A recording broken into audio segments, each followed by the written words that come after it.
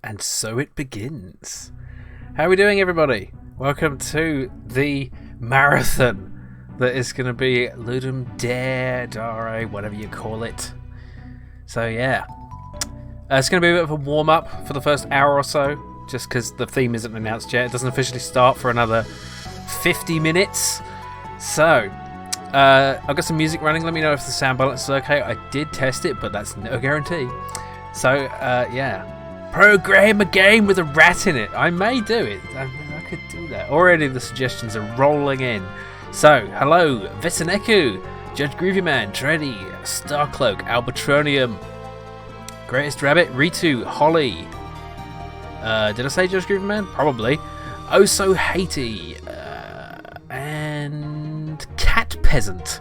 Oh, and Brian Martial Arts, and Greatest Rabbit. Welcome. Welcome, everybody. So, yeah.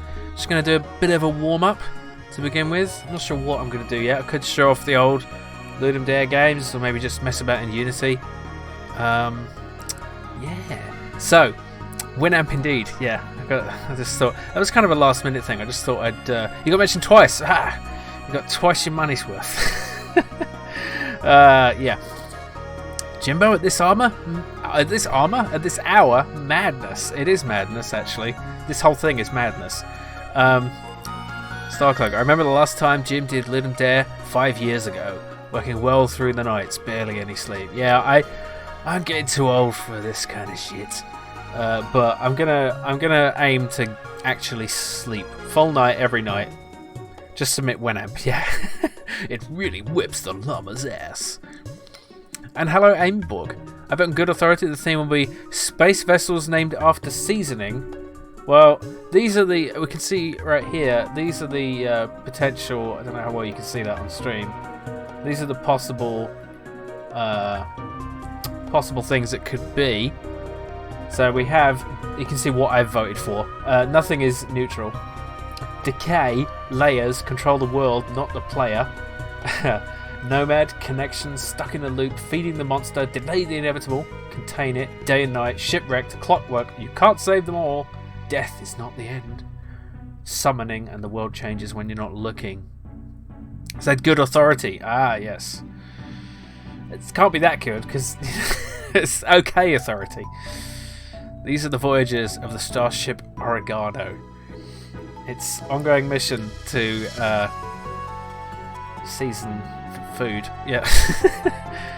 Last time my greatest contribution was suggesting the game's title. Oh, it was you. I forgot who said that. Conquer the Universe. It was definitely a very good title. So yeah, what do you think we should do for the next 45 minutes or so? Do you want to see the old Kappa Mangoes? Hey, welcome. Okay, well I guess I'm just going to explode. The best spaceship is one that can time travel. So yeah, what do you reckon? Should I show the old Ludum Dare games, or do you want me to do some stuff in Unity if you're interested in the programming side? I do want to see the old Kappa Mangoes. Thank you very much. What? I do what? What? I'm confused. Okay, old games. Right, we have one vote for old games. So let's go to my website, where you can find them right here. Oh, first, just a quick plug. This is bloody hell. I'm exploding so fast. Quick plug for Guildmaster Gratuitous Subtitle, the game that is releasing later this year, which was made in a lot longer than 48 hours. But anyway, that's not what we're here for right now. These two games also took longer, but these two games are the previous Ludum Dare games. How's the prep going? There's supposed to be prep? Oh shit. We're going to resummon Jim or just leave him invisible? It's up to you. They're your useless twigs. Submit Guildmaster, how would they know? Thank you, Understyled. Thank you so much for wishlisting Guildmaster. Very much appreciated. So, let's take a look at I Need the Cheese or I Will Die. Oh, it's quite small, isn't it? That's what she's... Yeah, okay. Yeah, this is actually quite buggy, from what I remember. Let's see, I've got my old Xbox controller here, and it isn't working. Brilliant. Kappa Mangoes, thank you for the follow, and welcome. Let's see. It's not... Yeah, okay. Keyboard controls it is. So yeah, this for the theme. This was the theme for this was 48.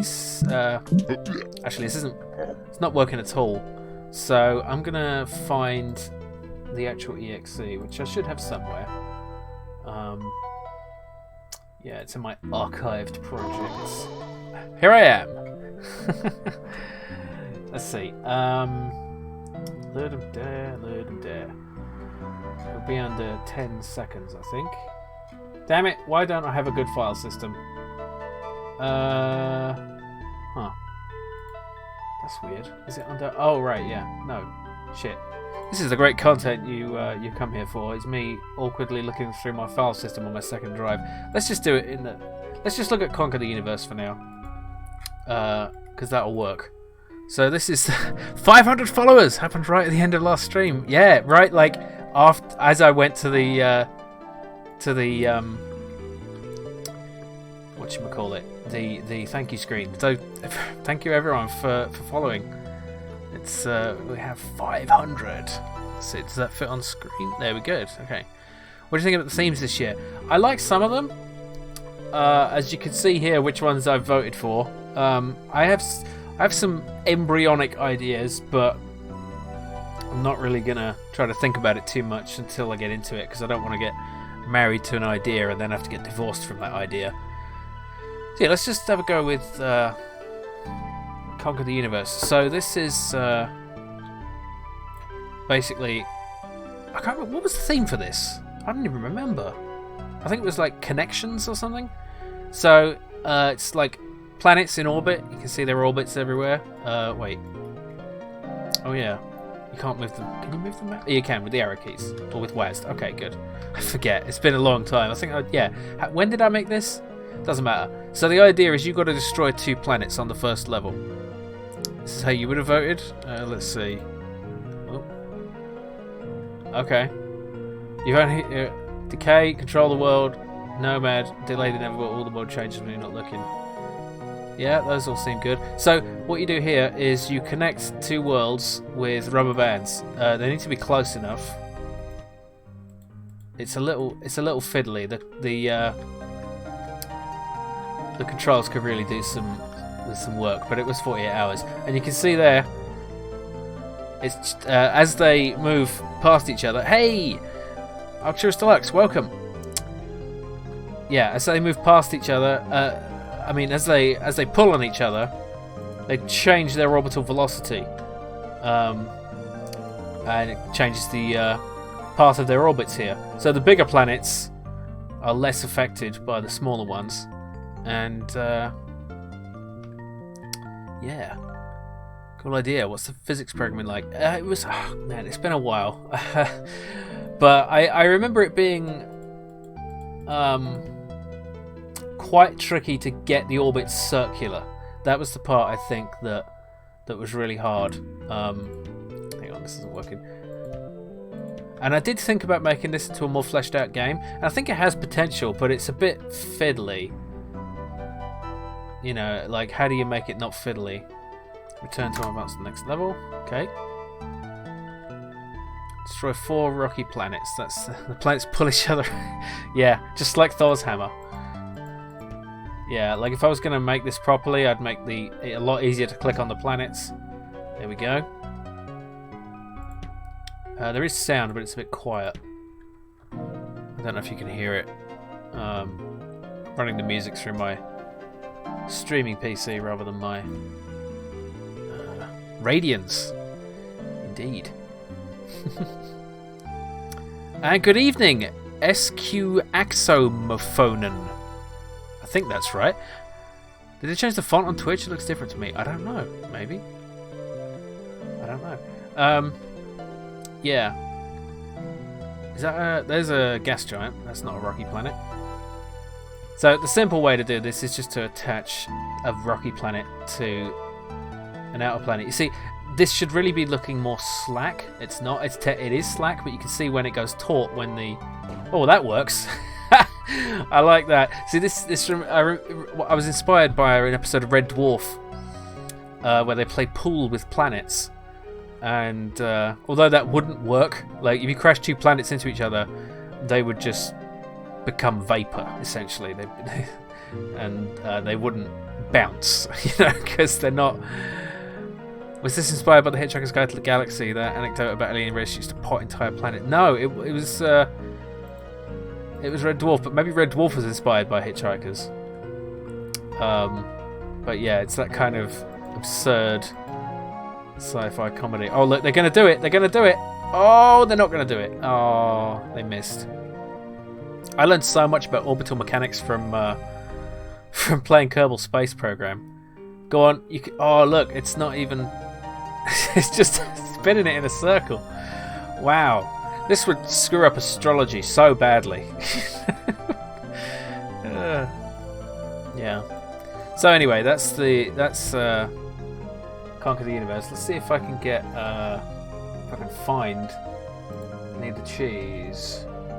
Need the cheese or I will die. That's the name of the game. And it's not here. Curses. Where did I put it? I don't really need to find it very often, so that's weird and annoying. I didn't delete it. I think I did. Oh well. Yeah, the version on the website doesn't... I could just download it again, actually, now that I think about it. Yeah. Let's just do that. It's just a zip file. Can't be downloaded securely. Oh dear. Yeah. It's just... Let's see. Do you have to program orbital mechanics directly, or did they emerge from some underlying model with gravity force? So yeah, the way I programmed it was there is gravity, but there's only attraction between the star and the planets. The planets don't attract each other because that causes this three-body problem. Imagine if these were habitated. There is actually a later level. I should have probably played through further, but there's a later level where if you play it in spaceship mode, let's just not rush ahead, shall we? There's another mode you can play in, spaceship mode. So it's yeah, that was a bit unfair. So this one is a lot harder. So you're a spaceship and you have to attach rubber bands just by getting close and then doing that. And then, so this has Newtonian physics. Yeah. And the gravity is I don't remember if I did it like the actual gravitational constant or whatever. It was probably just some numbers that worked. And I would give them momentum sideways, essentially sideways momentum, until they happened to get the right orbit, and it was very much magic numbers. So there we go. I managed to attach two of them together and then smack into the planet. So this way is like virtually unplayable. Just some quantum field theory. Yeah, nothing too hard. Hi, Bobby Zia. Welcome. I think Unity doesn't built-in physics systems. No, I didn't use the inbuilt physics. I think the 2D stuff, like a lot has actually changed in Unity over the years. For example, the UI system is a lot more sophisticated now, and that's helped a lot in recent years with developing things. Okay, so we changed the orbital momentum there a bit. So you can see the lines. Let's go there. There we go. So if you play in this mode and you get to level, I think 4, you get to the point where there's habited worlds and they fire missiles at you because you're trying to destroy them. As you can quite understand. Oh, I did it wrong. There we go. Okay, so let's see if I can get I need to choose or I will die to work. This one was a lot more whimsical. Let's just put it in a folder somewhere. Excuse me. Paste. Minor metric tensors reversing. Yeah, always reverse the polarity. That's the first thing. It's like the Star Trek equivalent of turn it off and on again. It's reverse polarity. Wait a minute. I swear I just put it in this folder. There it is. Okay. Oh, don't protect my PC. It's fine. For God's sake. It's just because it's an EXE. Doesn't like it. Yeah, you can see this game is so old that I made it with the free version of Unity, so it's quite old. Yeah, I don't think I can get this bigger either. I made it in this tiny resolution. That's so weird. Why would I do that? Can I not? There's no options. Okay, fine. So I hope you can. I could probably make this bigger. Hang on. Actually, this is gonna be tricky.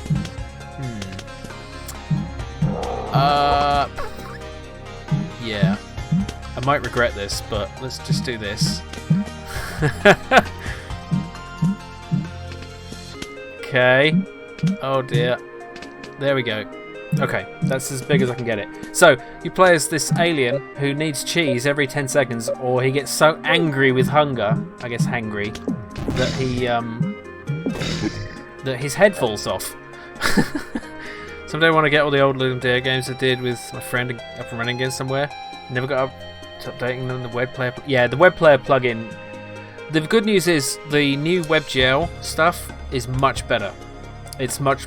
You don't need to download a separate piece of. Thank you, Jenny. You don't need to download a separate bit of software to run it. It just runs straight in the in any modern web browser. You also have a little gun to shoot. The jumping physics are really off. Oh, you can take 2 hits. So yeah, the theme of this one was 10 seconds, and yeah, I just killed myself because I can't get out of here now.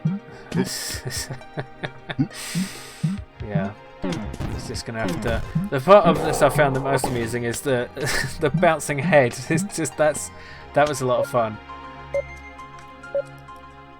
Yeah, if you do get those running, let me know and I'll take a look at them.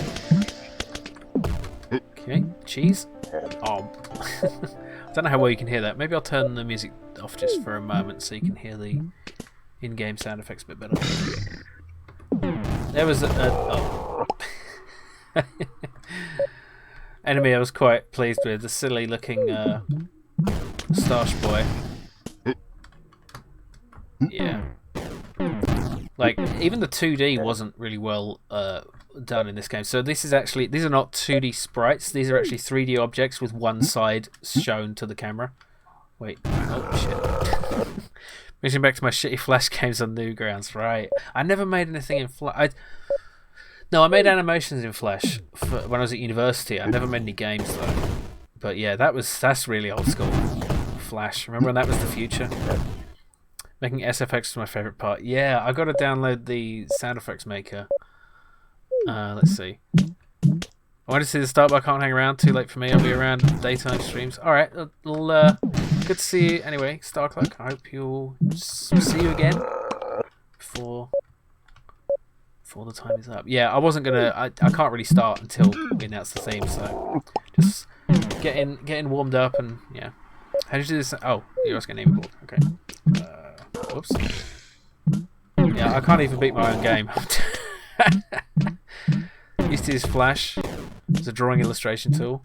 Yeah, no, it was vector graphics. It was an early vector graphics type thing, wasn't it?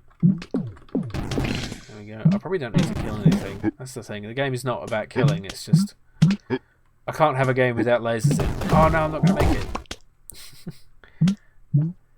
Jim did with his mouth and audacity. Yeah, the that's how I made the head bounce off noise.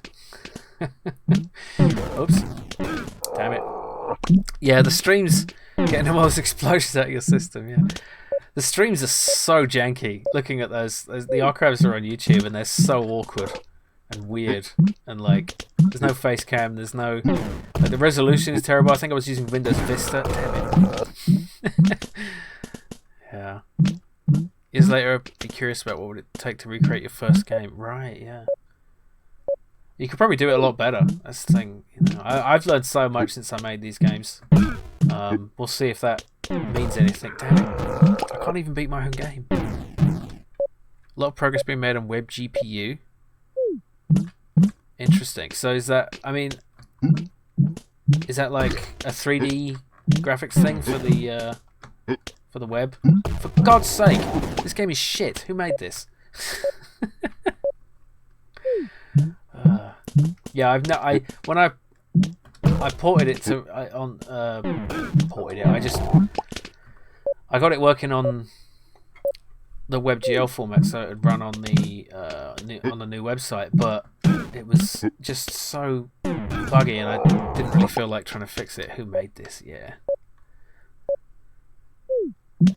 I'll probably use SFXR. Yeah, that's probably what I'll be using. I'll also use Audacity in my mouth at some point, but I think that was made for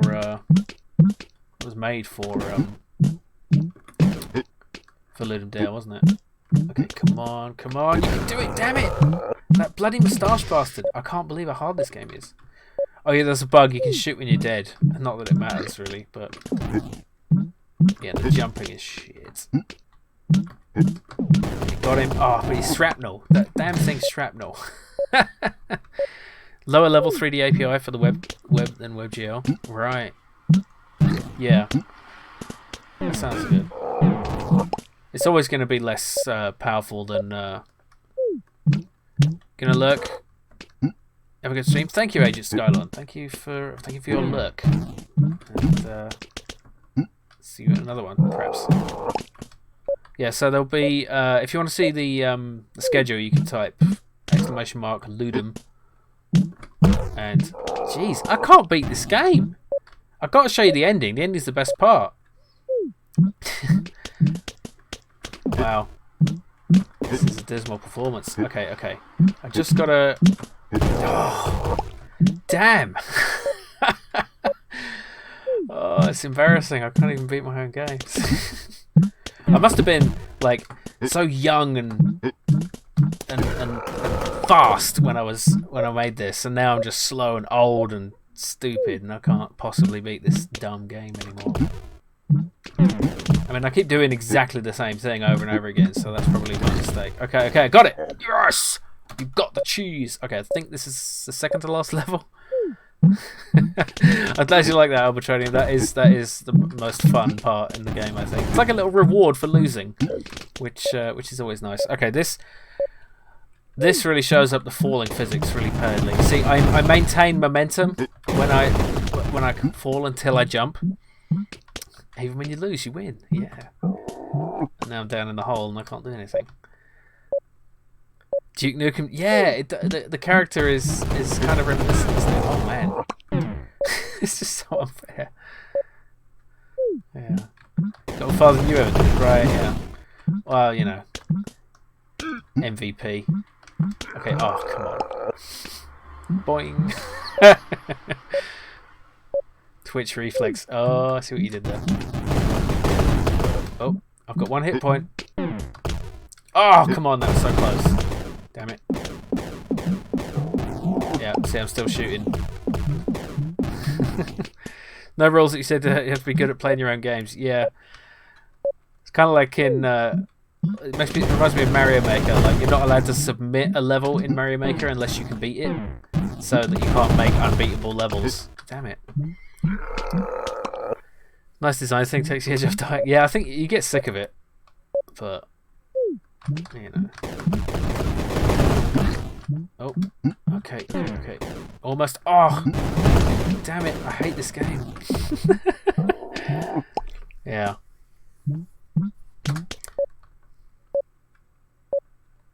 I even thought about making this into a more full game. It's just like, but it's not really. Oh, come on! It's not really good enough. I think the concept. Like maybe, like if I was going to do something like this, I could like make it in a few months and put it on itch.io or something. I've been thinking my next project probably needs to be a little less ambitious, because Guildmaster took me almost 7 years. So there we go. There's the glorious end sequence. I enjoyed making the eating sound effects. Those are robotic moustache eggs, indeed. They are robotic moustache egg explosives. The moustache burns down like a fuse and then they explode. It's like when you win a Rainbow Island level. 7 years well spent. I hope so. I hope it. I mean, I'm proud of it, but I hope it is well received. It's always hard to judge your own stuff, you know. My 2 Ludum Dare games are unforgivingly hard. I realised after releasing them. Yeah, that's another thing. You never know how difficult your own games are because you've been playing them for so long that you can't tell. Anyway, let's put the music back on. So yeah, there's I Need the Cheese or I Will Die. Might as well show off the other games. Well, not show off, just mention the other games here. It all began with Shitty Quest in 2013, which is a game about me confronting my demons, the demon of laziness specifically. And I think I may have overcompensated for that a little in the years, but you know. Seems like a game would be on an Amiga cover disc, like in a good way. Yes, Pac Billy has told me I should make an Amiga game because it would, there would be a lot of people who'd like to see that. But I'm so spoiled by modern programming languages that going back to that, I can't even think about it. Like Go subs, can you even do object-oriented programming on an Amiga? I don't even know. Both games are very cool, pretty impressive. Thank you, Albertronium. I'm glad you like them. Balancing for LD is another skill altogether. Yeah. The guy who made Bard's Tale thought it was pretty easy. Yeah, it's kind of like it's the Roberta Williams effect, I guess. Like they always. Hang on, I just realised I need to reset this transform. Hang on, I hope this works. There we go. Okay, good. Amos Basic wasn't object-oriented. Thank God. You don't like object-oriented programming? I don't even... There are C++ compilers for Amiga. Now that's interesting. C++ scares me because of pointers. I use C#, or Java. I use Java to make The Day the Earth Got Mooned. I'll just play the trailer without the sound on, but so you can get an idea. So this I made in Java with the libgdx engine.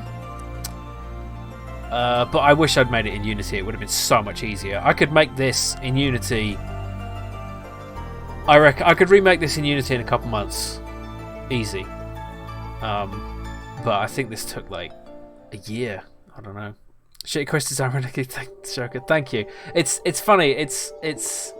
I think the voice acting is. It helps that it's got Pac Billy voice acting alongside me, and he's a great voice director as well. He knew how to get the right lines out of me. You don't like OOP? Not as a way of thought, anyway. As a tool, it's fine. Yeah. The thing is, even in Unity, even though it's object-oriented, a lot of it is really component-based. I'm sure any of you who are not programmers are completely bored out of your mind by the programming talk, but it is a programming stream. It's going to be mostly that. I'll try to make it entertaining anyway. The voice stuff is great. Thank you. Yeah, I think I've been thinking I could make a like a special edition, but is that silly? To make like another edition of it, and I was thinking there's one line I want to change, and I could add in some extra stuff, but then maybe it wouldn't be right because it's where it began, and maybe I shouldn't go back. Let's see. I can always show Shitty Quest a little bit. Now let's run this with the for anyone who hasn't seen it. This is. I'm actually more proud of this than I am of The Day the Earth Got Mooned, actually. Because I think it's more fun, it's more interesting, and it's funnier. Well, this looks like shit. A classic-style point-and-click adventure. My first inventory item is a potential murder weapon. Wicked. Featuring the voices of Jim and Peckbilly. He locked us in this place with only a crappy painting and an axe to entertain ourselves. Well, I'm entertained. In the story of a neglected game character. How long did you spend drawing us? It's like you made us crappy on purpose. And a game designer with a demon to conquer. He looks familiar. Didn't you used to drive a taxi? No, but I get that a lot. Escape, you shitty cage. Ready? Ooh, I'm outside and there's colour, but it's still shit. Gain an unlikely ally. Don't you want to live? Nah, it seems like a lot of work. Don't you care that I'll die? Who are you again? Motivates the lazy designer. I want to be a pirate. Yeah, let's not invite that comparison. And defeats the designer's inner demon. You think you can just delete laziness? Shitty quest. At least it's not a text adventure. I don't know. I like text adventures. Then why don't you go east? Yeah. Oh dear, Mortis. Oh no. Yeah, I thought you remember. I didn't think you wouldn't remember that, Dreddy. It was great. That's the old Dreddy voice. That's Dreddy before she became so cynical and no, that's. Thank you, Arbitrarium. Yeah, no. Sorry, Dreddy. Didn't mean to embarrass you. What the heck? I don't remember voicing that. Never saw this track. Oh, cool. Yeah. So it's not a very long game. You can finish it in 15 minutes. My brain hasn't done. It was a long time ago. It was 7 years ago. 7 years. That's like an entire Star Trek: The Next Generation of time. You know. So a lot can change in that amount of time. It's the Mandela universe, Dreddy. Yeah, Dreddy, you must be from a parallel universe, one where they call Dark Star 1, and you didn't voice that trailer. That's the only explanation, right? I'm sorry, I find that hilarious. You're mirror, Dreddy. Oh dear. Judge Groove Man. Me and my dad only got to play halfway through Shitty Quest, but he's fully retired now, so we'll be able to finish it up sometime. It was awesome so far. Awesome. I do think one problem that Shitty Quest has is the beginning is not very good. The beginning is just kind of a lot of him saying shit over and over again. Bizarro Journey. How about your freelance games that's on the website? What's the story there? Okay, so these are less interesting, but I put it there because because it's part of the work I've been doing. So this is some work I've done for Cybersecurity Challenge UK, who are an organisation that educates children, teenagers, school children, about cybersecurity. So these games, they're basically educational games, and I think the pixel, like, you can probably tell what this is inspired by.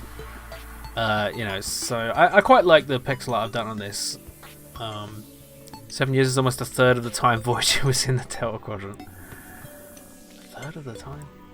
Oh, I guess the primary timeline, yeah. Actually, Uplink.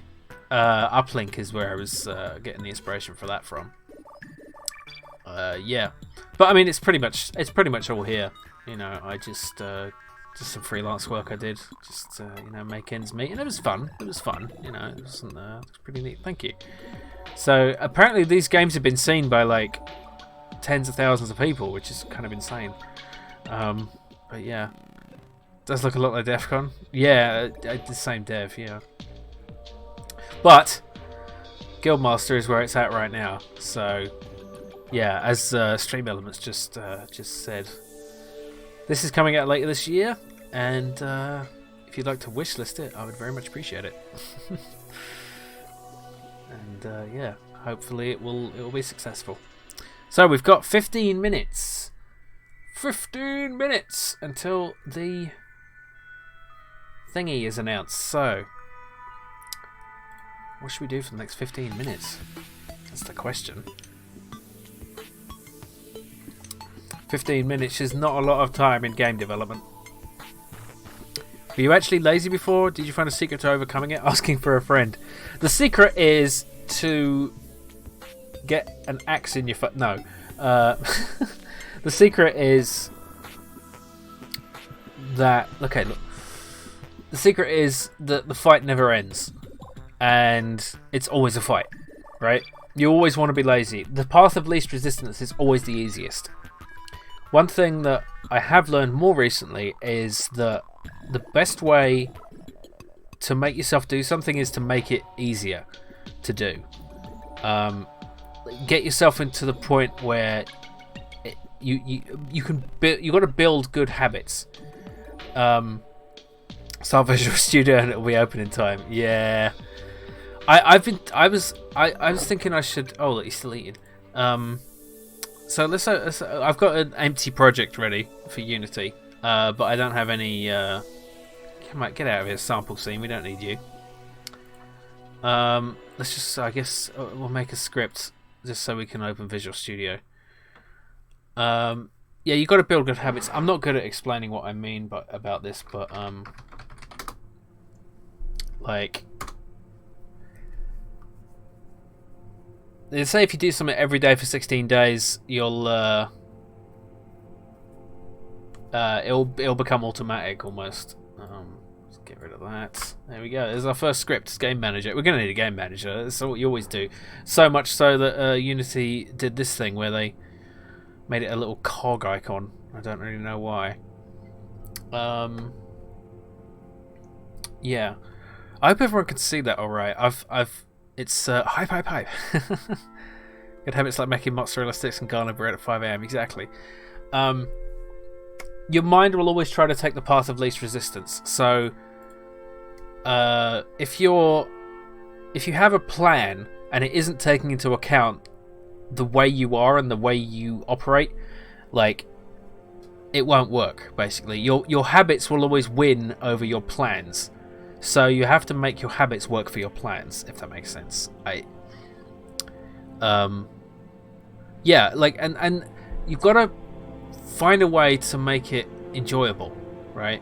Like, the only reason I can do this is because I enjoy it. If I didn't enjoy it, there's no way I could do it. And that's why, like, I kind of have to be a programmer, because it's the only thing I can keep doing without being unbelievably bored. Other than play games, but, you know, making a living doing that is possible. But, you know, I think I'm more passionate about making games. But yeah. So I was listening to a talk about this. Someone was like, how did they put it? So your bank account is the effect of your spending habits. That's the analogy. So, you know, you can't just decide I'm going to have a lot of money in my bank without changing how you spend money. And the same way, you need to, if you have a plan, you need to build habits that make that plan come about, rather than try to force yourself to do things that aren't in your nature or that you're not going to be able to keep up. It's like trying to lose weight. If you try to lose weight by just eating so little that you're miserable, you're not going to do it. Like, unless you're some kind of superhuman, because you're just going to get to the point where you say, fuck this, I'm hungry, I need to eat. So come up with a food plan that you are okay with, and stick to it, and be alright with it. And be honest with yourself. If you're not alright with it, it's not going to last. You know, I mean, I'm trying to lose weight, and I'm tracking it all with a with a what do you call it? A food tracking app. Let's actually let's have Ice Sprite app. Let's draw something. What shall I draw? I've got 10 minutes to draw something. Tell me to draw something in 10 minutes. Let's see. What size should we do? Let's do a 32 by 32 sprite. There we go. And let's pick a palette. Let's go with the old NES palette. I like that. There we go. Okay. What shall I draw? 10 minutes, and this can't be in the final game because it's happening before the competition begins. Stop eating and be alright with it. Really?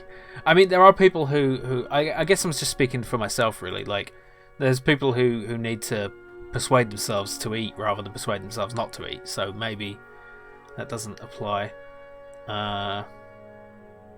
Yeah. What shall I draw? What shall I draw? Draw a food of some kind, like pizza. Yeah, let's draw a pizza. That's a terrible pizza, but it could be a good one. Yeah, I used to do pixel art streams. I might go back to that at some point. Pixel art streams were fun. We made some good pixel art. There was a crime rat, and a Pepsi rat, and a Skelly boy. Draw a cheese that you need or you'll die. Okay, cheese it is. I mean, cheese on pizza. Yeah, cheese is easier than pizza. See, I'm taking the path of least resistance because Arcturus said I should draw cheese. Pizza, yeah. Let's just draw a cheese. The cheese is always in a triangular sort of. Is always like this. Draw pineapple and anchovies pizza just to piss the max amount of people off. Enforcer Spaghetti, welcome. How's it going? I think that was the first thing you said, but if you were here before, I apologise. I sometimes I look at my streams and the recordings and realise how much chat I actually miss. It's quite bad. Yeah. Okay, let's make some nice holes in the cheese. It's pretty bad, actually. This is pretty terrible. Pretty terrible. Do. That's really bad. Gotta have holes. Yeah. It's like cartoon cheese is always Swiss cheese, isn't it? Yeah. Draw cheese in the mind's eye of an aphantasic. Okay. There we go. Yeah. Actually, let's do the pizza. Oops. That's tricky. What time is it? We've got 9 minutes. 9 minutes! 9 minutes! I'm Skeletor for some reason. Alright. Yeah. I've done this without a reference, so let's do brown for the base, I guess. Like that. That's really terrible. That's really terrible. I'm a bad pixel artist. I guess orange. That does not look like a pizza. I would not want to eat that. All the cheeses. Oh, yeah. Right. Let's try burger. Burger would be easier. Let's draw the... No, that's the wrong colour for a bun. How about... that's a bit too white. Yeah, that's adequate. That's an adequate burger colour. Burger bun colour. Let's do the bottom part. There we go. Skeletor is remarkably singing the Grand Negasec. Yeah, I guess they are. Yeah. He-Man, you human! You vile human! Shame on you! Okay, and how about some sesame seeds? There we go. Good. A bit of ketchup oozing out the sides here. There we go. And maybe a bit of lettuce. Let's see. Bit of lettuce, you know, because it's healthy burger. Healthy burger with some pokey out lettuce bits. There we go. There's your burger. Oh, yeah, and do you want some cheese on your burger? Hang on. Why is that? Oh, I know why. There we go.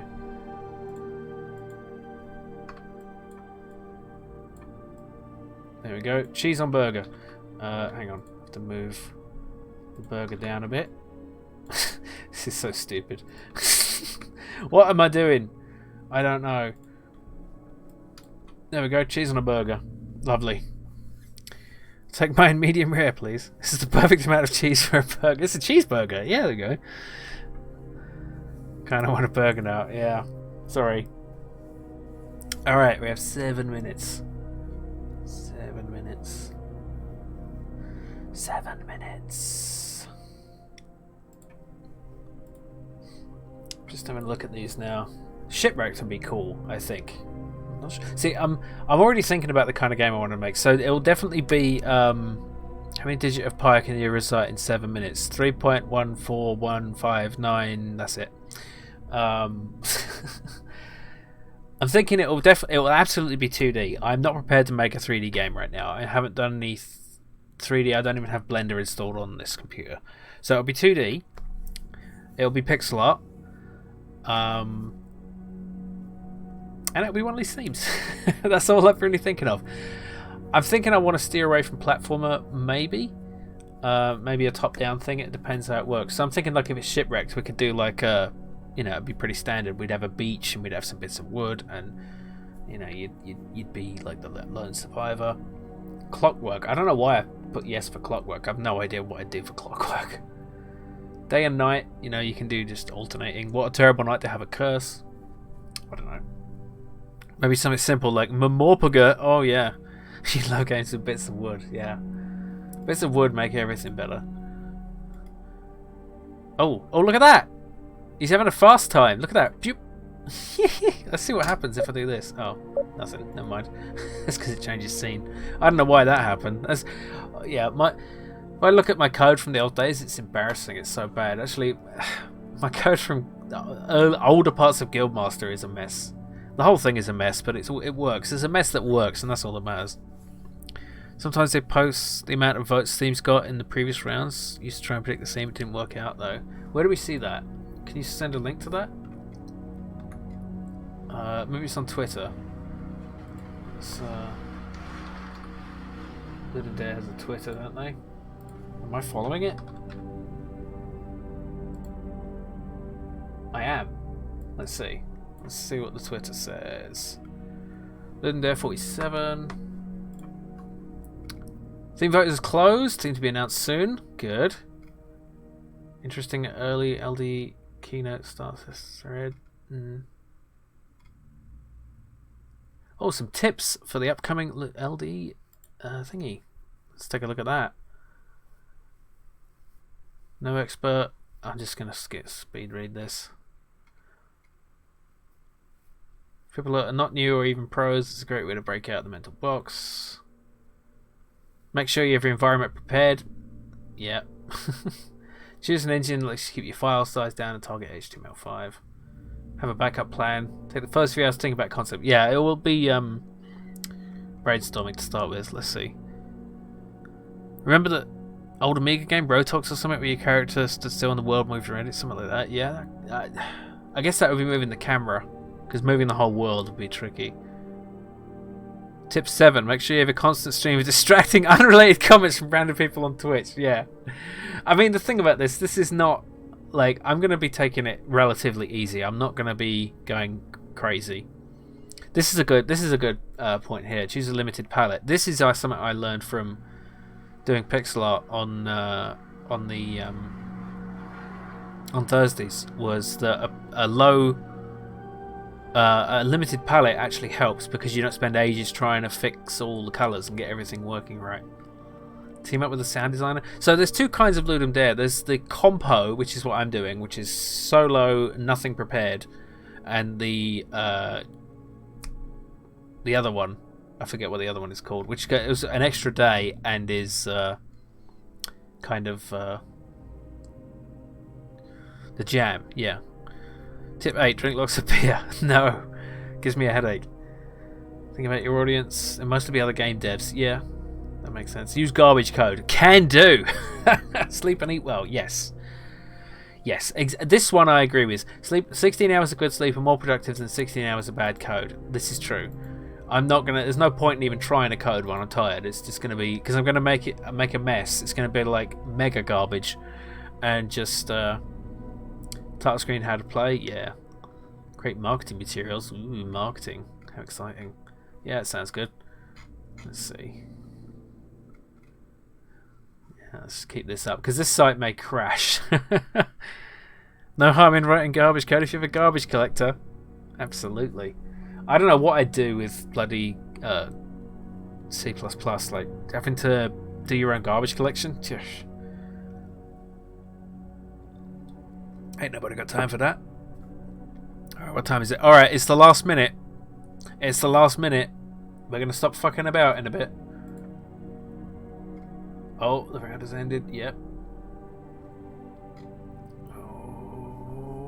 Oh, come on. Do-do-do-do-diddle-do-do. Don't know if there's previous round votes up anymore. Dun dun dun. That's the wrong thingy. They'll close those. Let's see. Now, I normally would be taking a 5-minute break every hour, but I think for this one, I should probably just power through and take a break on the Joy of Sticks. Hello. Can you shoehorn Shitty Quest 2 into whatever theme is picked, please? Shitty Quest 2 is not a suitable topic for a Ludum Dare, because that is going to be a thing one day, maybe. I did say maybe. Come on, come on. Don't keep us waiting. It's 11. Tell us. Ludum Dare announcement saying check Twitter. Okay. Here we go. Oh, come on! Wait. Theme for Ludum Dare 47 is stuck in a loop? That's the actual theme. It's not actually stuck in a loop. Okay. Challenging and irreverent fallacy adventure. Okay, stuck in a loop. That's interesting. I need the theme or I will cry. Okay, stuck in a loop. Stuck in a loop. Stuck in a loop. Stuck in a... Yeah, you get the idea. Okay. Let's brainstorm. Okay. Let's move aside this thing. Oh, God! The loop made my head explode. Ah! Oh, yeah, I've got to change this now. Wait a minute. Oh, thank you. Thank you, Oso Haiti, for the bits. For the power up. Much appreciated. I hope this fits now. It should update the... Go on. Update the... Oh, there we go. Save. There we go. It's updated the thing. Okay, cool. So. Can a board game in a hamster wheel? What? You got tricked by that loading? Yeah, I thought it was like, is it loading or what? Let this. What is the best way an era from Star Trek was stuck in a time loop? Probably cause and effect. Next Generation. It was the Groundhog Day episode. So, stuck in a loop. I'm kind of not sure what to think of that. So, what kind of loops do we have? So we have time loops. Types of loops. Let's zoom in a bit here. There we go. Okay, so types of loops. We have time loops. We also have physical loops, like hamster wheels. What other kind of loops? Fruit loops. Absolutely. Racing loops. Yeah. So like a racetrack. Something like Minute, where you ideally open up paths for your next loop. I haven't played Minute. I'm not really familiar with that. Loop of daily routine, yeah. Okay. 4 loops, wild loops, do loops, yeah. There'll inevitably be some kind of loops. A Mobius strip is a loop. A really cool loop, yeah. Mobius strip. Mobius strip poker. What? Kanye's poop the scoop. I don't understand what that is. Q500 versions of Groundhog Day, the game by the LGN, yeah. Hyperloops, loop the loop, yeah. Looping music. I'm not going to have time to make music or have any skill to make music. Flight simulator where the plane always pitches upwards. Yeah. Right, that's a loop-to-loop type thing, isn't it? Yeah. Focus on the stuck part. Nobody's going to do that. Stuck. Yeah. Wait, is Summon Gym not working?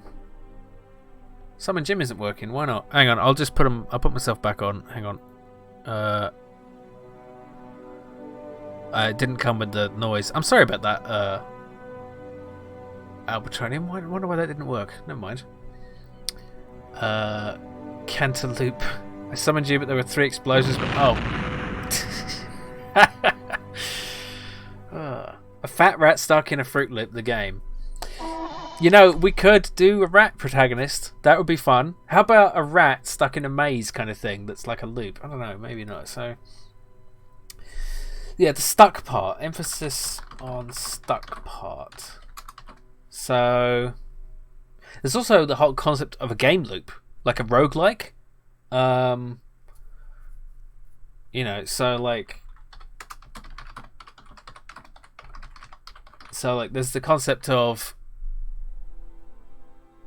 the, you know, if you play the game, you die, you start at the beginning. You know, that's the game loop, but then that's kind of part of every game almost. I just realised my cam is kind of off-center. It doesn't matter. It's floating ahead anyway. Yeah. This is where I'm supposed to have a really good idea. Special power. Oh, Spooky! Spooky_64 just subscribed. Thank you, Spooky, for the 5 months. Very much appreciated. Thank you so much. Okay. Emphasis on the stuck part. So. Stuck in. Okay, let's explore each of these. So, time loops. That's going to be trickier, I think. You could be unlocking things in that loop. That's kind of the thing from what. Yeah, exactly. So. Ooh, do I want to do a roguelike on a Ludum Dare? Ooh, maybe I do. Maybe I do. Yeah, I don't like the idea of time loops because I think that's a little bit tricky to pull off in a way that makes sense. A level could loop around till the beginning of the level unless you solve it, then you get unstuck. Yeah. Yeah, that makes sense. It's kind of like those Mario 1, Super Mario Brothers levels where you'd be going through the castle level where you'd have to pick the right path or it wouldn't let you through and you'd be going on forever. Capturing things in a loop, like getting other things stuck in a loop. Yeah, so getting other things stuck. Yeah, so you know, I'm kind of liking the roguelike idea, but that's a bit insane. What if you're stuck and the game brings you challenges, items, whatever? I'm not sure what you mean, Osahiti. Let's see.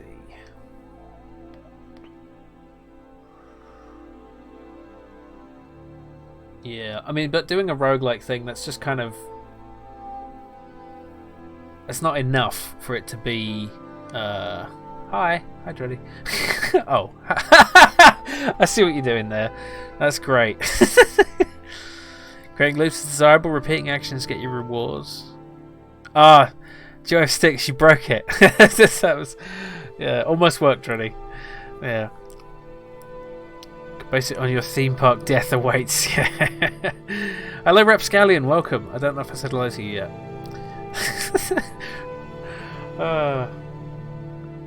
Yeah. I'm sure you can try again later, Dreddy. Let's see. Physical loops, like hamster wheels. That's my comment could be a slogan on a Jim's T-shirt, though. What? Creating loops is desirable. Repeating actions get you rewards. I don't get it.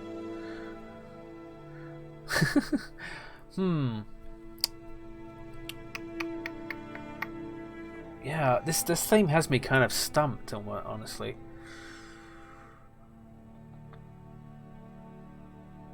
But breaking loops created by a bad guy would give the player a sense of reward or progression. And Leaky's Ink, hello. Orbits are loops. Yes, they are. I don't want to do another orbit game though. I did that last time. You're stuck in a loop-shaped space station to solve the puzzle in order to escape. I like that idea. Very straightforward, but really wanting that shipwrecked right now. Kind of, yeah.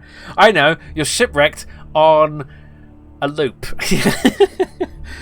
A loop like reincarnation. The character dies and reincarnates into one of X characters over and over, with each character in a different level. Yeah, I mean that's kind of like the game loop idea, isn't it? See, the main problem I'm thinking is that I don't want it to be repetitive. Some kind of life loop with hereditary genes. That's not really being stuck in the loop, though, is it? That's like one different loop after another. I think the stuck part is important.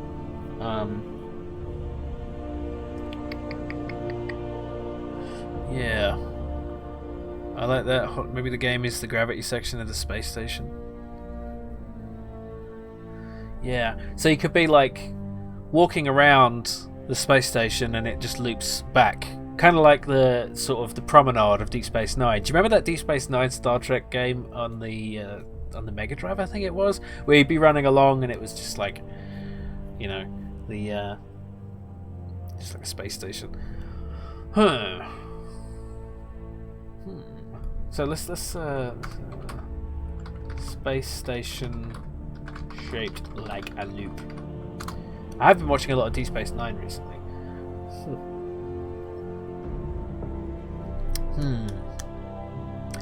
Well, you know what? It has been an hour, so I'm going to take a 5-minute break and ponder, and we will be back shortly. So feel free to suggest anything else you can think of in the chat, and I'll be back in 5 minutes. I'm going to try to take a 5-minute break every hour. That's going to keep me able to do this, because yeah, I'm not as young as I used to be. Rollercoaster in Blackpool has malfunctioned. People are stuck upside down in one of the loops. Mechanics simulator on a time limit. That's a good idea. Okay, be right back.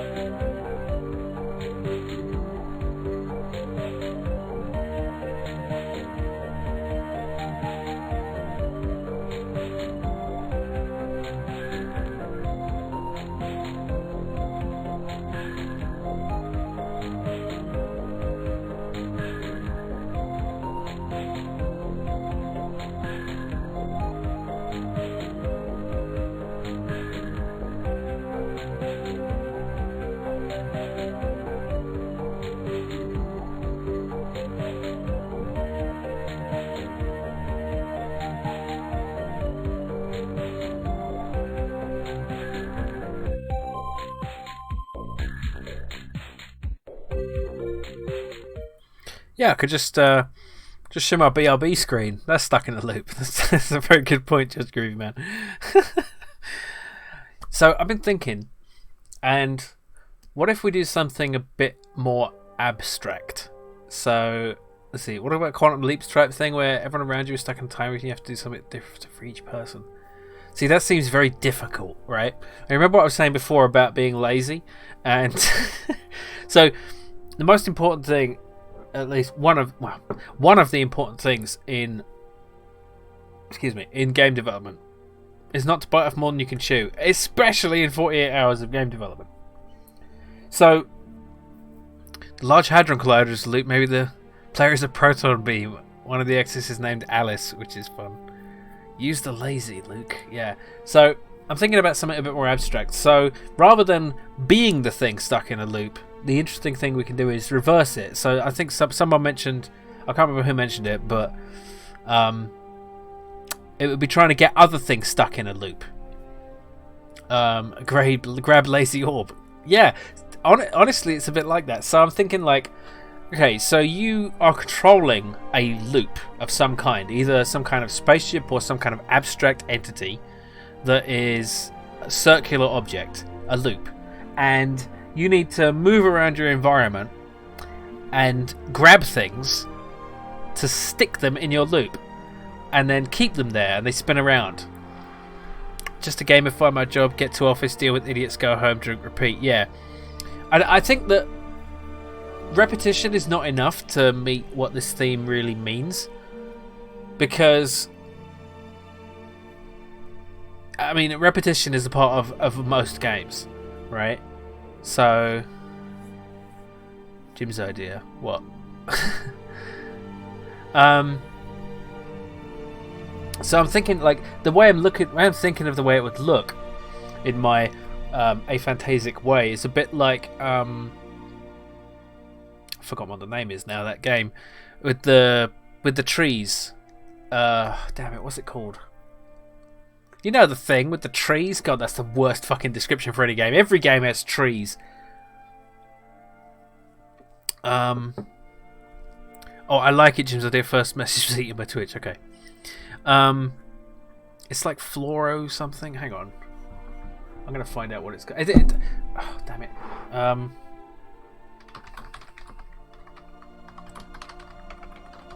Oh, damn it. What's it called? No. Never mind, I'm never going to be able to figure out what it is. But, like that. Sushi serving restaurant? That's a loop you can introduce. Yeah, that's interesting. Like a conveyor belt is a loop. A conveyor belt is a loop. But, internet crapped out? Oh, welcome back, SQ Axomophonen. You're going to have to tell me a shorter way to pronounce your name. Quacks. I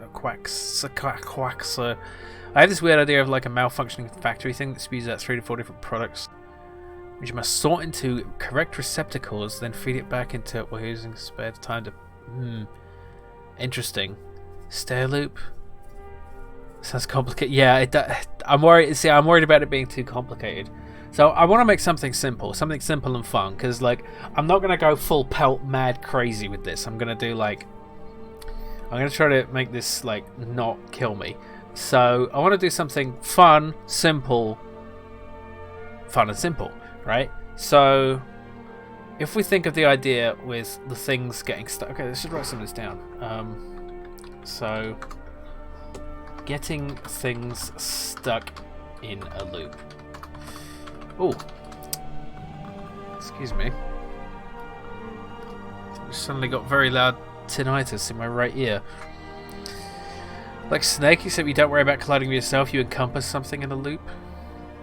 Your Anders car on YouTube. Okay, yes, I know you, I think I heard you call me that in a stream. What? Okay, well yeah, I do know you from YouTube then. So I'll call you Anders. There we go. Or car. I guess I can just go Anders. Anders will be fine. Okay, so getting things something like so you are the loop.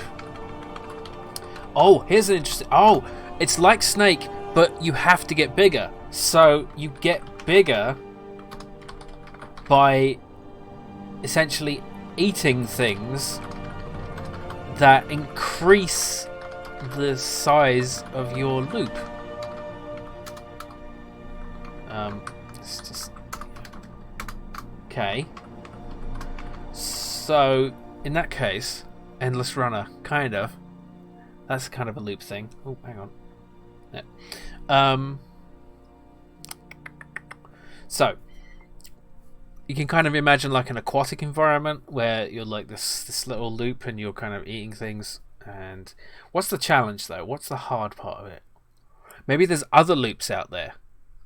There's and they want to eat you. Yeah, and you have to find smaller loops. It's kind of... There's a game like this though. There's a game just like this. It's kind of like Solar 2. The Hangman, where you dispatch anything a looped rope over things to snap them up. Yeah, but where's the stuck in that? Itch.io? What?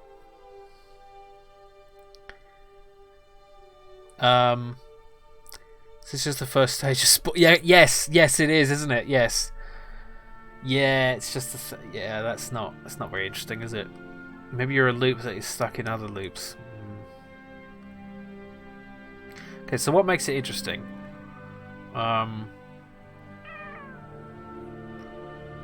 Slither.io. Okay, what is that? Let's have a look.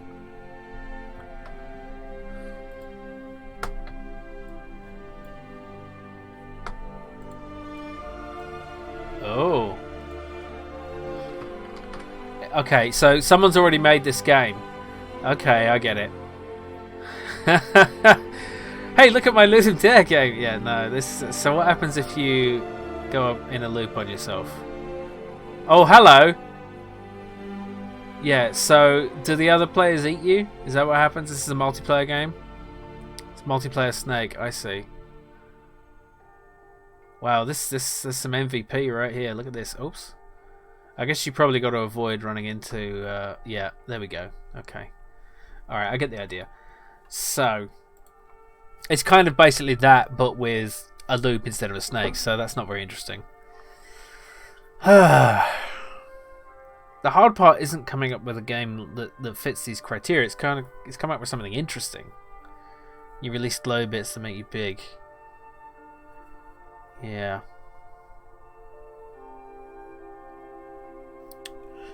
I mean, it's not absolutely necessary to stick to the theme. It's one of the categories that they will judge your game based on. Text adventure about someone keep arguing over and over. Igendel, welcome.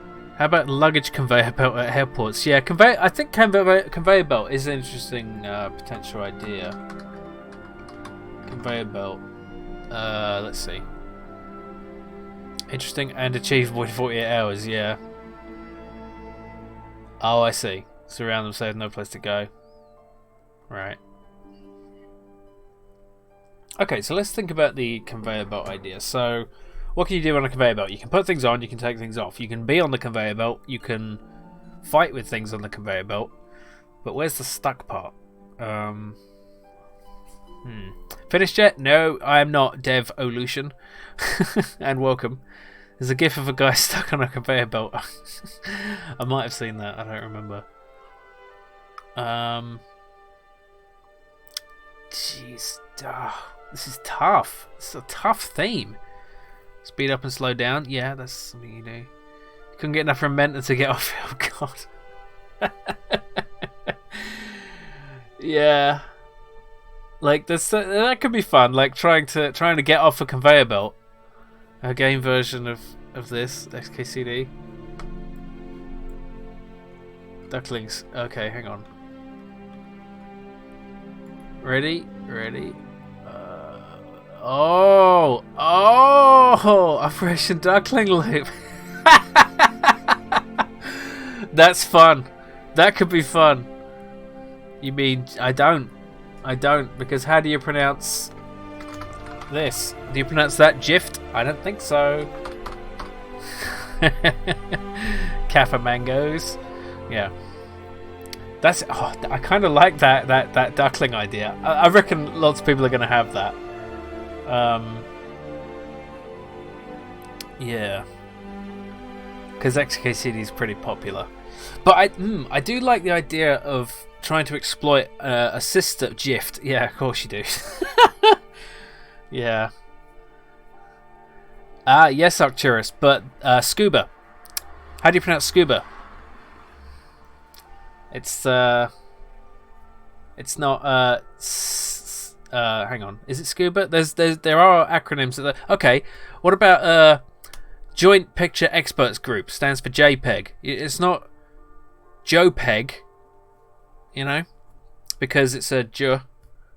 You're stuck in a pool and then the big world mirroring happened. What? Big world mirroring? Yeah. Also, it just it doesn't matter how it's pronounced. Throat wobbler mangrove. You know. Okay. So items, so objects following each other in a loop, or getting them to. But that's not a JPEG, yeah. Gpeg. That's a Klingon name. I am Gpeg of the House of Jif. Oh. Self-contained underwater breaking like rest, so we say it with a hard U sound. Yeah. Scubber, yeah. Exactly. Hamster game, yeah. The hamster wheel thing is definitely a possibility.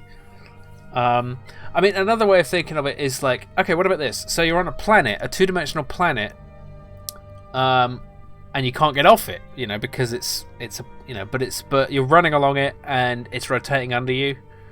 So, running along a rotating 2D planet, and like you've got to do things to get off the hamster joystick waggler. Yeah, you got to like do things to get out of the gravity well, maybe. But how would that be interesting beyond like a few seconds of gameplay?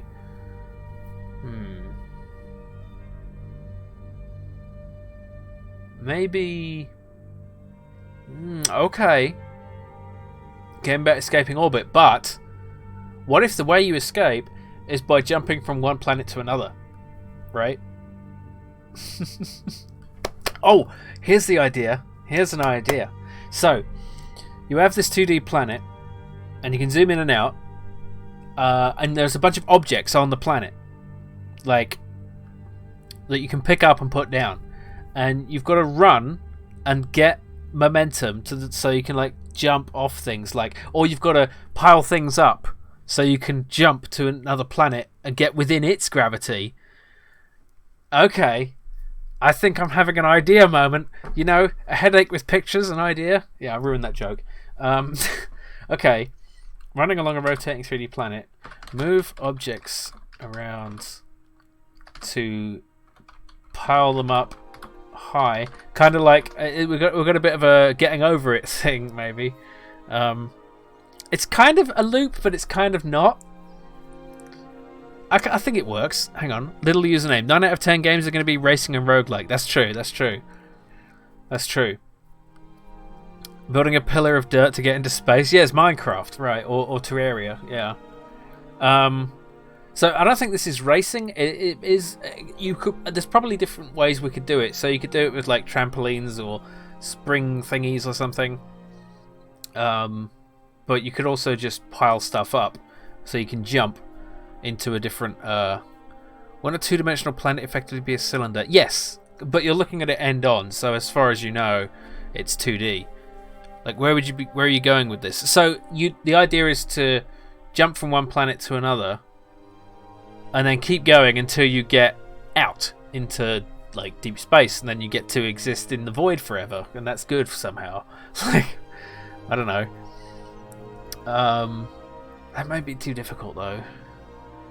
The planet is rotating. You have to time your jump to land next planet so you don't go flying into space. Yeah. It's to be a sphere just running around a cross section of it. Yeah, but I mean, it's 2D, so it's not a sphere, it's a circle, and you're a 2D being. You know, like in Mario, you can't walk towards the screen. Like, it's not in regular Mario. In 2D Mario. Live your normal 24-hour life and repeat. Yeah. Yeah. I kind of like this idea, but I don't know how it would be interesting. Stuck in a loop going around the galaxy every 230 million years. Yeah, tell me about it.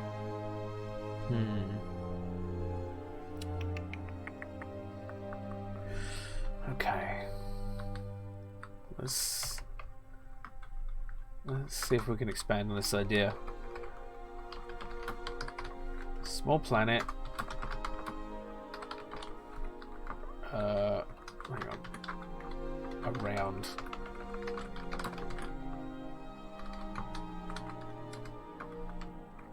Oh, fuck's sake. This is what happens when you try to edit sentences.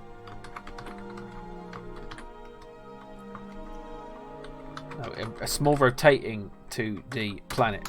Oh, fuck's sake. There we go. I'm assuming you're stuck running around it in like an endless runner. Maybe aim rocket around Earth's gravity to shoot down incoming asteroids. But how is that stuck in a loop? Your objects can be scattered around the planet. You have to spend time picking them up and placing them down as you're running around. Yeah, that's what I'm thinking. But why would it be fun? That's the thing. Maybe you need to like shoot enemies to. Oh man, this is going to be tough though. I don't know if I can do this in the time allowed.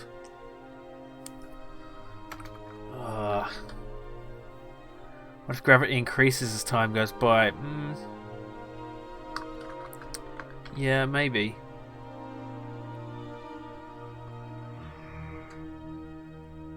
I like the stuck running idea. It's more of a challenge when you cannot stop and it plays into the stuck theme. Something else is stuck in orbit and you're trying to get it out. Ugh. I don't know.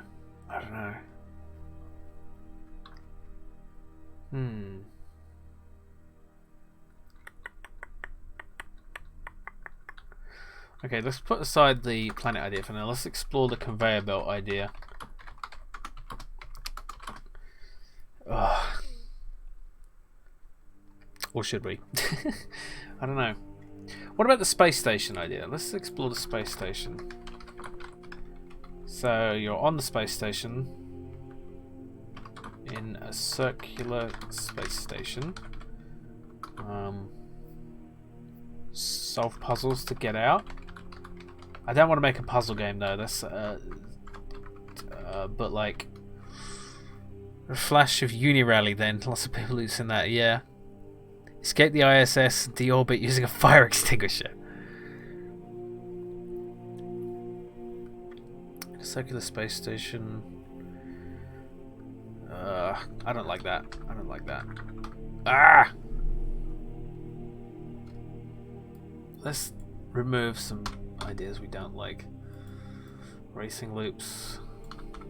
I don't like that. Loop the loop.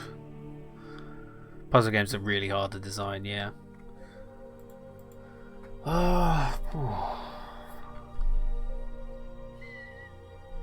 Okay.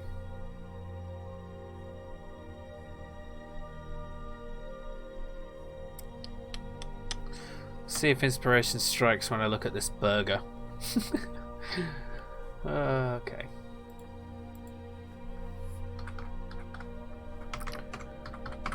might work better with something visual going on.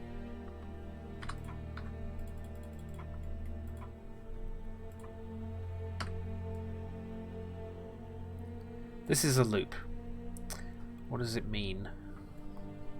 Opposite idea. You're a small ring world trying to dig a hole to fly out, but every X minutes maintenance robots come and fix the damage. People throwing burgers at you to keep... The throwing off idea. Which is the throwing off idea? The one where you're on a planet? You're a safety inspector and you're trying to pick up bags with yeah, that's not very stuck though. There's no stuck angle there. There's an idea. You're stuck in orbit and you have to throw objects off your spaceship to make it move in the opposite direction. Yeah, that could work, but it's kind of... Oh, that idea, yeah. Okay, but what would you do to like make that more than just you just do it? You just throw the stuff off, because you just grab the item, you throw it off, and you'd be done, right? So what makes that challenging? Let's write it down. Let's get some of that written down.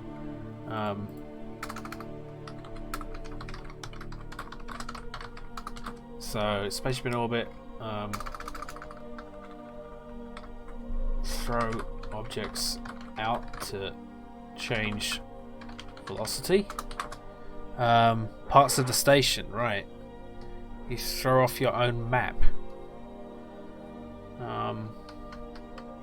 What about you have to defeat enemies, because I like enemies, I like shooting things, and then you have to throw them out. All the things on the ship are important. Each time you throw something, your ship loses functionality. Right, but what kind of functionality matters on a ship that you're trying to deorbit? You can change the orbit to pick up fuel for Delta V and change the orbit even further. I feel like a lot of these games are going to be about orbit, though, don't you? Maybe? Because what is... an orbit is like the... you know, is the loop.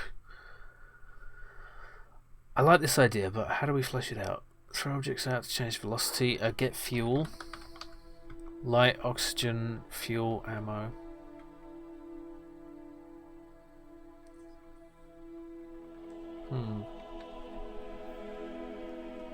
Holodeck functionality always matters. Yeah, right. A Voyager joke there. Items have different values of weight, so you have to balance throwing off. Priceless works up hard to correct your flight path. Yeah. So, what would be the challenge though in deciding, like, finding out which items to throw out? It's trial and error. Like, I'm not sure where the fun is in that, but it's worth thinking about. Throw object out to change velocity. You could also try to like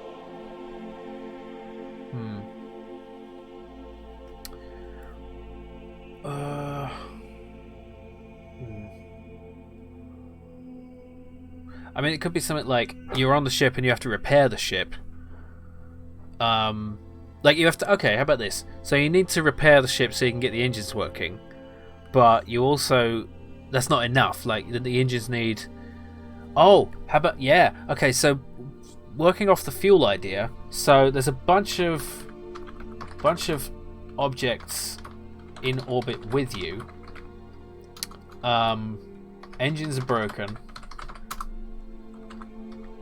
including engine parts and fuel, right?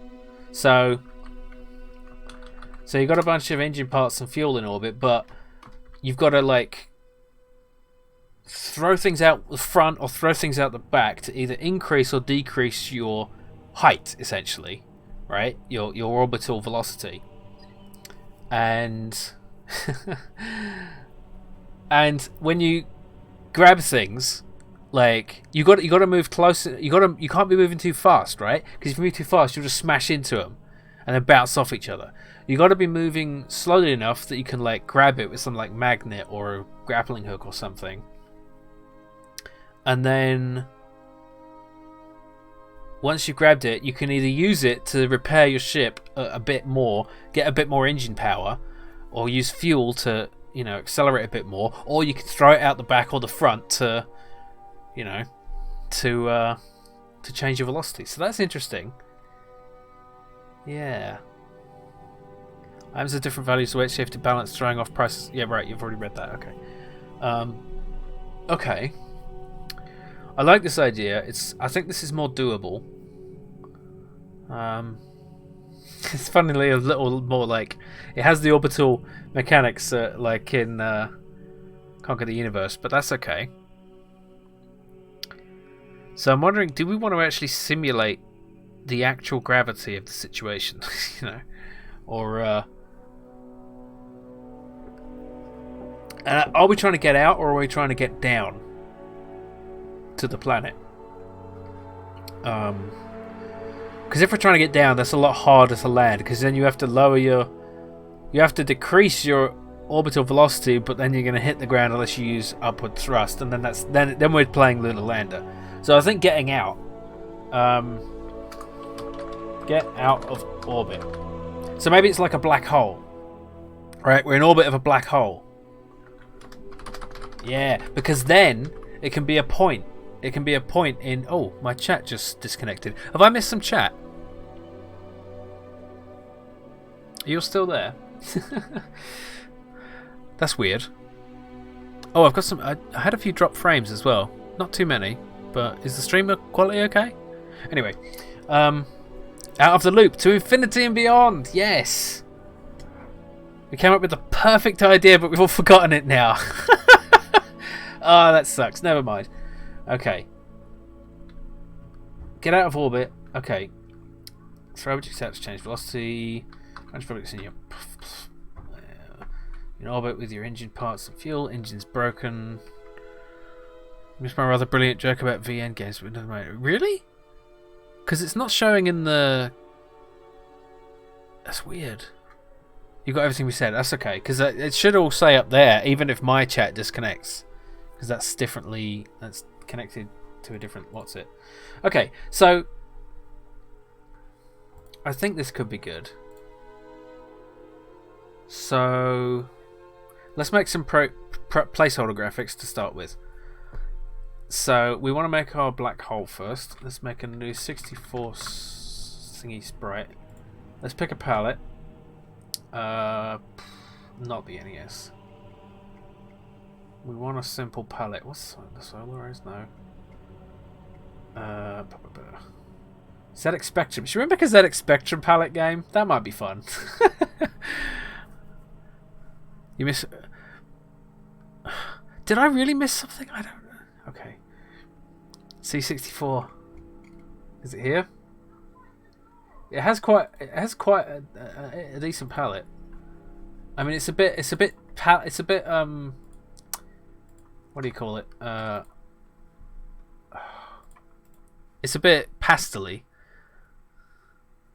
The Cyber Noob. Hello.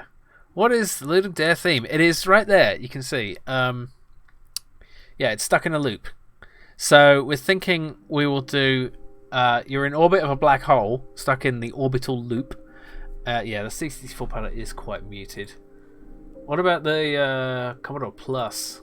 That's also a bit, you know. Yeah. Apple II, AAP Splendor, Bubblegum. No, that's bad. I just want a simple palette I can use. So, yeah, I'm thinking the idea is you're a spaceship in orbit of a black hole and your engines are broken, but there's a bunch of parts in orbit and... So what is it? I've never seen one before. No one has, but I'm guessing it's a white hole. Yes. So what is it? Yes. Okay, so I lost my train of thought. Thanks, thanks, mate. Cybernoob is a personal friend of mine, my mate Jason. But you don't have to be nice to him. It's fine. So what is it? Only joking. Flesh... Meat space, yes. Okay, so yeah, you've got to do various things to change your orbital velocity, like throwing things out of the ship in different directions in order to get close to other objects, to pick them up and use them similarly. So, should have saved, yeah. Okay, so let's make... Yeah, let's... Oh. I just need to pick a palette. It doesn't really matter. Game Boy Color. There we go. That's terrible. Okay, not that. How about Master... No, Master System... NES, NTSC. We'll just use that to start with. It doesn't matter. It doesn't matter. Alright. So, we need a black hole, which... Because the thing about black holes, the colour of black holes, your basic colour of black holes, is they're black. And the thing about space is it's black. So how are you supposed to see them? Right? Okay. Atari ST. Oh, okay. So we could try Atari ST. Is it there? It's not there. Sorry, mate. It so matters. Okay, let's just do... We're just doing placeholder graphics for now. This just doesn't matter. Right, that's a circle, as far as you know. Alright, so let's make a folder. Sprites. Oops. PNG. Yeah, that's fine. Actually, there, like that. Okay. I really should have that in the Unity folder though. Okay, so here's our Unity folder. Let's make assets. Okay, so I should probably explain what I'm actually doing. Atari ST like Amiga, you set your own palette? Yeah, I think so. So you can just create files in the assets folder, and they'll automatically be imported, and you'll need to set certain attributes. So let's just find the right folder here. There we go. Okay, assets, sprites, and we're just going to call this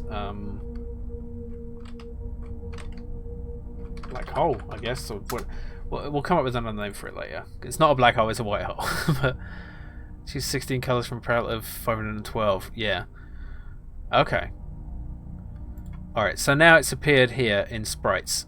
So what we can do is go in here and change some options. None of it is really too important. I'm just gonna... It's only a 64 size sprite. I'm just gonna set the quality to no compression. Apply it. And then we can simply drag it into our scene, and there it is. So this has created a game object, which is an object in the Unity engine. See Interstellar. What? Hang on, I missed some chat. You're escaping a speck of grit. Yeah. Try dark, fade to blue to a black center. Yeah, that's a good idea. I played a game where the player starts by accruing small particles by gravity and eventually gain more until you create a black hole so large the universe ends. Yes, that's Solar 2. I played that too. It's very good. Black holes tend to be invisible. When you draw your black hole, you should do a Corona style thing. Yeah, oh, Corona. Yeah. So what is it? Is the end goal to get the high score? I'm thinking the end goal is just to get out of orbit, you know. And there should... Wait, am I losing frame? Damn it!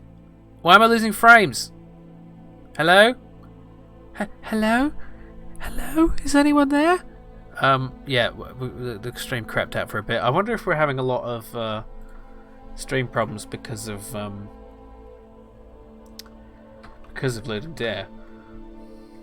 That would be annoying. Oh, it's not kept my palette. What palette was it again? Oof. Was it that? Yeah. Okay. Yeah. Okay. So now let's make our spaceship. This is just placeholder. This doesn't have to be good. There we go. That's placeholder if I ever saw it. Ship. Okay. And there it is. Wait, that's an A sprite file. Save it as a PNG. Save it as a... So if anyone wants to ask what I'm doing, feel free. I'm quite happy to explain everything I'm doing.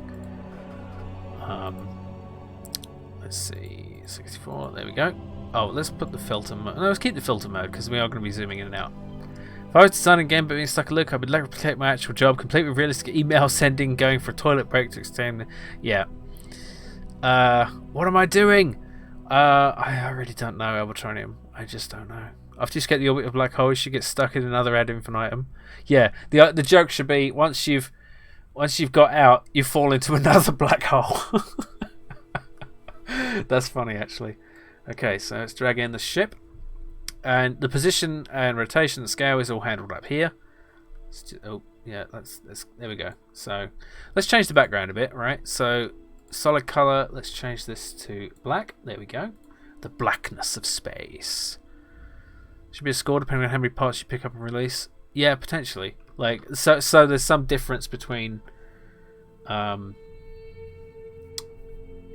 and losing, essentially. So I guess we're going to want to make some basic orbital mechanics. So let's make a new folder for our scripts. And then make a new C# script and call it... Oh, we already made Game Manager, didn't we? Let's make one called Black Hole. And level of progression is just falling into an orbit of blue hole, then red hole. Yeah, right. Yeah, we can be silly about it. And ship. Okay. Then we'll simply put that on there. Put that on there. And I kind of think these should inherit from other objects. So let's do space object. That's what we're going to call our... Every basic object in the game is going to be a space object, and these are going to inherit from it. So all these will... hang on, let's move Game Manager. All these are empty scripts right now. I've got to write everything yet. So let's write the space object code. Okay, so we're going to want a vector 2. A vector 2 is a data structure of two decimal numbers or floats, and it basically contains two numbers between minus infinity and plus infinity, and it can be fractions, so 0.5 or 1 or whatever.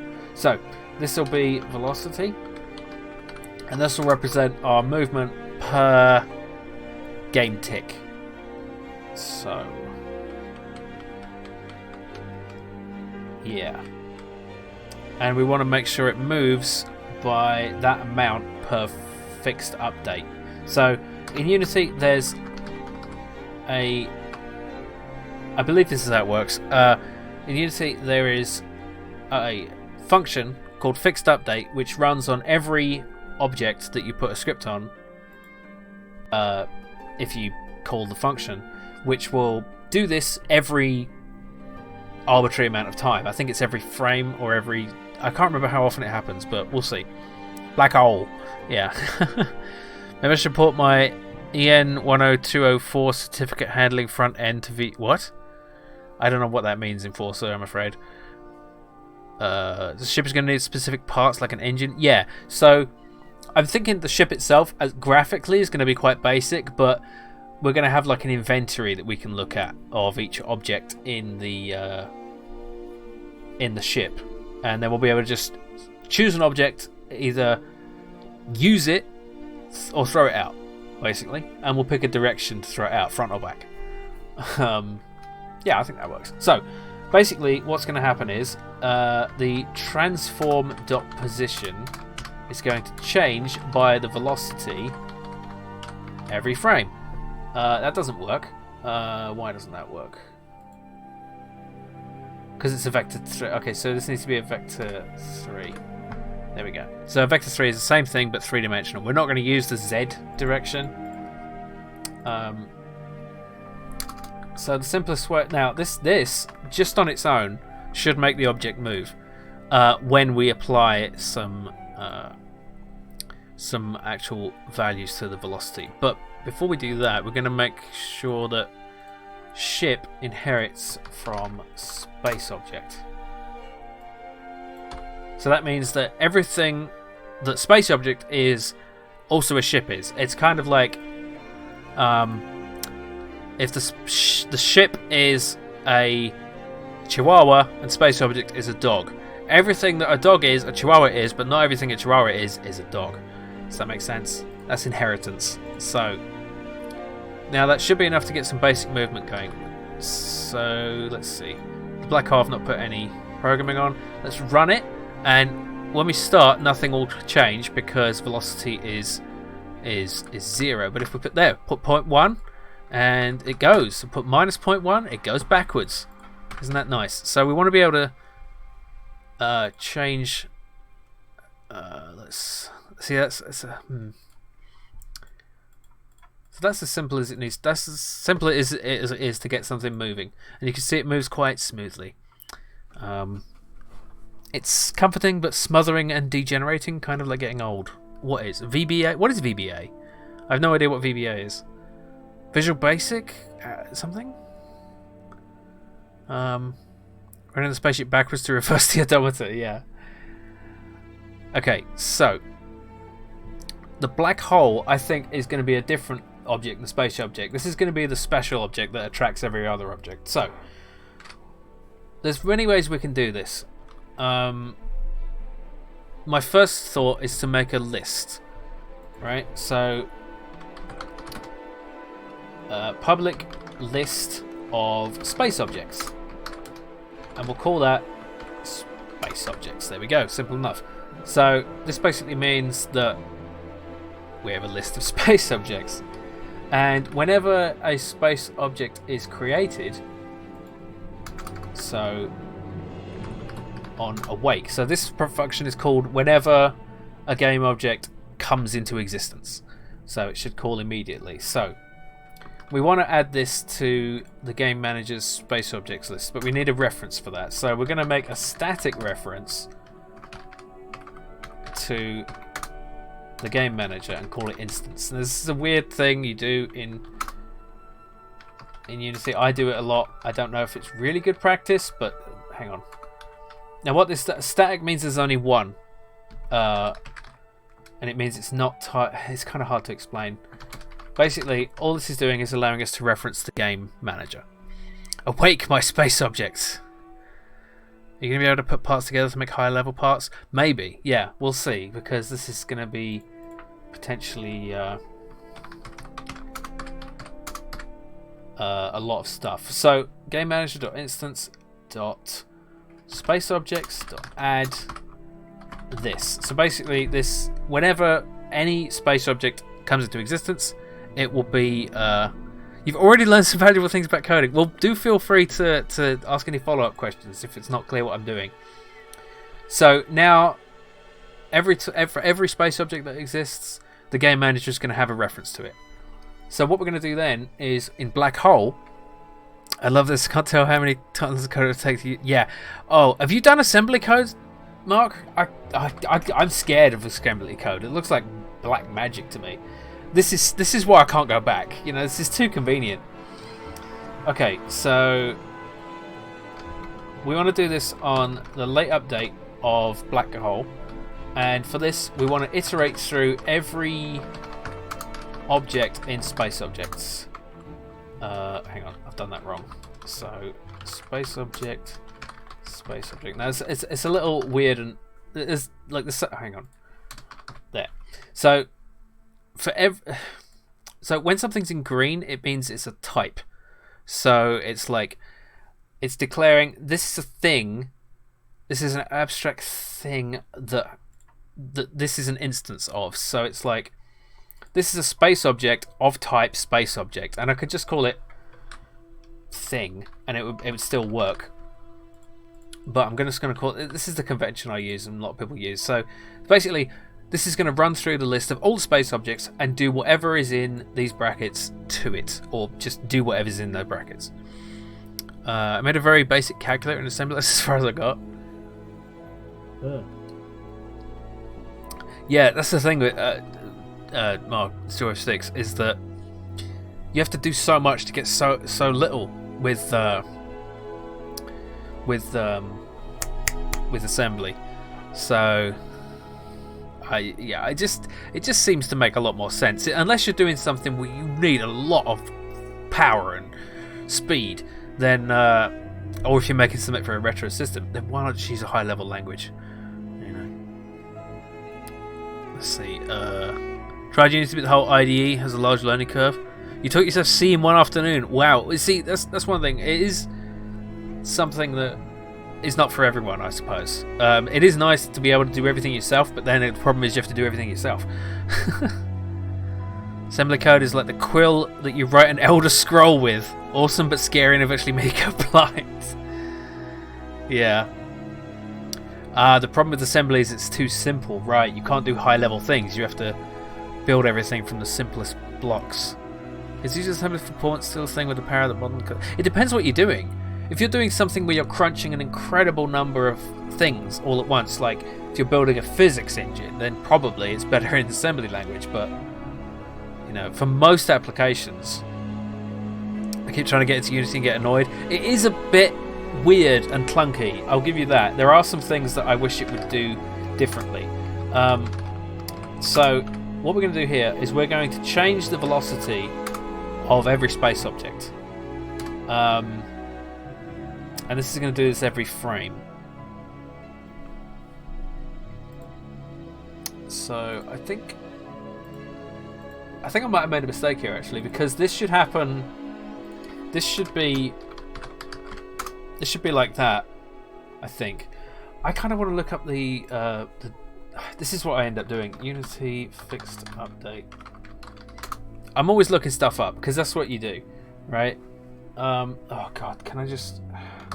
There. I hate black text and white backgrounds, so I have a thing that lets me invert the colours. Yeah. Okay. So fixed update is the frequency of the physics system. It's called every fixed frame rate. Compute physics calculates every 50 calls per second. Hang on. I need to shrink this down a bit. Yeah, I hate the bright white in my eyes. I like the dark mode in everything, and I wish everything would allow me to have a dark mode. Okay, let's zoom in a bit so everyone can read it. The default time between calls. Used fixed delta update after setting it to your preferred running with a script. Okay, so if we're using fixed update, we don't need to worry about how often it's called. It's called every 50 times a second. So, okay. Let's see. This is great, Jim, but I really need to get some sleep. Have a great time, and I'll catch up with you at another point. Thanks for stopping in, joysticks/Mark/Stickhead. It's lovely to see you here, and I hope to see you tomorrow or another point during the weekend. Cheers. I can tell you can make assembly absolutely optimal, but a compiler is good enough that you're not going to notice. Yeah. Stuxnet used assembly language, and that caned the Iranian uranium enrichment program. Iranian uranium.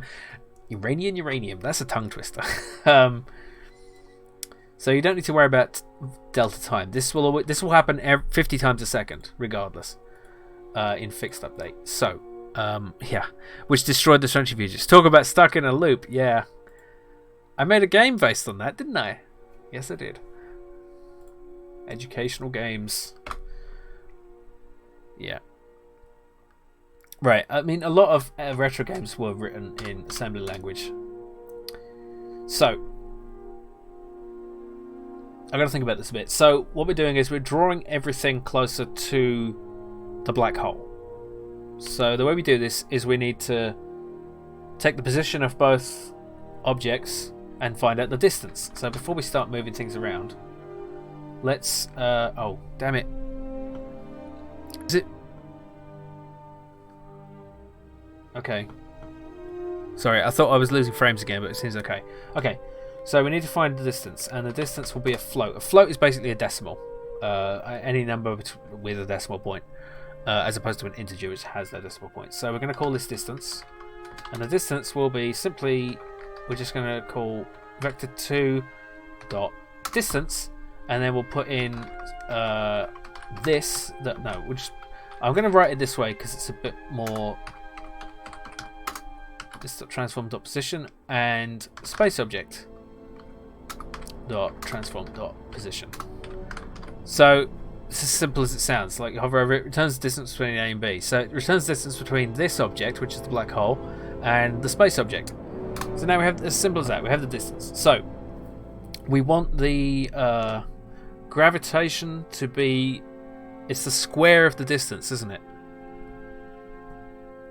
Let's see. Let me just look this up. Gravity. No, not Gravity Trampoline Park. Why doesn't Wikipedia have a dark mode? God damn it. Let's see, it's a square, isn't it? Okay, inversely proportional to the square of the distance between them. So now we have to do some fucking maths. So let's just do that. The square of the distance. So we're going to do hang on. Float square of distance equals distance times distance.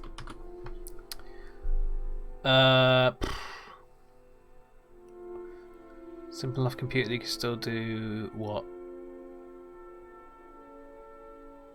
Yeah, I mean, David Braben made Elite and Elite 2 in assembly, and it's incredible.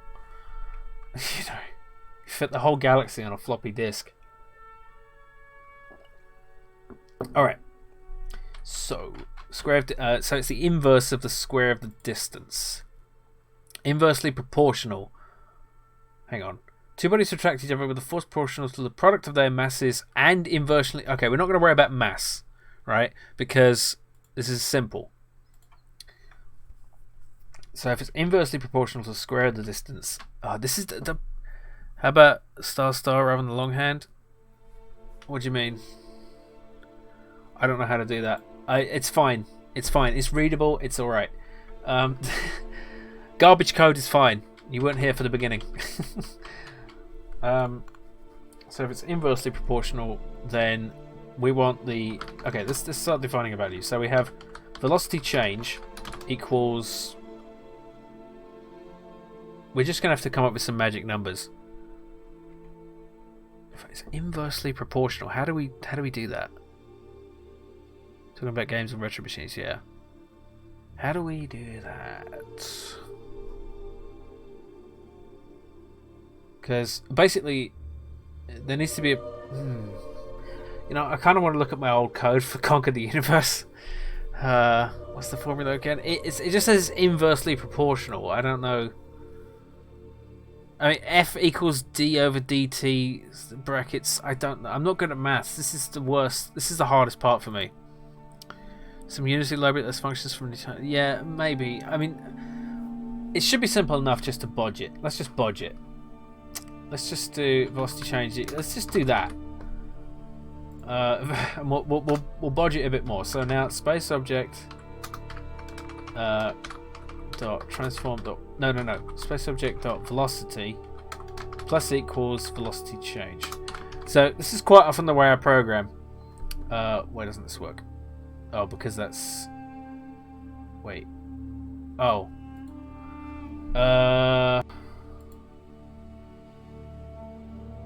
No, you know what? I'm going to do this even more simply. I've done this all wrong. I've realised I've done this all wrong. I'm just going to comment it out for now. Because we're not adding just a one-dimensional value. We're adding a two-dimensional value. So we want to actually just get vector 2 difference equals this dot transform dot position minus space object transform position. Good choice, doing it the simplest way possible. Inverse square root is more readable formula. Yeah, maybe. Let's just bodge it. Okay, this is how I code. This is the way I've spoken. So we have the difference, and then we just want to do space object velocity plus equals difference times 0.01f. So that will do something. Wait. Oh, because it's a vector. Okay, vector 3 difference. There we go. Alright, that'll do something weird. And we'll find out what once it runs. And then we'll just... Is the game done yet? Yeah, pretty much. Yeah. Like, you can see this. This is some great graphics right here. Wait, why am I not getting a notification for your bits? What the fuck? Albertronium, thank you for the bits, and I don't know why it's not coming through. That's weird. I'm sorry, everything's broken. Never mind. Thank you so much for the bits. Maybe it will come through in a bit. I don't know. Have I got something? The notifications are on. Huh. Yeah, Twitch is being weird. I'm sorry about that, Albertronium. Like, I can't even see your cheer in the chat. That's really odd. Huh. There we go. Thank you, Osohati, for the cheer. For the power up. Yeah, it's losing your messages. That's really odd.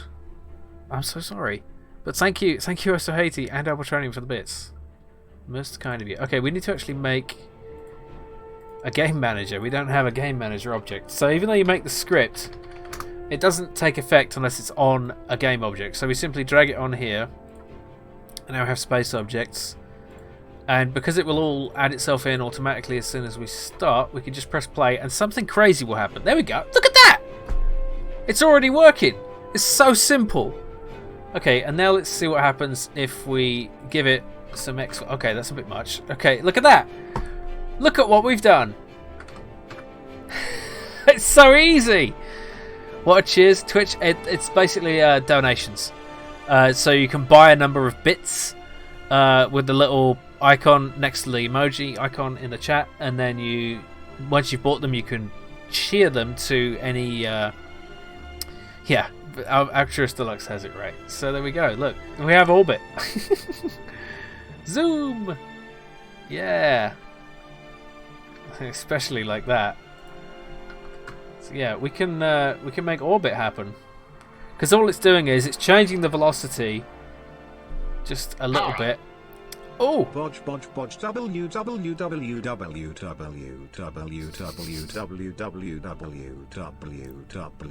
the win. Bodge. Bodge for the win. It's where he's now thought it'd be. This is the thing. You don't need to understand anything. You just need to be able to poke it until it does what you want. That's my philosophy of coding. Now, this isn't going to be actually accurate. So let's see what happens if we just physically drag this object around. So we can go into the scene view. Let's pause it a bit. Actually, it'd be easier to move it that way. Let's just move it here and then see what happens when we unpause. So yeah, it's definitely... Now, that is not proper orbital mechanics, but there is actually a quote mechanic. If you want to do, if you want to type !add quote and then type that will be added to the quote database. So hang on, I think I need to lower this value a bit, so let's do like that, even less, and then restart simulation. Simulation, that's a bit of a grandiose term, but there we go. It's a much slower move, so let's add a tiny bit of not that tiny, 0.1, 0.5. There we go. Now that definitely looks like gravity to me. Not perfectly 100%. You've lost yourself a player, yeah. Really cool that you got working so easily. Yeah, this is how useful Unity can be. If you how powerful it can be if you know what you're doing, or even if you don't. Sakana Cowl, Sakana KO. I think that's correct. Thank you for the follow and welcome to the stream. Just making a little bit of very basic orbital mechanics to get started. Oh, that's a delightful little emote. I love that. I've got to respond with one of my own here. Here we go. Okay. Does it not even take general relativity into account? Yeah, I'm such a what do you call it? Hang on, my chat is broken. Why is this happening? Why is this happening? Hang on. There we go. Okay, that's better. Alright, so we have some rudimentary orbital mechanics. Now we want to start it off with some velocity. Particularly the ship. So we want to, when this starts, we want to set its velocity. We need to set its velocity. Basically, we create a new vector 3, and then we just specify some values. So let's try 0.5f and 0 and 0. You have to put f to specify that it's a float, which means it's basically not an integer. And let's just see what happens. Let's just see what. Okay, and it zooms off. Okay, so that's too much. So let's try. Yeah, it's because it's not. I meant 0.05. Damn it. Okay.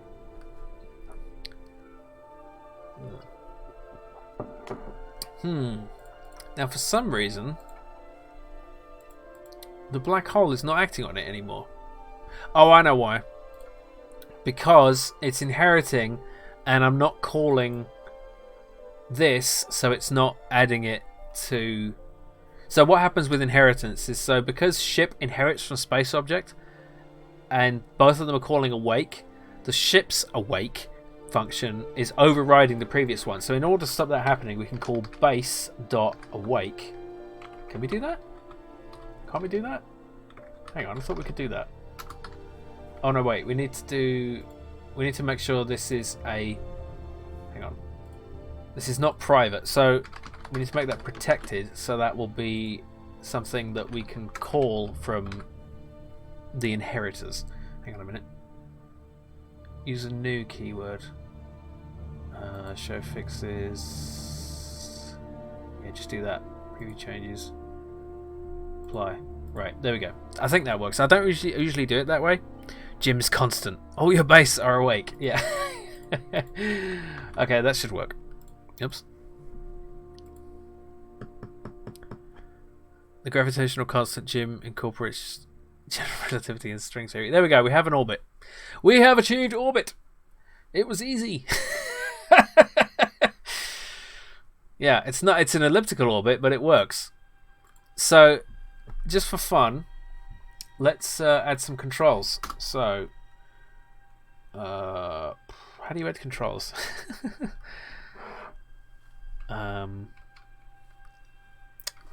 Excuse me, I need to adjust my back a little. Oh, I'm getting so fucking old. Elliptical equals accurate. That's true. It's true. It's not a circular orbit. Moth, be gone.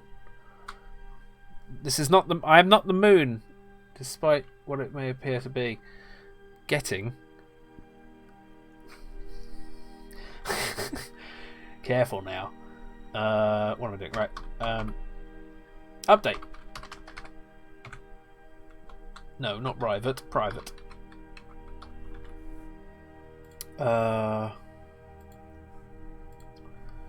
Let's see. I can't remember the syntax for this, but I'm pretty sure it's get axis. So axis name is just horizontal, I think. So what this does, this is just something that Unity does, where it will. You have a bunch of preset controls. So I'm just going to use my gamepad for this, actually. No, let's do this differently. Let's do this differently. I don't want to do it this way. I want to use the Unity UI for this. So let's make a UI object button. There it is, button. And let's put it somewhere. So this over here, in this corner here, this is how you anchor. This is how you get UI working in the canvas.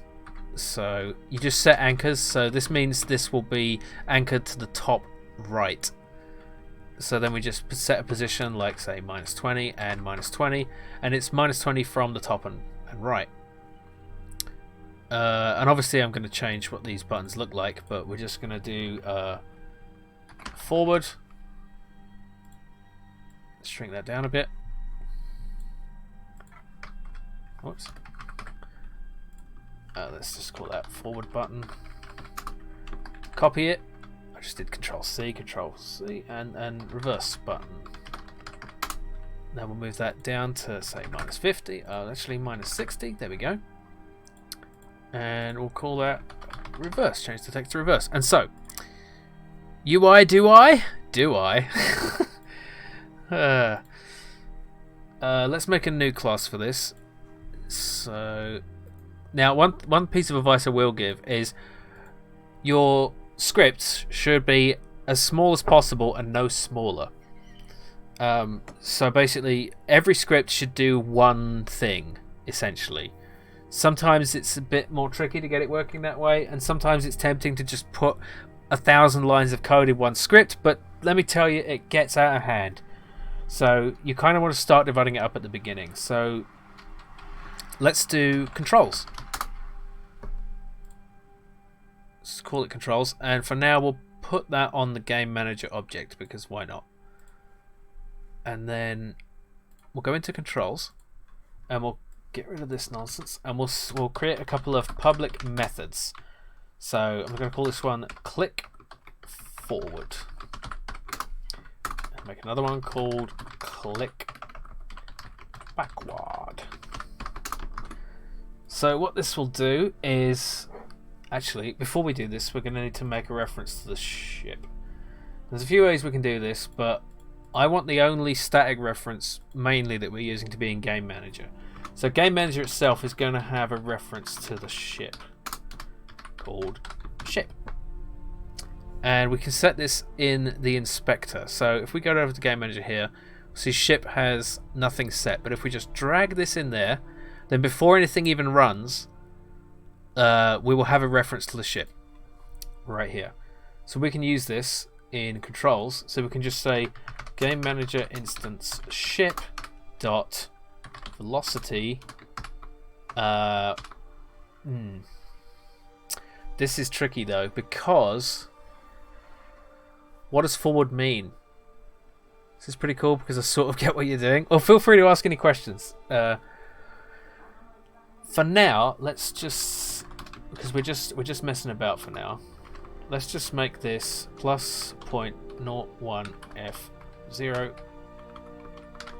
If you leave the last one empty, it will just assume a 0. So that's forward, and then for backward we'll just do that. Okay.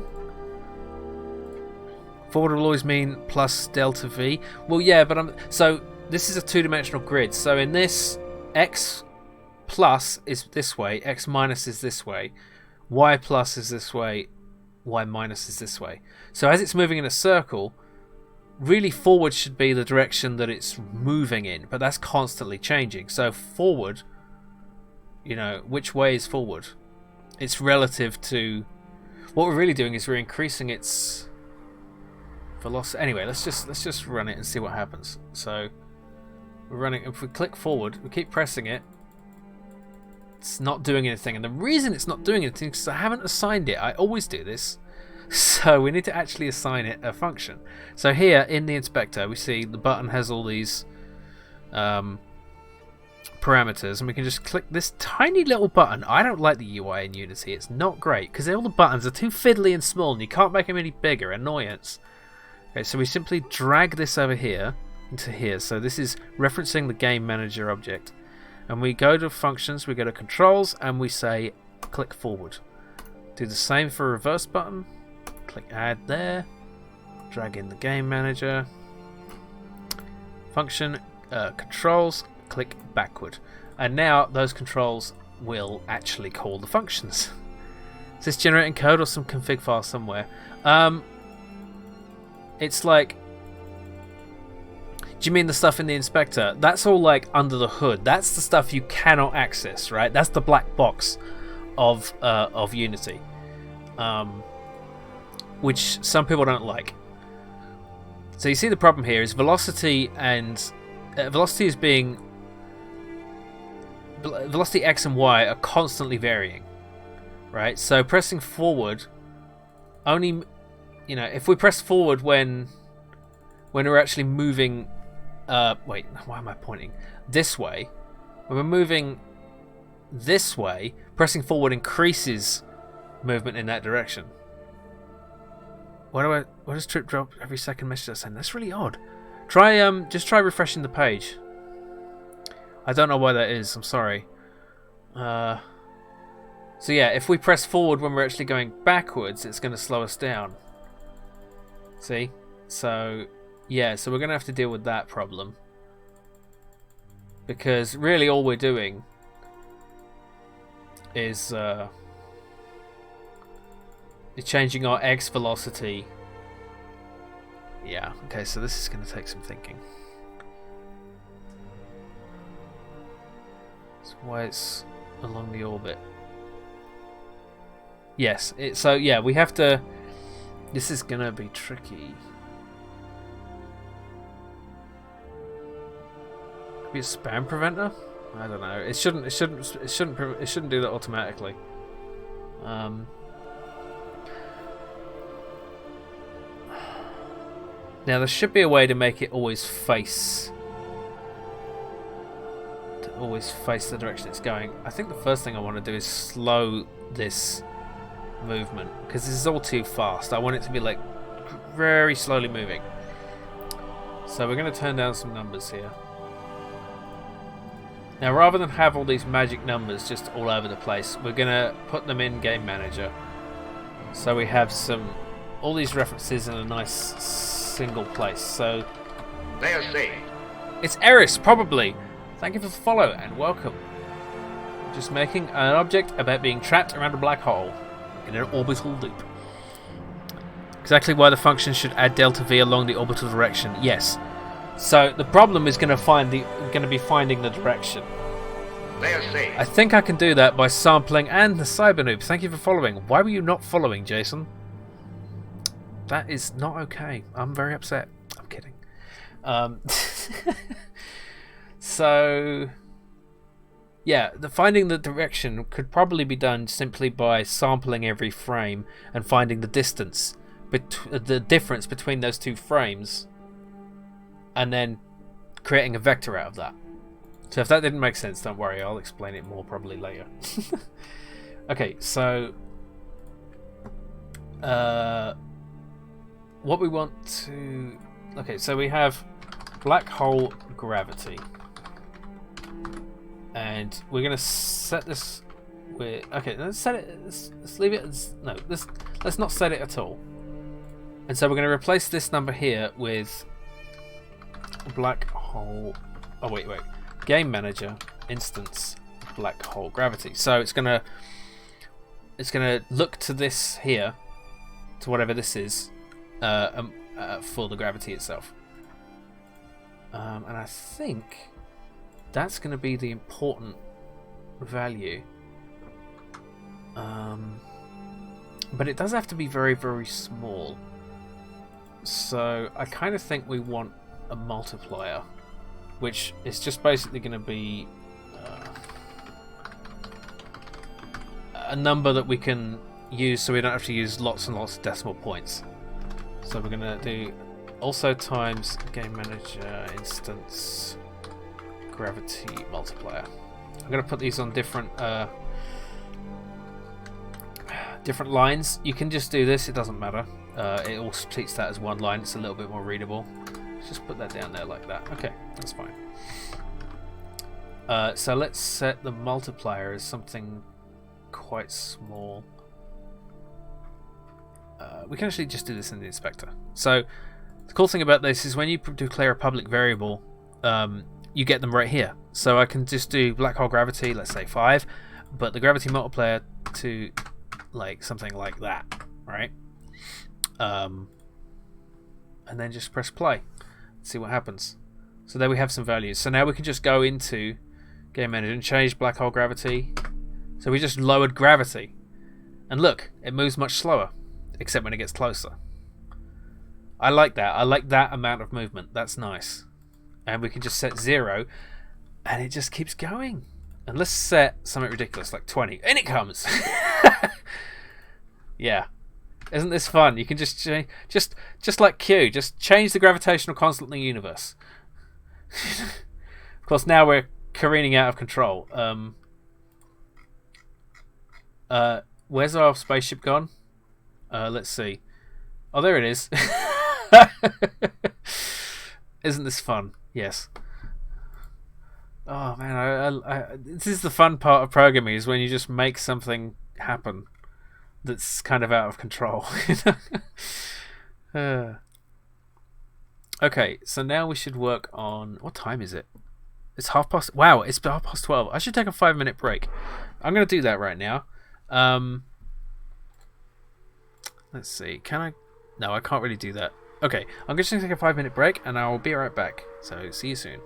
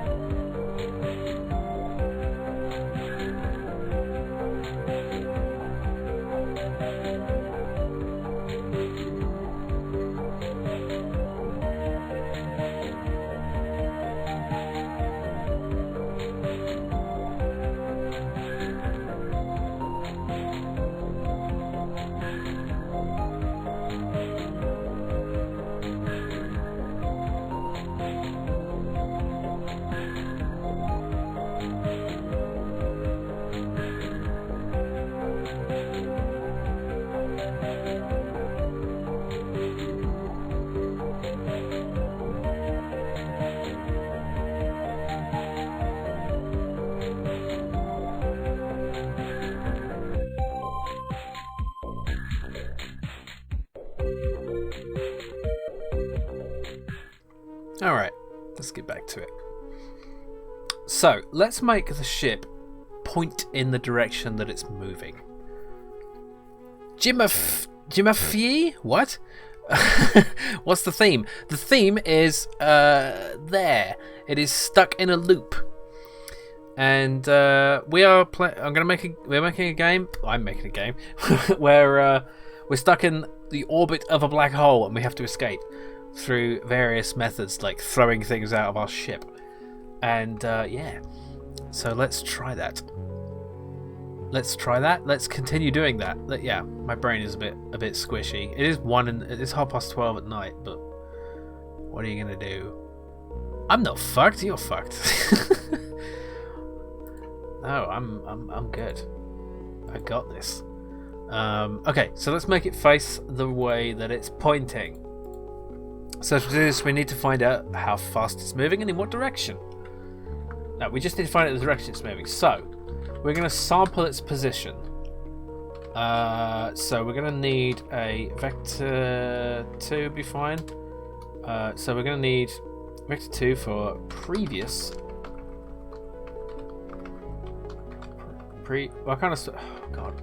Previous position. Okay. Because this is inherited from, we're going to want to run this in fixed update, and we're going to want to inherit. So fixed update.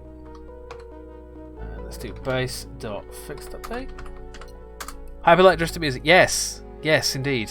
I found a few more bits of. Oh wait, I need to do new. There we go. I found a few little bits of extra. Yeah, thank you for the suggestions. I didn't have time to go through all the tracks, so I just added a couple that I quite like. You can slow the speed of descent, but once you're dropping, that's it. I mean, it's not really a black hole. Like, it's just so it doesn't have to be a star. You know, I'm just. You're also making a game. I'm helping. Yeah. Okay, so previous position equals. So this is going to be a bit counterintuitive, so I don't really need to put this. I can just say transform to position. So we're going to store the position at the end of what we're doing, but before that we're going to work out the difference. So vector 2 difference equals transform.position minus previous position. So that's going to give us the actually it does need to be a vector 3.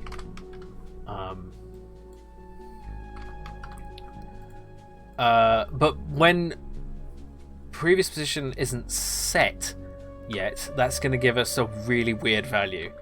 But for now, we're not going to worry about that. We're just going to make that work. I'm going to fix that later. Title of this game, stop me. Probably not. Probably not. Okay, so we're going to want to normalize this. So the simple way to do this is vector 3 direction equals difference dot normalized. So what this does is it simply returns a vector which adds up to 1 essentially. So it's always going to be the same magnitude. So it's always a reliably it's going to point in a direction but be. It's hard to explain. I think I might have explained it okay, but who knows. So now we have the direction. We can simply get the ship to point in that direction. And there's a way to do this. I think it's transform dot rotation equal. Wait. Set look rotation. Actually, we don't even. Let's try it. Let's try again. Not sure if it'll work. Just gonna try it and see what happens. So this should do something. Star Trek: The Gym Generation. Hello, T. Wallace. And it didn't work. Why didn't it work? Nothing happened. Okay.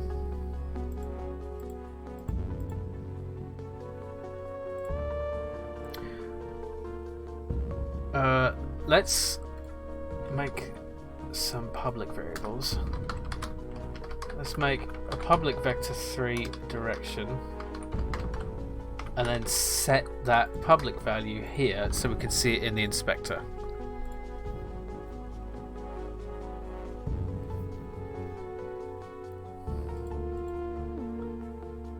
Okay.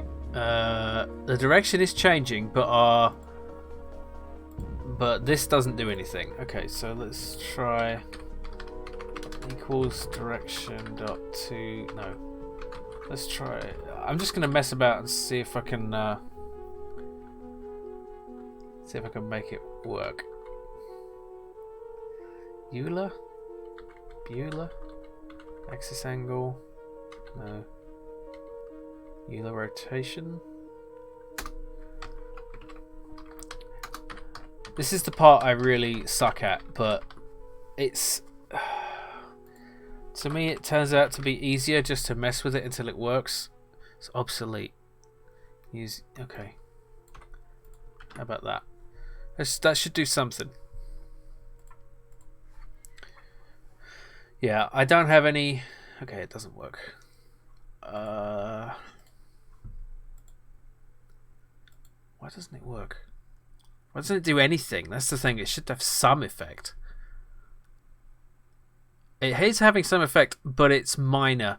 So our rotation here is being it's in like degrees, so it's only changing it by a small amount here. So that's not the right way to do it.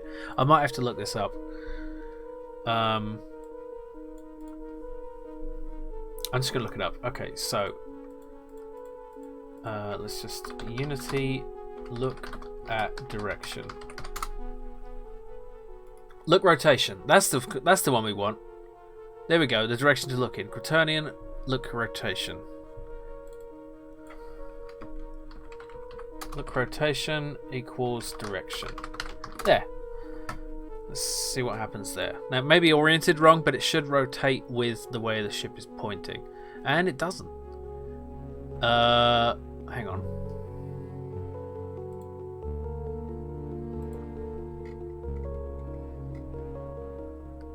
Hang on. It's angled.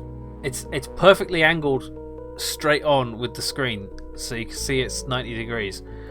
So that's wrong. Let's try making a new vector 3 with direction dot x and 0 and direction dot y. We're just moving the values around until we get where we want. That's the way I code. And that's a compiler error. Oh yeah, need an extra bracket. There we go.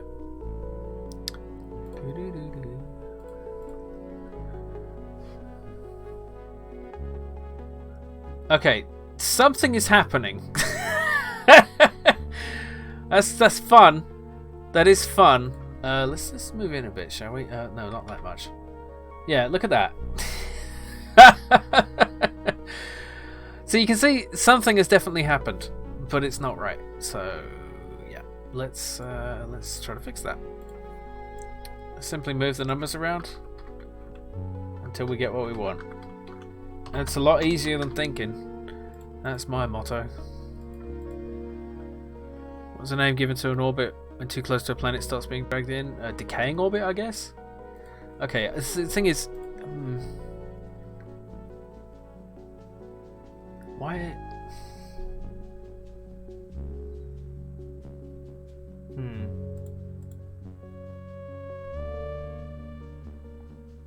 Let's try...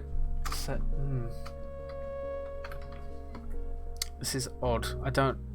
This is already looking cool. Thank you, Josh Groovy Man. I don't know what I'm doing though. I really don't. That's the problem. I just don't understand the maths, so I just end up pressing buttons until something happens. So that one, we already tried that one. Let's try reversing them. Let's do Y and X. Keep poking it until it does what you want. Absolutely. That's the Jim plays games method, and now it's not doing anything. The rotation is just 0. And wait, that's the wrong object. There. Okay, it's still... yeah. Okay. The Roche limit. Okay. You have a name for the game yet? Nope. No, I do not. What is... Let's see what the direction value actually is here. Okay, so it is varying along X and Y. Celestial mechanics. Distance within which celestial body held together around its force of gravity will disintegrate. Oh, okay. All good things. It will come to an end. You know, I kind of feel like if I just cancel out one of these, see what this does.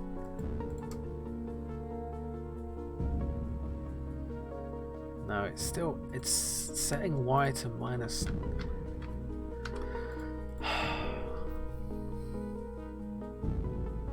The look rotation. Oh, I know what might help. This has some overloads, I think. Yeah, we can set an upwards direction. That's what we need to do. So we need to set vector 3 dot like forward, and that sort of orients it. I mean, I'm not going to be modeling planets being broken apart, if that's what you mean, Nemcos. But no, it's all interesting stuff. Yeah, it will not be a factor. Okay, so that changed this value here, so we're getting somewhere. We're just going to keep changing. Let's just try actually up. Let's see what that probably is the default though, so it's probably just going to do nothing different. Yeah, okay. So let's try left. Just going to try every direction until it works. This is what holds me up. It really does. Okay, I'm just going to try something really, really awkward. So, because this ain't working. Let's just do transform.rotation. No rotation equals. Oh, damn it. How do I do this? Can we just. We can't just add to it, can we? It's like we have to set it. Okay, set.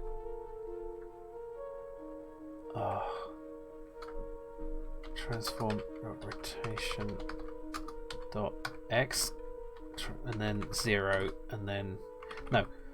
Transform dot rotation dot y minus 90.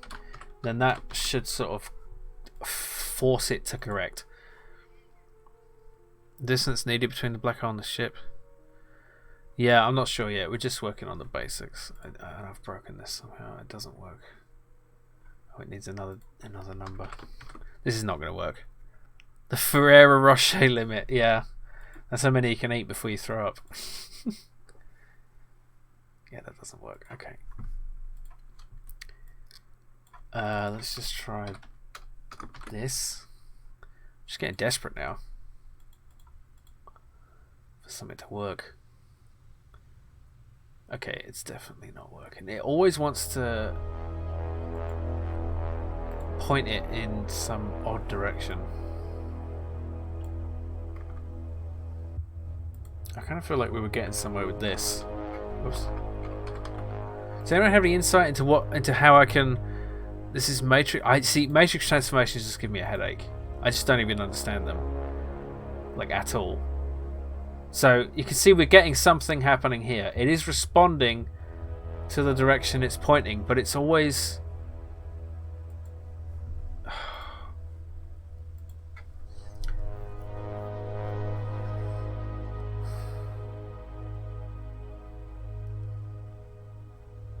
It's always. Maybe the problem is with this. Let me just pause it and just try to actually understand it. Ambassador Malari, you're really spoiling us. Okay, so let's pay attention to its actual direction. So now it's going this way. So its direction is more right than up, but both. Yeah, that looks. So the direction value is being calculated correctly. Right now, the direction is almost all x is 1 and y is low, which means it's going mostly right, which is correct. So how do we make it rotate the point that way? Let's see. Look, rotation. Creates a rotation with the specified forward and upwards directions.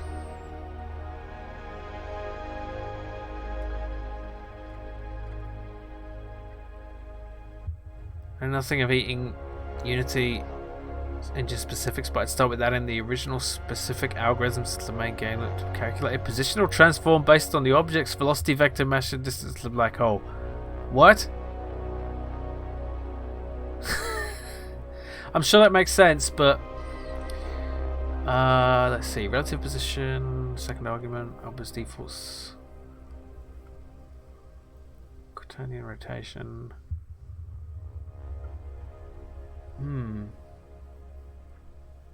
So this just plugs in the difference. It doesn't plug in the direction. So maybe if I just do that, if I just call that the same thing and then see what happens there. Probably be the same. Yeah. Okay. Vector 2 instead of vector 3. I mean, it won't make any difference because it's effectively the same thing. It's just, it's always going to be a vector 3. Just start by implementing all the things you need to do to solve the problem. Yeah. Nothing of Unity engine specifics. Orbital specific algorithms. See, this is not even orbital mechanics at this point. This is just getting an object to rotate in the right direction, to face in the direction that it's rotating. That it's rotating. I'm quite drunk and I've not dabbled on these subjects since gymnasium, 6th form college in the UK. Okay, no worries. No worry. Ludum Dare getting Shatner. What?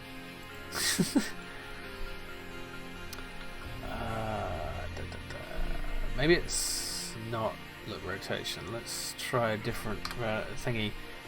Rotate towards, slurp unclamped. Axis, angle axis. Turns the angle in degrees between two rotations. Axis angle. Angle axis. That's not it.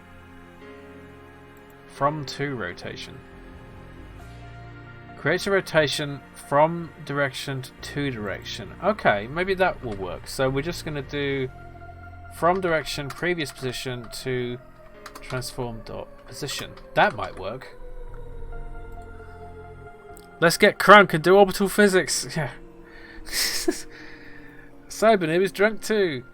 Okay, that doesn't work. But look, rotation is changing. Rotation Z, which is what we want.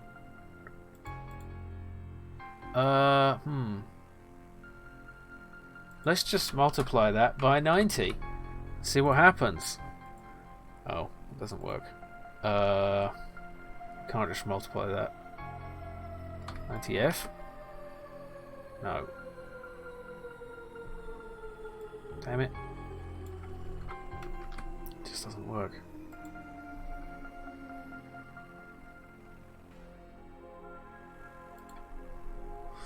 It's obviously not correct. Quaternion dot rotate towards. Let's try that. From previous position to. That's not going to work either. It is look towards. It is look rotation, but the direction to look. Why doesn't it work? It kind of works, but it's like it's on the wrong. It's rotated. It's like it's working, but it's facing. Like awkwardly, it's like it's walking sideways. That's the problem. I'm gonna try it. You say look at direction 2D. Make sprite look at vector. There we go. We have an answer here. Oh, look at this! Look at this nonsense. Right? What does this mean? World position minus transform position. A10. What? Okay, let's just copy this and see what happens. And then substitute in the right. Oh, I hate it when people use var. I don't know what that's float. Be specific. So there we go. Direction dot y. There we go. Okay, I bet that's just gonna work. Trigonometry salad. Yummy.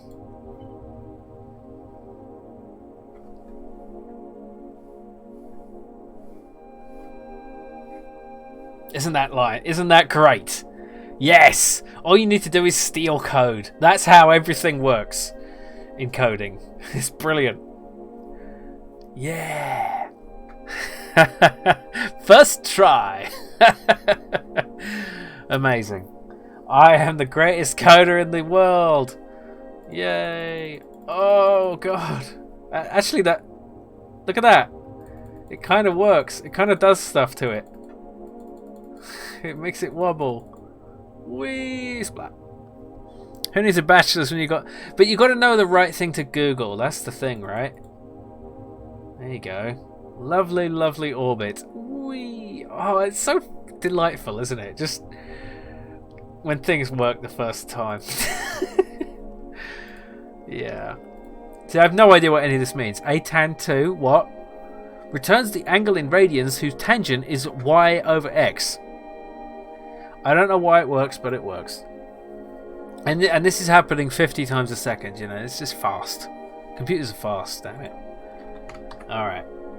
So now we have the direction. We can... like a fish swimming around an egg, yeah.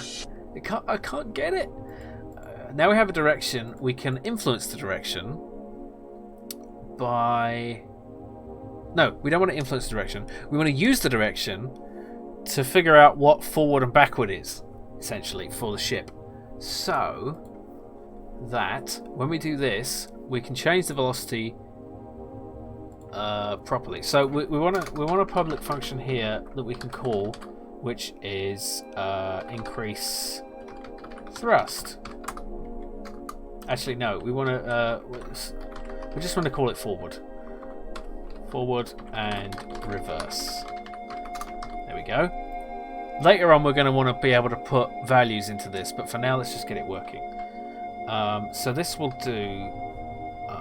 This will apply. This will do velocity plus equals direction times a force that we want to set. Float angle equals.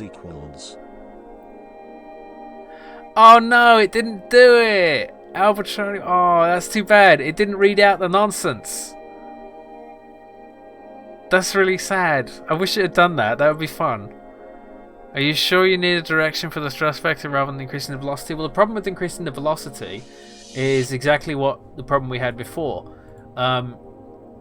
Because the velocity is measured as the amount is moving in x and the amount is moving in y. And if we just increase the x, then it's just going to be like moving it left and right or up and down rather than in relation to which way the ship is pointing, which I think will be more it'll be more intuitive if we do it this way. You'll see what I mean when I get it working. So let's do force, and let's just set that here to like 1 to start with and see what happens. So velocity plus equals direction times force, and reverse is simply minus equals direction times force. Then we just need to go in here and change this to game manager instance ship dot forward. Nope. Forward. There. Recognize this music? I bet you do.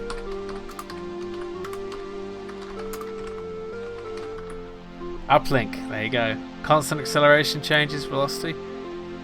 Brain refuses to read code in case he accidentally executes it and mails his robot brain. Yeah.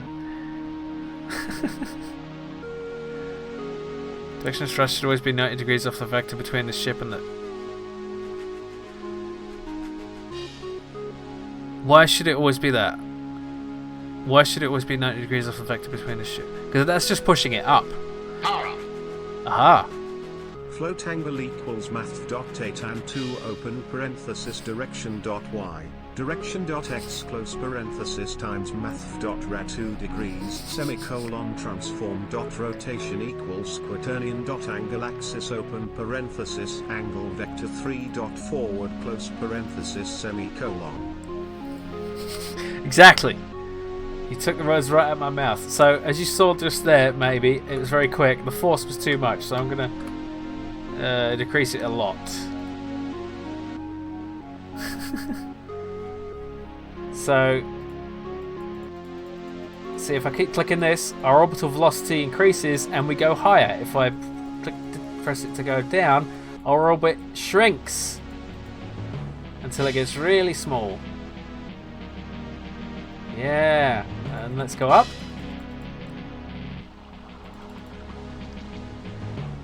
Yeah.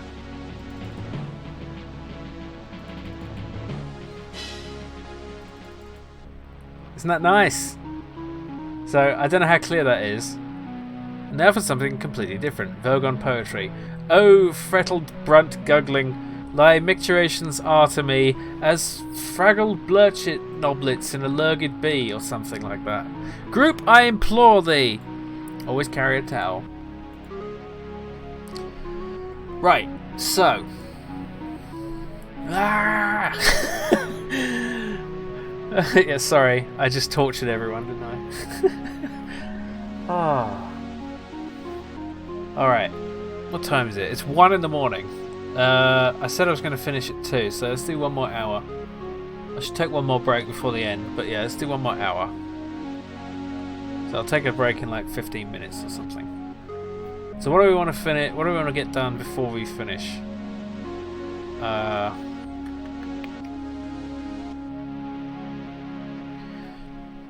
Maybe we just want to refine this a bit. Did you notice you can't point at the egg directly? Yeah, you're always pointing along your orbit.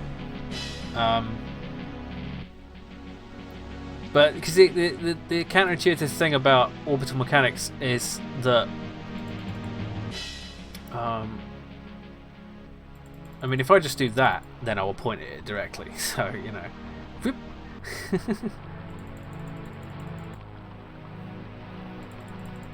You know, if you turn your velocity to 0, you just fall. Because orbit is basically a fall where you're moving sideways enough that you don't hit the object. So yeah.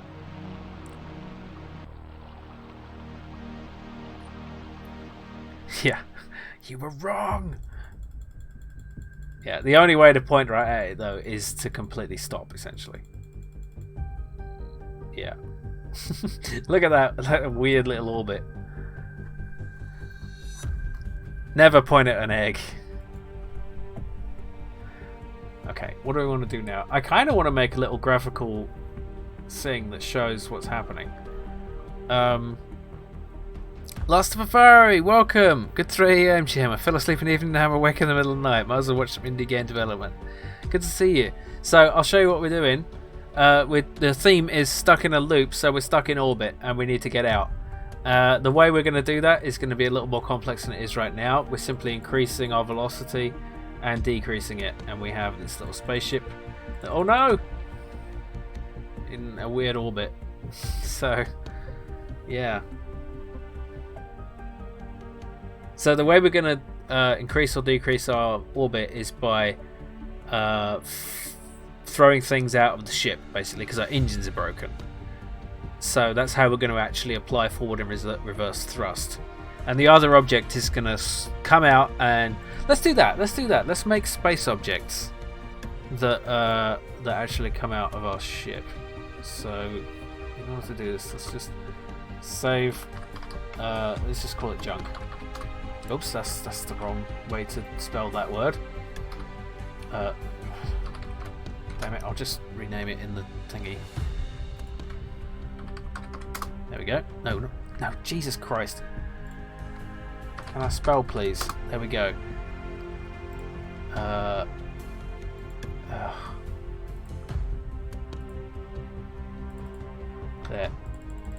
Now all I need to do... I'll give it a different colour. Let's just give it, like, green, whatever.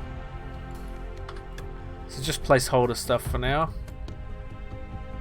That's the stupidest way to do it. There we go.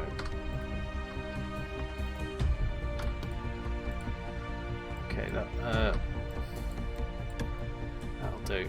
There we go. There's a bit of junk. Okay. I realize it's a little early, but the BH eject negative status effects. Maybe. Given the graphics of the current node, could be used as conceit. Yeah, maybe. It's all about orbital mechanics, right? That's how that works. Okay, so we have a junk object. Let's just set its parameters here. Okay. Now, when we click forward or reverse, we want to spawn one of these objects. So, the simplest way to do this... There's two ways to do this. You can either spawn the object, or you can keep the objects in what we call a pool, which is... So, because spawning the object is a little costly in terms of processing power. So, Captain being sucked into a black hole, engineering eject space subjects. Yeah. For now, I'm just gonna use the simple method, which I may regret, but we can change it later. That's gonna be the theme, I tell you. So, the simple way to do this is we simply drag the junk in. And where is it? It's going to be in the black hole, isn't it? There it is. Okay, so we have our junk object, and we're just going to drag this into prefabs, and there we have a prefab. Now, the thing about a prefab is it's something that you can create at runtime. You don't need to have it in the world, so we can actually delete it straight from there. And then we open the prefab, and then we're working on it here. So let's drag in the space object. And wait a minute.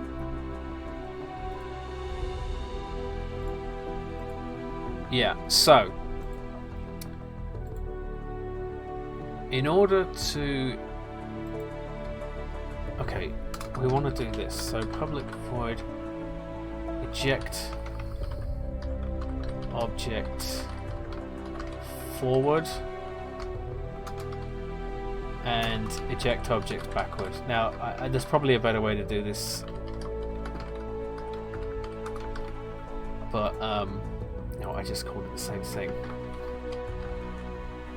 So we want this to basically do the same thing, but also, whoops, but also create the object. So in order to instantiate a prefab, we need to see, spawn an object. This much of a problem on multi-core. No, but it may make a tiny frame skip. So it might cause a little jump, a little awkward, you know, like one frame of difference with smooth movement going on can be annoying to look at. But we'll see. It probably is fine. So I'm probably being a little precious about it. Okay, let's see. Public game object. Oh no, game object. Junk object. And so that's just going to be a reference to our prefab. And then our ship is... Hang on, I need a drink. Oh, here we go. Is going to... game object... No, just instantiate a...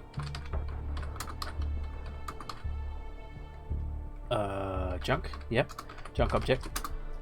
And we're going to want a reference to it. So game object junk. GO for gmob.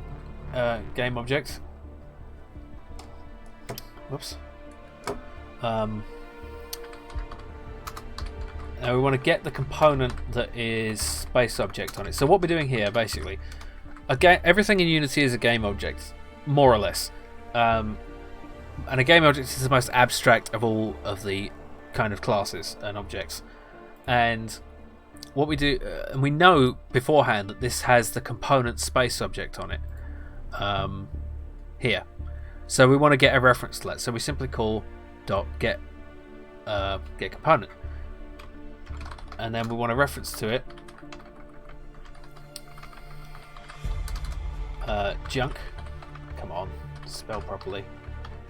Equals junk. There we go. And now we have the reference, so we can create a junk object, and we can set its velocity. Now the velocity, we want to, because we're ejecting it forward, we want it to be equal to the direction times some value. Maybe force. We're gonna need to work on this later, but and duplicating code like that is bad. I should tidy that up, but just to get it working right now. And so because this is backwards, we want it to be minus direction times force. So it's going to throw stuff out. Excuse me. At the same force that we go forward, and so this should just Oh wait, we need to change these controls. So that should be forward is no, eject object forward, eject object backward. So this is where things get silly. Let's see what happens. And the game broke. Okay, because I didn't set the reference. Okay, I always forget to set the reference. So now we just need to drag this in there so that we have a reference to our junk object. Press play. Okay, that didn't work quite right because we're not setting the position correctly. So we need to set the position of the junk as well as where we're putting it. So let's just do that. Junk game object transform position equals this dot transform position. Yeah, and I'm duplicating code like an idiot here. So you need a mass. Yes, I'll need a mass. I will need to do that. Yeah, I can bodge it because I'm thinking every item should. Maybe this should have different. Okay, so forward. It's kind of working. It's not really enough, but look, we can throw out so many objects, and they all become their own lovely little things in our in our orbital dance. Okay, let's start that again. So if we just do forward, so we're throwing it out the back essentially. It needs more. It needs to go out with more force, though.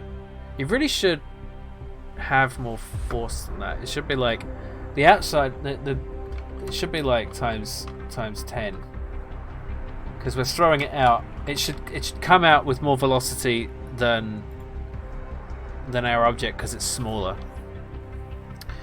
3 monitor layout. Oh, nice. I got 2 monitors and my laptop, so it's kind of a 3 monitor setup.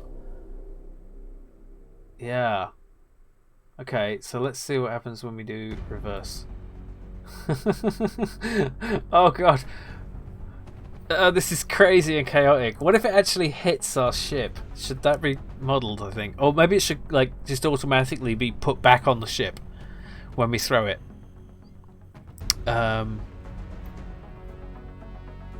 Yeah, so we can see it's not. I mean, we could probably make the machine chug if we just do this enough. Look, we can throw out so many peas. Oh, I love this stuff. It's so silly. Look at that. Have a magnetic grabber. Yeah, like an automatic magnetic grabber. So it grabs anything that comes close.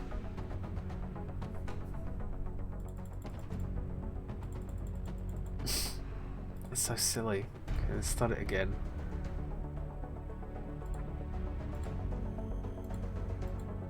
This is kind of backwards though, because throwing something out the front is making it us increase in speed, whereas it should be the other way around.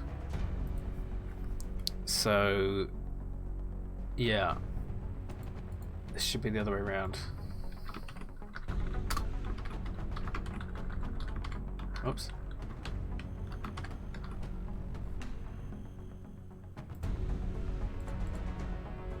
I don't know, we can work this out. Gaining a piece of junk should affect your trajectory. Yeah. Okay, so we can reverse by throwing something out the front, and we can increase our speed by throwing something out the back. That's not working. That's working the opposite way. Wait, did I do this wrong? I thought I had it right, but okay.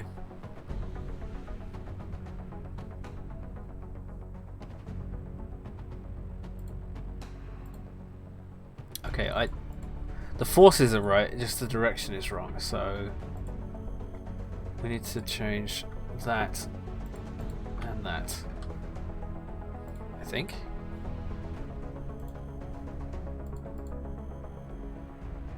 Is this music from XCOM? It is. It's from XCOM. There we go. So throwing something out the back is increasing our velocity.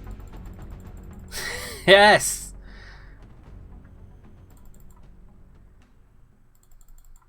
There we go. Look at that.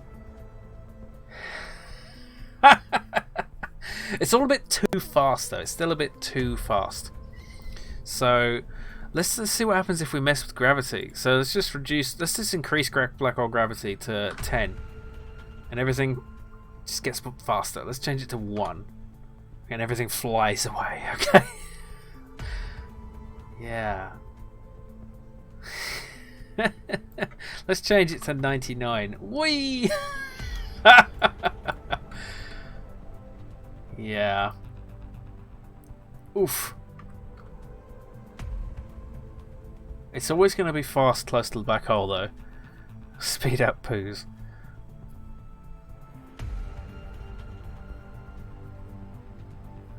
Yeah. Super fast feedback loop. Yeah. It's the power of simulation, you know. All right, let's start with black hole gravity as 1 and see what happens. Okay, so if we go forward here, we threw something out the back and it flew really far. And it came right back to us. And that kind of makes sense. Because, yeah, that's kind of funny. Roger Wilker needs to clean up the space mess. You need sounds with Doppler effects as you fly by. I mean, we're not relative to anything. We're in a third person's perspective, so yeah. And then if we throw stuff out the front, we slow down, and then we start falling in. There is still the problem of like, I feel like the gravity is like, I kind of want to soften the gravity effect by distance, even though that's not strictly accurate. So let's see if we can mess with gravity a bit. Because all it's doing is changing our velocity linearly. So is there a way to do this? What's the opposite of logarithmically? So that it's like the difference is less with time.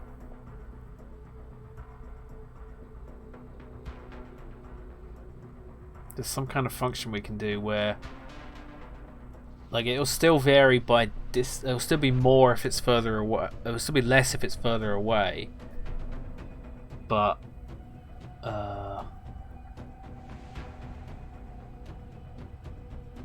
it'll be less by less, if you know what I mean. Time for inverse square law. No, because the inverse square law is what's making it go fast when it's close. I don't want it to go so fast when it's close. I kind of want to just bodge it so that it like the inverse square law. There's the increase of that. There's the inverse cube law. How do you go down from inverse square? Like inverse power 1 to the power of 1.5? Is that possible?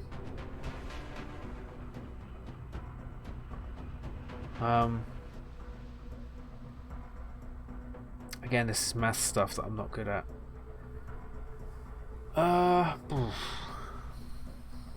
Let's think about this. No, sound doesn't sound. Yeah. We're gonna have sound.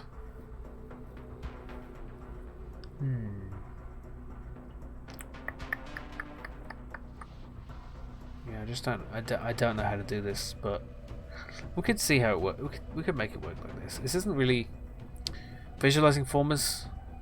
Google. Yeah, maybe. Have you Google image? I don't know what that is now.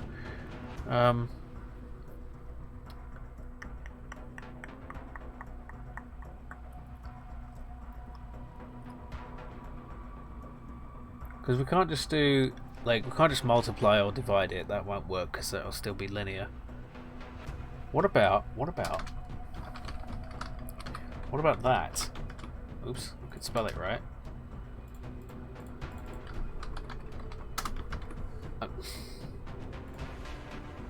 Why doesn't it work? Oh, we can't divide by... Why can't we divide... I guess you can't divide a vector by itself. It's just like the opposite of that though, right? Which I can't do either. Okay, let's do something nonsense. For vectors, it's probably not going to work. Let's just try. No. You can't square. Hang on. Ooh. Listen to that. Monkey! Yeah, so we want this to be less severe, but I don't know how to do it. I just don't know. Okay, maybe we should start further away from the black hole. Like, really further. Because then... Like, because the problem is this is a point, right? So, we can get less effect by being further away from it. So let's just change this to like that. We're gonna need to make these sprites bigger. For now, we'll just do it the awkward way, like there. And let's make that 5. If we just put this further away, then leave gravity at 5. Let's see what happens here. We should just start falling in. Yeah. Oh, it's even more strong. What? Huh. It's the same. It's because I'm not doing gravity properly. It must be it.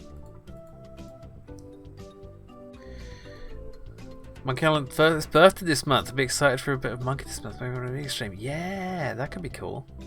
Been in Monkey Island? I love Monkey Island. It's got pirate ghosts, or ghost pirates, if you like. Oh, which is a little bit Halloween-y. I think it's about time for another 5-minute break. It's been about an hour. Or at least I haven't had one yet for this hour. So, yeah. I will be right back in 5 minutes.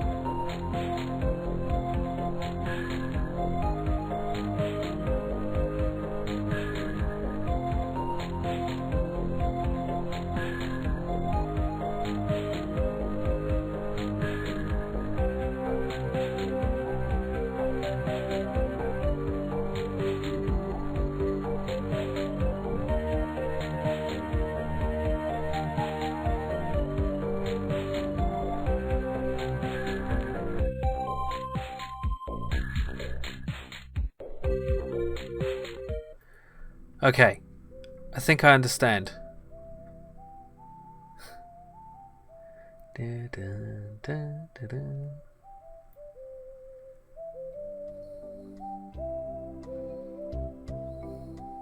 I love this music. See you later, Cyber Noob. Have a good night. So, based on what you've been saying, I think I understand what I need to do. The music's probably too loud. I'll turn it down a bit.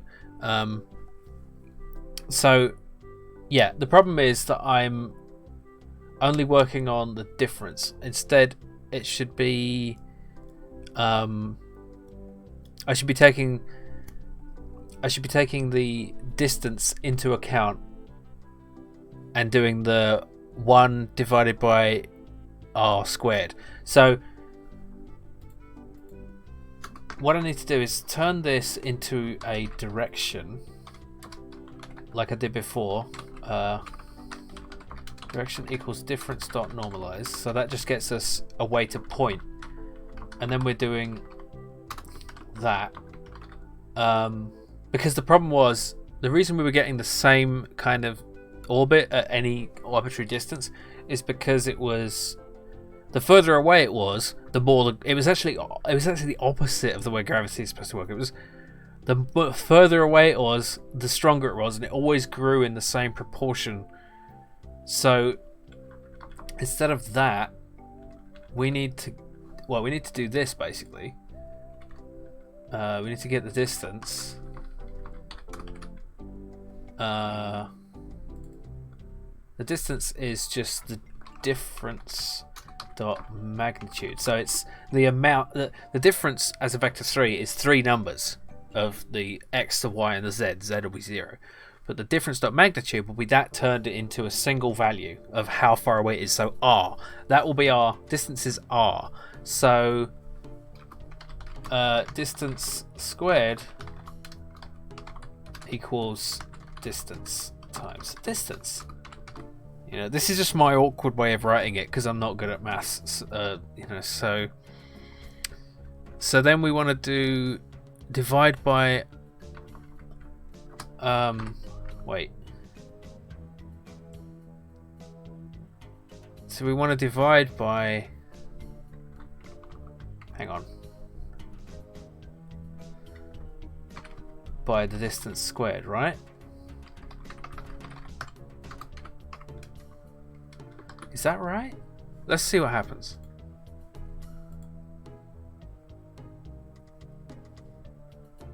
Okay. So very little is happening. So let's increase black hole gravity to 50 or 100.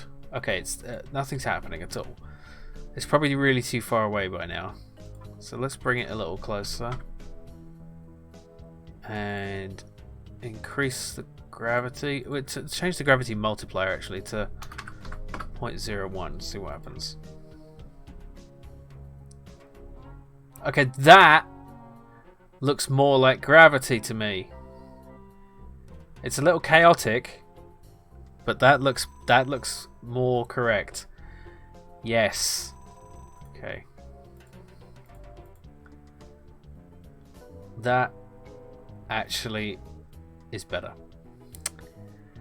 No, thank you, Enforcer of Spaghetti and Judge Grivy for giving me the insight into that has helped me figure that out. Okay, good. So wait, let's change this to 0.05. More realistic the way it spins. Yeah, absolutely. And I think we want to destroy the ship when it gets that close. See, if it gets that close, we should destroy the ship. So what's... Yeah, we want to change this to like 0.5 because this is a starting velocity.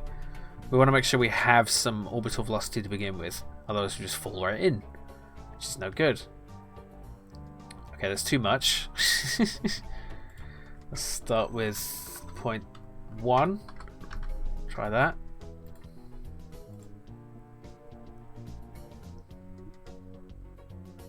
Not enough. Okay. Let's try 0.25. Twitch may have lost my last message with something like, you call that code, I call it crystal clear. You call that code awkward, I call it crystal clear. Thank you. I don't know what's up with Twitch today. I really don't. It's losing people's messages. It's nonsense. Okay, so we have some orbit going on. Ooh, my headphones are being weird. Yeah, it didn't show Albertronium's bit message earlier. It's missing out some chat. Maybe Ludum Dare is more popular than I thought, and it's creating some problems. Oh, look at the junk go flying! Whee! Yeah. Okay, but I think we should return to our normal size and distance now that we have sorted things out a bit. Let's put this down here. Okay, it's too fast. Yeah. We're going to have to do something about the scale problem, I think. Yeah, it probably won't now because Twitch has rules about stuff like that, so please don't. Okay. Let's change the gravity constant again. I think what we want to do is we want to make it have a larger radius than this. Right? So it's like we can't actually get close for it to be the zippy thing, if it will just kill us. So for starters, let's simply make it larger like this. It looks terrible, but it's a placeholder. We can make our ship bigger as well. That doesn't really solve the problem, though, does it? Let's do that. The problem is always scale with these things, though. We could have like a mini map showing our actual. Why am I allowing spoilers for what? Oh, because the game doesn't exist yet. Like, what do you mean? Spoiler: this game will be shit. Yeah, I'm thinking for our main screen we want a close up of the ship, but we want a mini map with the like a diagram of what's going on, so we can see. Can the camera zoom out where it goes off screen up to a point? I don't know what you mean. At level 17 you discover Slood. I don't know what that means. I'm sorry, Enforcer Spaghetti. Okay, let's do something simple and awkward, which will be, this will be not the way we do it finally, but we're just going to attach the main camera to the ship. And then we're going to put the ship at like there. Put this at 0. And then, oh, this really isn't going to like it, is it? This is actually going to rotate. Hang on, this will be actually quite fun to look at. It's not working. Okay. Let's see. There we go. We want to set our sideways velocity to like 0.6 maybe? It's just a magic number. Discworld reference. Oh, okay. I know a little bit of Discworld. I didn't read too much of it. Okay. Why?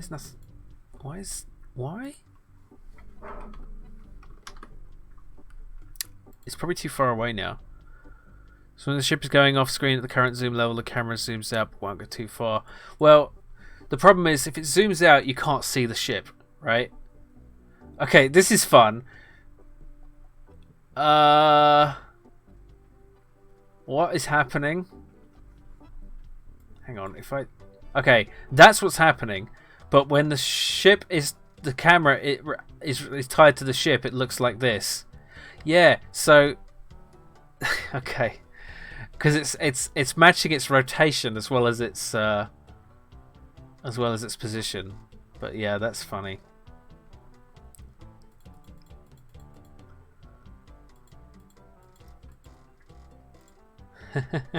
So yeah, I kind of want a close-up of the ship the whole time. This actually looks correct.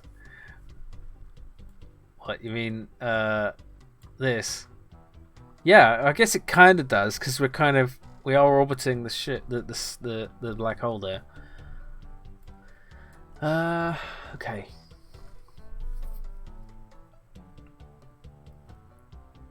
Yeah, I kind of want two cameras here. One showing, like, there's something simple we can do here which will make this look a bit nicer. Let's see. Little trail renderer. There we go. We just need to change its values a bit. Time, like 1. Let's see, color. It's not setting its color properly. We probably need to assign it a material. Close up of the terrified Kerbal faces, yeah.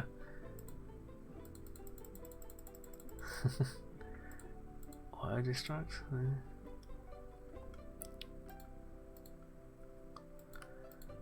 Yeah, I can't remember how to make this not purple. Dizzy the Ultimate Space Sick Adventure, yeah. I hate Dizzy games. Materials, there we go. We need to make a material for this. But yeah, I may not bother with the... Actually, I probably will bother with that.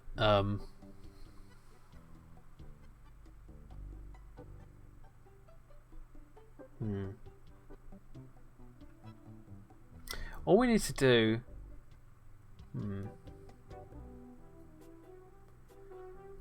All we need to do is change around the values so this works. But I think we've got some solid orbital mechanics in here now. So maybe I should switch gears a bit and work on some of the other factors in the game. So let's start working on the design a bit more because we've got a basic idea now. Let's stuck in a loop. Spaceship in orbit with black hole. Get out of orbit. Throw objects out to change velocity. Okay. So what are our other... So we want a magnetic grapple. So automatically takes items on board. Every item taken or ejected changes velocity. So we will need to take mass into account. Objects will need mass. Differing masses. Jim DeGrasse does auto mechanics. Yeah, not quite. He's a real mathematician and astronomer. I'm just a boob. Okay. So we want let's design the UI. So we'll have a mini map showing orbit trails and icons for objects, space objects. Okay.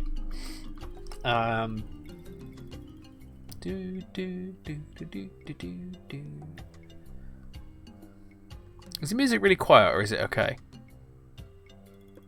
Probably doesn't matter. You're not here for the music, it's just background for me, really. Might make it more entertaining. Probably having it too loud is going to be annoying. Okay. This is perfect. Okay, excellent. It's just a space junk. Could it be repurposed into thrusters or jettisoned to gain orbital delta V? See, I'm thinking there will be things that are just junk that we can throw out.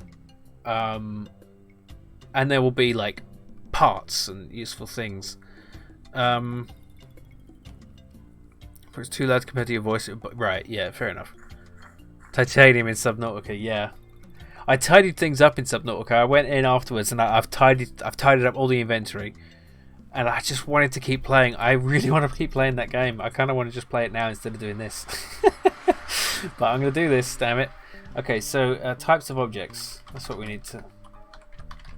So, engine parts. Let's just have just junk. Just stuff that's of no use. Engine parts. Valuables, which increase score.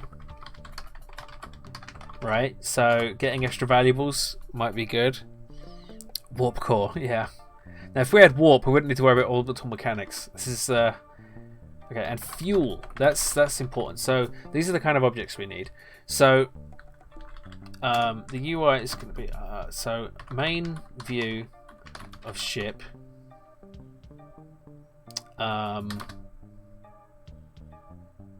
Large with detail.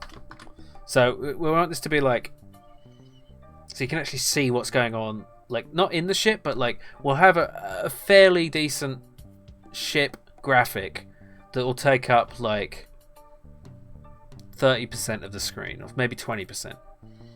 Let's say 20 to 30% of screen. And the camera will be fixed. Main camera view fixed to ship. So we'll see the junk fly out the back. Stowaways. Yeah, right.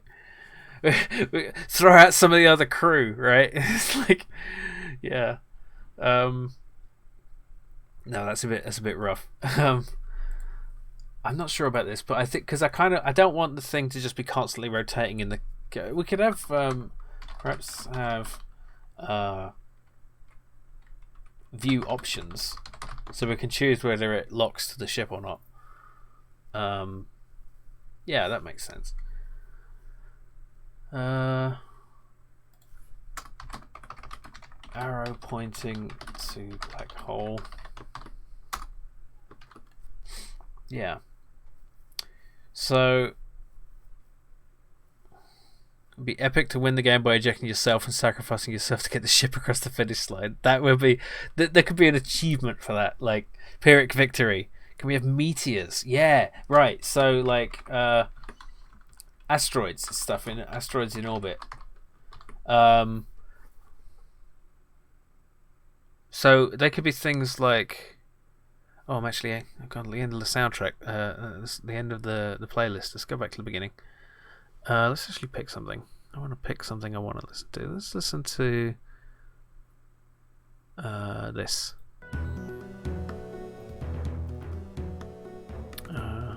Hope that volume's okay. It's probably a little bit loud.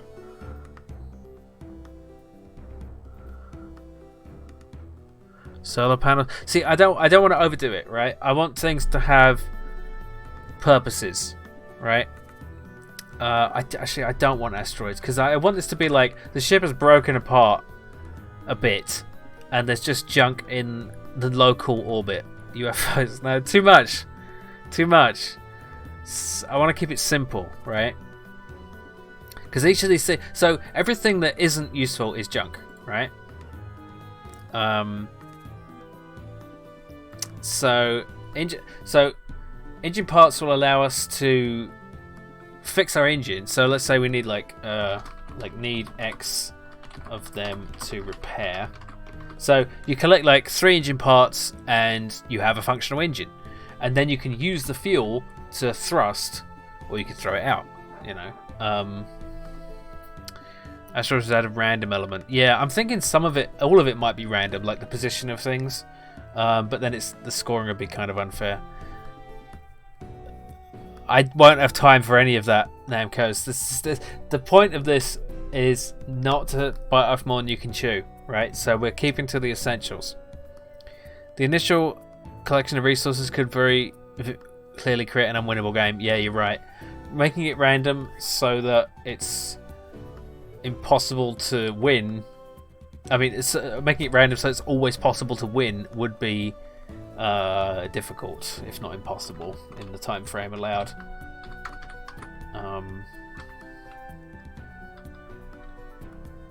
Moth. So,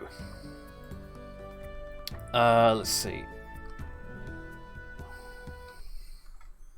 Objects. All right, magnetic. So, what are our controls? Controls are use item, like engine part or fuel. So either repair or refill the ship. Eject item, front or back. And that's kind of it, right? That's our controls. There's nothing else we need to do. Oh, and also thrust. Which, forward only. Because our engines are at the back, right? So that creates an interesting, tricky element. But won't the parts be there from the start and asteroids enter randomly? Asteroids entering randomly could work. Yeah, we could have like comets, like stuff. Maybe it's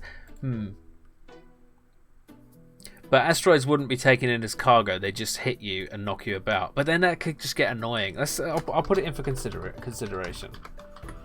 It's gonna be a text parser game. Yeah, absolutely. Use engine part. So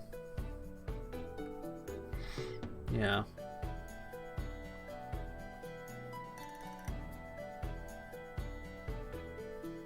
Keep it super simple. What if there was only one thing, space junk, from which you extracted around a bit of fuel, pelts for repairs, and a bit of ore, valuables? See, I'm thinking that we want a bit of strategy in, like, which part should I go for first, kind of thing.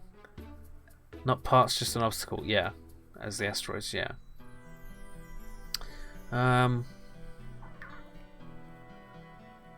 Yeah.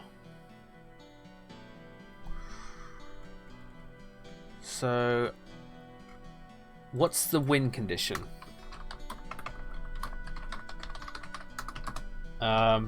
Get X distance from black hole.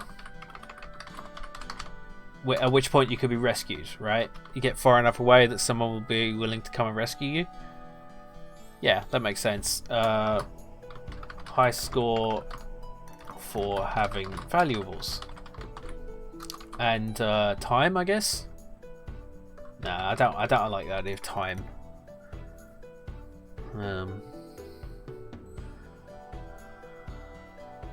Gesture to engine part, yeah.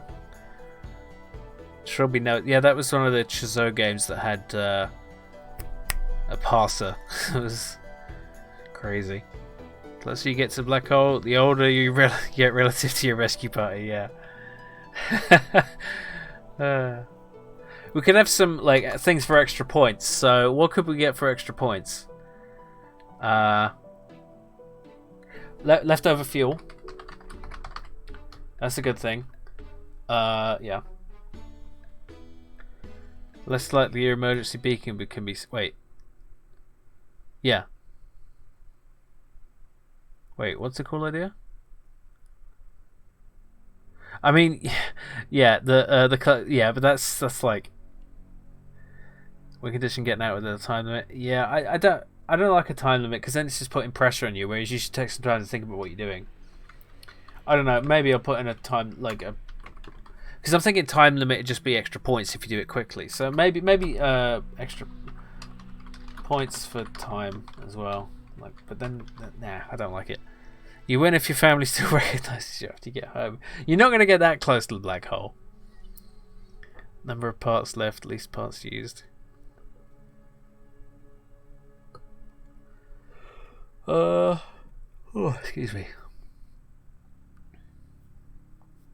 I mean, you're going to need all the parts, I think. Or maybe you could... Yeah, extra parts, I guess. Because we could have, like, 5 or 6 parts in orbit, but only, like, you only need 3 of them or something.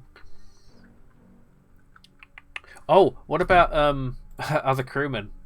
No, that's valuables. That's essentially the same kind of thing as valuables. It's in game terms, it does the same thing. You win if your wife or husband is still alive and they didn't get remarried yet. Yeah. Don't give up on me. I'm back, my beautiful wife, but you're 108 and I'm still 32. So that's fine that you remarried. Yeah. Okay. I think we've got a solid design here. So for high score. Yeah. But I probably should be finishing up soon because it's nearly 2 and I said I was going to do a 4-hour stream and it's been, yeah, it's about... How do you determine the parts, valuables, different ships?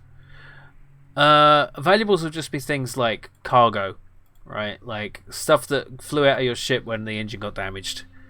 and having them, like, there'll be things you can also throw out of your ship to increase your velocity or decrease it or whatever. And yeah, because the thing about this, like, I don't want everything to be about getting up. Some things are going to be in low orbit, so you're going to need to. Maybe it's worth going down to get them, like fuel in low orbit. So you have to go down a bit, and then come back up, and then grab the thing that you threw. It's going to be really tricky, though. Yeah. Anyway, I think that's a solid design. So what do I need to work on for next time? Next session will be UI design. No, wait. What do I want to do for next? I want to 3 days of pixel art. Yeah, I think I should get the spaceship done. Spaceship drawn. We should draw the spaceship. Start off with something not too. Can we get named valuables? Sure. Why not? Let's.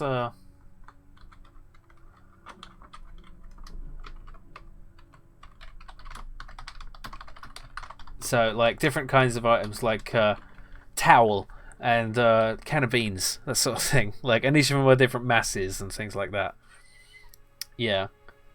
Let's also have junk of various masses as well. Draw a spaceship and black hole.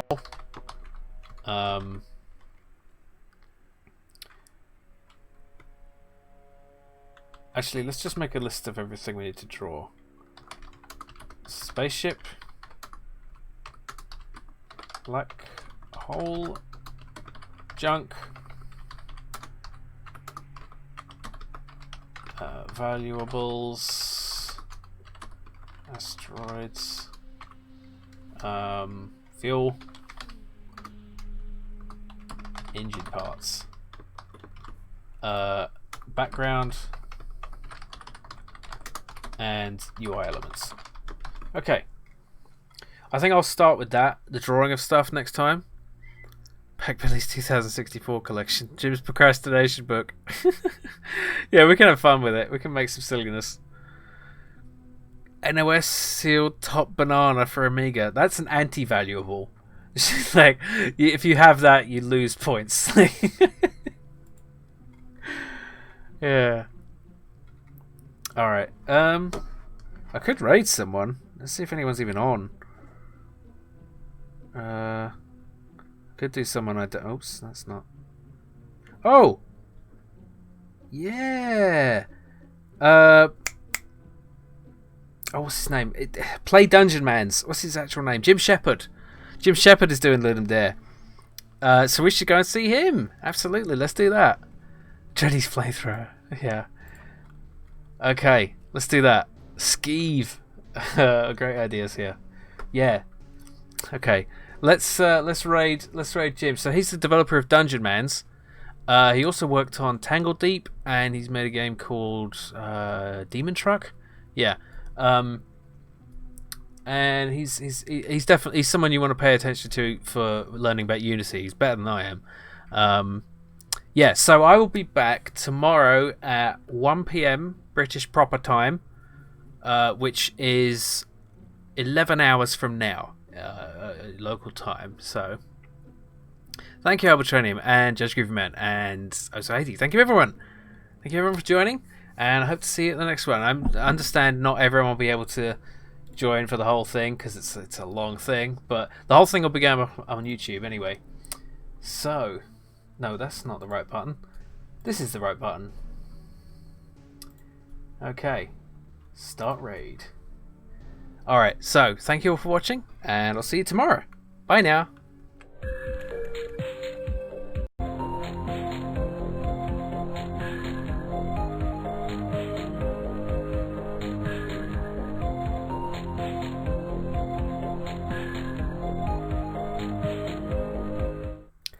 Hello everybody, welcome to the stream.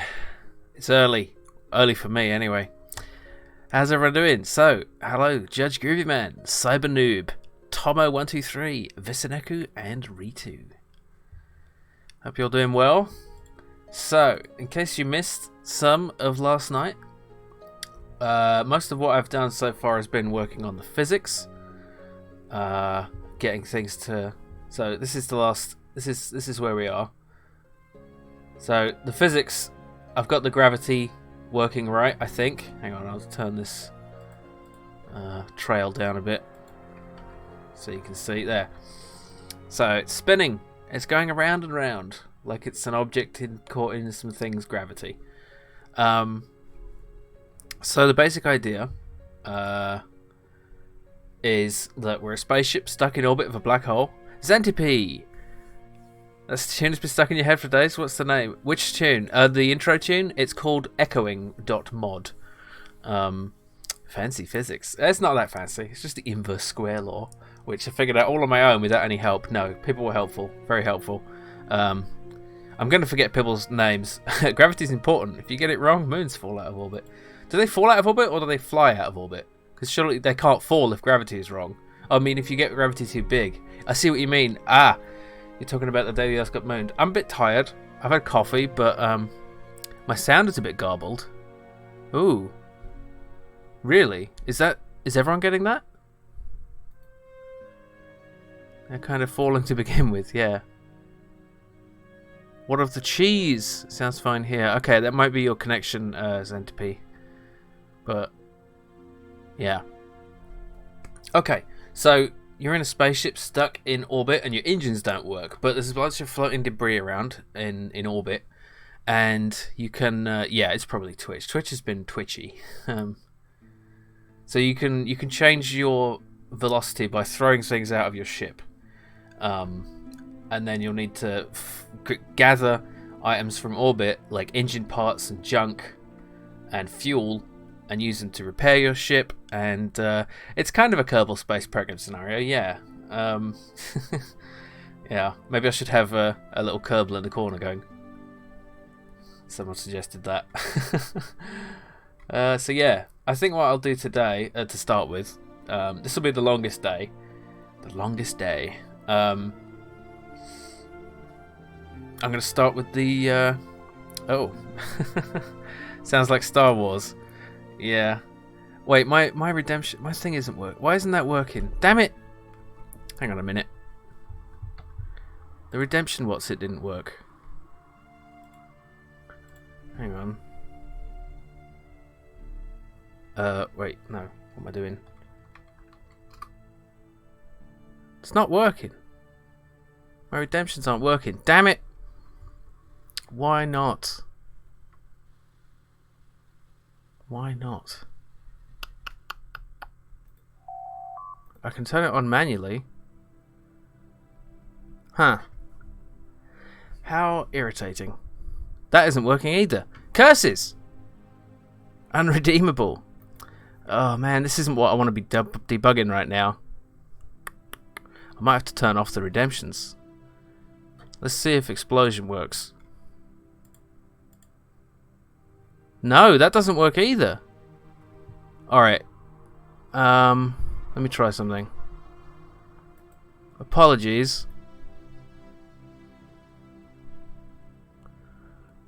Okay, I'll try again.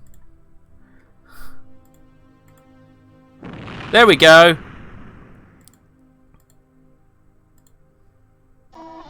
Okay, that worked. Let me just give you back your points for that.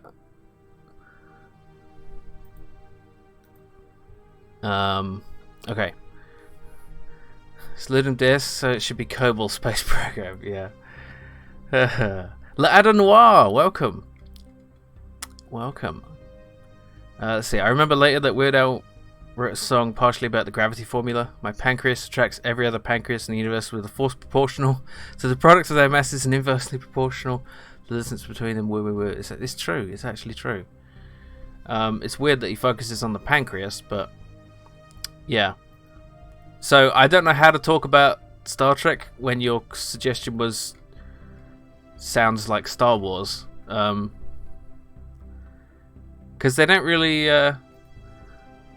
care about orbital physics or you know, like the ships don't fly like spaceships; they fly like fighter planes in Star Wars.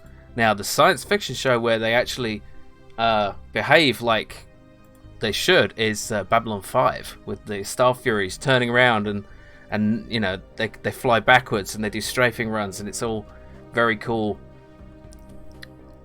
Never get to see a live stream because the other side of the world and such. Right? Yeah, I don't think I've seen you here very much, L'Adam Noir. You do have a 4-month subscriber badge though, so thank you for that. Beef Hive, indeed. Yeah, I appreciate your support despite your inability to see most of the streams. But yeah, I have to dust the program off from you. Yeah, I'm a bit tired, so let's do some pixel art for this one. So we're going to need to draw the spaceship, the black hole, some junk, valuables, asteroids, and the question is how much size, how big is the word I'm looking for, should the spaceship be? Subscriber, patron, yeah, that is very much appreciated, L'Adam Noir. I do appreciate it. Hey, look at that. Our orbit has changed while this has been running. If you have enough delta V and reverse thrust, you can show the middle finger to orbital mechanics. I guess so. But you're never really free of them. You're just overwhelming them. Okay, so it's going to be impossible to have a pixel perfect scale on this because we're going to be zooming in and out potentially. So we can just do something that allows us to have a nice amount of detail. So hang on, let's just find our ship sprite, which is terrible right now. Let's go a bit bigger, I think. How do we do this? Ugh. Sprite, camera size. No, let's just resize it. Sprite size. Let's do 128 by 64. There we go.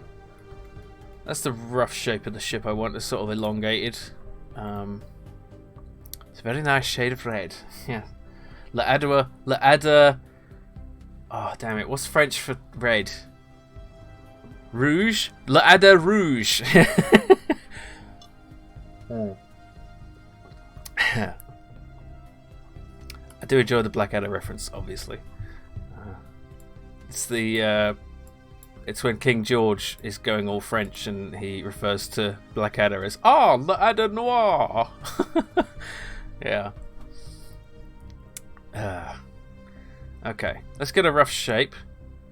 So we want to be able to throw things out the front and the back. So I kind of want like a cargo hatch on the front as well as the back. Side view, yes. I like side view. We could do a top view. Could do a top view, I guess.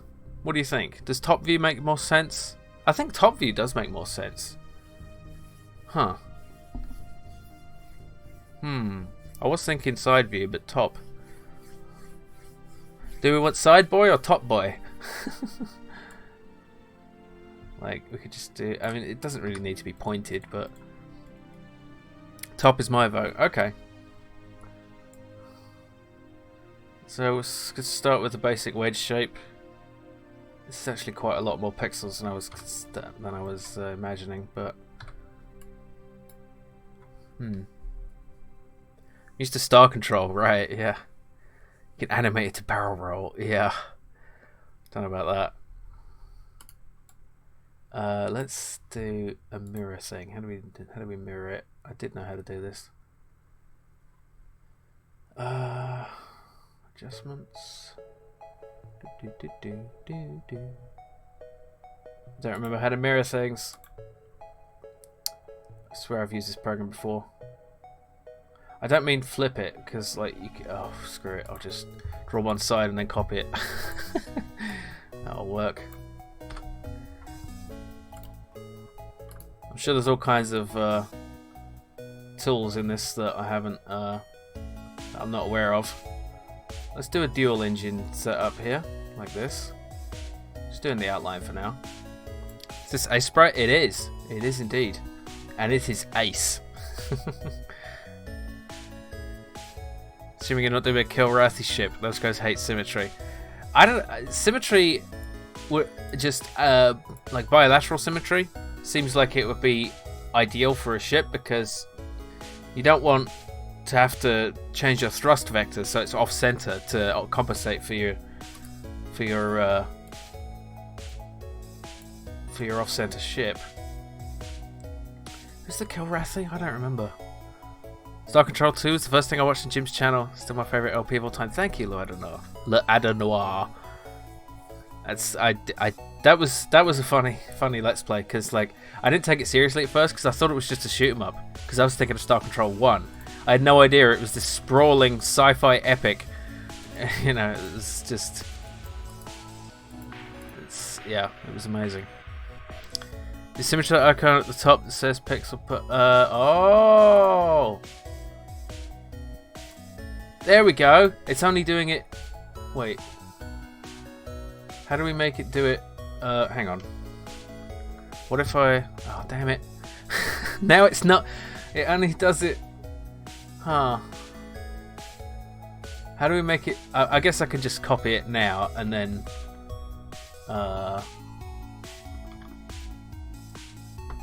Sprites, edit, flip vertical. There we go. And now we can leave on... Thank you for that, Judge Groovy Man. Okay, so that's looking okay as a silhouette for a ship. Yeah, look at that. Put some sort of wing, not a wing shape necessarily, but it's like an arrowhead. Symmetry is for the weak. The Breen might agree with you. Yeah. Thinking alike. Careful now. Let's see, we should zoom in a bit. Didn't know for sure. Yeah, well, keeping your eyes out. I didn't know, despite having used this a fair amount. We want to be able to throw out the front, but like you can just imagine it's coming out the bottom. Yeah. This kind of looks like a... Oh! Xantippe just subscribed. Xantippe! Thank you for subscribing. Very much appreciated. And Starcloak, welcome. Hello. Very much appreciated. Thank you so much for subscribing. Okay. Yeah, this is basically an A-wing. I just realised. So what happened last night? Well, we got this far. I got the gravity sorted out, so it kind of works. And there's a little trail on it, so you can see how it's moving. But yeah, that's pretty much it. Yeah. So we're doing the what do you call it? The pixel art today. Pixel art. So you could just do like a window on the front. Oh, I do like the symmetry. Bilateral symmetry is pleasing. It kind of looks like an elite ship almost.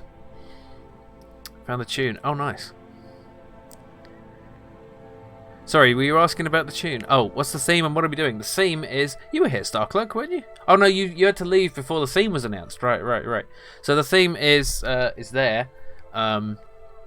It's... Oh, okay. Yeah, it does look like Anaconda, doesn't it? The theme is stuck in a loop. So we're stuck in a gravity well of a black hole without engines. And we need to escape by throwing things out of our ship to change our velocity. So yeah, let's do something here. Is that good? No, probably not. Let's see. Let's just do some false color for now. We should make this thing actually have color. I tend to color everything grey for some reason. And that's no good. Wait a minute. Oh, it is. Yeah, that's fine. Okay. Yeah, let's make it all a bit bluish. Why not? It's a bit too dark. can do an outline. I support bright colours. Grey matches your put. I'll ban you. Bop. I won't ban you. Yet. Be nice for now. Actually, we don't need to do it like that. We can make an outline the easy way. Which is here. Outline. Ta-da. We'll probably want to do the inside outline. Yeah.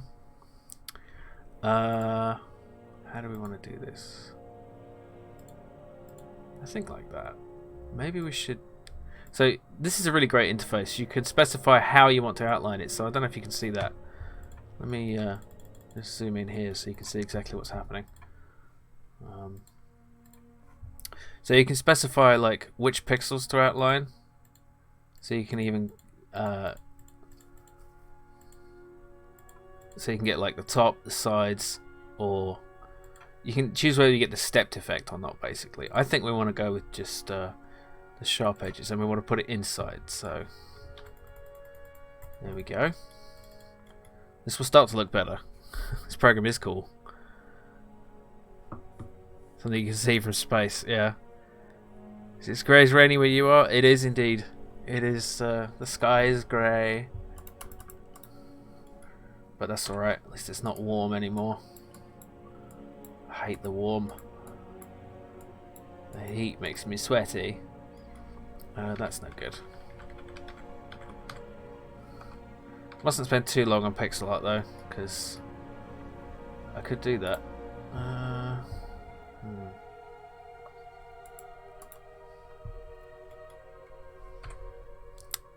Let's see. Is this too dark? It probably is. Because this is going to be against... Oops. Ah! What did I just do? Thought I just clicked undo, but... Oh. Okay. Let's colour the engines. Like, the engines should be like... oops. That's weird. Wait, what's happening? What's happening? Confused. I'm using the wrong... What? I'm trying to use keyboard shortcuts, and I think I have them memorised wrong. Yeah, it's G for bucket. Why isn't it... Okay. I'm not... This colour isn't selecting.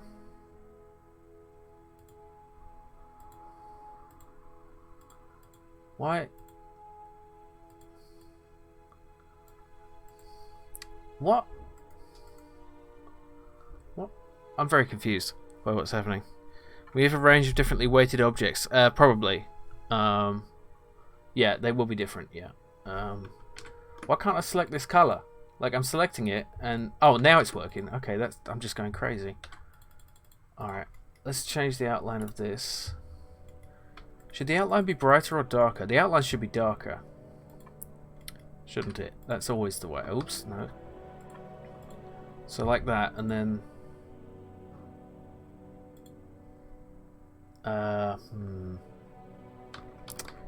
You know what? Let's undo all that. Start with this colour, and then outline with a darker colour. Inside, yep. Alright, and then orange-ish. And outline that with dark.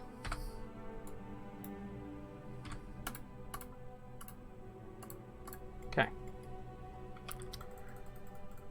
That's starting to look a little bit better. Sci-fi shield.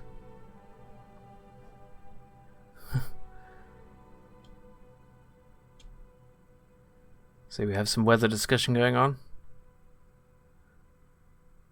Cannot spell the county I live in clearly.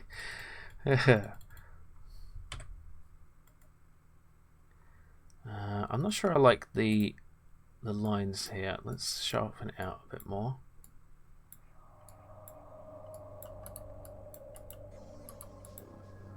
There we go. That's nicer.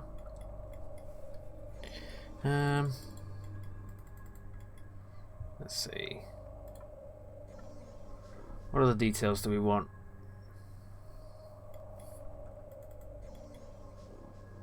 thinking I should actually move this along a bit because we want to have some room for the engine exhaust. Do we dare to Ludum here? Ludum? That's ludicrous. Yeah, let's put some sort of... Oops, that's the wrong button. Something like this here. Some sort of shading. Does that work? Kinda. It's a bit too bright, maybe. Although that's the best we can get. What about a different colour? Like, oof, no. I am working with this restricted palette, and I think I'm going to stick with it, even though it's a little bit limiting. I think that's okay.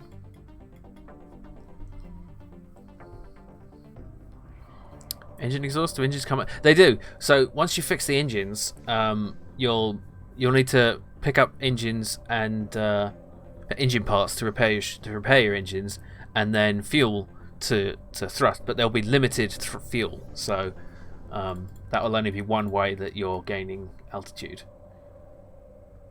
Is altitude the right word? I guess so. Velocity, altitude. I just noticed that these pixels are off, so there, that's better. I think. Is that right? No. That's right. Okay. So let's just start adding some details, like there's some generic fin type stuff. That's okay, I guess. Now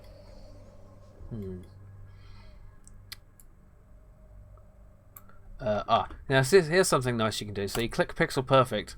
So if you notice, when I draw like this, it's getting these steps. But if I click Pixel Perfect, it doesn't step. It's very, very handy. So yeah, I like that. So we can draw some sort of hatches, I guess. It's not quite right, but we'll get there.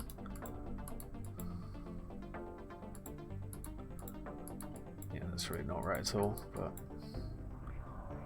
constraints like a restrictive palette can boost creativity. Yeah, it also stops me wasting a lot of time trying to get the colors perfect. So just choosing a palette and going with it, it's going to be fine. Is that good?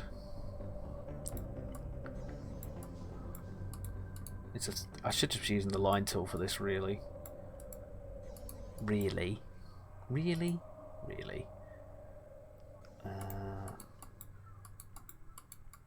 There. Oh, no, that's still wrong. Oh. Increase your perigee. Perigee makes me think of the movie Bedknobs and Broomsticks. I've not seen it. Oh, at least not since I was a kid. Okay. Good old... Oh, Inner Space, yeah. With a great role with Robert Picardo as the cowboy. I approve.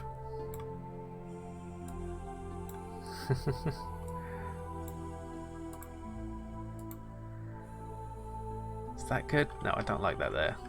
We want something a bit more interesting along the middle, like something like that. Maybe. Oh, maybe that's shit. No, that looks a bit wrong. Never mind. Inner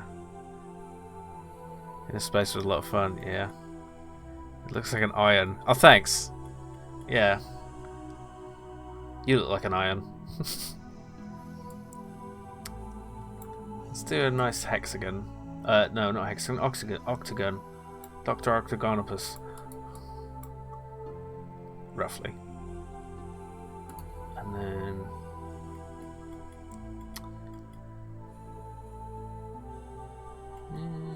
could do something a different colour here. So, like... yeah. And then outline that with... is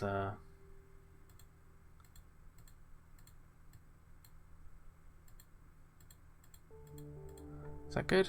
That's alright. guess. And I just learned the other day, to my surprise, Huey on The Boys is the son of Dennis Quaid and Meg Ryan. No, I didn't know that. I still haven't seen the latest episode. I need to do that. So don't spoil.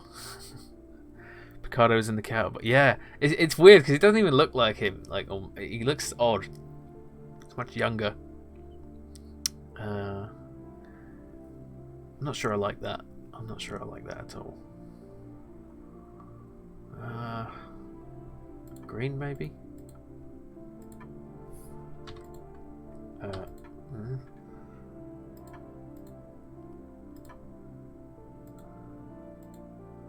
Is that better?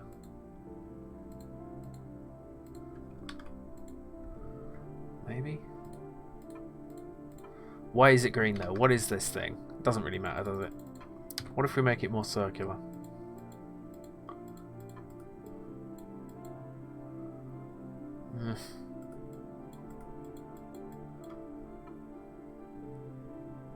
I guess this could be like an entry hatch, like a top entry hatch. Maybe I could just make it grey.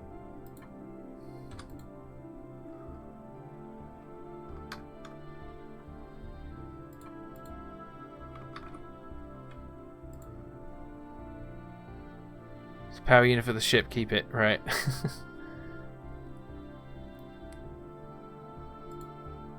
Yeah, this is where you put the motivator in. Yeah, we can get back to that. Yeah, I'll just leave it as it is for now. This is just, it's not too important. Let's put an outline on this.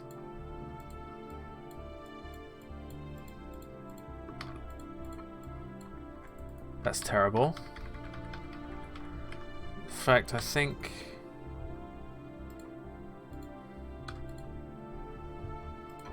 a better way to do that is like the... oh, no.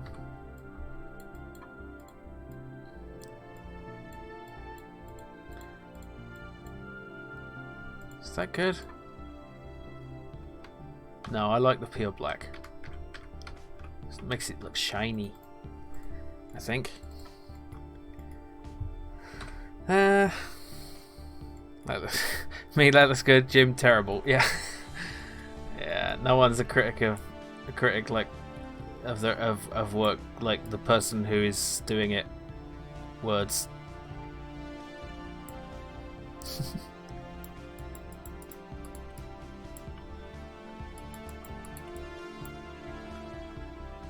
No, don't like that. This is where Mr. Motivator goes. Uncle Owen, this R2 unit's got a bad motivator, look! Words are hard. Especially this early in the morning, I mean afternoon. How big is this ship? It's kind of, I'm thinking like, based on this, that's like the front window. So, like that's where the pilot seat would be. So it's like, it could be a one-man craft.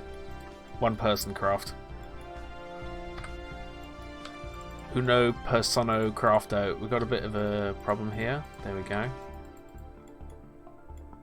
So you can imagine it's probably shaped that way for for atmospheric entry, I guess, as well as space operations.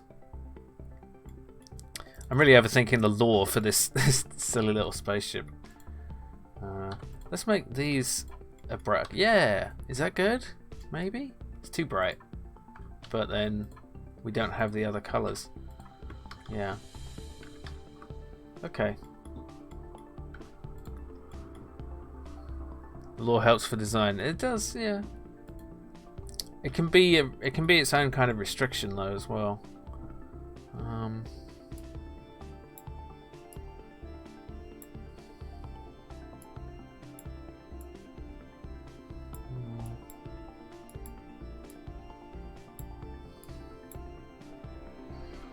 Nope. I am the law. I am the law. Oh, I just got that. I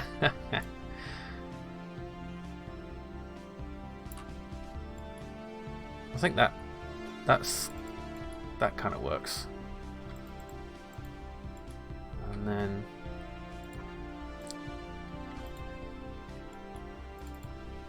Maybe like that. So...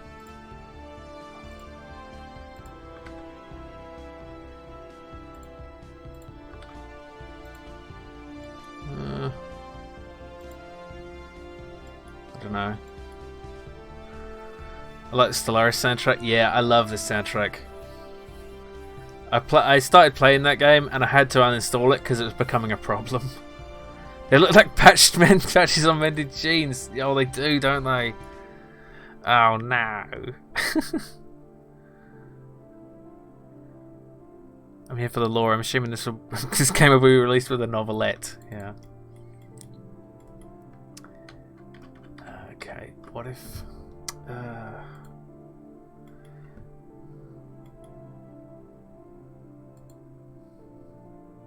What if we just do something like that? Oh, that's terrible.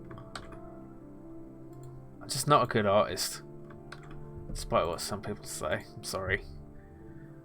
Some kind of composite space denim. You know what? Why don't we just go with it?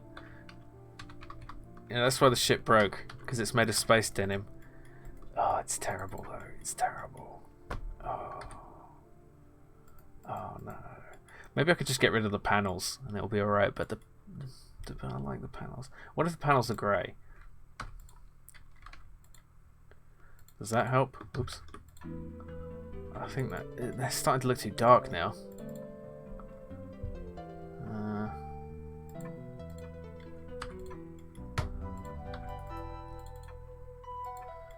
I'm not liking this palette. I have to tell you. I kind of want to change it, but they still look like patches. I mean, they kind of are patches. You know, that's the thing. They're like. Maybe if I took off those bits.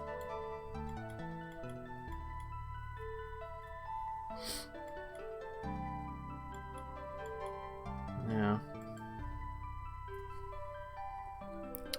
I like the dark blue, made it look Star Warsy. Do you mean like this?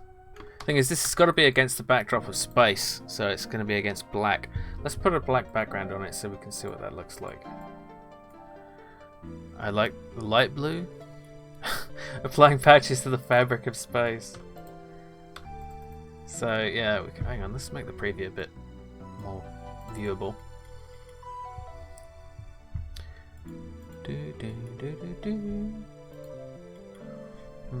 What about white? I mean, then we're just going back to grey, you know, which is just dull. What if we try a different colour, like green?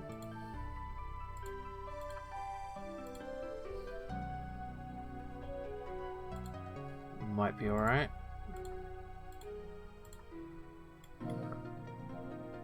Space green. Yeah. Never been a fan of green. What about vomit yellow? No. Or purple. It's a bit too bright. Let's see. I'm going to have to... How do we do this? Continuous off. There we go. Yeah, maybe that is better. Green looks pretty nice. Okay. Green ship.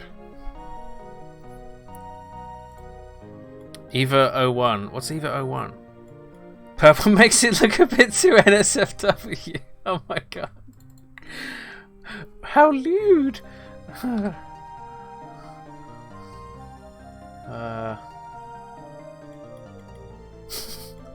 Even chilling. Oh, right. I still haven't seen that. Apparently it's on Netflix, and apparently I should watch it, but I haven't yet.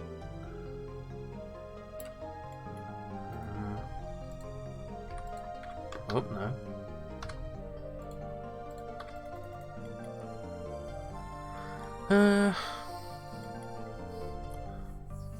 Holly! Jim immediately after waking up. Wow, it's early where you are. It's like actual morning. Welcome in.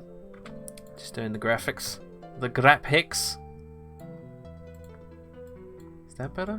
No, that's not better. Do we want another one? Oh. No.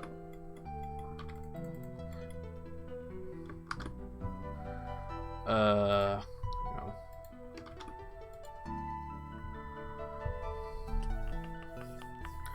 All that realistic spaceship really needs is burners and a lot of fuel. Everything else needs imagination. Space artichoke. USS asparagus tip. Yeah. Let's leave it as is for now, and let's put on some blasty explodiness out the back. We don't really have a good. We don't have bright. We don't have. Okay, so we can just use yellow, I guess. And oh, let's turn that off now. No, that's no good. We need a red, but there's no red that isn't dark red. Damn it! Why is there no? Okay, I'm gonna break the palette in just one case because I need a bright red. Damn it.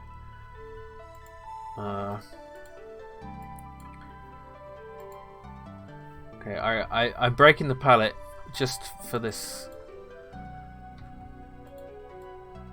case because I need a bright red for the fuel exhaust. Why can't I erase? Damn it! The fuck? It won't let me erase. What? Should have a bright red already. What the actual bollocks? Do it like that. Jeez.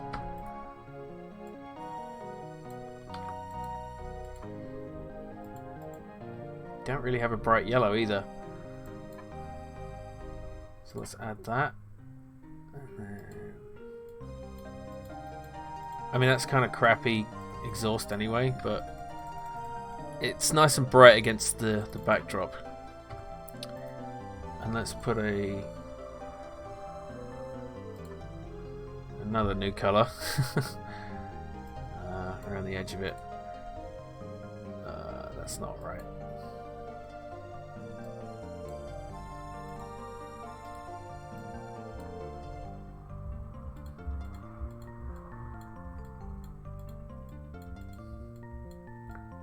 Is that good enough?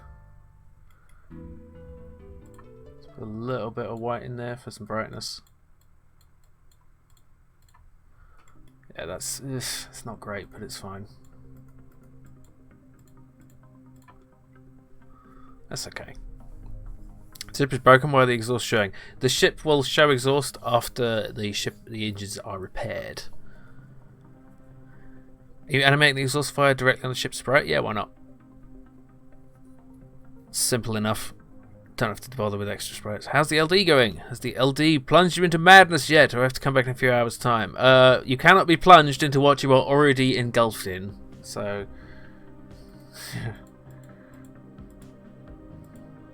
I am already pre-plunged, and my eraser isn't working like at all. It's really, really irritating, and I don't understand why it's doing it. So let's just do some animation on this. New frame. Simple way will just be to do this. How does that look? It's not great. We should vary it up a little.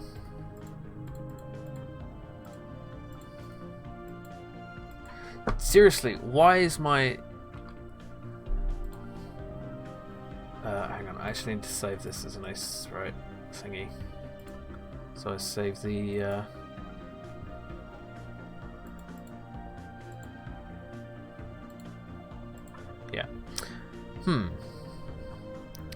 I am already yeah. Too much LDS. Seriously, does anyone know why my eraser isn't working? Look at this. I mean, I'm selecting the background color and drawing, but it's not working. So, and even my actual erase tool doesn't work. That's really weird. Symmetry options. What if we turn off symmetry? Isn't the problem?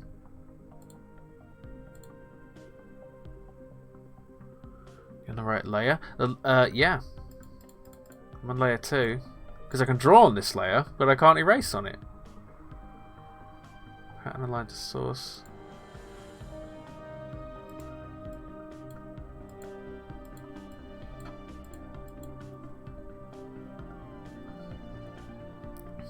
I see no truer words spoken by a man who has meet madness itself and danced with it. What?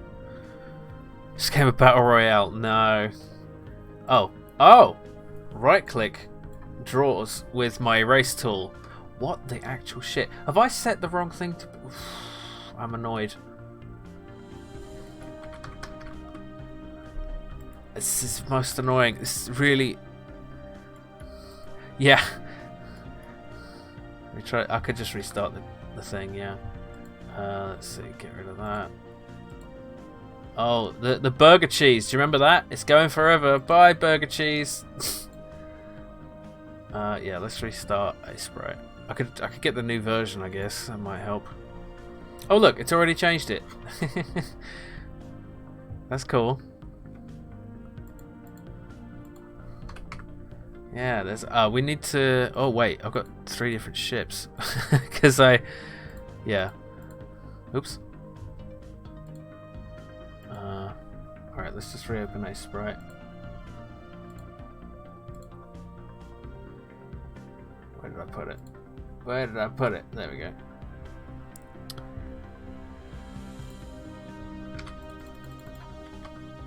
Now it's working. Okay, good. It kind of works. Like the erase tool works, but the wait, does it work? It does. Okay, good. Oof. Have you tried turning it off and on again?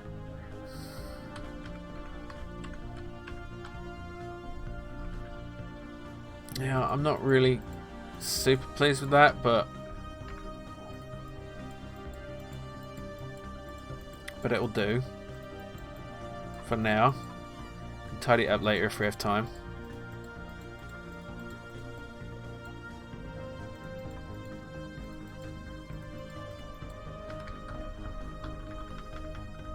Okay, there we have our 3 frames of animation. Was that a Star Trek reference? Let's see. Jim is annoyed and we're not droids. Oh god, yeah, that's the worst. Like, no wonder Data was confused. It's just... yeah. How could you do that to the burger cheese? I mean, if you really want it, you can go and screenshot it from the thing and then keep it forever. You could clip it. Clip the burger cheese if you really love it. Are you planning on working the burger cheese into the game's narrative? Unfortunately, that would be cheating because I drew the burger cheese before Ludum Dare started. Okay, so let's start getting our frames together. So let's do ship normal,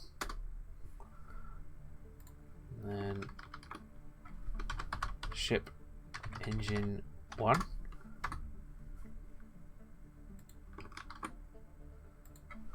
Ship engine 2. If you had more frames, there's better ways to do this, but this is easy enough for 3 frames. Ship engine 3. Yes. Okay. Now we have a bunch of shit here. So get rid of those. Get rid of that. Okay. Now we'll just set these to...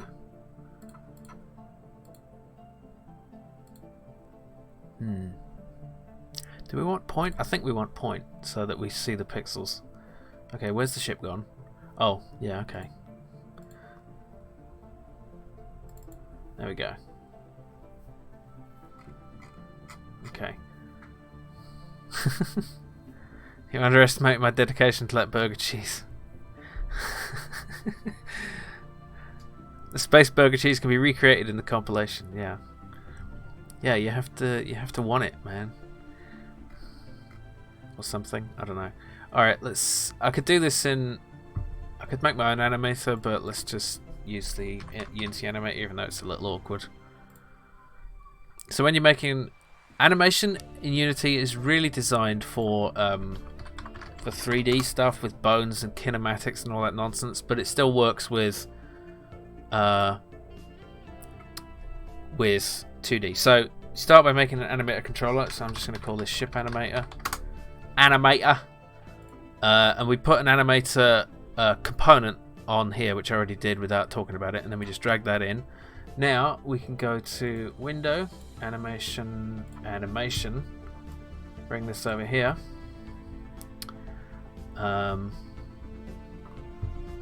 Let's get in close to our ship here. There we go. So begin animating, create an animation clip. So the controller is the thing that contains all the clips and decides which ones to play. So we're just going to do ship normal, and this is an animation of just 1 frame, but it has to technically be an animation for it to work in the animator engine. So wait a minute, we've got why have we got ship normal 1, 2, and 3? Oh, when I did the save as PNG, it did it as it did it as a sequence of files 3 times, so I need to fix that. Let's see.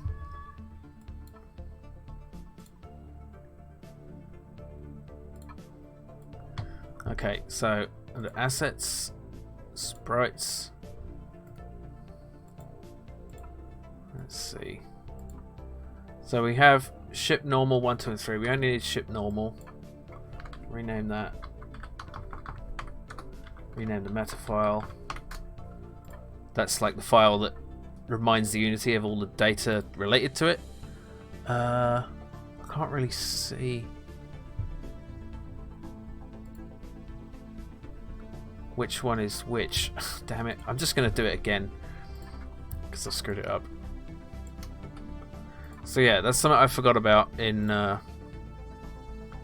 Unity, that it actually just saves every frame for you. So if I do that, save as PNG, and just go skip engine like that, it just does it 1, 2, 3. There we go. So that works. I have to go, but good luck. Thank you, Crisp Chicken. Thank you for joining. And I hope to see you again later. So we're going all weekend. What am I doing? Yeah. Okay, so we have 3 new of those. Let's set them up again. If there's anything you want me to explain as I'm going, please feel free to ask.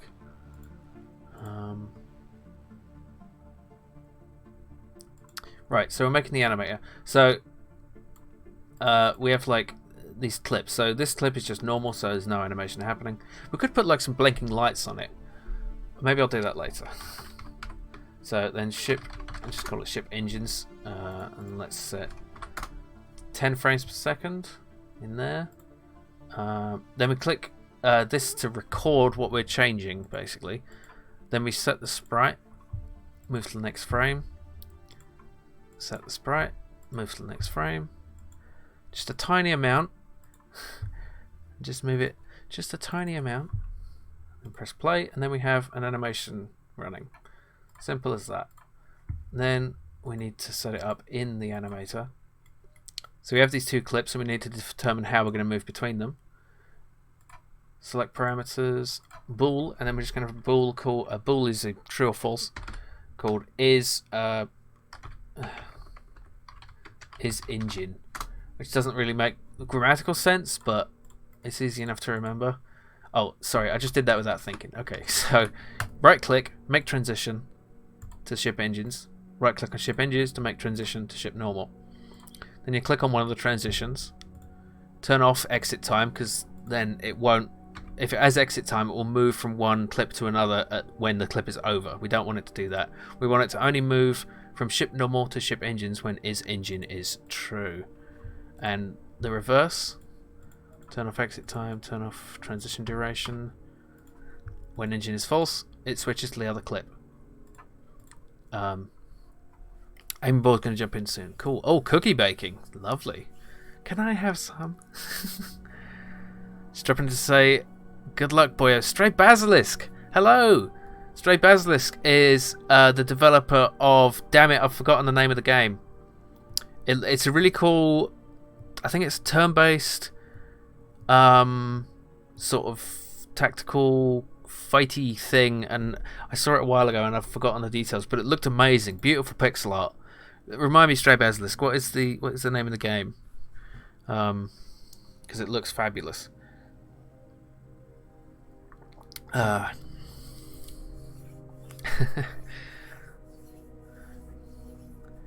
are many definitions here of what is normal. What? Yeah. Steam Hounds. There we go. Yeah, check that out. Let's do a quick. Let's take a quick look at Steam Hounds, just because I really like the look of it. Let's look at some screenshots on Steam. Yeah, look at that. How cool is that? I think that looks cool. Like, it's sort of tactical, turn-based, one-on-one, sort of, not one-on-one, several on several. Team formations, multi-character chain reactions, all that stuff. Jimmy gets distracted. Yeah. See, this is what really good pixel art looks like. Yeah. Anyway, yeah. Let's continue. Okay, so we want, in order to get this to work, we need the ship to have a reference to the animator. Public animator. So that's just an animator that is called animator. You're welcome, Stray Basilisk. It's my pleasure. And we just want to create a reference to it simply by doing this, which is just a way of saying, hey, we know that this thing has a component that's an animator, so let's create this reference to it. Yay. And then anywhere we can just... we're not going to be able to turn the engines on for a bit.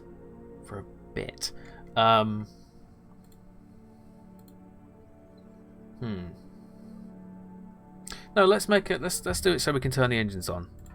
So we're going to make a new control for that. Where's my thing? It's a good question. Okay, so let's make a new button. A button. And we'll call this engine button. We could make this an actual toggle, but we're just gonna toggle it in code. Never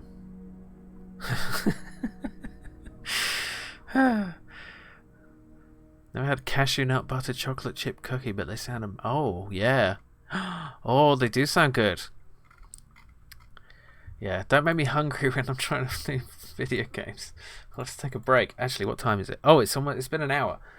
Oh man, I should probably take a break. A bake? I'm already thinking about food. I don't want to take a break. Okay. Let's just we'll get the engine thrust animation to work, and then hang on. Click. No wait, it should be in controls. In controls, we have public void click engines, and then that will cause our ship to engines on, engines off. Okay, now I'm thinking about where we want to store the state of the engine. The state of the engine should be in the ship itself. So we can make a bool is engine on, and then set it is engine on equals true. Is engine on equals false, and then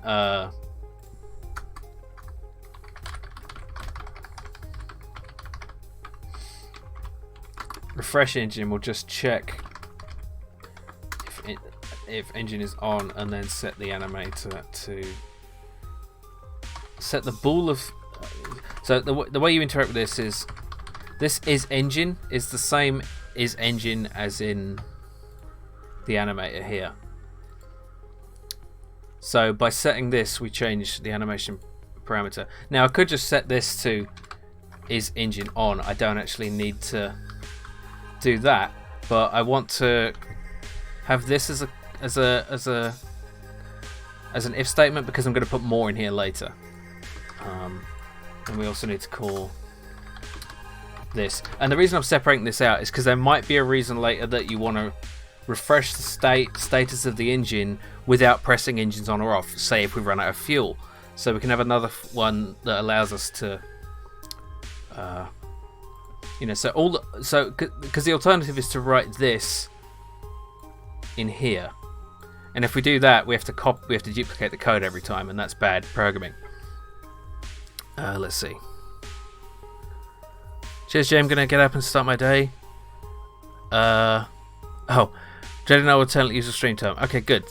Hope to see you then. Have a good day, Holly. Let's see. I've missed some stuff. Just wish this is a Steamhouse game. Nice. Yeah, it looks really cool. Take a bake. Chill reggae music comes on. Okay. So all this really does is turn the engine's lights on. Actually, I need to call it. Engines. Now, hang on. Oops, I just closed that. Oops. We want to actually have a toggle engines. Engines toggle.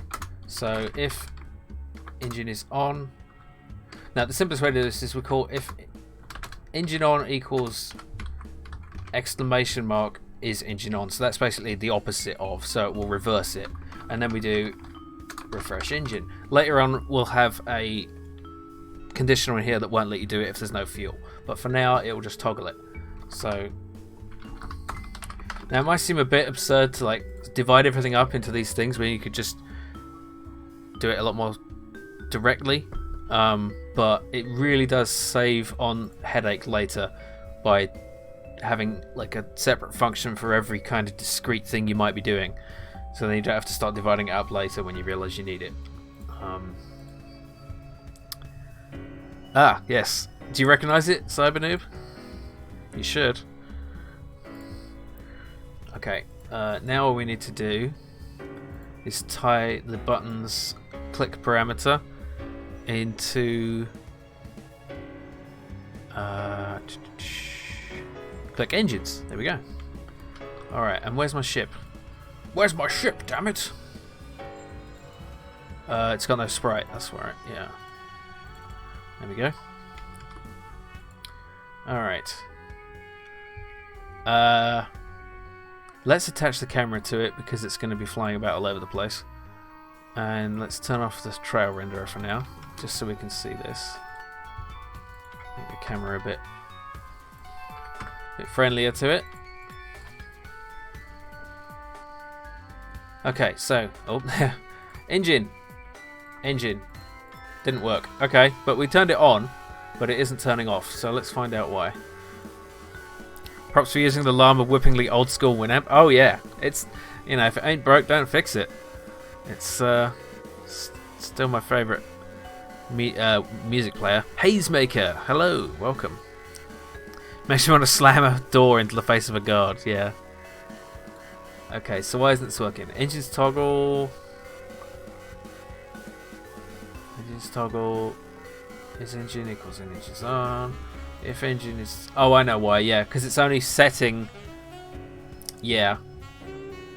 For now, let's just do this. So I'm commenting out these lines. So the reason that wasn't working is because it was only refreshing the animator state of the engine if it was already on. So if it's off, it isn't refreshing it. So it's only ever turning it on. So there we go. Why did I ever move on from Winamp? I don't know, Amy Borg. What did you move on to? What's better than Winamp? So there we go. Engine toggle working. Simple as. Now we can now we need to add thrust when the engines are on. Stagfist, welcome.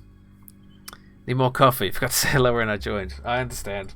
It is early.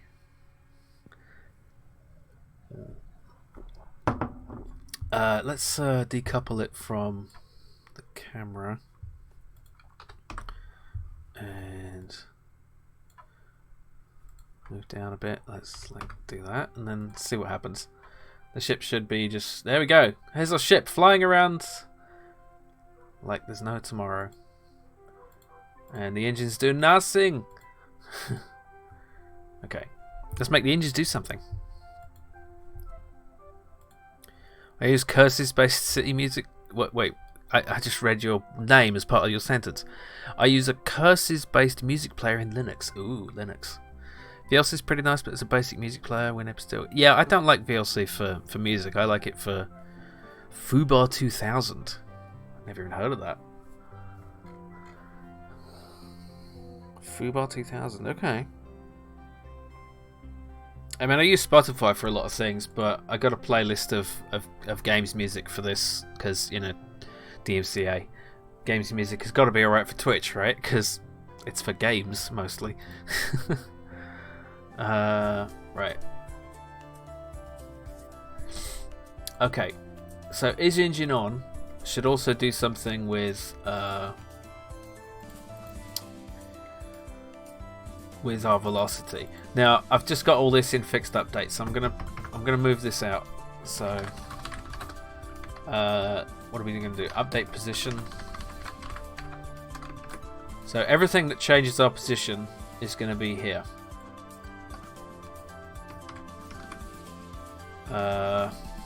Is that right? Oh yeah, and then call it from here. Oh no! Oh my head! Engines. Yeah, Bowie.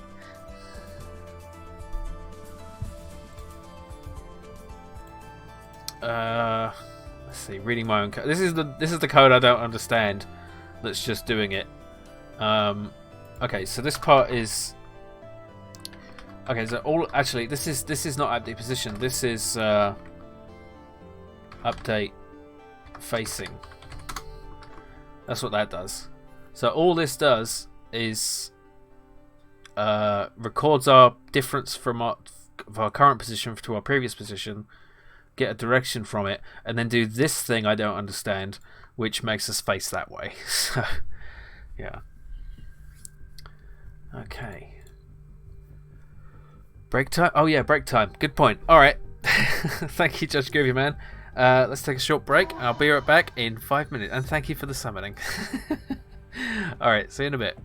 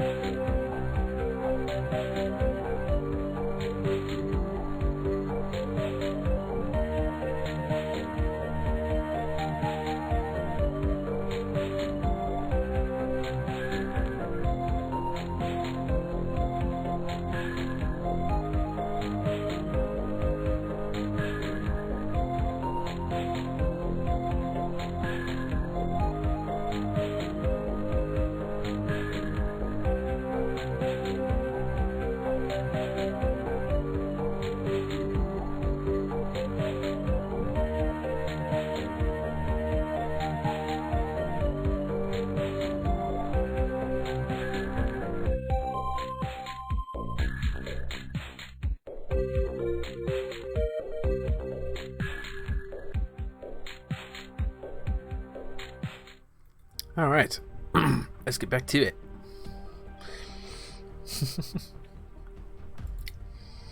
Okay, so we want to apply engine thrust. That's what we want to do. And we'll call that in fixed update.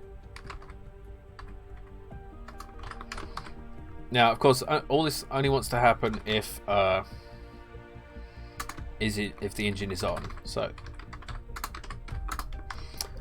simple. Actually, I might prefer to do it like this. If engine on equals false, return. That just means stop doing this function and go back to where you came from and never return.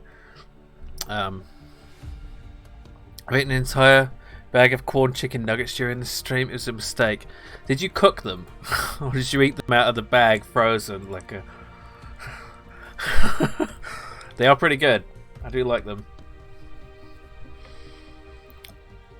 Ludum Dare complete. Yeah, alright. Okay, so if the engine is on, then we want to apply a thrust. Let's just see. How did we do it before? Oh, yeah. So here's an example of what we shouldn't do, which I was rushing. So I've got the exact same code in two different places with one thing different. That is the worst way to program. So never do that. So we want to write a different function for that. And we'll just call that apply thrust. And we'll take in a value of just amount. So that's called a parameter. That's so when you call it, you pass in a value.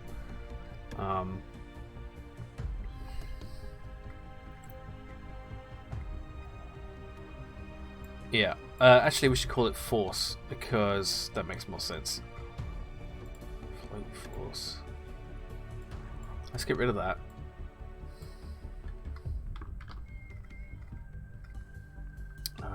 Yeah.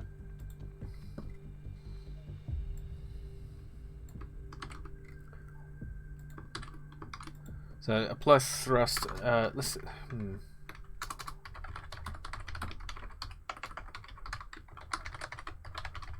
I might be overthinking this a bit.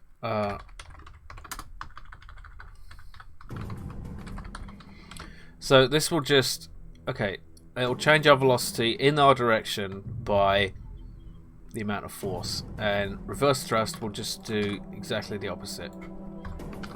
So there we go. So we can get rid of forward and reverse. Eject object forward and backward I kind of still want to do. So we're just going to have apply engine thrust, and we'll give it that force we decided before.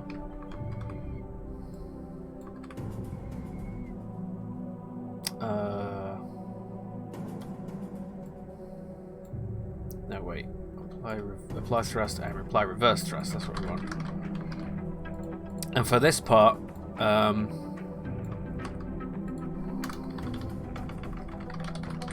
eject object. Whoops.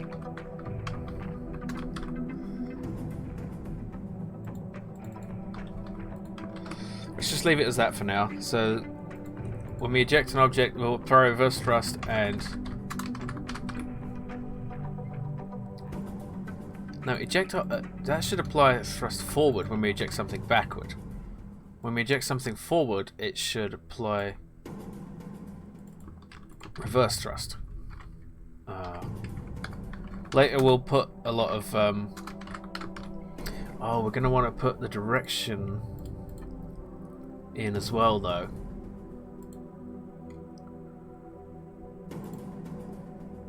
Simple way to do this is like this. So is forward, so we're taking in a yes or no of whether it's forward, and if is forward, then the junk goes out in that direction, and if Otherwise, it's the other way. The direction might be wrong, but we'll sort that out later. Let's see. I've missed stuff. Yes, thank you. Use the force. Yeah.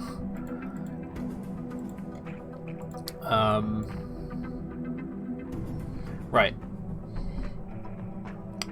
So, finally, back to apply engine thrust. Does all that make sense? Does anyone want me to explain anything? Because I'm just going to rename some of this. Let's see. Refresh engine animation. I'm going to change that too.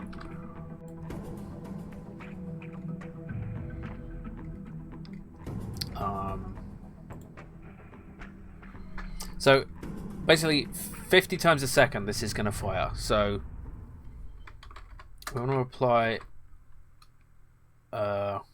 wait.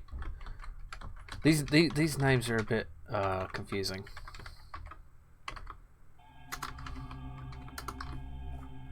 Wait, what am I doing? Let's start with a very small value. Let's see what happens. Okay, so basically this will do this every frame that his engine is on is true. How'd you get the direction? Yeah, so it's here. I don't really understand this.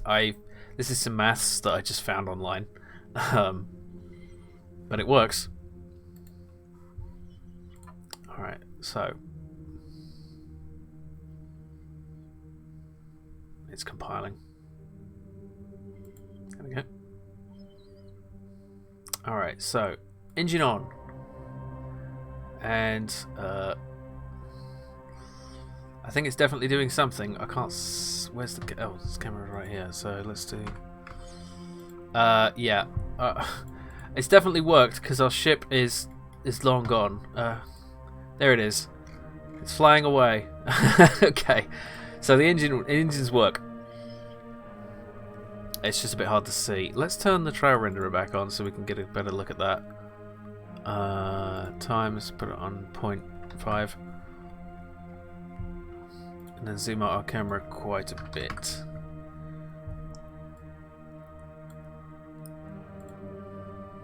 Warp 10, engage. Yeah.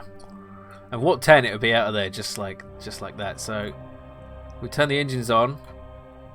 And you can see it just goes out of orbit. So the engines are pretty powerful. Yeah, I kind of want to slow everything down quite a lot, really. Question is, what's the best way to do that? So I'm going to want to turn gravity down. Let's turn black hole gravity to 1, black hole that to that.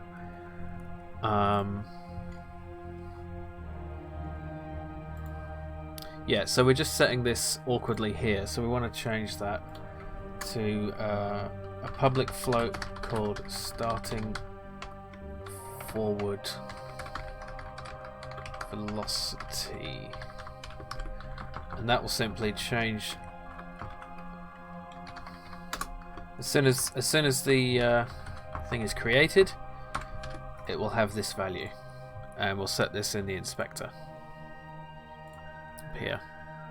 Ship goes that fast, the crew will end up having lizard children with each other. Yeah, it's true. That's science for you. Okay, starting forward velocity. Let's just do something like that and see what happens. Okay, that's not enough velocity because we're falling into the star. So let's try 0.1. It is a star. That's too much velocity. Let's just try 0.5. Threshold. Greatest episode of Star Trek ever. Is that blob a sun? It is a placeholder sun. Yeah, or a black hole. Ship rotation. No, I don't think so. Because like the idea is the ship is broken. So the only thing you can do is turn on the engines, turn them off. So the thrusters, like the maneuvering thrusters, are broken. So the only, but it will rotate. It's kind of it's a bit of a It's a bit of a bullshit situation, but yeah, blob hole. Okay, now that is more like the speed I'm looking for, right? Because we don't want to. We want to be able to think about what we're doing without like all this whizzing about. And look at that beautiful little orbit. Yeah.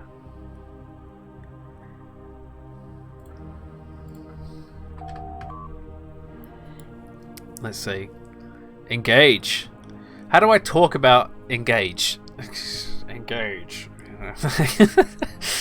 It's a bit weird the ship rotates by itself with orbit, but probably better that way for gameplay. Yeah, the idea for that is that it is a conceit. It is a conceit. The music adds to the majesty. Yeah, it does help.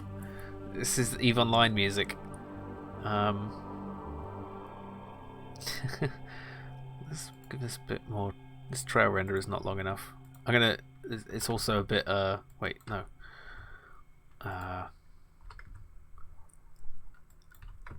That horrid purple is not good. But wait, is it on shuffle? It is on shuffle. I think it's on shuffle. I can't tell. I just realised I'm very bright. It's because I changed my brightness for the night time. Let's just change that a little bit.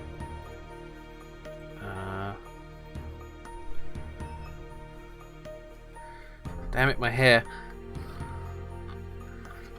Doesn't really matter, but yeah, starting to look at myself. Ooh, yeah. That's better. Anyway, it's Jim's games music. How long is my hair now? This long. If the maneuver thrusters didn't work, the ship would always maintain its original direction. Firing the engines would require proper timing too. Yeah, I know what you're saying, and you're correct, but I think that's less fun. The ship could start off rotating, but then it would maintain its original spin, exactly, Vicineko. So there is a conceit here, and I acknowledge it. But we settled on a title. We have not. There is been no suggestions for a title, and I haven't even thought about it. So yeah, there is a conceit to this. But yeah, let's see what happens when we turn our engines on, and then off, and then we just go. So those engines are too powerful, obviously. I also don't like the fact that we're starting with these like really small numbers. So our starting ship velocity of 0.03 is like, I don't like that. I also kind of want the ship to start further out. Or do I? No, I think that's a good distance. Everything but the kitchen sink.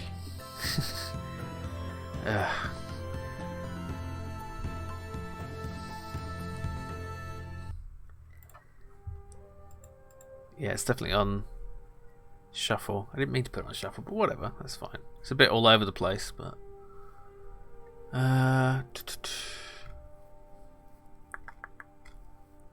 what's the goal here? Because there's instructions. The engine speed might be good to know if you're good to go. What do you mean? The goal is to escape, basically, to get to a certain distance from the black hole.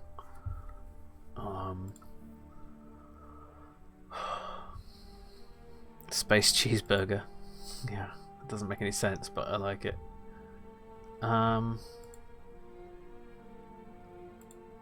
Oh, haha, that's fun. Yeah, I'm kind of concerned that this game might not be playable at all. But I guess we'll see. The adjustments we're going to be making has to be very small. So I think we want to put the limitation in apply thrust. So, because we're dealing with these really awkward tiny numbers here. What's the best way to do this? Because if the problem with these tiny numbers is they're inaccurate.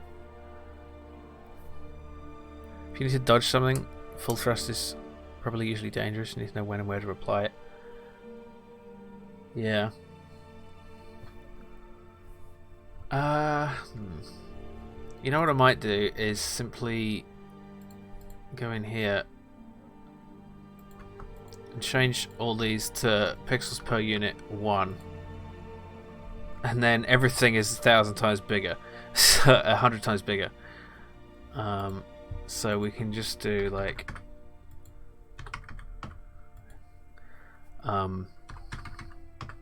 wow. Yeah. Okay, where's the ship? Oh, it's inside the of course it is.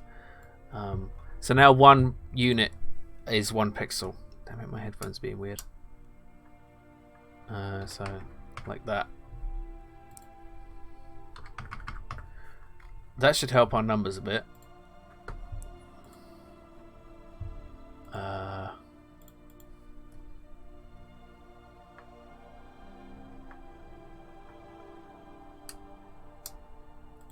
Let's see. Sorry, my headphones being really weird. There we go.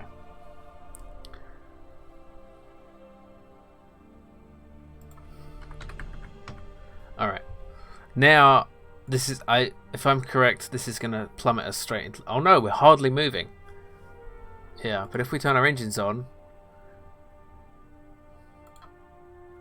Okay, yeah. So... we want to... Now that we've made everything 100 times bigger, we want to change all these magic numbers by about 100. So actually, we can just... do that, but then we just gravity multiplier 1, black hole gravity 1, and then ship starting thrust to 3.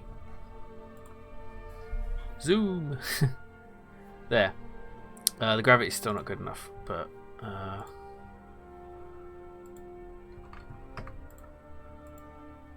that's probably too much. Oh no, it's not working at all. Why is gravity not working? 1,000? 100 times is... Oh yeah, you're right.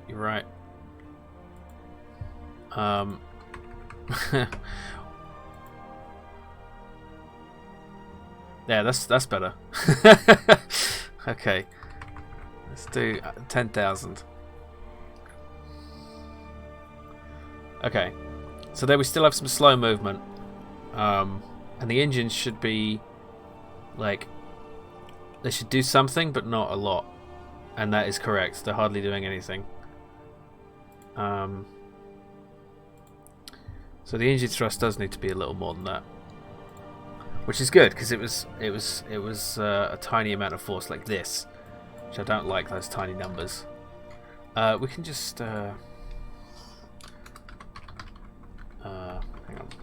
Make another value here for engine thrust amount, and then put that in here. That's better. Fall straight into the sun. Yeah, I mean, yeah. Okay, so engine thrust amount. Let's put this on 0.1. Let's turn the trial renderer's time up to 20, so we can see it's a dotted line right now, but we should be able to see that, yeah, the trajectory definitely changes. Okay, so that's like super escape. That's too much. Space War vibes. Yeah, it's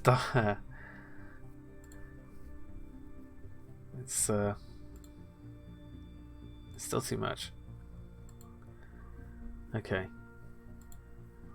But I'm thinking the amount of fuel we're gathering could be just a smidgen of fuel, like just the tiniest amount, or maybe it should be a decent amount, but you have to apply it over time.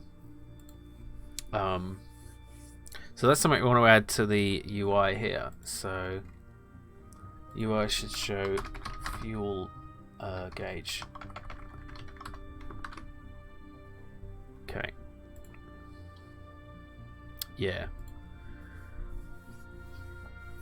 You put delay response from pressing the buttons to thrust engaging? No, I don't think so. Well, I mean that would be just delayed controls are not fun, you know, not at all.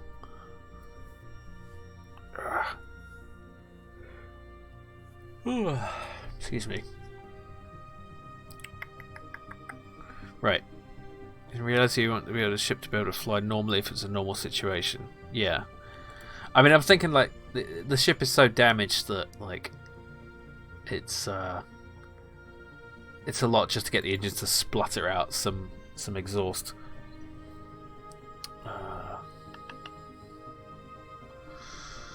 So that is basically working. Let's work on some junk sprites.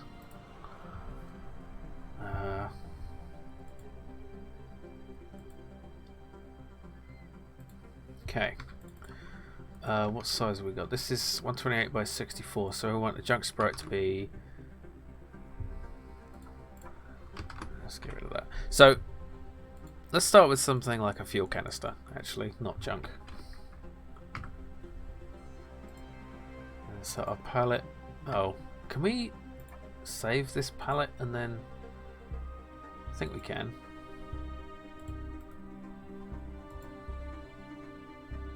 Should be able to. Edit palette, save palette. Oh yeah, okay. Spaceship palette. I could set it as default palette. That might just be helpful just for now. Save as default palette, and then if I just make a new sprite, there we go. Your favorite theme is Dolores. It's good, isn't it? It's good. Okay. Fuel, it should be like a barrel or something. I guess. Or like a container. Of some kind. It's a bit too big. I mean, really it should be small, a lot smaller than the ship. So I should, oops. I should probably...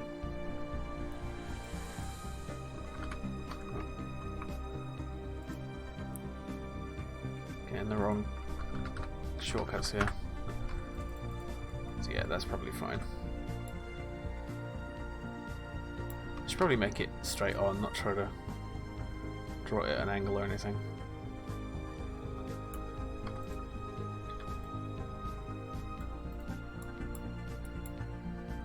Could just use the ellipse tool, but that would be a smart thing to do.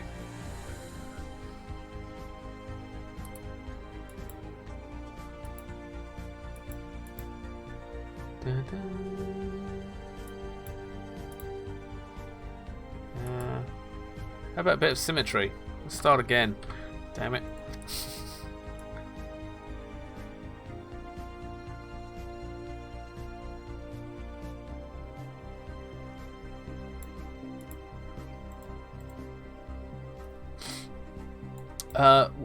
I just did all that and didn't even notice the symmetry wasn't on.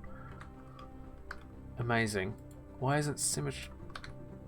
Why isn't it working? Because the borders are like right here. That's weird. Okay.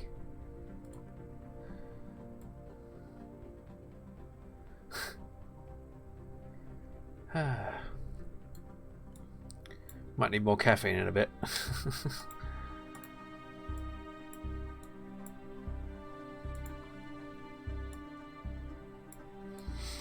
think having them like a similar colour to the engine is good sort of coding. Like, not coding. What do you call it? Like, damn, I don't know. Just so, like thing is like the other thing. Oh God, why can't I think of words?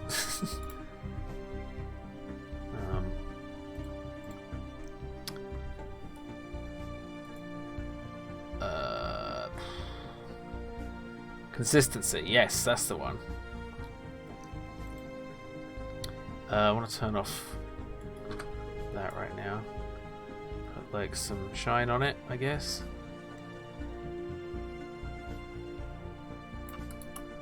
Let me cut off there. Doesn't really look right.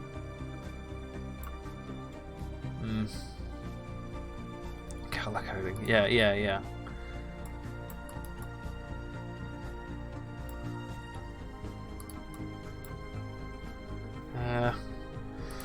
I mean, the simple thing is just to write fuel on it.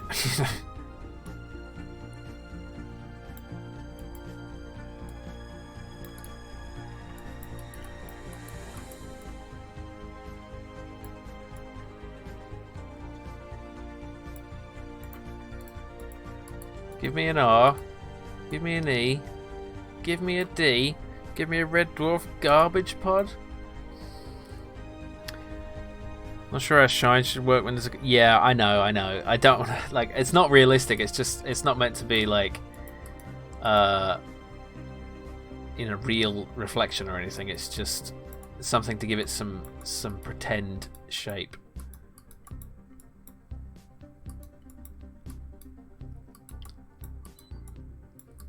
Maybe it shouldn't be. Maybe it should be a bit more of a... Oof, I don't know.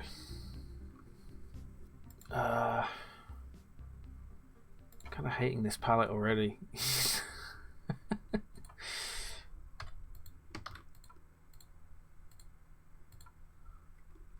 Looks like a can of baked beans called fuel.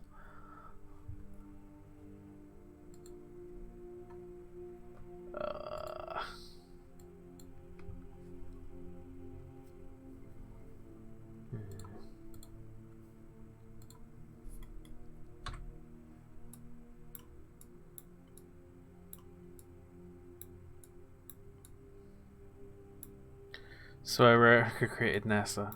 What?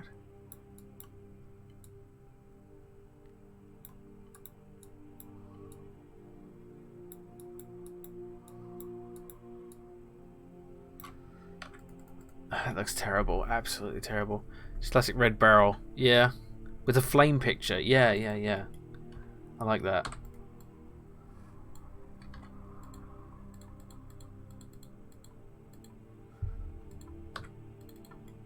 So, like...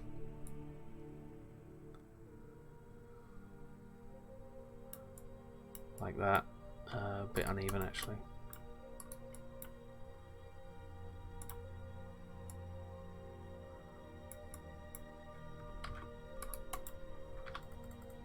Kind of like that. That is nice, you think?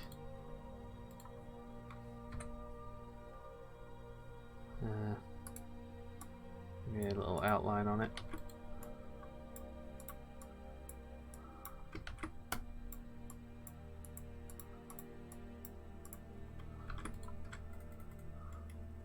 It's a bit too bright, I think. Oddly enough.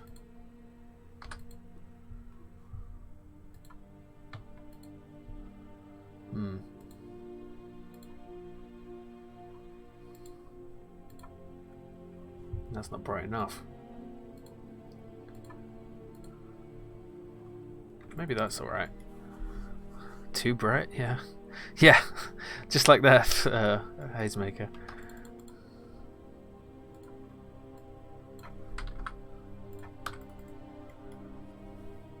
It does kind of just look like a can of baked beans. Maybe I should give it some like extra shape.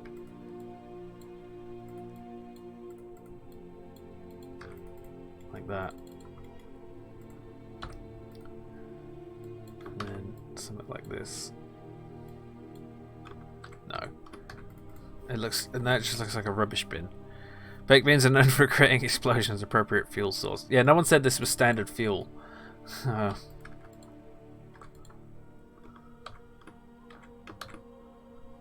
detail can I give to the top? Like,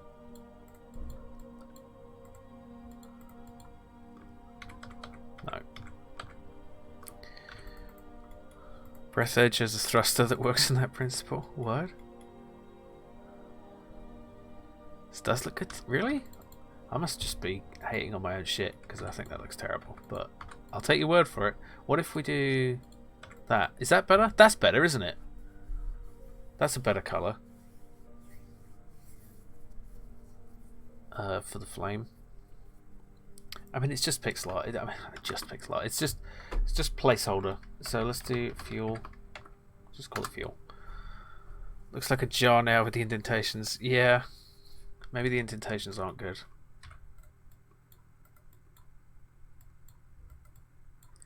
But otherwise it just looks too straight. I don't know. Maybe if it bulges like a barrel.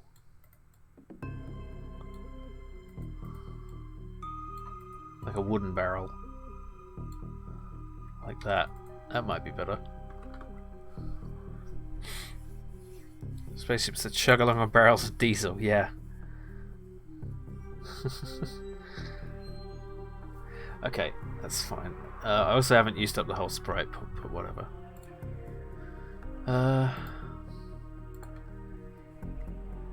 Where is it? I need to save it as a PNG.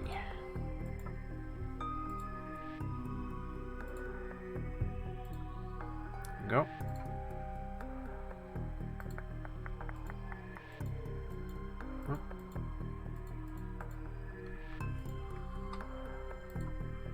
Okay.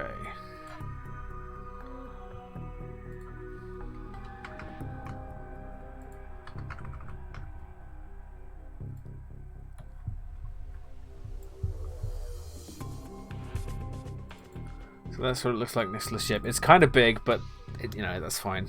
Apricot jam, yeah. It's a jar with a fire elemental in it. Yeah. Yeah, why not? Ooh. Oh, excuse me. Okay. So, we have our fuel container. That's fine.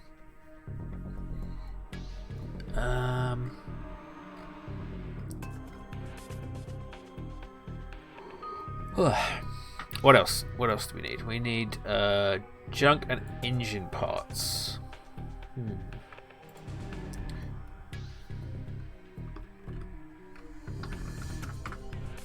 They're safe. D Pollen, welcome and thank you for the follow. Making a little game about being in orbit and trying to get out of orbit. So there was only one man who would dare to give me the apricot jam. Lone Star. Tired already. I'm not good in the. I'm not a morning person, and it's the afternoon. So, you know, I just do better at night. That's why I sleep late. Yeah. Some people can be really snobby about like being an early riser. Like, oh, you missed half the day. Well, you know, and I'm like, yeah, you missed half the night. So, what are you talking about?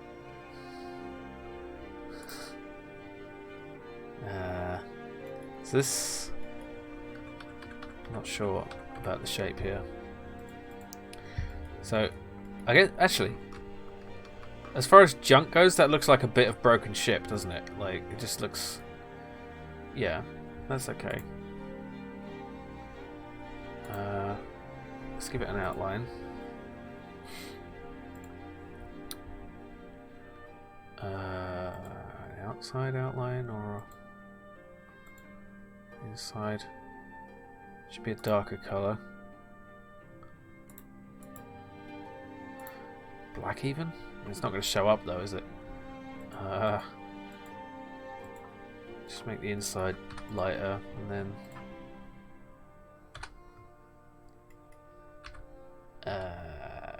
continuous off, and then there we go. The day is a dark grey anyway, yeah. Nighttime is the right time. I used to be a night owl, now I just exist, yeah. There's night owls, there's early birds, and there's permanently exhausted pigeons. That's the meme I saw. Actually, I kind of don't like the hard outline. Just get rid of that. Get rid of it. Do a few different junk textures, because why not?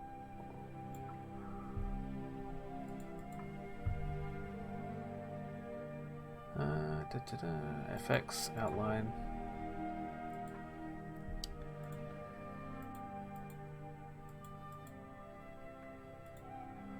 No, I just did the wrong thing. I just did what I said I wasn't going to do. What's the keyboard shortcut? Shift O. Okay. Damn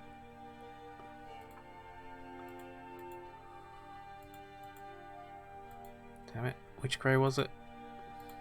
That grey? Or that grey? This one. Okay.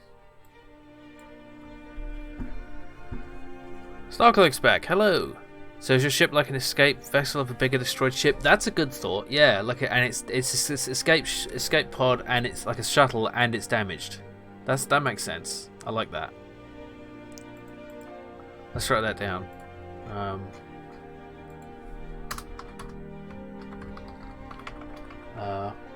Mothership destroyed, escaped in damaged shuttle. Okay. You force us to accept cookies. Yeah, click OK. And then, yeah. Why haven't escape pod had so much crap inside it though? Well, because it was on a salvage mission, and because like a lot of the equipment inside has been destroyed, and so it's junk. Like it's like in Elite 2 when the ship's engines were fucked. Yeah, people using it to store crap. It's like your garage. You just keep all your rubbish in there, and this guy's keeping all his rubbish in his shuttlecraft like an idiot.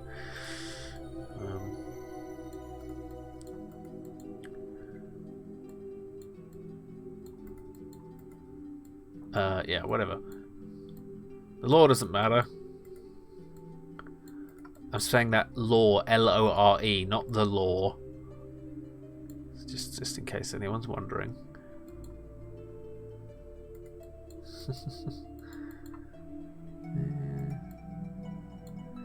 How do we make this look a bit more destroyed? Some darker colours.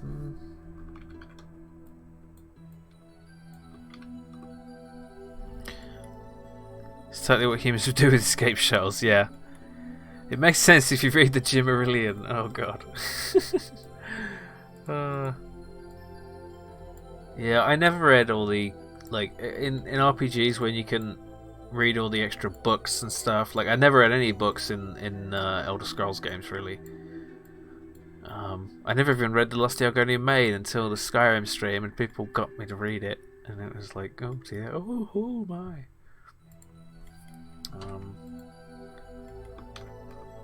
I kind of hate that. I've never read a book.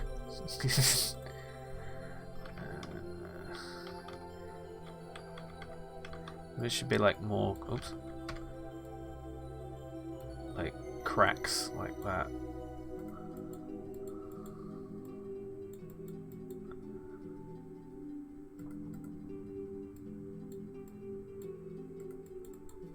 Yeah, maybe. Oh, I don't know.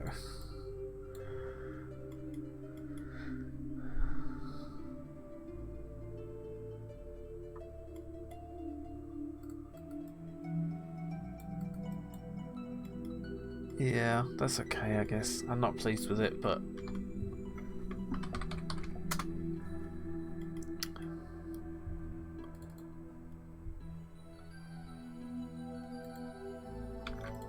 like, how do you draw junk? It's just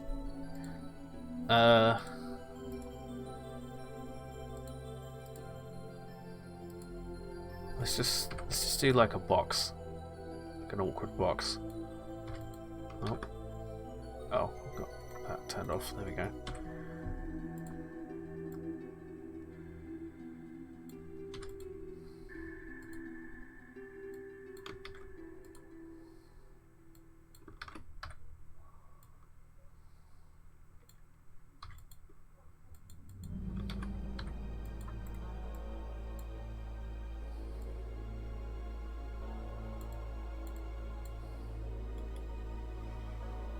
Kind of like a distressed box. Any junk you can use as a model? Well,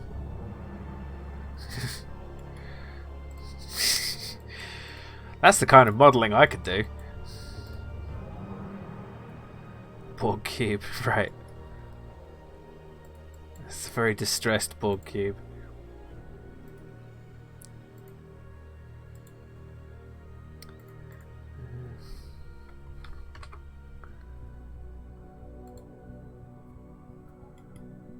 I really hate that, but oh, how do you draw? Okay, I'm gonna do something stupid. I'm gonna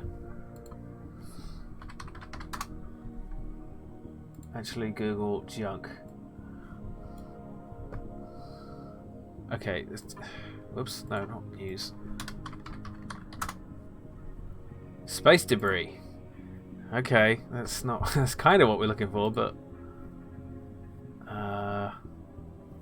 maybe we can draw like actual objects, right, rather than just nondescript things, right? Like the kitchen sink, right? Like a bathtub. That's the problem, right? We're trying to draw something that doesn't exist. New emote gym. Oh, God. So, like, what's a junk item on a spaceship? Cogs and springs. Yeah. But I want something funny, right? So, like a vending machine, right? That's a junk item. So let's make a vending machine.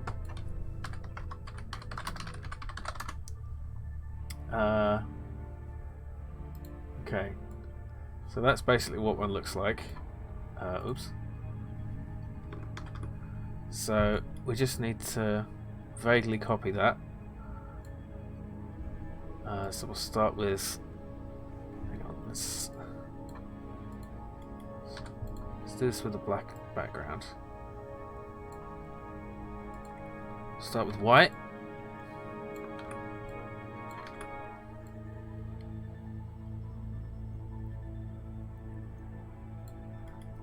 We kind of want to make it a little 3D. Because it's like junk food, right? That's more fun.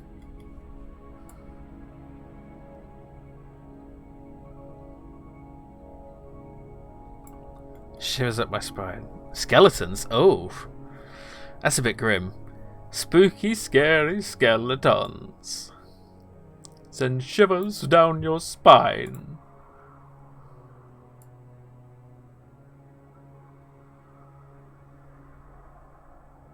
Do do do do do do do do do do do. Okay. And we'll add some stuff here for that side.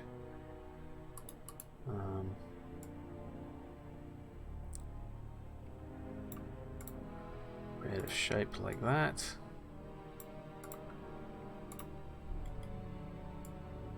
Another little panel there. Coin tray. And then just the snacks inside, so we can just have fun with lots of different colours in here. Oh.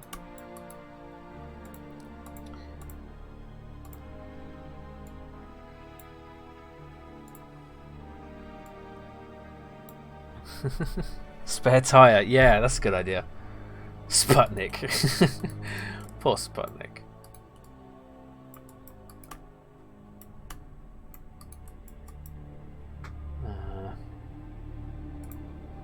A bit of blue. Other blue.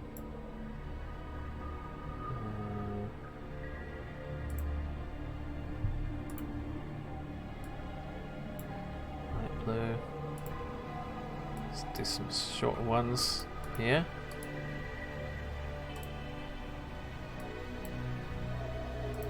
And this. That looks alright. Flux capacitor, yeah. McDonald's packaging.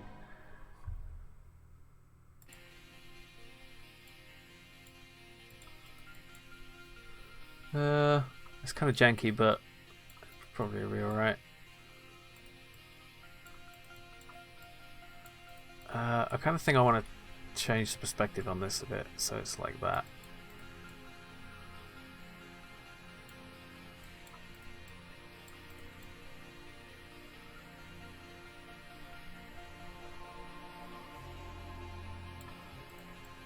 Then we can have,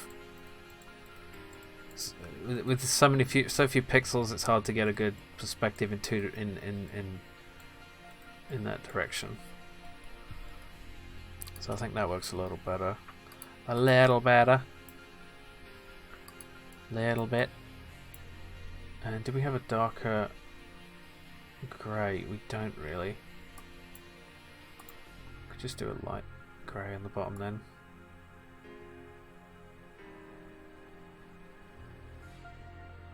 Does that work? Kind of doesn't, but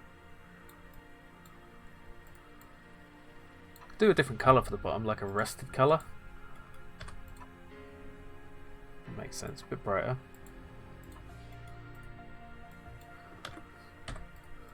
Yeah, this then makes sense of why like there's a bunch of weird stuff like this flying out of the of the bigger ship. Thank you for snacking. Glad you approve of my vending machine drawing skills. Okay, and then let's get rid of the background. Oh. There we go. And save. So we'll call that junk 2. Was that saved in an sprite? It was. Okay. Junk 2. Okay. It's the Windows 2095 logo. Whack Donalds. Yeah. Is that junk stuff you want quantity over quality? Yeah. AOL CDs. It'd be a bit small. Like, what's the opposite of compact? Like, not non-compact. What's the antonym of compact? So it's something not compact disc. You know.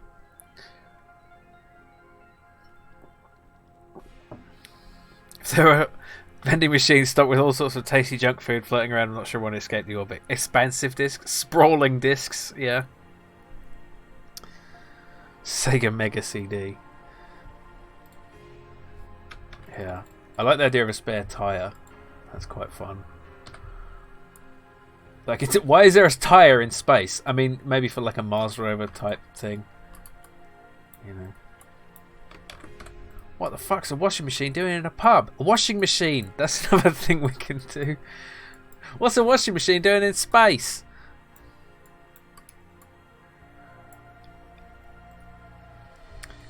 I kind of want to have a bit of three-dimensionality to it as well.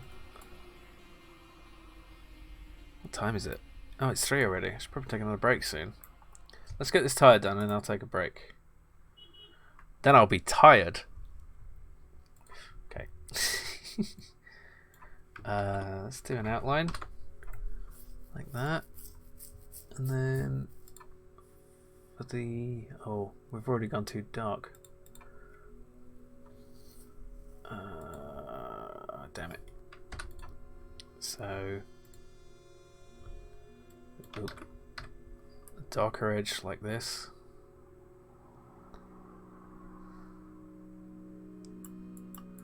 Does that work? I can't work. I got 4 bed rats.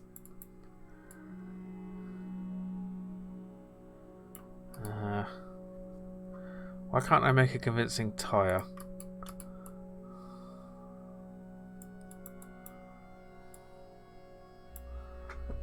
Okay, I'm gonna do something stupid. So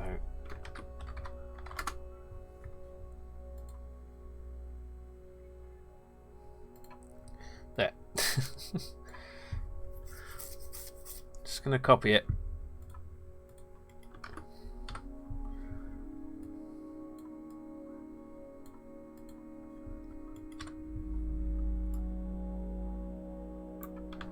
We don't want the darkest one there.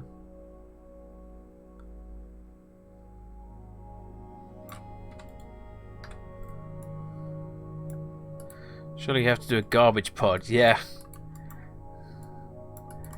They must have looked something like a roast chicken. The Quagars. Quagars. Double A, actually. Alright, so a little bit brighter for this part.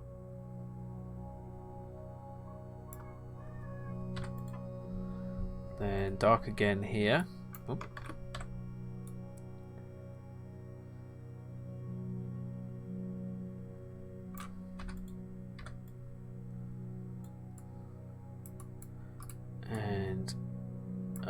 Let's just do black because it actually like that.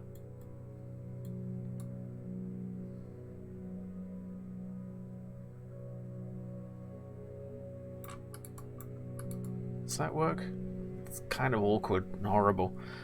The universe's least colourful beach ball. The stream makes me feel like I'm watching Art Attack.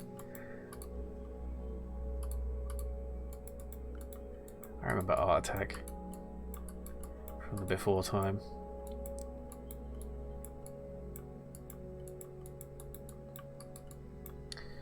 It's kind of looking a bit too... We need to smooth out the edges a bit here.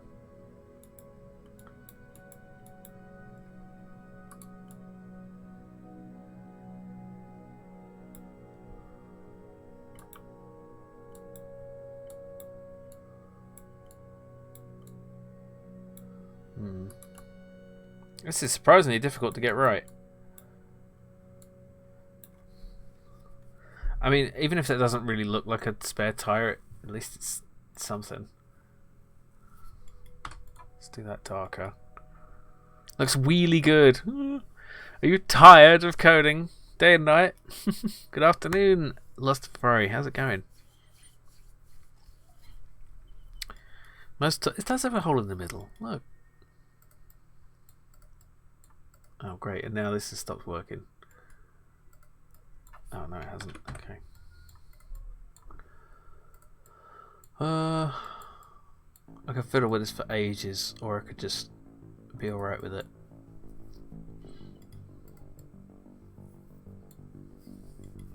I mean, it doesn't have to be a tire, it could just be anything. You know, some random weird object.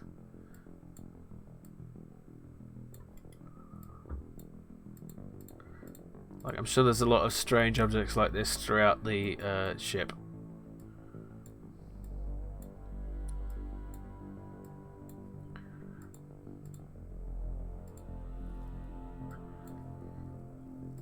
Yeah, here's music from a really good game. I'm going to turn off shuffle actually so we can just go through a bunch of FTL. Looks great to me. Really? Okay, thank you. I kind of feel like it's too light though, but I'm not sure we can do much about that because we could make another grey, but yeah. Purple tyres. Yeah, could be an old white wall tyre. Yeah, I guess so. All right. That'll do.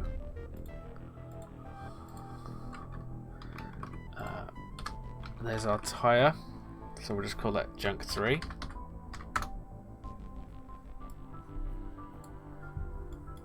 Alright. Poke found, but it looks good. It's a recognisable universal tyre shape. Okay. Alright, let's... I'll just take another 5-minute break. I'll be right back. So see you all soon.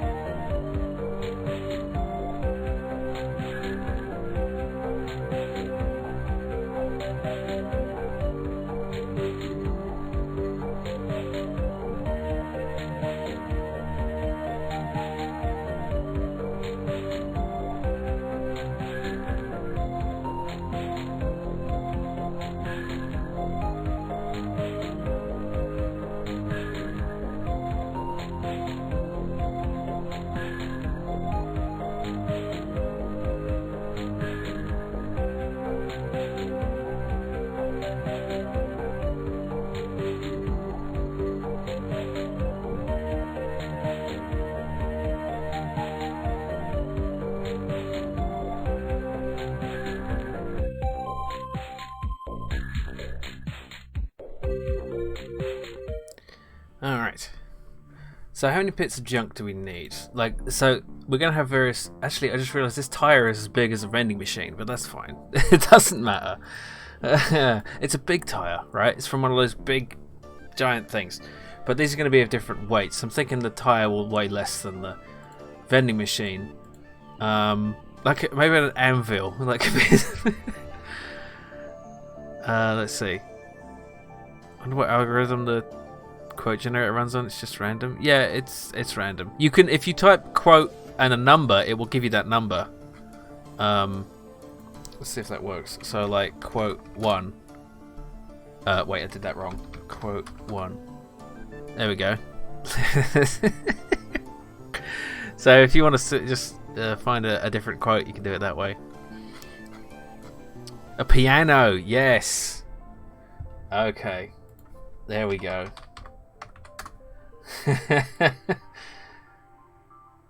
Okay, what kind of... We want like an old piano. But one of these kind of... What's a grand piano? That's what we want. Piano grand. But I don't want the top open. I want the top closed. Why have they all got the top open? There's one. I kind of want it at an easier angle though. What's better, the top or like? I guess I can. There, that's pretty good. That's something we can draw. Okay. 85 parrots. Yeah, that was ridiculous. Absolutely ridiculous. Let's make this brown though. No. Should we? I don't know. Whatever. just going to do lines for this.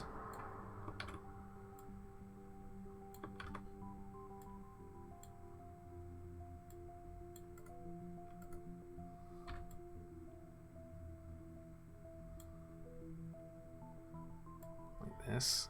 Let's do that one at that angle. Can you make it white? Piano's coming white too. Let's make it a light grey then, so we can get some shading.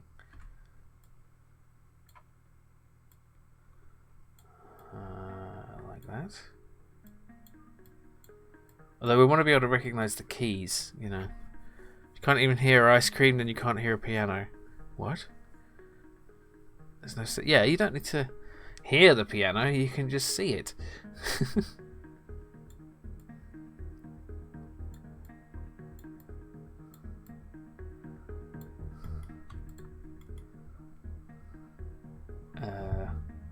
So a little darker here. Oops. Like that.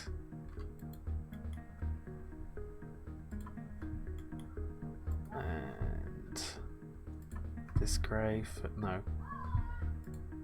For here.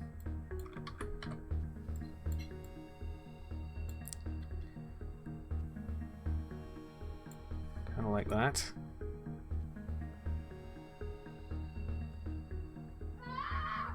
I apologise for the screaming nonsense outside. The neighbours are obnoxious.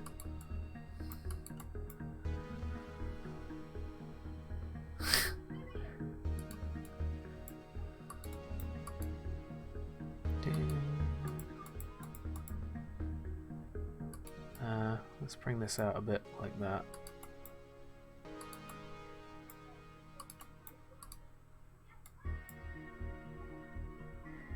Is that right?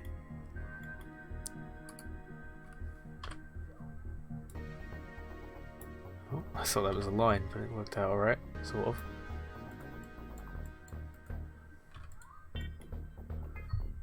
Let's do our black background so we can see this a bit better.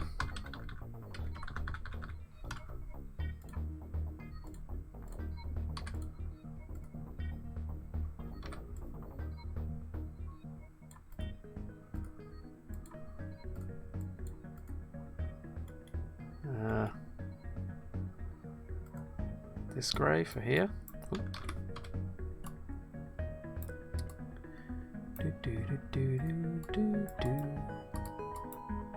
What is the current music track? This is FTL Advanced Edition. You can see it at the very top. It might not be readable on your screen.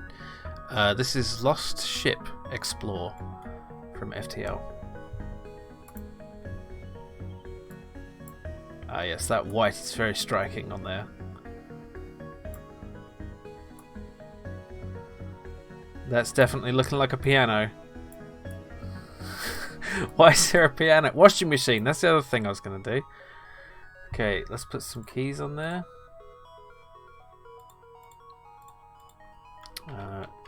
These are not going to be a realistic number of keys. Like at all. Because how could it be?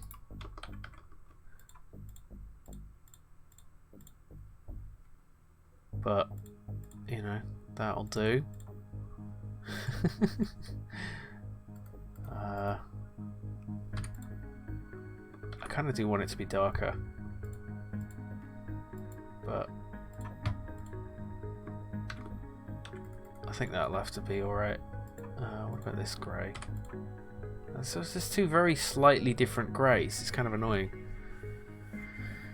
You need to move at a large estate with no neighbours and at least one ghost in Victorian garb. What? Have I missed something?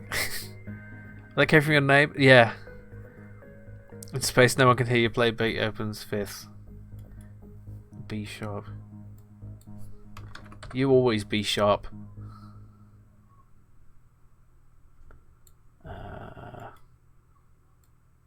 Like a leg out the back, I guess. Even though there isn't one on the picture. I kind of want to give this an outline as well, like here.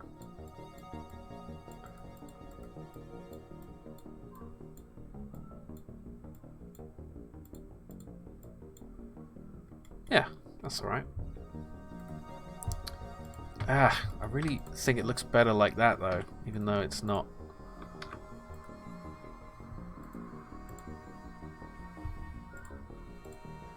Does that look better? It's going to be harder to spot against the background. Which looks better, light or dark? You agree with what? Which one? I changed it too much in the last few seconds. Light or dark? What do you think? Darker is better. Light. Brilliant. Light. Okay, 2 votes for light. The lighter is better against... Yeah, okay, the lights have it. Sorry.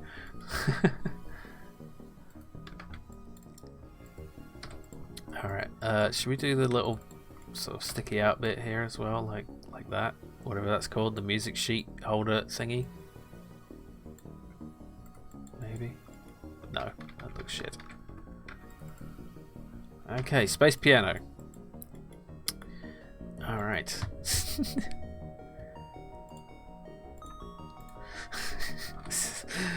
is the most fun part of the game so far, is just drawing all the dumb shit that's flying around in space. Let's just call it Junk 4. It's a piano. What was Junk 1? Junk 1 was just this nondescript object, which I don't like. So let's make a different Junk 1. So we need 4 junks at least. So what's another relatively light junk?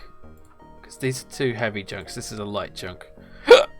You can have a piano thumb sound effect when you listen to it, but that's a lot to ask. Yeah, you got to make all your own sounds. So, oh, X Corpor X. Thank you for the follow and welcome to the stream. I didn't see that because I was away.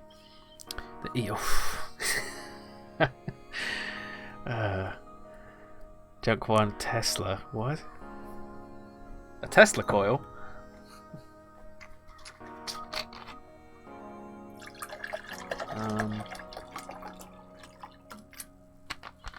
Kitchen sink is like a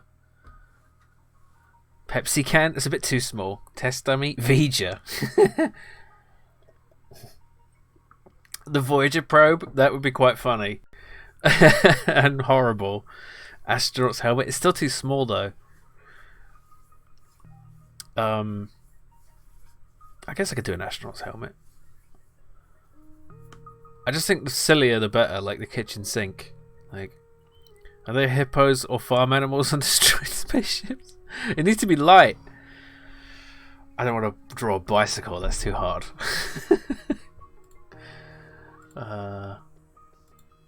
Space llama. Bicycle from E.T. with the basket on it. I mean, maybe. I don't know. Okay, let's try a bicycle. With a basket.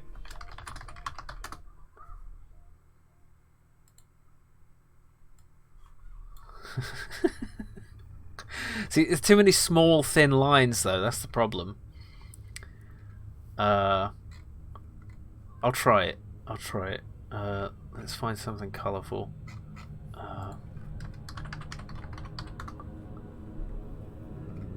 Like that.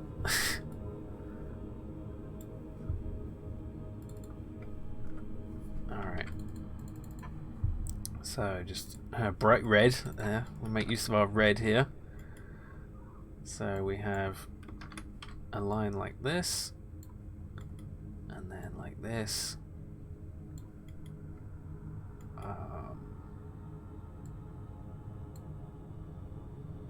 This is just going to look so awkward.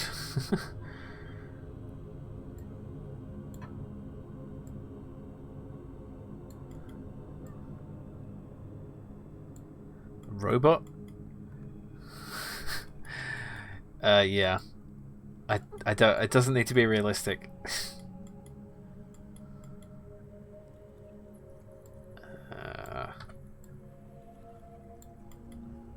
See, there's not enough pixels for me to do this well. I don't think. Oh, maybe.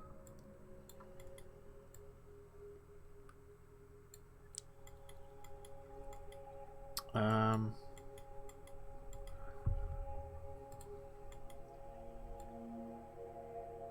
haven't got enough room for the wheels now. I mean, I'm really half-arsing this, but...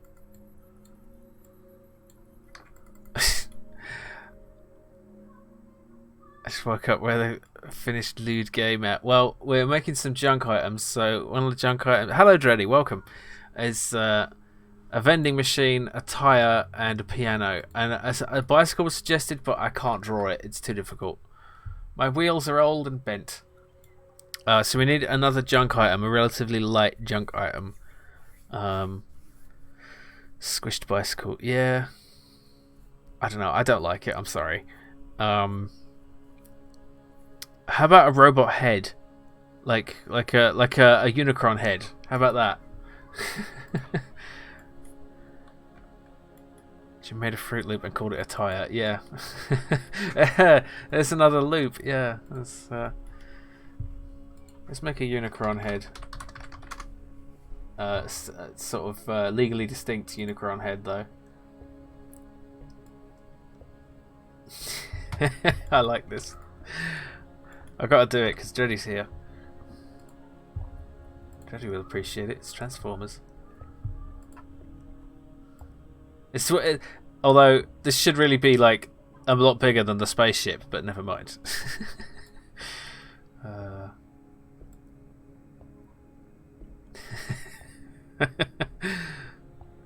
There was one in Space Quest 3. They got away with it, so why shouldn't I?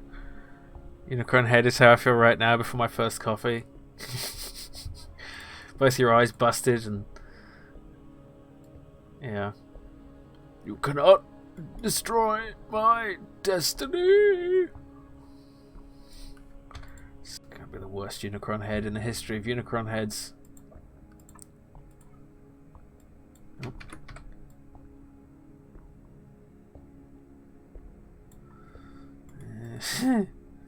Little eyebrows,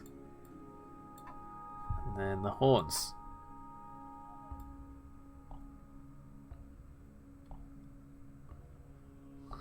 Big horns.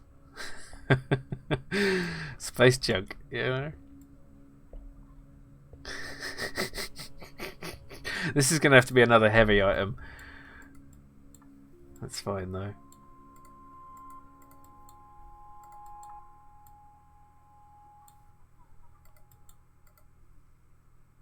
Let's see. Sort of a bit around here. It's a little too pastel-y. Let's make it a little darker.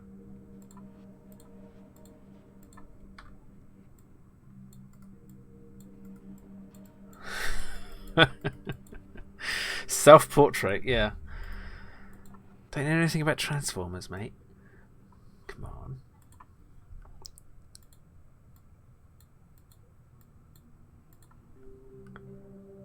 Green eyes.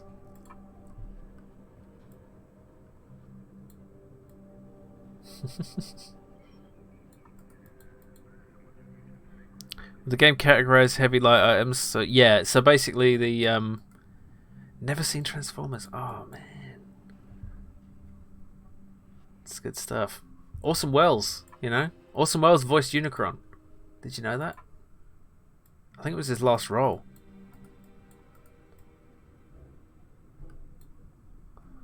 Saw it as a kid, but don't really remember it.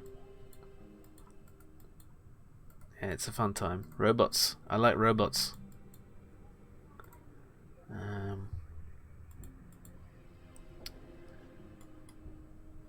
See, the horns are a bit too big.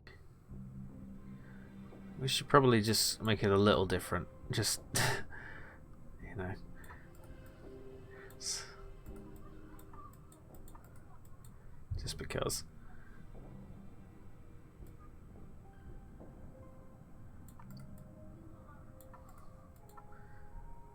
It can be a bit bent up, that's fine. Did see the 3 live action ones, right? Yeah, let's give it some shape, some outline here.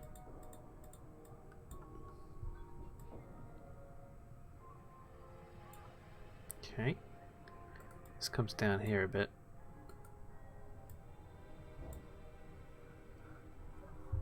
This is the wrong blue. Although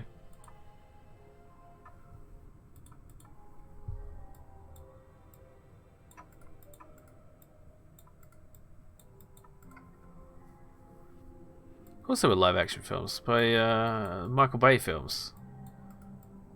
How did you miss those? They were massively publicized.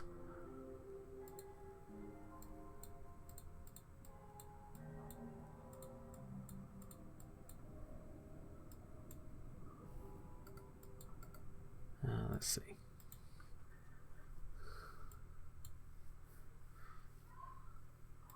Bumblebee was my favourite of the live action Transformers, but everyone says that.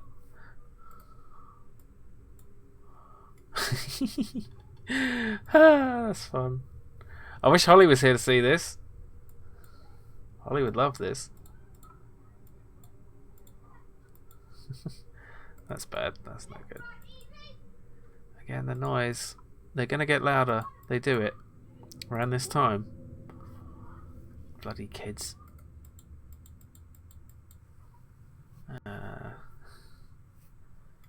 Transformers live action, more about yeah. I wish it was more about robots. You know, look, he's rolling his eyes. There, that's even better.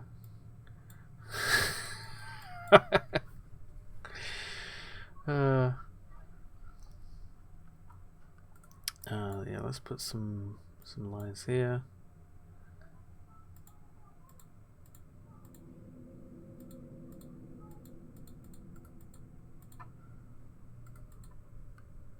That's perfect, thank you.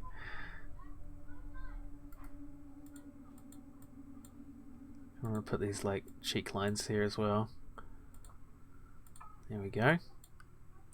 And a little bit there. There we go. Quite pleased with that. The stash. Oh, he kind of does have a stash, doesn't he? Oh, what about the chin though? There's a chin thing going on here. There's like this sort of thing. Yeah, that's a bit better. They're rubber people. They survive the most ridiculous things. Yeah, but that's the thing in Hollywood, isn't it? Just sort of plot armor. Is that better? No.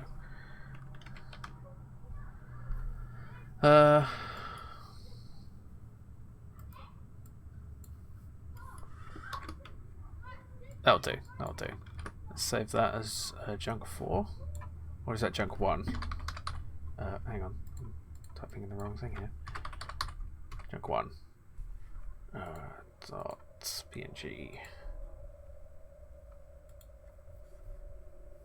Let's save that as a. Hang on, that's not centered. I don't know how much of that you can hear, but I hope it isn't too annoying.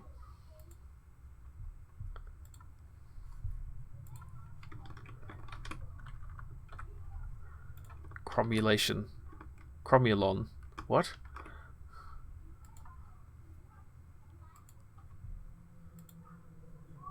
What will this junk do in the game? These are the bits of junk that are floating around that you have to take onto your ship or throw out for like for changing your velocity.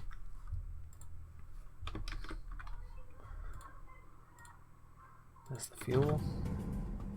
Okay. That's just nothing. Alright, back to here. We can get rid of this junk. Oops. Should we keep that bit? I guess we can just... I've drawn it already, there's no reason not to keep it. Let's just make that junk 5 and that can be just an extra piece. That's not a silly item. We're going to have one non-silly item. Okay, so we have 5 bits of junk. There we go. I can get rid of that one. Junk, junk, junk, junk, junk.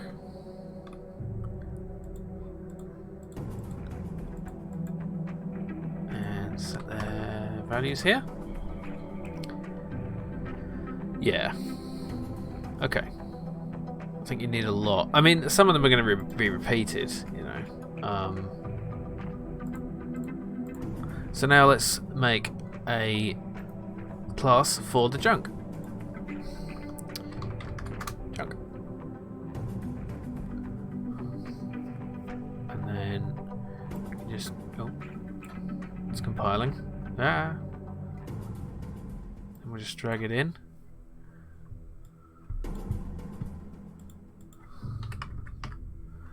There it is. Oh dear. Okay. Now put the script on it. There we go, and we can write the script. So this is going to be another, oops, junk. This is going to be another space object. So it inherits from space object. Multiple playthroughs. You might see the claimer. Well, you're going to see. I'm not sure.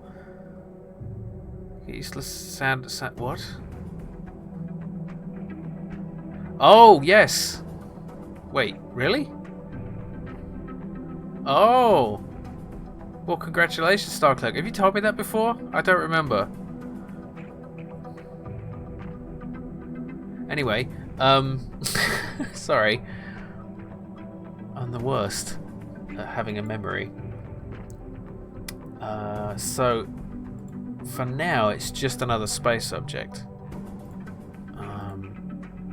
I think everything is going to want a starting velocity, though, isn't it? Because otherwise, not just the ship. So, yeah. This is going to want to go into the... Oh yeah, I should probably change this, because apparently using the new keyword is a bad idea. So, I might not even need to use it, though, because... Well, let's just do this. Put this in every space object.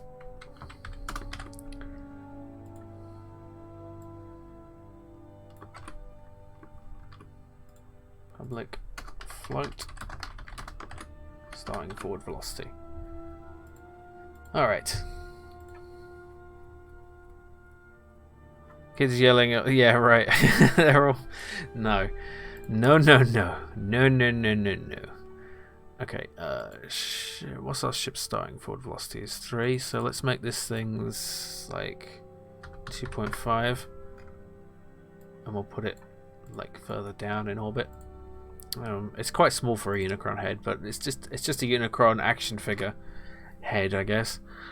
And that should be enough to have it orbiting with everything else. Oh, not if everything's broken for some reason. Oh, why is that being a problem? Game manager. Oh, I know why. Okay, so the problem is that wait, what is the problem? List of space objects.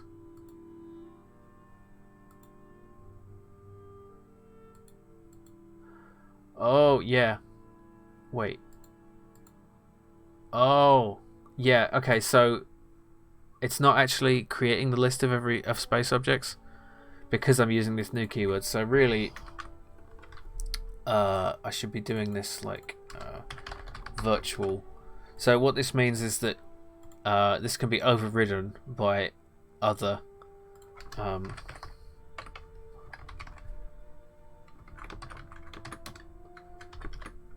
does that work?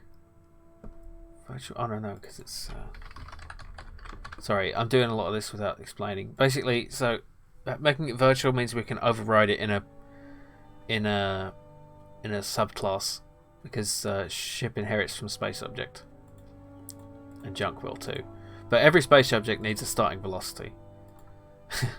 So it's like every space object needs a starting velocity. What have I missed? Black holes distort space and time, so that's fine. Yeah. What?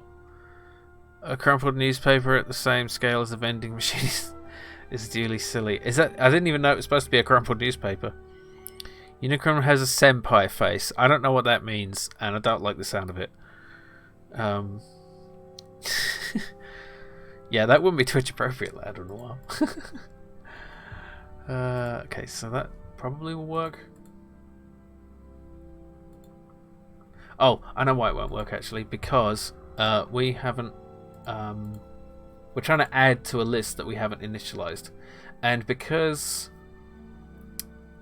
So there's two functions that start up when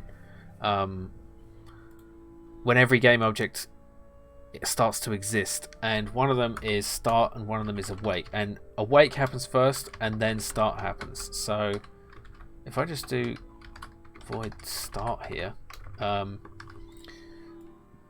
this will happen after the awake function of every other object. So because of that, we can go into the game manager and use its awake function to initialize the list, the space objects list. So the list will be initial because you can't predict which order that each game object is going to call its awake function. They'll essentially be random. So you need to use this to deal with your initialization. If you're doing a more complex system with multiple layers of startup, you need to write your own initialization functions. But for this, we're not going to do that. So that should work, he said, hopefully. Yeah, there we go. So we have the Unicron head, you can barely see it, but the Unicron head and the ship are both orbiting in their own paths. Yeah. Cool. And of course the junk objects are not rotating. Or they could rotate. They could have like just a spinny rotation. That might be fun. Now you can't see it very well, but we're going to have a variety of different views to change. The velocity is just in an arbitrary. It's not pixels per second. It's just so if you look at the coordinate system here, it's like each of these is effectively a pixel. But you can see a lot of decimal places, so it's not going to be pixel perfect, but we're going to be rotating junk, yeah.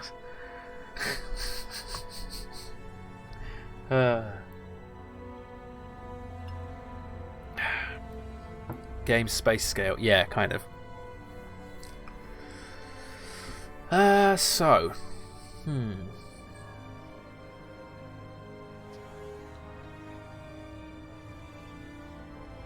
So yeah, I don't think it can really be randomly generated. I could try to make it randomly generated, but then we'd get into situations where sometimes it'd be way too easy and sometimes it would be impossible.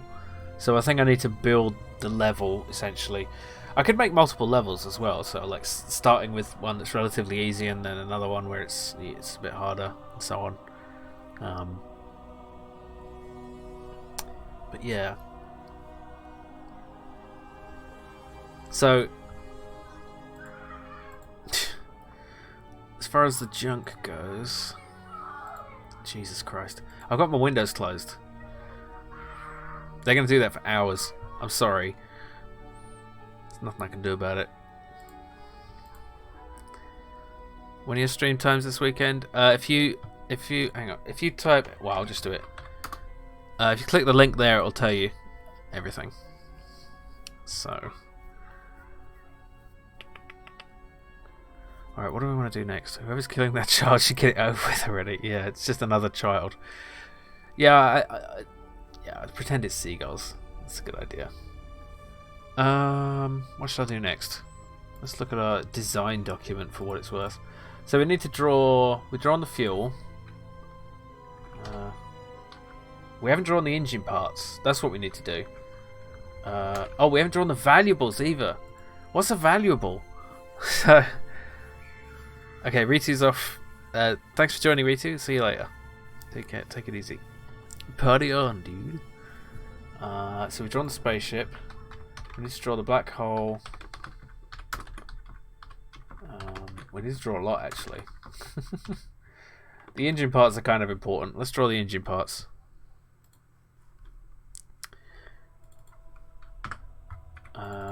So we should probably make these like this same sort of color. So let's just copy a section here so we get the right color. Oh, I'm in the wrong layer. Maybe that's why. Oh, damn it. Okay, whatever.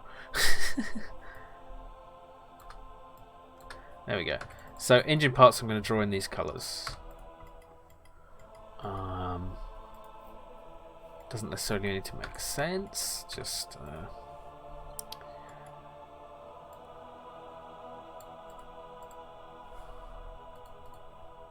like down here. I want to change this music. How about that?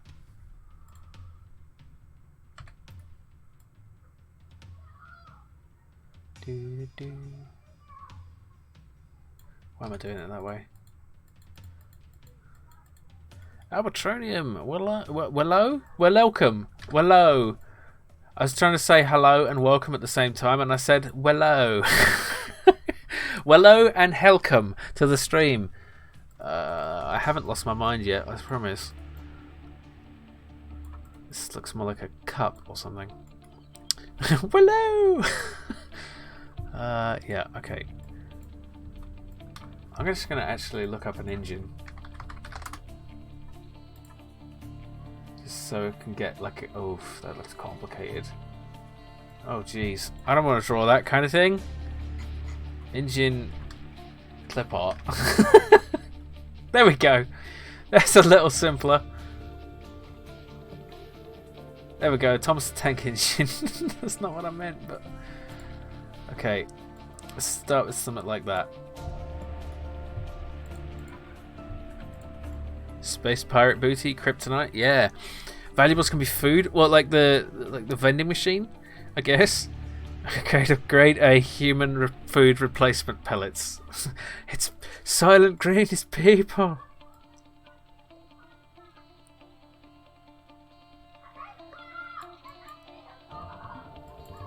There's a reason I don't usually stream at this time. It's because they're always out there. Just turn off my mic. Just look at my grumbling face. Like, how loud and annoying is it? Probably more to me than it is to you.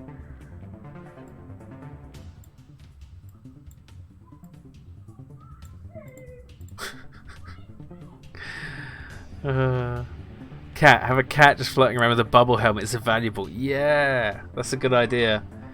Oh, that's going to be hard to draw though, but I'll try it. Okay, I'm going to write that down.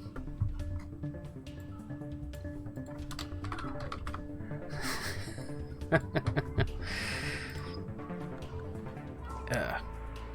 You're way louder here. Okay. Louder.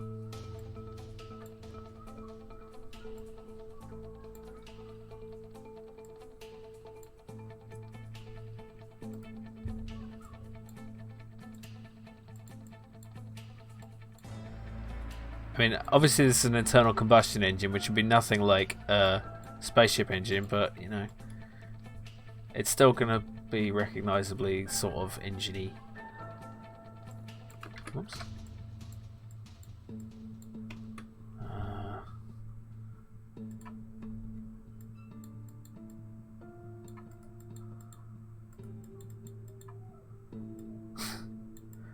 Astro Cat, the sequel to Astro Chicken. Oh god. Yeah, Into the Breach is great. I didn't play it too much after I finished it. I finished it quite quickly, which was surprising to me. But I should get back into it.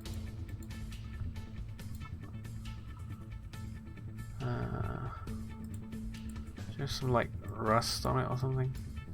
No, it doesn't even show up. Maybe,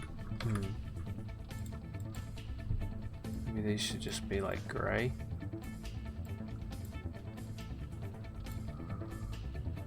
Looks like a nut butter chocolate chip cookie. Oh, that's good, because that's what I was going for.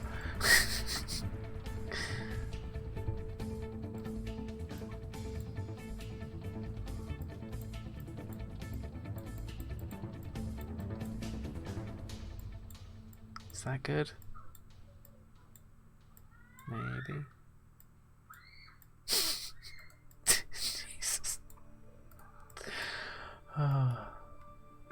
Not sure about that.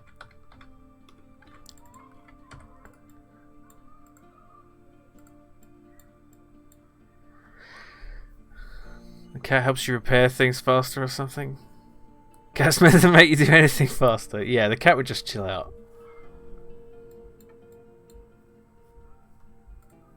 Cat would just chill out.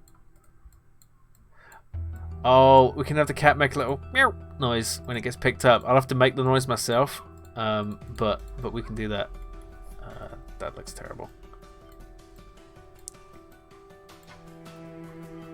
Looks like a severed head. What? No, it doesn't. How does that look like a severed head? It's an engine part. Let's have some other nonsense happening out of it so that it looks less severed heady, I guess. Like, there's some component bits that stick out.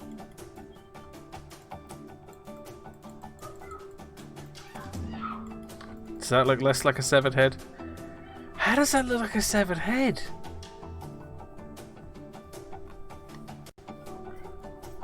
It looks exactly like an engine, damn it. I'm just gonna say that it is. Where's the eyes? Oh, those are the... Okay. What if I just get rid of that then? Like that, and then some kind of...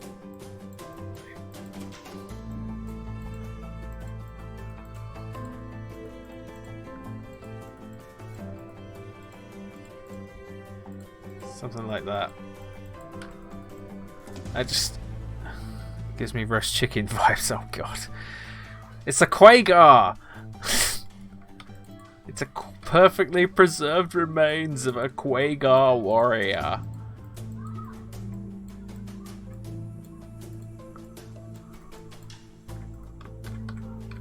I might be overthinking this.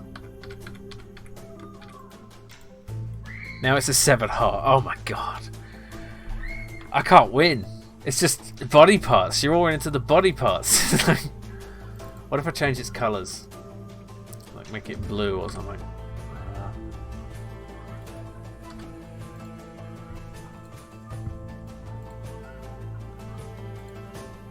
And it's not going to blend in well with the background. Looks like pretty much anything other than an engine. Fine, let's just start again. Get rid of you. What does an engine part look like?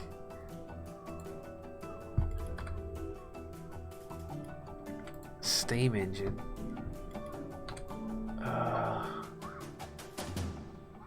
Why don't we just do something like a cog? That's an engine part, right?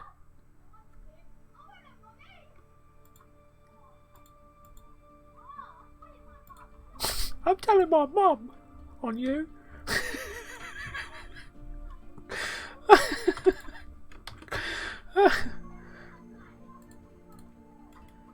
It's unbelievable.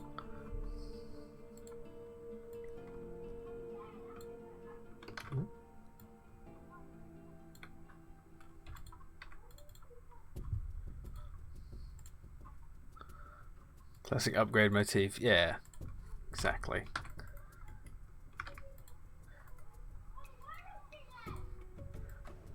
No, Jim, that looks like a butthole.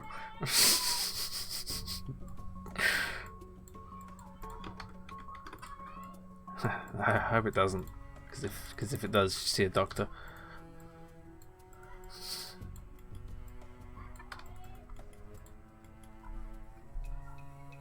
Such inconsiderate kids, don't know they're grown-ups and trying to play spaceships, damn it! Exactly. Okay, now I'm going to need to look up what a cog looks like, because I'm an idiot.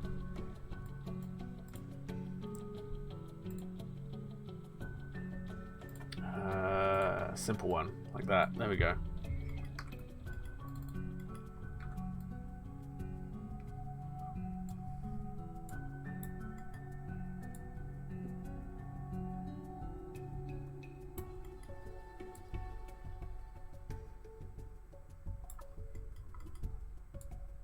Do do do do do.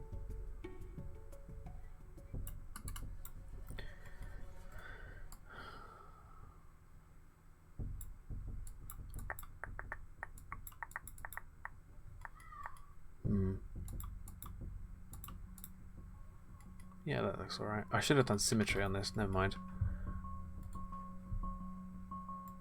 I wonder if...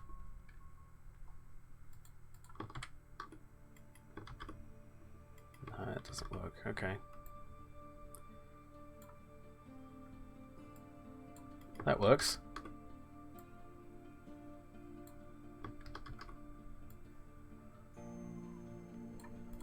go. Someone suggested Sputnik. Oh yeah, yeah. I mean that's not going to be a repair part though, is it? Like we can do that later if there's time.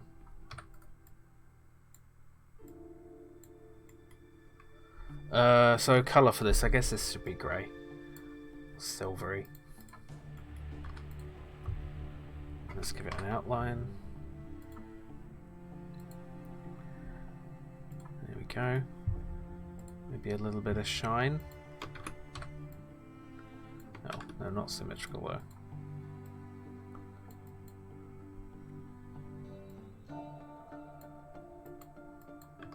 That's not good.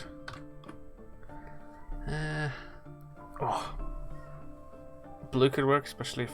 Well, the engine... Actually, no, that's a good point, because the engine part... The engine itself is this colour. That's why I went with this colour.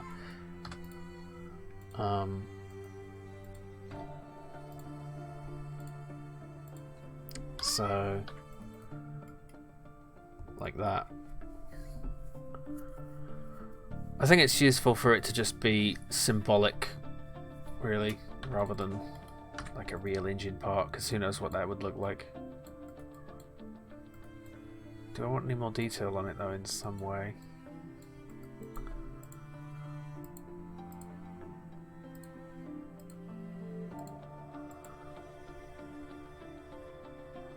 That engine was the piece of meat. Very Jungian.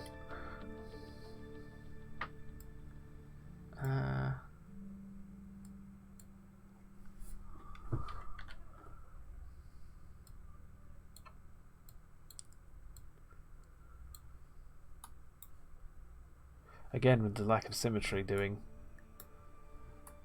I'm doing or not doing.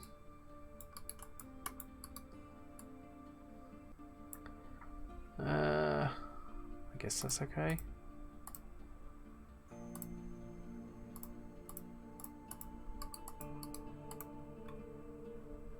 I like the engine, very interesting, of our protagonists to power their vessel with an early 20th century internal combustion unit. Yeah, I know. But that's the thing, if you know, these things have got to be recognizable immediately. So if we do something sci-fi, it just looks like a weird object that no one can understand the look of. So this is supposed to be intuitive. I mean, I know you're just being funny, but you know, but shut up. No, I'm kidding. This looks almost like some kind of weird ceremonial thing now. Duct tape is an important regular item. Yes, absolutely. Duct tape. Okay. But how do we make that look different from the tyre? Can't wait until gratuitous subtitle comes. Oh, thank you, KSR. Yeah, it shouldn't be too much longer. Late 2020. Small dwarven cog. Yes. Yes, it's a Dwemer. It's a Dwemer repair kit. Have a piece of tape hang off. There we go. There we go. I gotcha. Okay, so yeah. So when it's flex tape, that's a lot of damage. Hang on.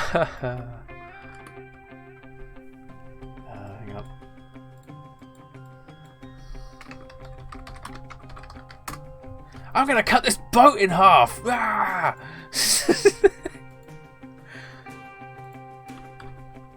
Okay, 32. I think. Rename tire to duct tape. Yeah, right. Suspected crab. Hello. Welcome to stream. How's it going? Dwemer, dwarven. It's all the same. The Dwemer were not diminutive in size, though. WD-40 can, yeah. That doesn't really repair though. I mean, it sort of does. I don't know. I'm gonna go with the duct tape.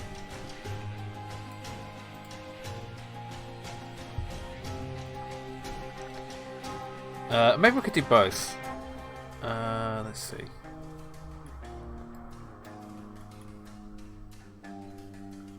I guess we can do this sort of sideways.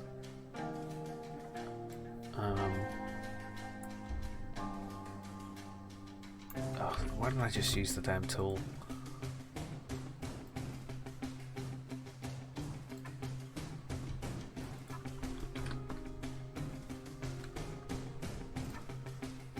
It's not symmetrical. Ah! No! What's happening? What's happening? I need to do that again.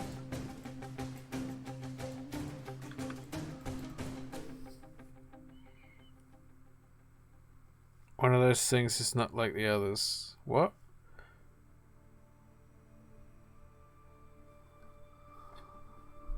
Wait, what? Oh, WD-40 fixes everything. Engines, bikes, curries. Yeah, what? That doesn't make sense.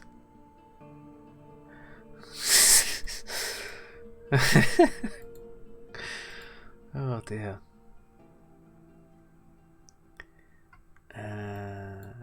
Thinking it up just a bit more.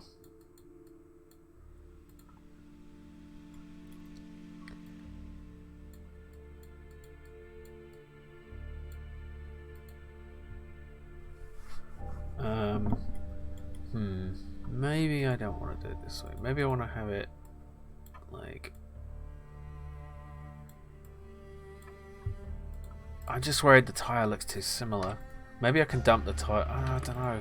Duct tape is perfect though. It's a perfect,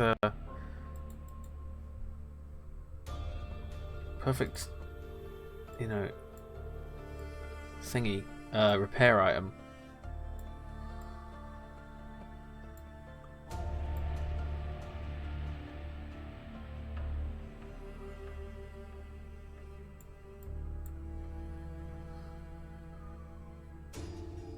Wait, what? Constipatino! I wonder what they were talking about. Normally a roll of duct tape is... Yeah, but normally Unicron's head is, you know... Thing is, if we had a realistic sized piece of duct tape, you wouldn't be able to see it. It would be a dot. So, there's that. Let's actually do that, like, weird coloured inside.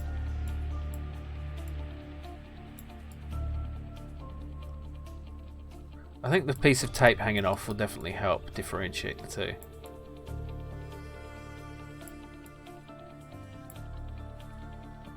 Let's make that a red actually.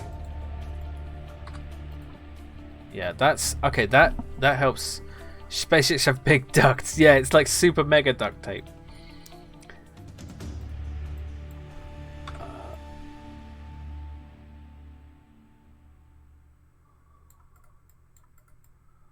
Okay, and then we want some bit dark under here to sort of shade it. Like that.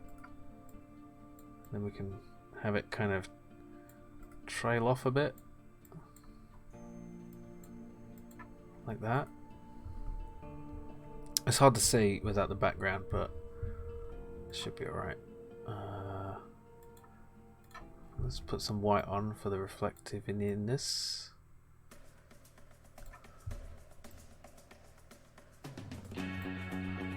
Oh yeah, that's looking good. I think. Maybe.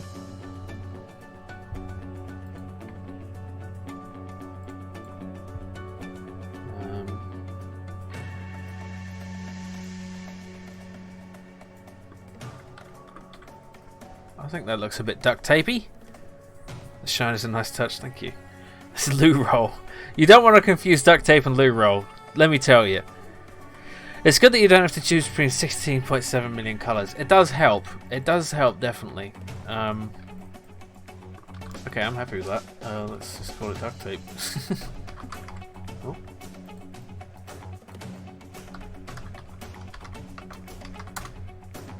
Okay. Thank you, crisp chicken. Okay, so what was the other thing that I was drawing? Oh yeah, so we have two engine parts. I should probably draw the black hole. Oh, what game engine? I'm using Unity. So if you haven't, if you just joined and you haven't seen what I've been doing, we can take a look. Let's. So we have. Hang on, I'll change this just a bit. Change this to 5. So the game we're doing is this ship is broken and stuck in orbit of this star/black hole. Not sure yet. And the only way we can move our ship to start with is by throwing things out of the front or back. And that will change our trajectory. And yeah, let's get a closer look at the ship. If we just attach... Oh, wait a minute. So I haven't sorted out the view yet. So this is our ship and it has engines that don't work, but you can repair them. Like I was really draw themselves, don't they? Yeah, but you got to have something. Actually, that's an interesting point. We could just have it as invisible. You know, like, oh, what about we have a star-filled background, but the black hole is just like an empty, like there's no stars. It's just in an area. You know, that could work. And then if you go in, it just sort of shrink and disappear. Yeah. Made a crappy 4X strategy game for a group project course in college, Unity. Wow. I use the Unreal Engine. Yeah, the thing about space, the colour of space, your basic space colour, is it's black. And the thing about black holes, the colour of black holes, is they're black. That's how you're supposed to see them. You can see a black hole if you're close to... Yeah, you can see the distortion effects. Like, Elite Dangerous does that really well. When you the only problem with Elite Dangerous is the black holes cannot harm you. Which really annoyed me, because they're supposed to be the most dangerous object in the universe, apart from a Lego brick, you know. But what time is it? Oh, it's past 4. I've got to take another break. Okay, so I'll take one more break, and I will be right back. So see you soon.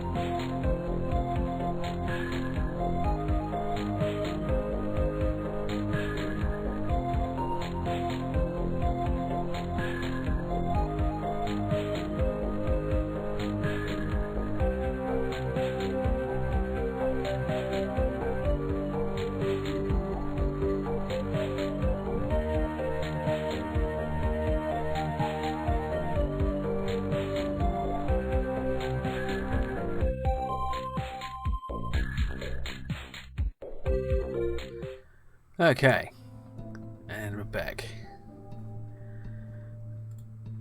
So, what do we want to do next? I kind of want to get the game looking a bit better, so I want to have two views basically. I want one view of oh yeah. Haven't you seen that, Last of Ray? Yeah, feel free to test it out. Do we need a skeeve or a tribble as floating pieces of junk? I think I'm going to hold off on adding more pieces of junk until we've got some more systems working. So first I want to get the UI working. So I want two main views. I want a close-up view of the ship as the main view, and a kind of there's going to be two views, and maybe there should be different ways to skeeve would be valuable. Yeah, he's a national treasure. Alright, let's see. So we can just move the main camera over here. What size do we want? Like, we want to be able to actually see the ship. Like, I think that's a decent size for the ship in view. What resolution do we want to go for though? Like 1280? Like as a base resolution. Let's just do this 1100 by 700 actually fits nicely on a web page, so I'm going to start with that. I wonder if we can calculate exactly how big this should be. Oh, 350. That makes 1 pixel. What's half of 350? 175. There we go. So at that.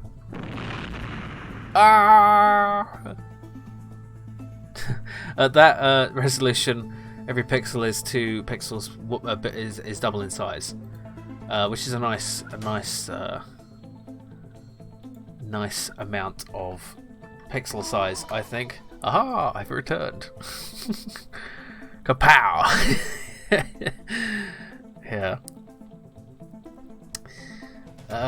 So we can, and I want the camera to track the ship, but I don't want it to rotate with the ship. So in order to do that, we'll need to write a script for the camera. So we're gonna write one called camera control.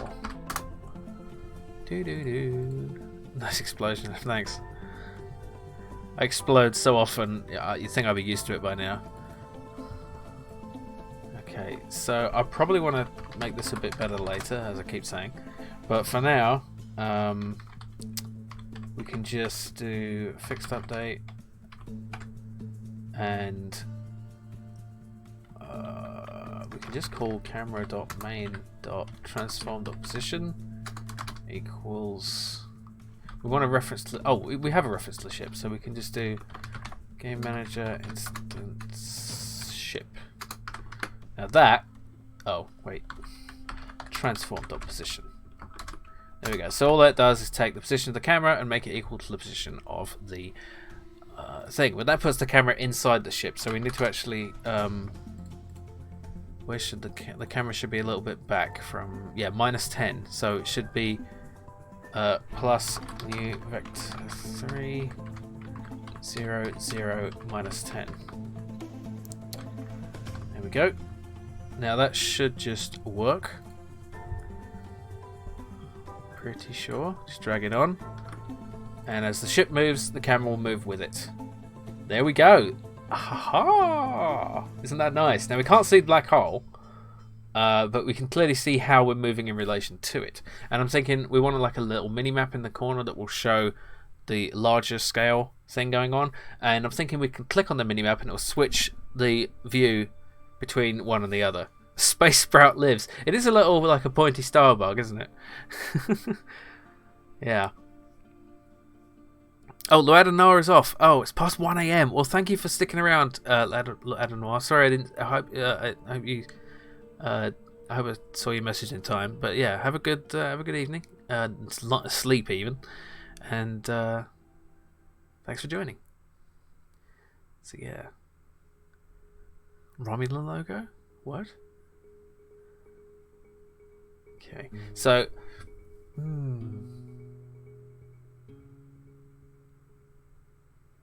How am I going to do this? I think I need to render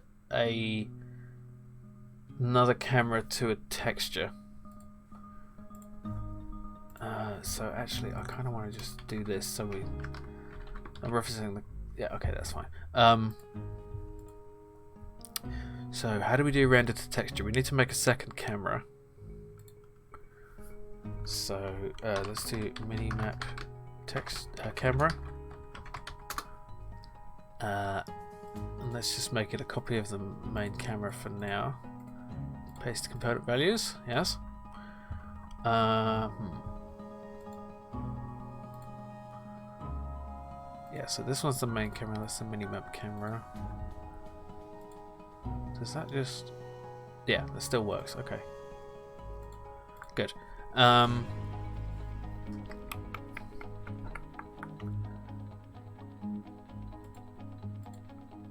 So on our canvas, we're going to make a panel, and it will be anchored to the top left, which is X0 and Y1. We'll make it 300, no, 250 by 250. There it is. We'll change the graphic for it later.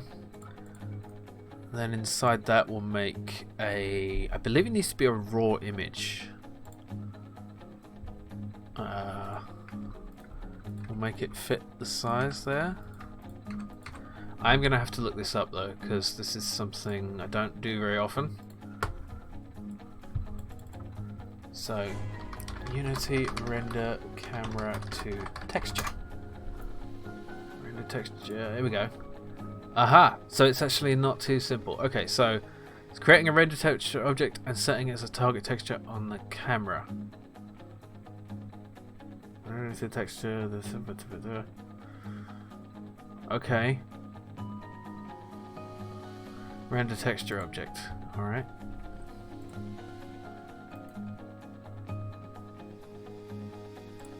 I think we need to make that in here. Create.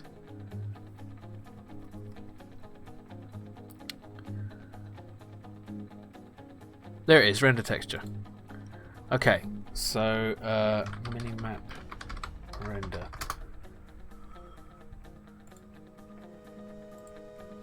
Where's the branching storylines? Extensive dialogue options and disposition system. It's coming in DLC. Right, so minimap camera, target texture, render texture. And then I think we can just put the texture on here, and then just remove that. Actually, yeah, let's just remove that for now. Wait, why didn't that? Okay, just turn that off. Okay. So, but this minimap camera is not actually pointing at anything right now. So yeah, it's pointed off in the distance. So. And there it is. It works. I mean, we've got to move it and everything, but yeah. Okay, so let's make this one a size of no, like 1500.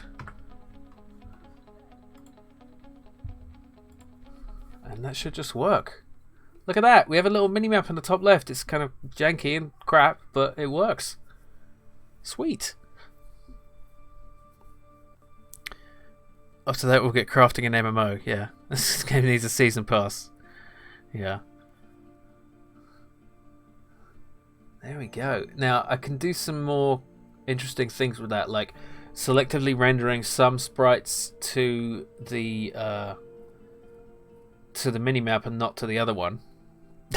Yeah, that's the great thing about Unity, is that it really does remove a lot of the nonsense that you'd have to do. Like if I was making this from scratch, this would have taken me weeks just to get this far, you know?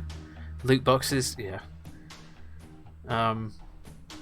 You know, and I'm not even using a lot of the inbuilt, like you know, there's a lot more inbuilt stuff I could be using. The UI system is so much better than it ever was. For instance, okay. So,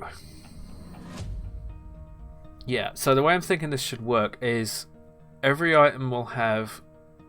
Let's see if I can quickly do this as a test. So the ship, I want to copy it, and so I'm going to call this ship icon, and this will be 10 times larger than the actual ship, but it will only render... No, that's not 10 times. Let's make it 5 times. 5 times larger, but it will only render to the to the minimap camera. So we need to go into layers here, and so we're going to make 2 layers. So I'm going to call one minimap, and then one environment. So if we this isn't going to work. Oh, maybe it will. Okay, let's try it. So the main ship, this object only, will be environment, and the ship icon will be minimap. So if I go to the main camera, culling mask, turn off minimap, then in minimap camera, culling mask, turn off environment, then look at that. So in the it's a bit awkward, it's a bit wobbly, we'll have to figure that out. But it's that's weird. Why is it doing that? It's all jittery, but you can see it's an icon, and it's not an icon, but it's 5 times bigger, but it's only showing in one camera and not the other. Sweet. It's scared.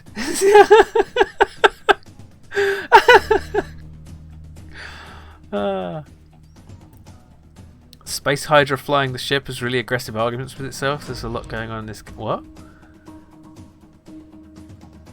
Rounding errors? I don't know, yeah. That's weird. The angle is off. Let's look at its... I mean, it's just... Oh, I know why. I know exactly why. Because I've just copied the whole object, including its trail renderer and its ship script. So it shouldn't have a ship script, because it's trying to self-correct for... It's running the direction, the method that tells it which direction to face is being run twice on its parent and on itself.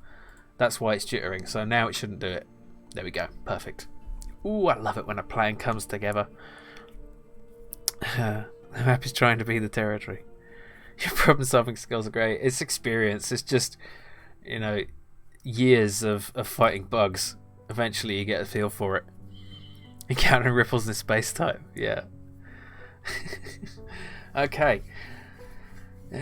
So we don't have to actually use the ship icon. We could just have like an actual icon, like a pointed arrow or something. So it could be like a tactical display. Yeah. Did I ever use Amos? I did, and I never got very far. It was hard going. I didn't really get anything done of any significance.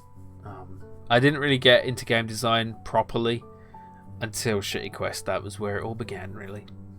When I embraced my destiny, and so on. Okay. Let's not get too excited about our achievements. Yeah. So, I kind of want a way to do that automatically rather than have to make a beginner's version, which had some tools to make it easier. Right. Yeah, I think I had Amos. It came on a cover disc of Amiga Power, I'm pretty sure. I don't remember much about it. It was a long time ago. I was a different person then. I was, young and foolish. Easy Amos, right. I used the shoot 'em up construction kit a bit. That was that was a thing. Okay, what else do I need to do? I'm gonna go on break for an hour in about half an hour. So what can I get done in half an hour? That isn't too ridiculous. Could do some more drawing, I guess. Learn a language first. Advanced tools like Unity Engine is hard for me to wrap my basic 2.0 head around. The thing is, if you can program on a simpler system, then you can program in Unity. Trust me, you can do it. If you can use Basic, you can do Unity. It's just a matter of learning the syntax and the conventions. Because I find this so much easier than programming Basic. I mean, man. Okay, let's do some more drawing. So what else do we need to draw? We need to draw a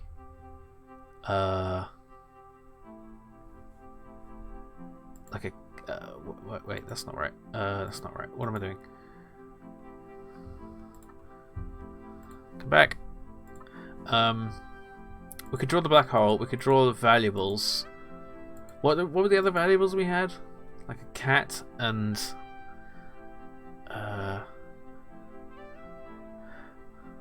I think let's just start with the cat. A cat's gonna be hard to draw, but I could really cheat and just look up some cat pixel art. Oh god, cat pixel art is too good. Look at this. This is all too good. Look at that. Wow. See, that's what really good pixel art looks like.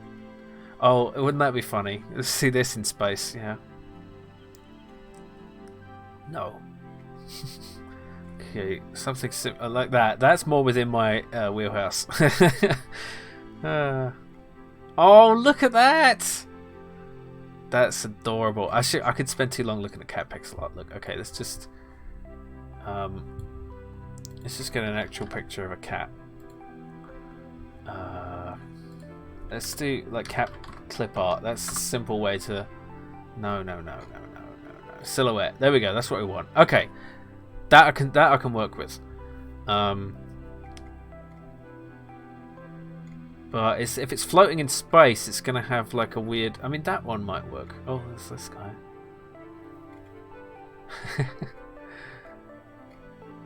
Let's try jumping. There, that's kind of a. That could be a space cat. Oh. Let's just put it there. Okay, let's try that. 32 by 32. Yeah, I'll have to. Oh no! Oh, my head! That hurts so much. I'll start with the black cat outline, but we're gonna need to make it a different color because you won't be able to see a black cat in the in the void of space.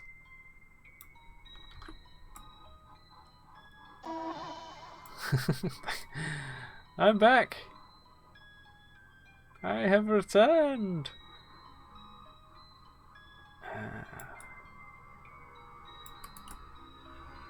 Let's see. This tail. Make a bushy tail. It should be in a spacesuit, really, but you know, it's. I say, you know, black cats are natural spacefarers. I have 1.8k useless twigs and I'm saving them, which means I'm probably never going to use them. Well, there may be another opportunity to use them at some point for some other fun thing, like quests or game requests. Yeah. Let's see.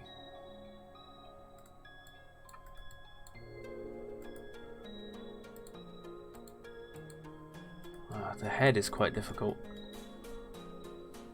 This is going to be a huge cat as well. Like, that's a squirrel. Yeah.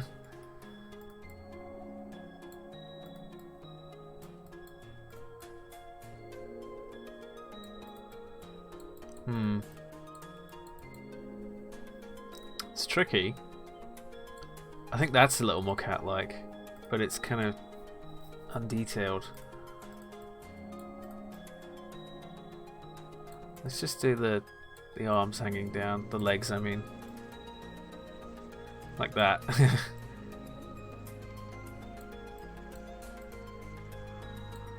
This looks like a monkey. Jeez. And now the loud bikes start. Yeah. What is that? That is...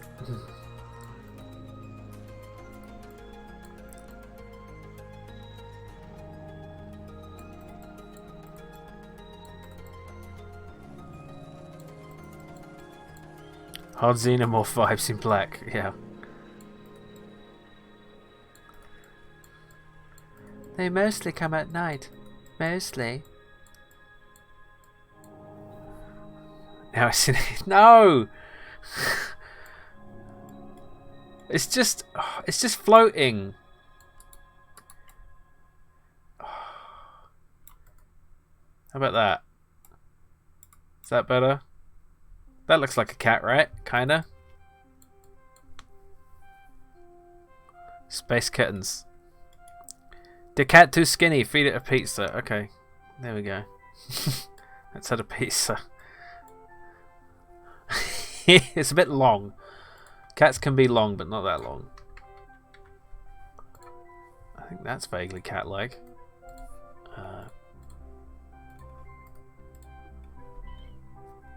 That's cool. Thank you. Give it a space helmet. Yeah. I just want to get the right shape and everything. I think we should make it a ginger cat because that'll be more like visible in space. Or maybe what? These aren't the greatest colours, but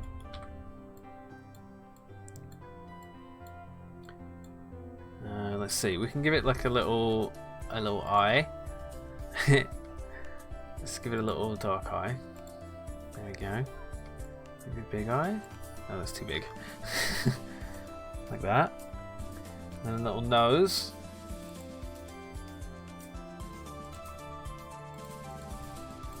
No, let's do like a red nose, like that.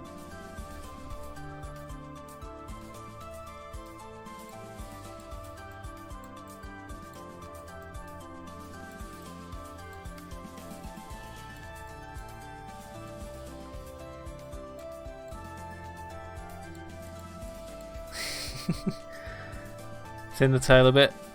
Foul back leg needs a few more pixels.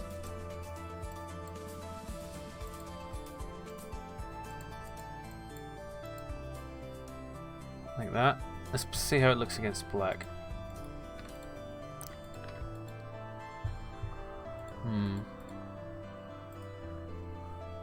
Cheetor in the game now. Beast wasn't been gone.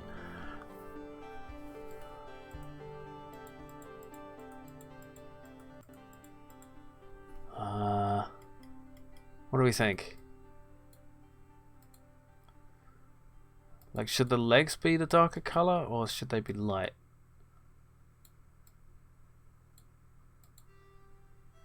And should the feet have some sort of coloring? Oh, maybe it should just be in like our bubble itself, not just maybe if nose was light pink. Oh yeah, like that's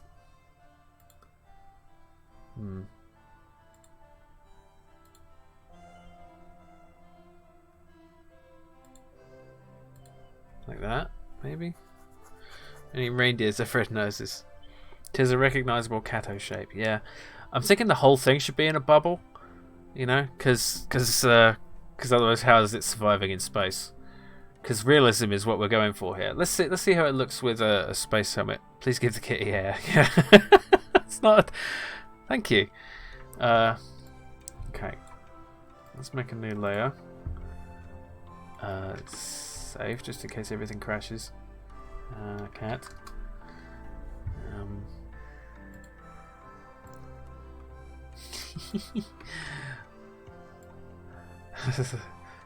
Cat bubble.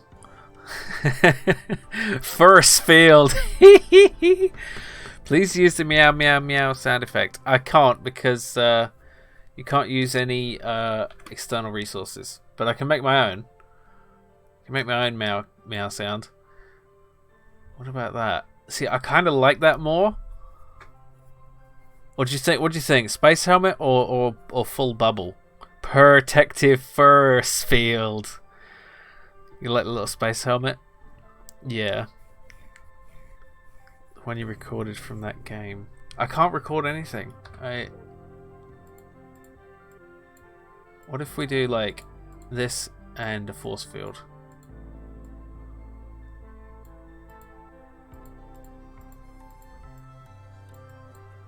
Helmet MVP, okay.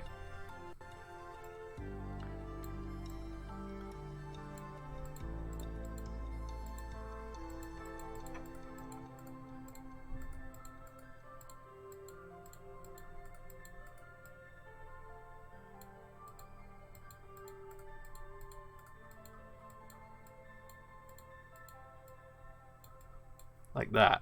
Is that good? What do you think? Oh, oxygen tank. Yeah. Guess we need a force field for vacuum. Yeah, but does it look good? Like, let's see.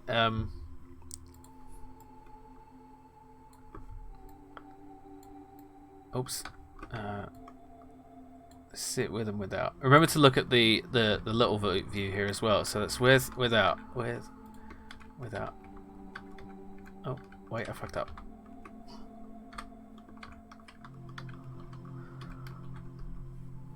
You can always tone down the helmeted cat part to imply a spacesuit.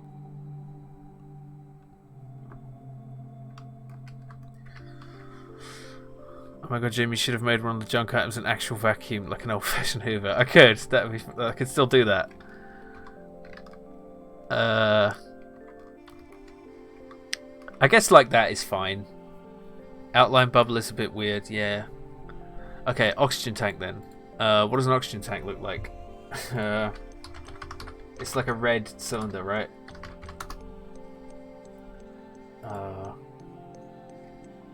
Okay, it's green. This one's green. So yeah, still a green tank on the back. That mixes nicely with the... Oh. Is that bubble too big, or is that like cutely big? No, yeah, it's just the helmet is fine, okay. This will be especially funny if this is like rotate. If it's like, meow, just rotating around. Space helmet, a bubble closer to its head and make it a bit smaller. Okay, let's try that.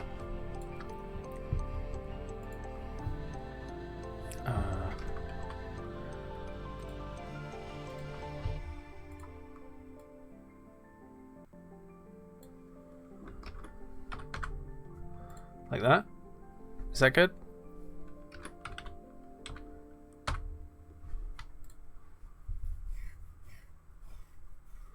There's space for its whiskers. Yeah, I can't draw the whiskers. Okay, that looks good. Okay, cool.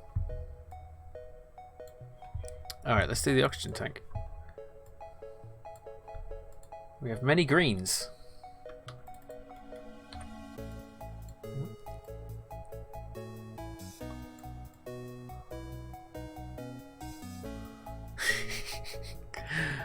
It's a bit too dark.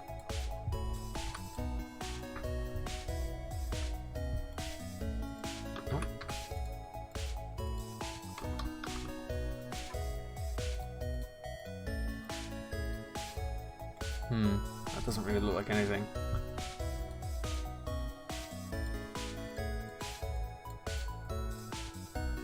Which palette is this? This is NES NTSC with a couple extra colours that I added. That doesn't really look good. Or does it? If you have a cat, then other valuable could be cans of cat food, right? Maybe it should just be like a whole bunch of cats we need to rescue. Or a litter box. See, that's actually an oxygen tank, but what's like a game oxygen tank? Oh, that's actually from the Left 4 Dead wiki. Okay. Oxygen tank seems to all be green. I didn't know that. I thought they were red. Let's say oxygen tank for astronaut. Okay, let's just... Yeah. I'm thinking of like a scuba oxygen tank, right? But they're still all green. Okay. What about yellow? Yellow might be... Yeah, yellow I think is more... But then it blends in too much with the... Yeah. The game is now about collecting cats in space. Yeah, whatever. That's what it's become. Yeah, I don't really have a good... Oh, I have this yellow. Is that good? That's a welder's tank. Yeah. But green doesn't really look right. What about red?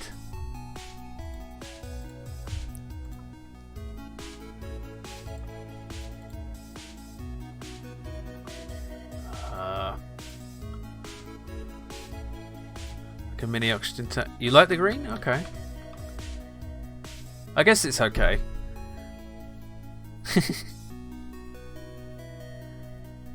Green can work with the red release valve. Yeah, they oops, okay. Like something like that. Just a red thing. I don't know. Like that. More cylindrical though, yeah, okay. How do I make it look more cylindrical?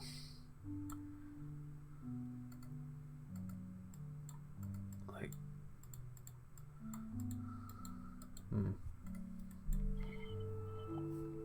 I guess if I put a lighter color on top, like that, does that look more cylindrical? Kind of a goldfish and a water bubble and or rat, and if you have them and a cat, the cat would eat them. Darker green for the outline, okay. Like that. Remember, the way it looks here is the most important, because that's the way it's going to look in game. I could just get rid of that.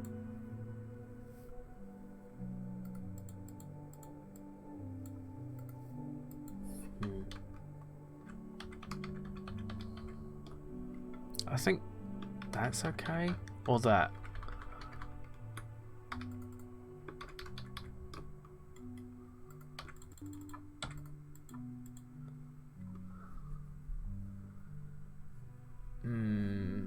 I don't know. I guess we could just do without the oxygen tank. I mean, it's kind of implied.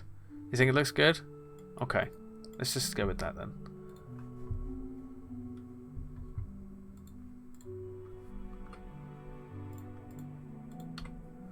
Okay.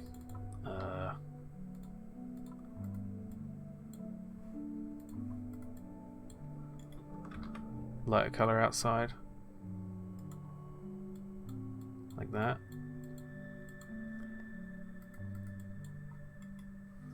Previous version. The version with the light on the top. With the shiny top. Okay. Okay. Let's... Oops. Oops. No. No. Control Shift. How do we flatten? Sprite.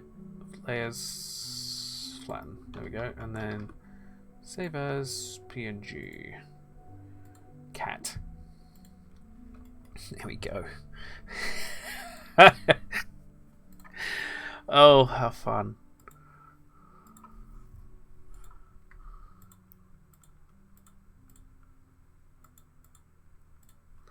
And let's put it in here. Oops. Oops. Just gonna put it as a child of the ship so I can get it right here and then take it out.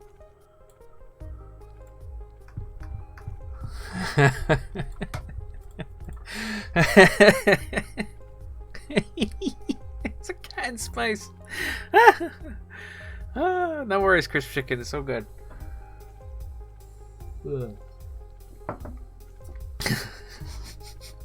Yeah. So the game has now become. I'm kind of okay with it being all about rescuing a bunch of ginger cats from space.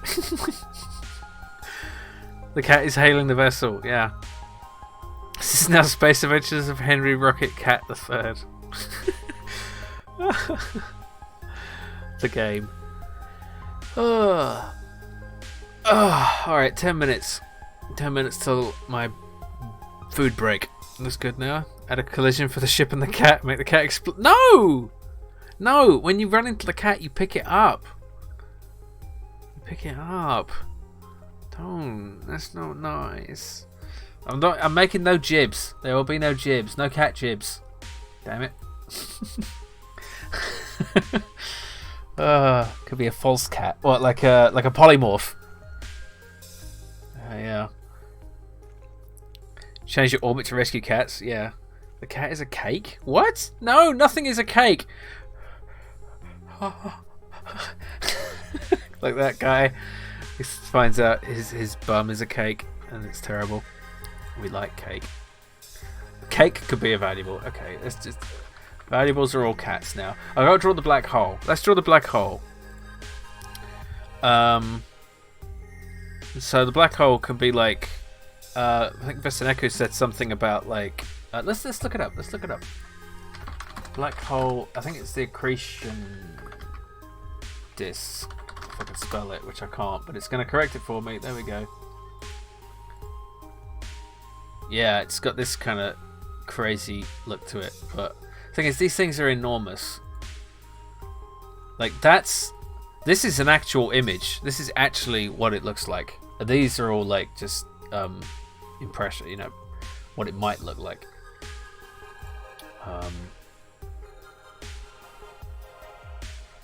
Yeah, like so something like that.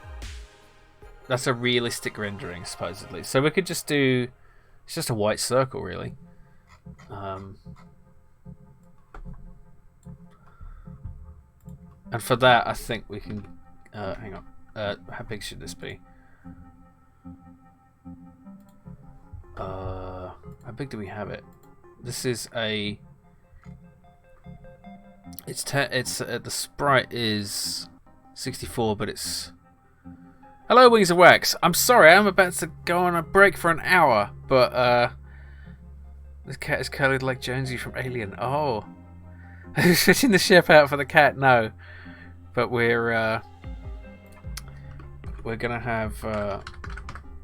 Okay, I kind of think I want to make this in a different. Oh, whoops. Because this is actually going to be quite a large thing, and I'm going to do it. This is going to look different to everything else in the game, but that was okay because it's a black hole, so it's got to look a bit weird. So I'm going to use paint.net for this one.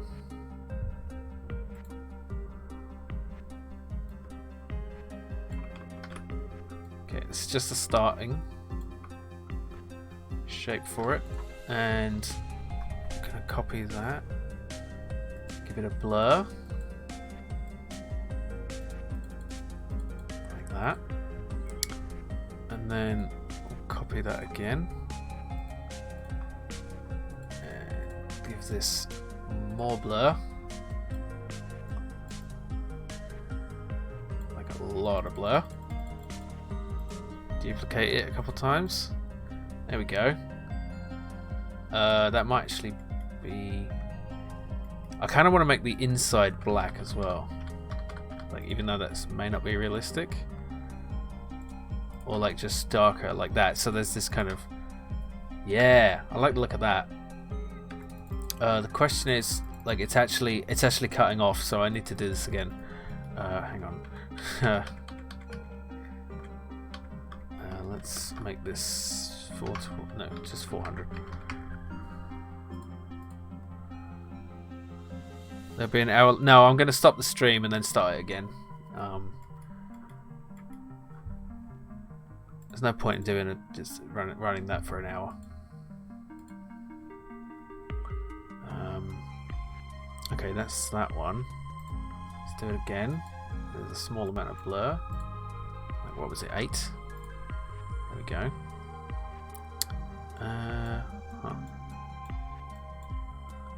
Okay, which one was the? No, that's the big one. Put that on top. And then cut out the middle from a few of them. Oh.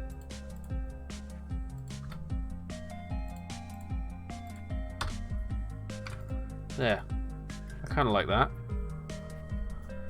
Pretty great BRB screens to solid, but I would not spend my sensibilities. Yeah, I'm just gonna yeah, I'll just be back. I'll restart the stream in an hour. So yeah, I don't want you to see what's beyond the 5 minutes. It's a secret. I'm kind of alright with that. Like, what do you think would make that better? Anything? Looks exactly what. Yeah, this is what you find. You find the black hole. So yeah. Oh, I want to actually fill the middle with black, so that it will obscure any stars that are behind it. Okay, so let's save that as. Let's actually put it in Unity projects. Whoop, no. Assets, sprites, black hole, and then let's save it as a PNG. There we go. There it is. So change this back down like that. Oh yeah, we need to change its stuff here.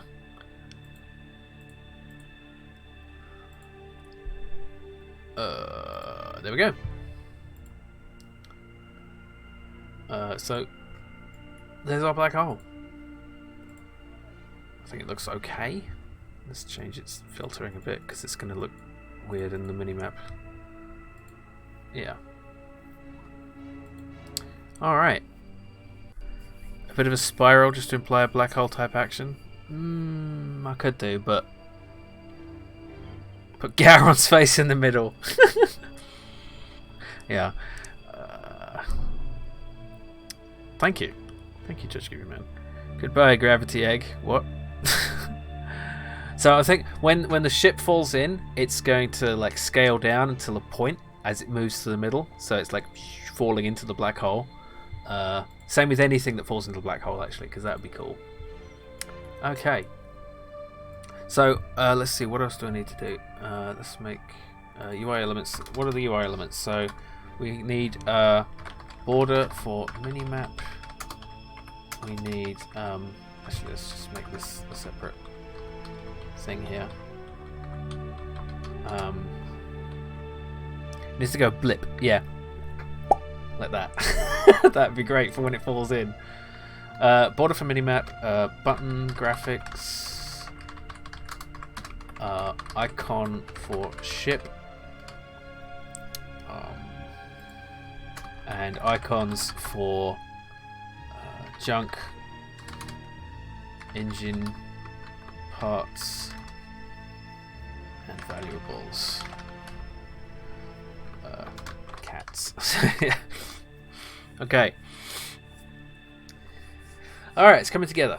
It's coming together. So, it's time for me to take my lunch/dinner break. I sleep at weird times, so it's kind of dinner and lunch. It's second breakfast. It's 11's is Lunchables, whatever you call it. So yeah. Thank you all for watching, and I hope you will join me in the later sessions. The next one will be starting in 1 hour.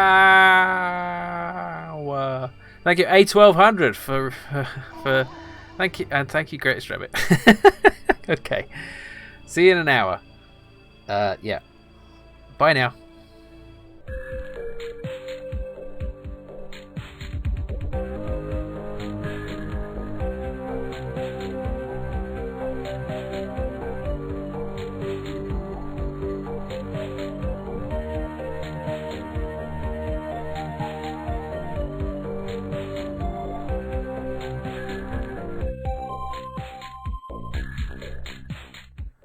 Hello everyone! Oh, and I'm dark again.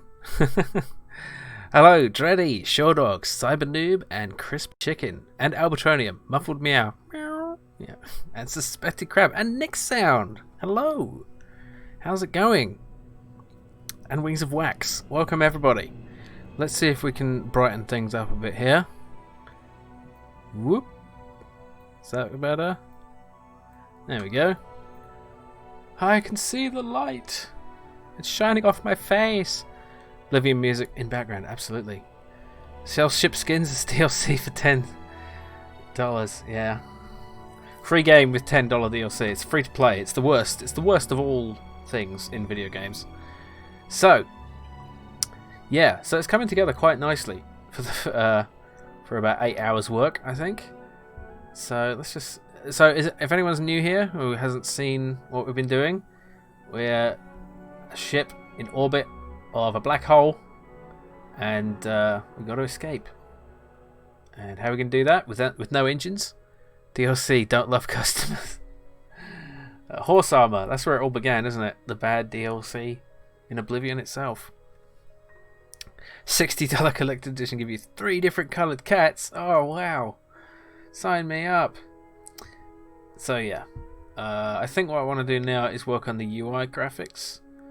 So yeah, let's do that. Whew. Yeah, I'm not used to streaming this long, but hopefully I will survive. As long as I've got Weetabix. What? Yeah. Alright, so the thing... Like the sci-fi... hang on, I'll make a new thingy. 32. The standard sort of sci-fi UI box thing is kind of like a thing with the corners cut off at the sides. Hang on, I'll show you. I could just use the box tool like a non-idiot, but here I am. So this sort of thing, it's pretty standard, you know. But you know, and then you do stuff with.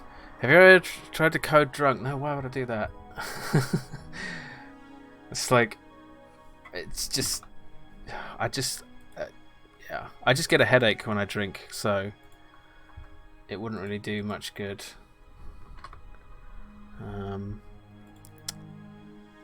Yeah. Okay, so I'm thinking something a bit like that, maybe. Hang on. Let's get rid of the. Oh no. Should get rid of some of these things here. Yeah. So we have a bunch of. So the idea of the game. It's just a cat and 100k useless twigs. Yeah. So the idea of the game is to escape the black hole and rescue the cats. And you've got to pick up engine parts and junk and use them to propel yourself around. Remember to leave some junk for day 1 DLC. Yeah. Okay. Let's just. I mean, you can see I like that kind of thing because I've got that like going on right here. This sort of border. Sort of glowy border thing. So that's like a basic a basic box shaped thing. So let's just call it UI box. I'm not very imaginative when it comes to UI boxes, but at least the sci-fi type ones. I think the ones in Guildmaster look alright. That's not the right file type. Okay, I'll save it as a PNG. So who's new here? Who's not following it? Who's not been? Who's not seen the game as far as it's gone? As far as it is now. I think Nick Sound has not seen it, and Shawdog maybe wasn't here for the previous session. I'm terrible with names, so I may be forgetting. There's been some old 4-disc called Go Faster Stripes. Oh dear. Oh dear. Oh dear. Well, that's not the intended effect at all, but never mind. So what we can do here is, if we set the sprite mode, no, sprite editor, yeah, apply. What we can do is we can bring the borders in, like let's say that's too much, like 10 each side. Now what this is called 9 sprite or something. So it splits the sprite into 9 pieces, and so everything in this part will be stretched horizontally, and here everything in this part will be stretched vertically. Same here. This will be stretched either way, and these corners will not be stretched. So the effect is you get a nice, perfect scaling going on. So I'll show you what that's like in a second. There we go, and let's add it to. Let's add a. Actually, let's put it on this UI element here. If I turn it on, oh, that's not right at all. So let's try. Huh? Why isn't that working? Interesting. Oh, I know why. It's because. Is it because? I don't know. What is it because? Oh, there we go. Okay. So now it's working. Let's set that to 50. So we get 2 pixels. Yeah. So it's still a bit wonky, but I think you get the idea. If I zoom in, you'll be able to see. So you see, it keeps the corners, the edge corners, but it just stretches the rest of it. 9 Sprite. That's what I say when someone tries to sell me Fanta. Do you think we can add some updog if we have time? I don't know. What is that? What is this thing of which you speak that I have no knowledge of? Come on. I wasn't born yesterday. Try that on the 6th stream and you might get me. But not this time, bucko.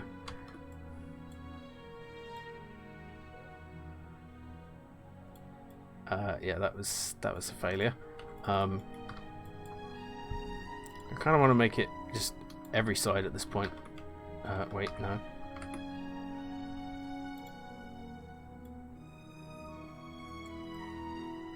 Yeah. That's, oh, no. Keep pressing S. Oh no! Hello, Ritu. Welcome. This shit reminds me of something you would see in reassembly. What's reassembly? Oh, it's when you put things back together. Yep, yep, yep. No. Thank you, Stagfist. I feel like myself again. I'll screw this up. I think that's right. Oh, that's the most awkward way to do things ever, but wait, it's actually wrong. Yeah, hang on. Curses. Ah! Oh, for fuck's sake. Why do I do this? Okay. Just like that, and then there. Fine. It's good enough. It's all wrong! Go ahead and implement a drag and drop inventory system with a context menu, paragraph descriptions for each... Yeah, no. The ship resembles the Zentradi destroyer from Macross. Okay. Well, I thought I was ripping off the Anaconda. But, you know. Why is it looking a bit wonky there? Look at that. That ain't right. Why is it like that? Why are you like this? Macuros. What? Did I say Macuros? Macross. I don't know why I said Macuros. Leave me alone. I'm tired. I don't know what I'm doing. Fill center. Raycast target. Thought it was a ship from Futurama. Yeah, it's ripped off from so many different places. It's in copyright. Oh. Yeah, it's still not symmetrical. Unbelievable. I'm the worst. Like, look at that. It's clearly not symmetrical. Look, it's even more obvious when I do this. Jeez. I could have done this so much more easily if I just used the symmetry tool. Why do I never learn? You never learn, do you? Yeah, it looks real wonky. I think I can fix this just by doing... Oh, wait, that's wrong. No! I think I can fix this by... No! Oh. What? Screw it.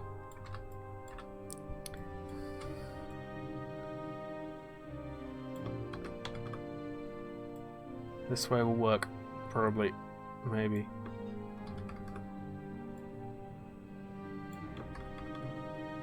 Think. There we go. Okay. It's still stretching it. I don't understand why it's doing that. Look at that. It's stretching it by that extra pixel. I don't know why.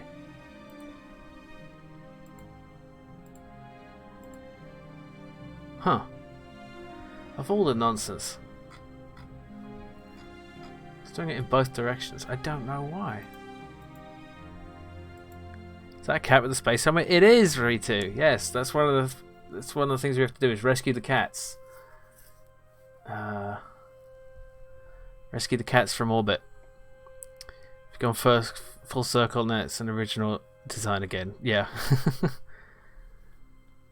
Oh. Why doesn't it just work? It's really odd. Let's just make a new thing and see what happens. This one is fine. Alright. Can I just put it in here and do like this? And it just work, maybe? Okay, that works. I don't know why, but it works, and that's all that matters. So remove that. There we go. Bad algorithm. It's because the base is not square but slightly rectangular. It shouldn't matter, because as you can see, I just put a different image in there, and now it works. Now it's fine. Look, it's all smooth and perfect. But yeah, you got me. It's floating head Unicron. It is. It is. Yeah. Legally, not. It's not Unicron, but you know, it might be a little bit Unicron-y. Integer Man. Hey, ship it. Yeah. Welcome, Integer Man. But there's a lot more floating going on than you might be comfortable with. You know, so because floats and integers. Yeah. It's a dumb programming joke. Okay. This should actually be below that. So, oh no, that doesn't work. Actually, this might be a problem. So the reason this might be a problem will become more clear if I just do this quickly. It's just it isn't the problem. Okay. Yeah, because I thought there would be a problem with the edge here. If we just play this. Yeah, that looks alright as a mini-map, I think. Now I want to draw the thingamybobs, the whatchamacallits, the doobry-whatsits. How big do they want to be, though? Let's see. That's 3 pixels, so yeah, probably just 16 is enough. 16 pixels. And we just want an arrow for the ship. Use the line tool, why not? This will be like the icon that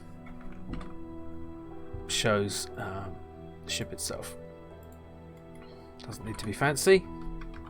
Ship, actually, icon ship. Alright. Let's put that in and see what happens. Oh, let's actually save it as a PNG so that Unity knows what to do with it. Come on, Jim. Unicron didn't have anything to do with Pepsi. Japan made an Optimus Prime carrying a Pepsi trailer. Not joking. What? That's weird. That's amazing. Decimals are better than floats, but there's always math.round. Yeah. Turning everything into integers. Yeah. It's Viking. What's Viking? Oh, the Unicron, yeah. 100% original trademark Unicron, hashtag Hashbro, yeah. Hashtag copyright infringement, hashtag busted.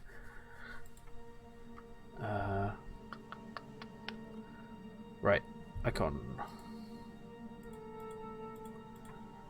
Set it to point, and pixel scale to 1. Now we can set the ship icon to that. There we go. It's still too small. Let's see if I do like... So that's a bit too big. Let's do 20. Oh, it doesn't look right, does it? That looks awful. I'm not sure what the best way to do this is. Because, actually, if I just find out the...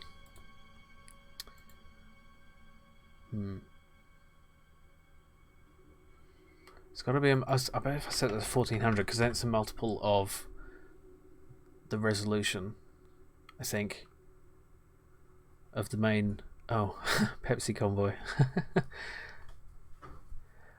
Ship icon.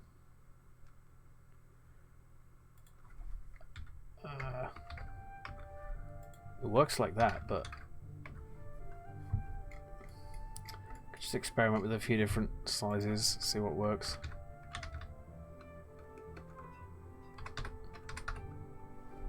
Let's see. It's always going to be blurry though, I'm pretty sure. What if I do this? Yeah, it's not. It's just blurry in a different way.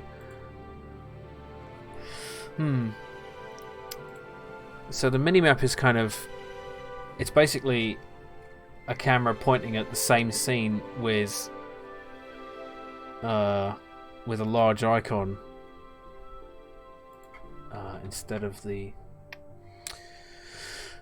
Jim, it's important for you to note your stream donation contributed to me buying an $8 G1 Ultra Magnus. It shows that donations do make a difference. Hashtag rich. Yeah, absolutely.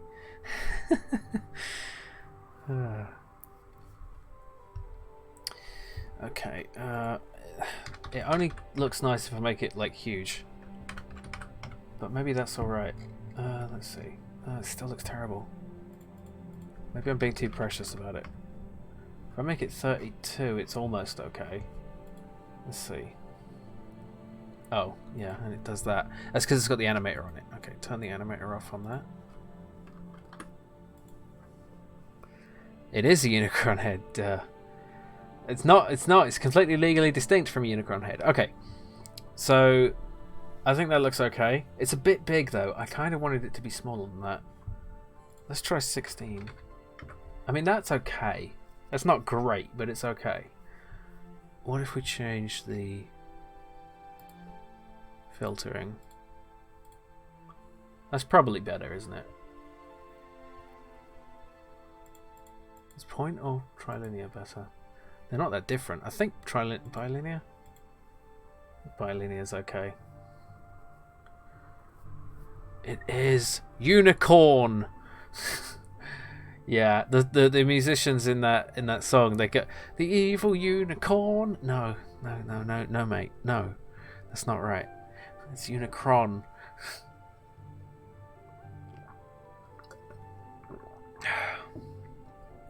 Previous game was buffering, but this one seems fine. That is weird.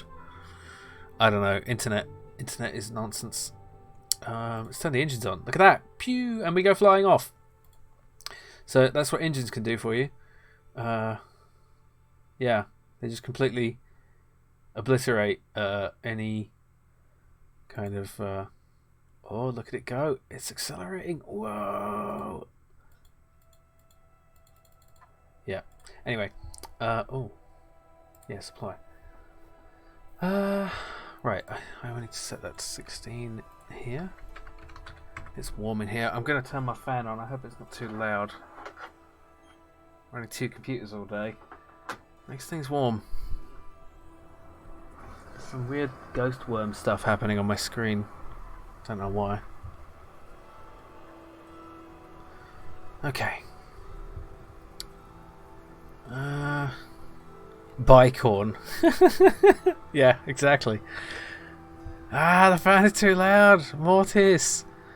Is that the is Mortis? Is that from Faith?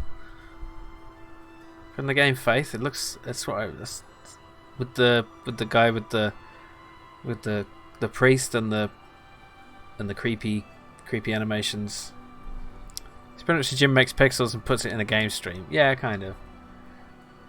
Quite pleased with the cat. Okay. What next? I need buttons. I can just change out these buttons, I guess. So, no. Sprite swap. That looks terrible. Yeah, I'll need something different for them. Okay.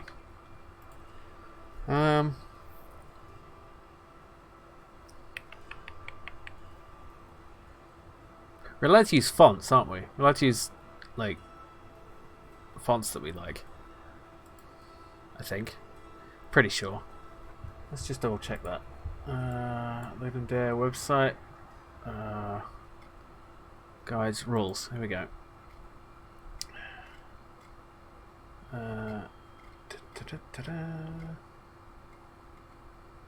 Let's just search for the word font. Fonts are allowed. There we go. So we can get some free fonts and make use of those. That's fine.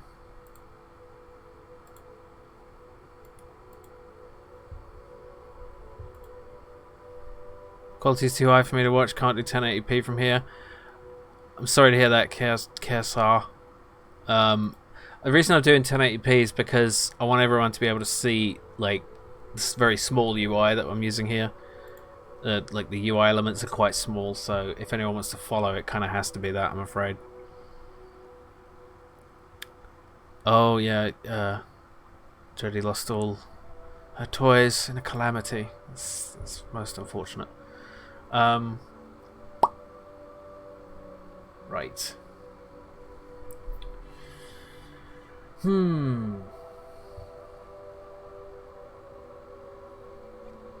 I'm wondering if this game is even going to work, but there's nothing to do now but press on. Need to make a button sprite. Button. Yeah, we're getting rid of that horrible meat chunk. It's just, what even is that? Okay, we need button. Party power. Red Oh! alert. Sathrek raiding party detected. Sathrek. 11 raiders incoming. Thank you for the raid. Welcome in. What's going on? We're just making a Ludum Dare game, and I think it's going all right. Do you want to have a look at what we've got? Nickel Slicker, thank you for the follow and welcome. How was your stream, Sathrek? What were you doing? Were you doing Ludum Dare? Oh dear, sorry, I exploded. I was so nervous and excited by the raid that my head came off. And oh, I'm back. Okay, good. Thank you.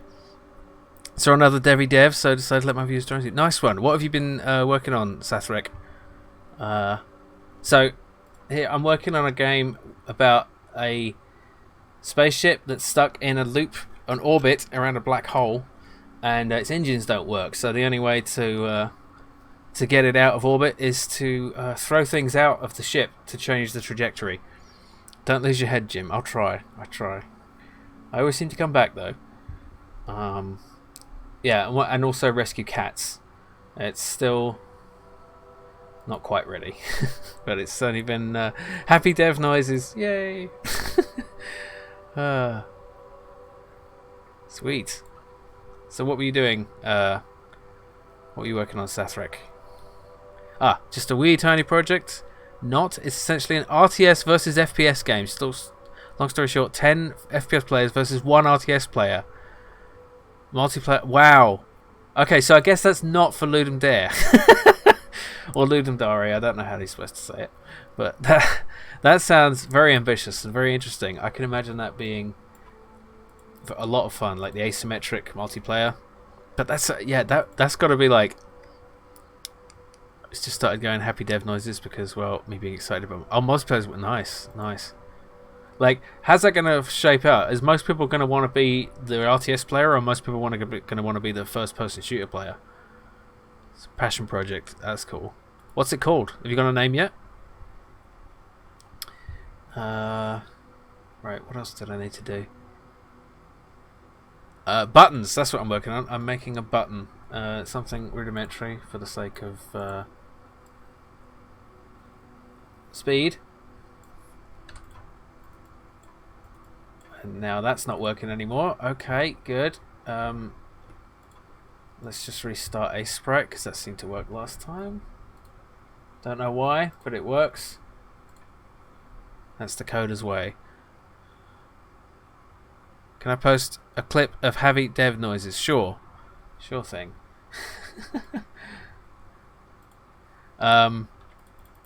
So far I know most want to be the FPS players. No names yet. Okay. Since we're lab rats testing the game, so happy lab rat noises. Okay. It's called Sathy's Super Cool Gerbil RTS versus FPS. Right. I'm assuming that's a joke. 2 days worth of time drawing. Cool. Oh, good glow. Oh, God, what? Okay, let's have a look at it. Hang on. Move them over here. I can't hear it. Oh, there we go. Yay! That's a great hat. It works. Sorry, it's a bit quiet. It fucking works. It might not be quiet for you. I'm not sure. Oh my god, it fucking works. Yes. Oh man. Wow. Fabulous. Wow. It's a very special feeling when finally your code works and you have no idea why. At least that's how it is for me. Sorry, your viewer's showing you up on someone else's stream. That's I wonder what that's like. Whoops. Let's see here. It's a simple button, I think. Love that clip where you're saying, "Oh God." I mean, you know, it's code working is such an amazing feel. It is, yeah, almost as good as it is bad when it doesn't work. So this is a rather lame-looking button, but it's me watching myself. It's the self-watchingness. I see. Yeah. I don't know. You get used to it. I get used to it. You know, especially if you're editing. Like, if you're editing video, you have to get used to it. Because, you know, especially when you've got network to do that I have never done before. Right. Which kind of... Oh, right, yeah. I'm deathly afraid of networking. That seems like a nightmare. Like, I can't imagine... Do I want a blue button? We should have different coloured buttons, maybe. Different... Maybe a green button. Green is a nice colour. It's a green ship, so it should have green buttons. Button. Pressy button. Oh. Nah. That's fine. This is Ludum Dare. This isn't meant to be pretty. Okay, button. Normal. I'm so normal. And if I just do this. And then this. Oops. Still attempting to wrap my head around it, but so far I'm using Photon Pun 2. That does most of the work for you. Okay. So it's like, is that a Unity asset that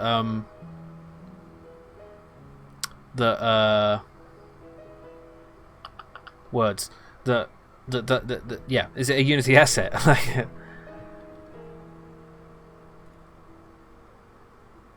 sounds like Urban Assault. Anyway, yeah. So this is a pressed button. Not an oppressed button, just a normal button that's been pressed. I think I saved the other one as a wrong file. Wrong file. Yes, I did. Okay. I kind of really hate that, but it's on the Unity asset so, but it's used for games like VR chat, so it's pretty solid. Okay. Cool. Yeah, it would be interesting to be able to make... Oh, thank you for the follow, Sathric. It's it would be interesting to try something like that, but I'm wary of biting off more than I can chew, like I've done in the past. What am I doing? Yeah, buttons. Buttons. I don't like these, but they'll have to do for now until I come up with something better. That's probably fine. Okay. Do do do. What is this music? I don't know what this is.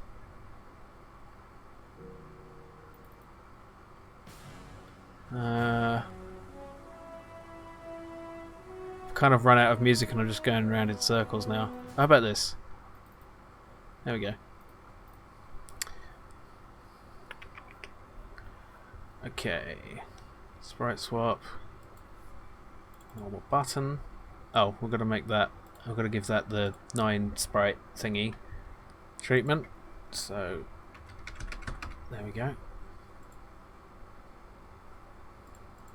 So last Ludum Dare I did, it didn't even have the Unity UI system. Like, it was like 5 or 6 years ago, and it was a pain to make a UI. It's quite easy now.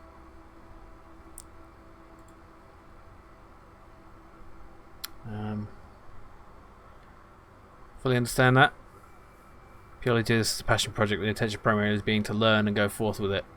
If I end up having something that could throw at people even better. That's a good attitude. So yeah, it's like put the creativity first and the rest should come. Looks nice what I'm doing. Thank you. Thank you. Yeah, I understand. Get some food. It's Dev is thirsty work and hungry work.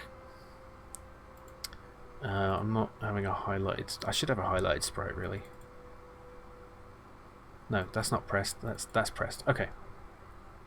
And then no, tiled. Why is it not working again? Oh, I know why. Because of this. Yeah, that's why. Actually, I want that as 50, don't I? So we see the pixels. May I ask what you're making? So it's a game for Ludum Dare, and the theme is stuck in a loop. So the idea is we're stuck in orbit of a black hole in this ship with it's broken. The engines are broken, and so the only way to move is so we've got a mini map here. The only way to move is to use your words properly. Is to throw things out of the ship, either out the front or the back, to like slow you down or speed you up. And as you can see, there are bits of junk flying around. That so you'll start with some pieces of junk, and you can throw them out to change your trajectory. And you'll be able to pick up engine parts. If you pick up all of them, then you'll be able to restart your engines. But you'll also need to pick up fuel. And so, yeah, I'm not sure how it's going to work out, but I'm hopeful that it'll be fun, or at least interesting. Thank you. Vin XP. Wait, your name is blue, so I can't see it properly. Vin XPP. Thank you. Hello, Starcloak. Welcome. How's it going? Yeah, making some progress, I think. Let's make all the rest of the buttons nice. I think I should just be able to copy this. Paste the values. No, that doesn't. Oh, right, because of this. There we go.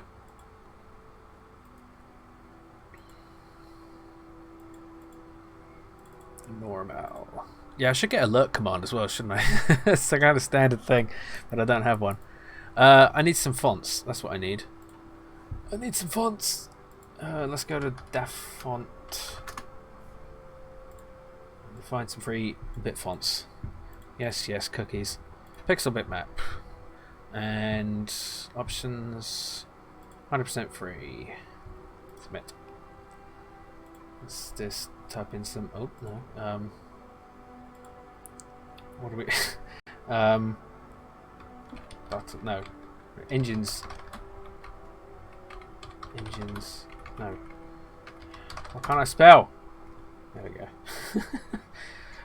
Let's see.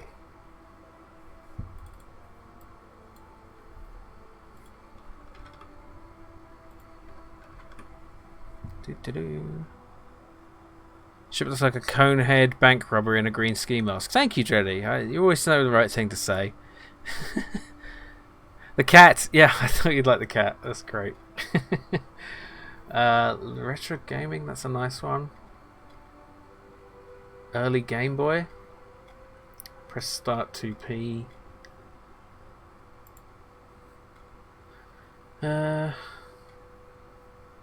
That's a bit much. Let's just do something simple. That's nice. It's sci-fi-ish, maybe? No. Needs to be a bit sci-fi. Upheaval? It's all caps, though. That's a bit much. Dun, dun, dun. Could make me but that's a bit over the top, I think.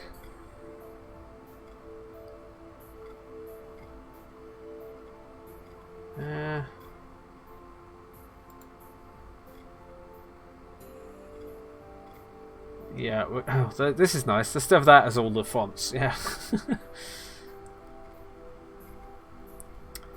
Let's see.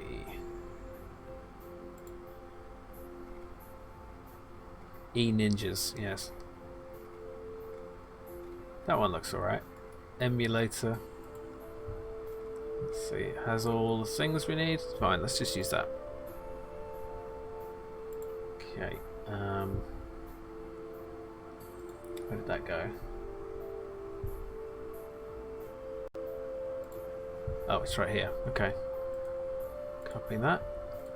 And put it in... just in assets. That's fine. There we go. And... here we are. Change the colour. Nice. Let's see if we can mess with it a bit, make it a little sharper.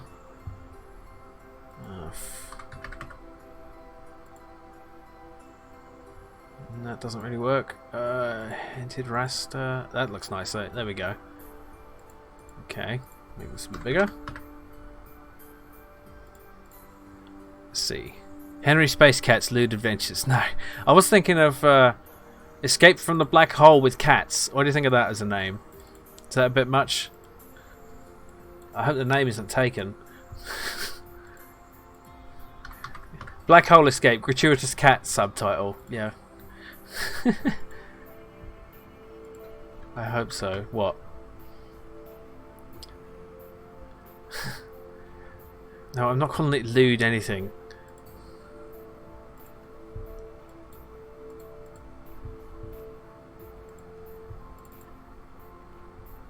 There we go. Should be engines. There we go. I think that's okay. That's okay, right? It's just maybe this should probably be a toggle. That oh, that's a problem. Oh, I know why. Yeah. Okay. Because the target graphic is the wrong thing. I've got to do this. Ah, that should work. Gravity cats. Ah, I like that. Pew. Oh, wait. That's... oh, I know why. It's because yeah, I've got to reset these. Let's see. Click. Let's click reverse. Click backward even. And this is... click engines. Gravity cat not amused. Everything but the kitchen sink. Anything with the word lewd in it would be good. Oh god. This game is not lewd. There we go. How about that? Yeah. Okay.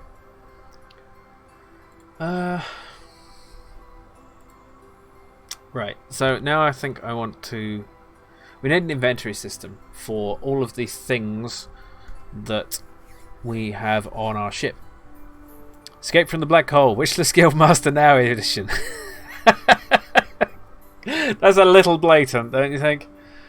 Yeah. Okay. So we need an inventory, so we need a script for that.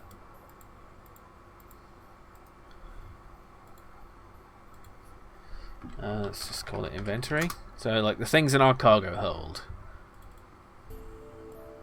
Is that the same script? The same... why is there two of these? That's weird.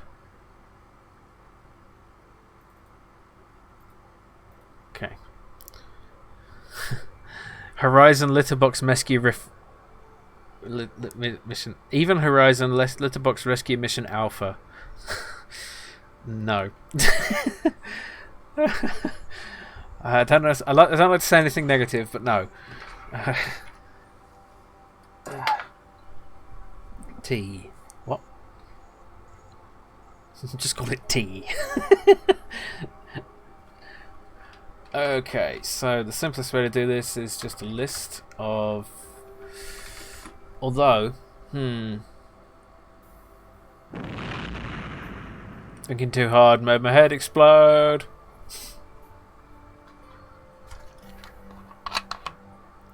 Black hole cats. That might be good.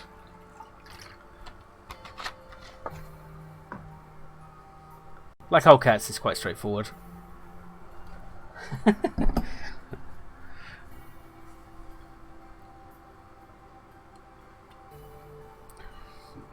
Cat in the hole. I'm returned.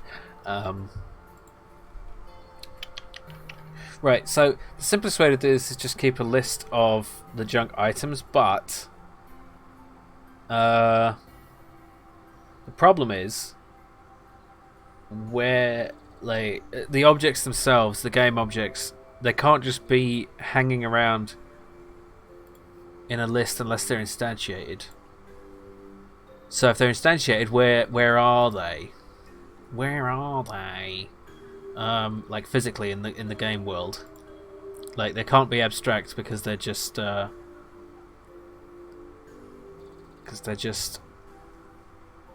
game objects. So there's two ways of handling this. I can put them way outside the play area, just sort of hidden. In space, no one can hear you stream. Is my mic on? Oh no.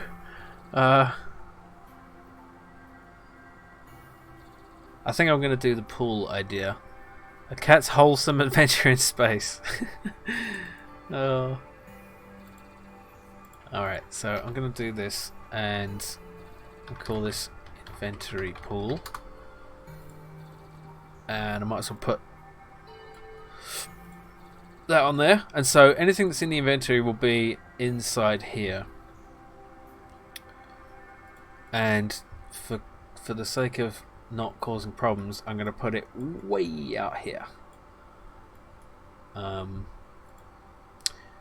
So it shouldn't be affected by gravity. I think also every space. Okay, I'm having a brainwave. Every space object, how to herd cats, should have a function. No. Yes. Of bull is in inventory, and this will check with the inventory class. Wait a minute, public. No, make it a private list. No, a public list, so I can see it in the inspector. Of space objects, items, I guess. Yeah, and then public ball is item in inventory, and then space object. So we're basically checking. It's very simple actually. Items.contains space object. So we can just return that as a bool.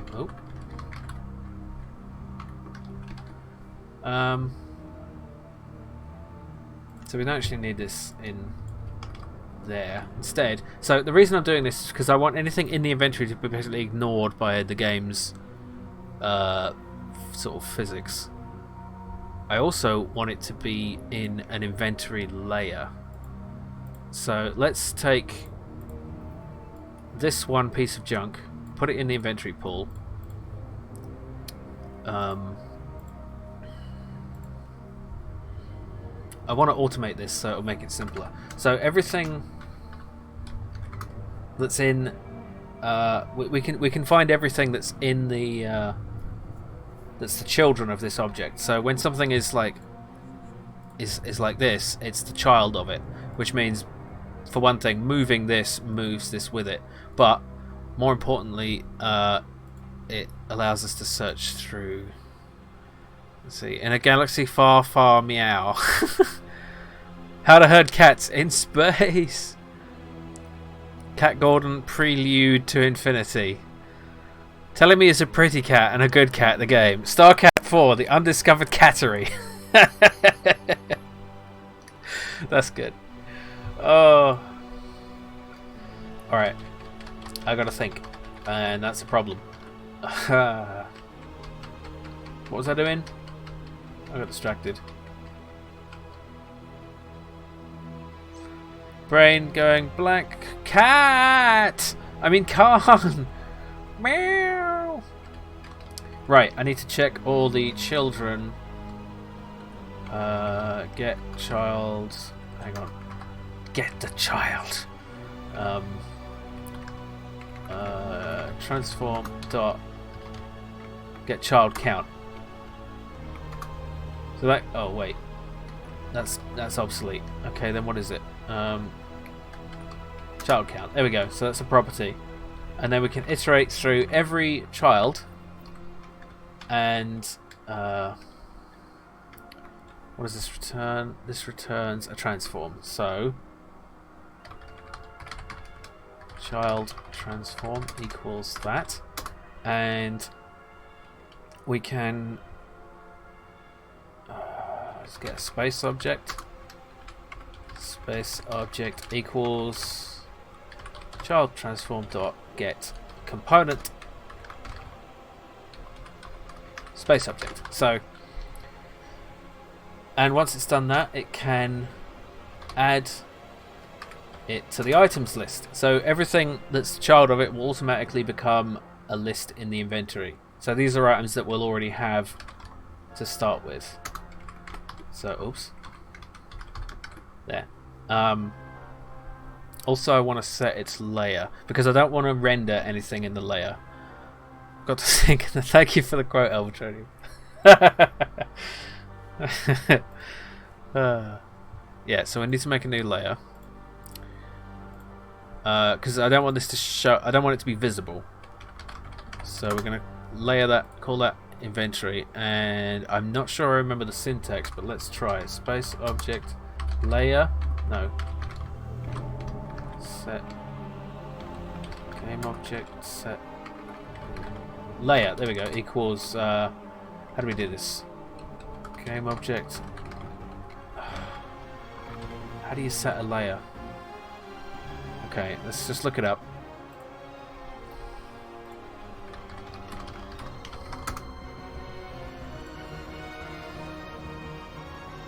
No, I don't want to give it a number.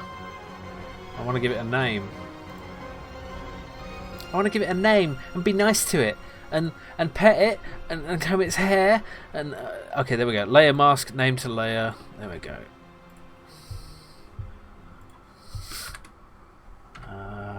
What was the layer called? Inventory.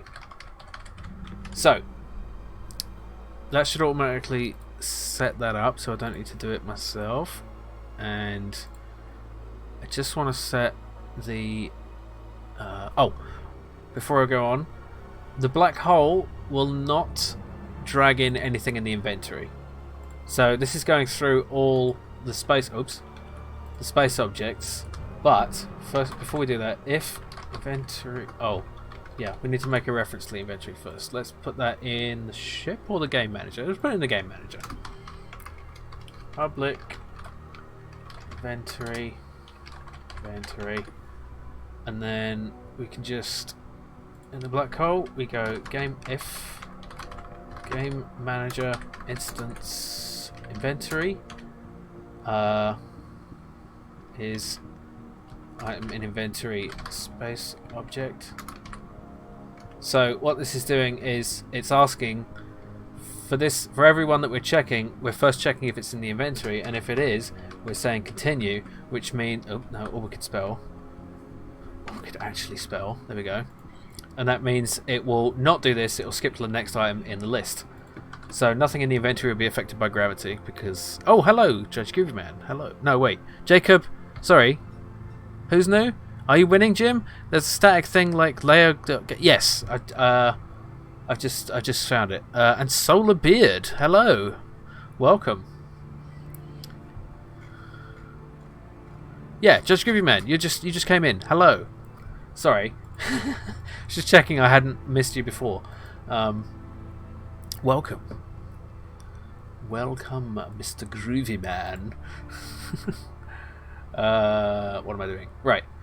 I need to set the reference or I'll forget. Where is it? Game manager. There it is. So inventory is here. Oh yeah, and also we want to make sure that the culling mask doesn't include inventory. That's good. And this doesn't either. Okay. So the best way to test this is actually the inventory pool doesn't need to be far away at all, because it's all going to be invisible. Invisible is invisible. So yeah, because we can put this Unicron head right here, and we can't see it on either the minimap or the thingy. So and it shouldn't be affected by gravity, even though it was. It is. Oh, it's still being affected by its own velocity, though. It still has a velocity, so we need to mess with that. So space object, fixed update. Okay, so if game object, game manager, instance, inventory is item in inventory. This, then return. So basically, if you're in the inventory, just don't carry on with this and don't update your velocity. So there we go. Any plans to add tiny white dots in the background? What? Why would I add dots in space? That's weird. No, yes, I should do that. I should add some stars for it to be full of.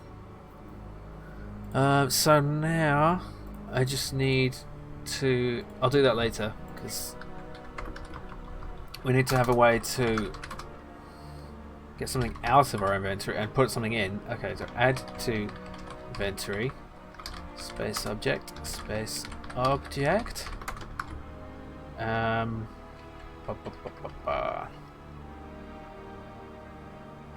Simplest is just take the items, add the thing,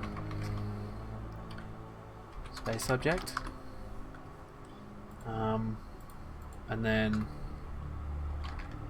do this same line here. Actually, we should make this a separate function. Actually, no. I've got an even better idea. We'll take this out, put this here, and make this a call to add to inventory. Space object. There we go. So that we can call from elsewhere when we actually take the thing on board. And yeah, we also need one for remove from inventory.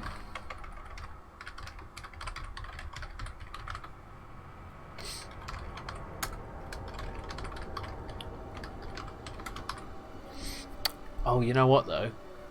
If everything needs an icon, then the icon will show up on the... okay, I've got to think about this. What time is it? Okay, it's about time for a 5-minute break. I'm just going to get this working. No, remove. Remove. Space object.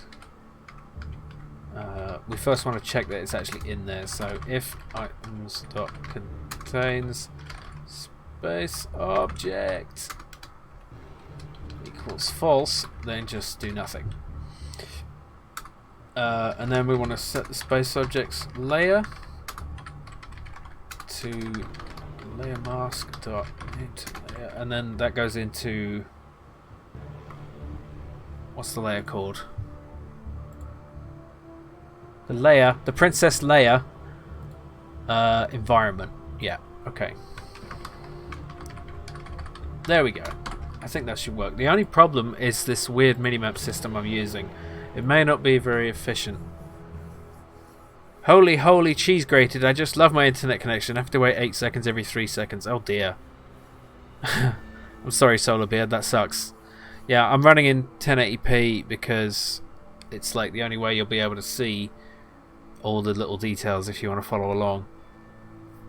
All I need to do to unfreeze the stream is hit pause and play. I've been refreshing the whole time and rewatching the... Oh dear, I'm sorry. Yeah, that's annoying. But if you do find it unwatchable, they are going to go up. The streams are going to go up on YouTube later in the week. I'm not sure whether to do them all as individual videos or put it all up as one big thing, because it might get a bit obnoxious getting all the notifications for every single one if people don't want to watch them. Okay, so next thing I need to do after this is actually add them when they come in contact with things and throw them out when we press the buttons. So yeah. Oh, we're probably going to want to return the object as well, which means anything that calls this function will get the space object back that we want to throw out. So that will return null because there's nothing. Okay.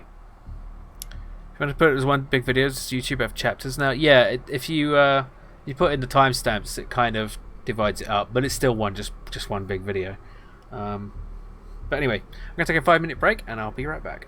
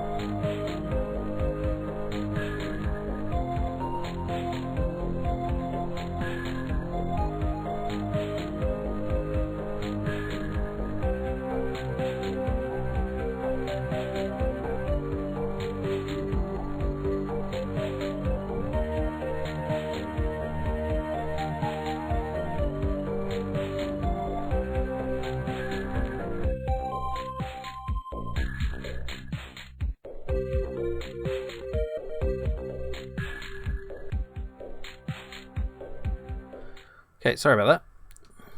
Took a bit longer than I thought. Just got some coffee. Let's see, what are we having? All the chat has exploded since. I just want that game to be able to use dilly dally power. It better be in there. Oh man, it's not like that's what the librarian does. The librarian dilly dallies. Oh man, I got to add a dilly dally power. Damn it. Okay. Wait, who's responding to the bot? I misinterpreted plus I'm trolling a little? What? Oh, right. Yeah, okay.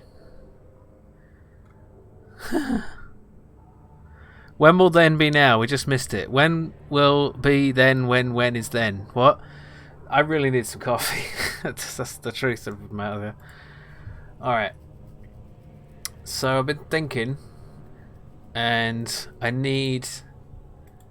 the whole thing with the icons is a little tricky. It's a little tricky, but I think the way to do it is to make them programmatically rather than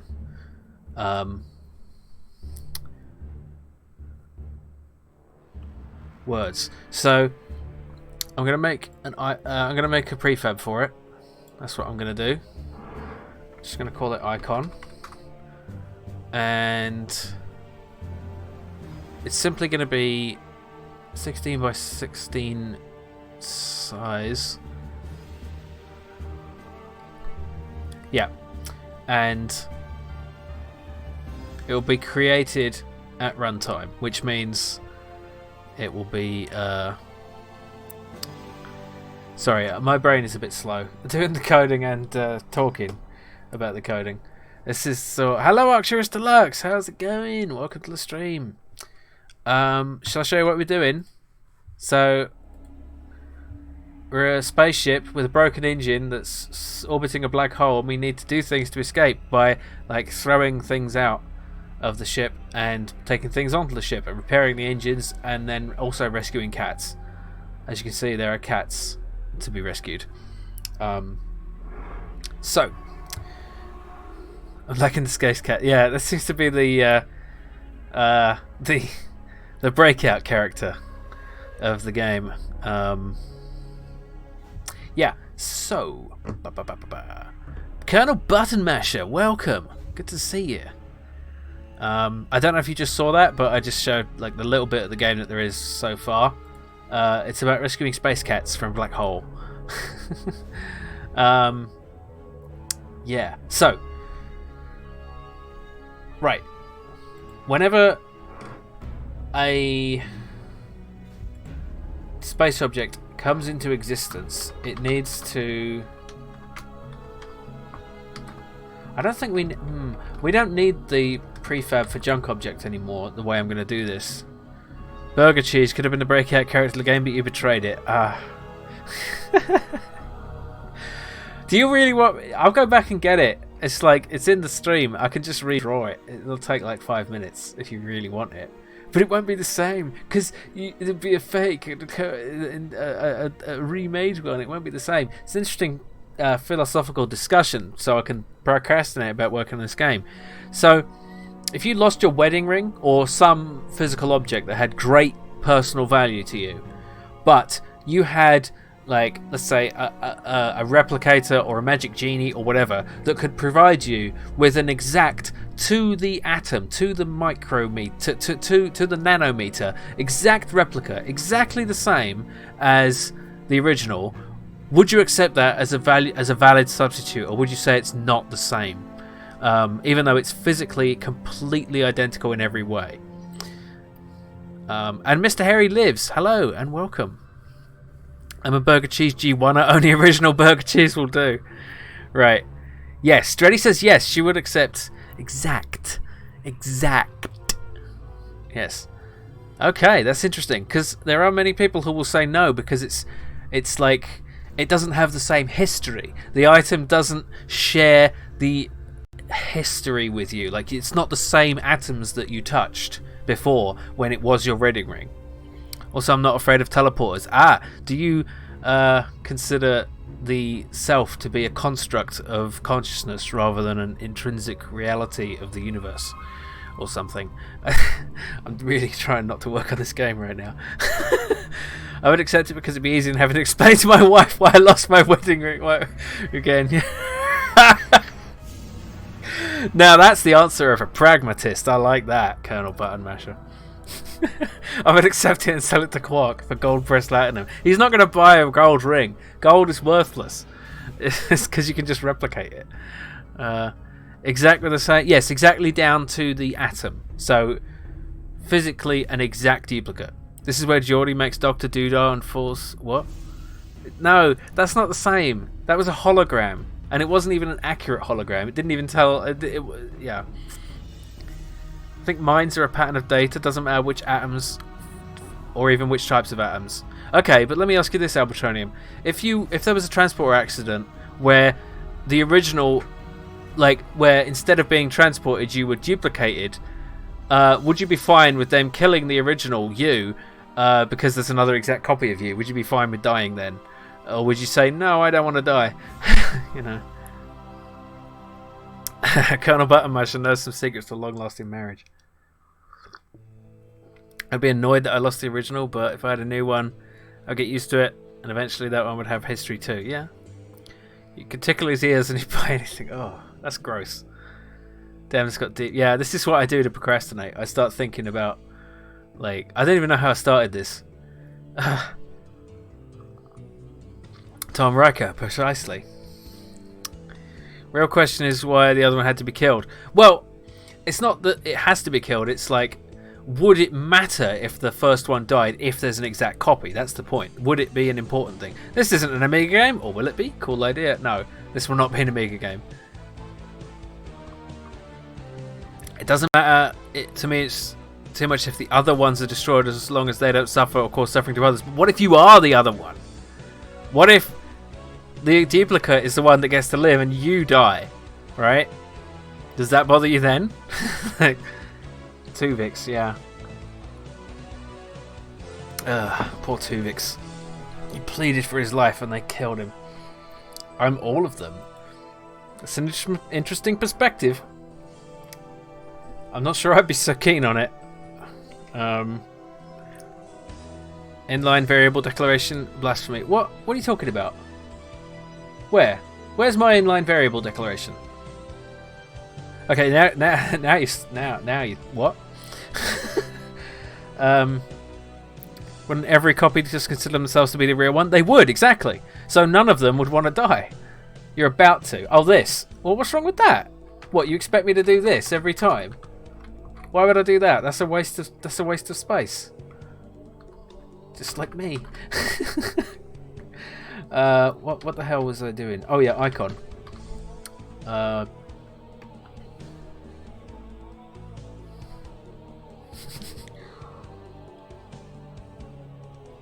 I'm 100% okay with being replaced by a daily backup of myself if I fall into a sewer hole or get run over by a train or something. Right, like a Vorta. The founder is wise.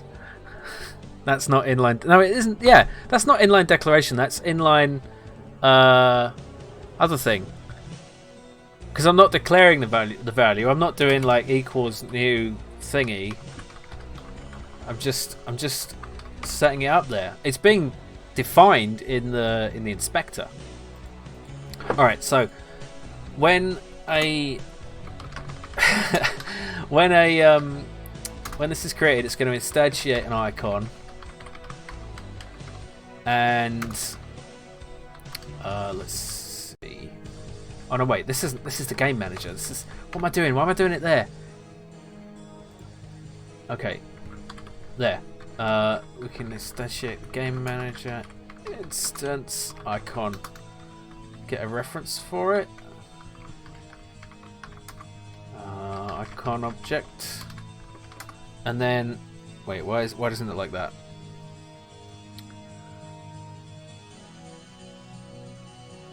Oh, game object. There we go.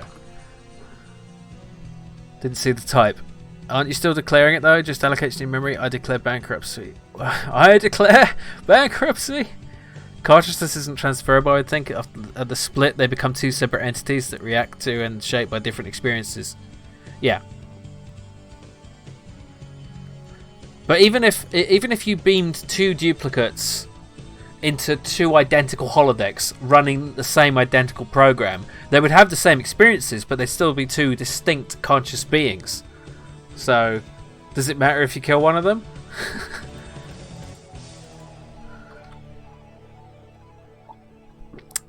No matter how identical the entity, they're all unique in their own continuity of consciousness. Therefore, all individuals and their similarities are then irrelevant or something. Yes, but what if continuity of consciousness is an illusion of memory created by the brain, and every single moment of your life, you die and are reborn as a new entity? And you wouldn't know it because all you have to think that you are a continuous being is the fact that you remember it. But the only reason you remember it is the same reason a transporter duplicate remembers their previous existence. Genuinely curious since I haven't coded in a while. Oh right, sorry, you're talking about actual code, aren't you? I think Cyber Noob. That's not okay. What's wrong with you? Alright, enough stalling. Oops, my manifesto is leaking. Is that what you call it? Okay. So the icon object, we're going to want to make a script for the icon object, I think. So let's call it minimap. Oh, minimap icon. That's what we should call it. So here, minimap icon. Okay. And we need a reference to it. So minimap icon, and then icon equals icon object dot get component minimap icon. Good. And then in every subclass we're going to set the icon differently. And the best thing to do would be to not ponder it all too much, accept the situation and go on and make a cheese sandwich. Again, the pragmatist response. I can appreciate that. As a great man once said, the chances of finding out what really is going on are so absurdly remote, so why don't you just hang the sense of it and keep yourself occupied? You know, that's sounds right to me. I'd much rather be happy than right, wouldn't you?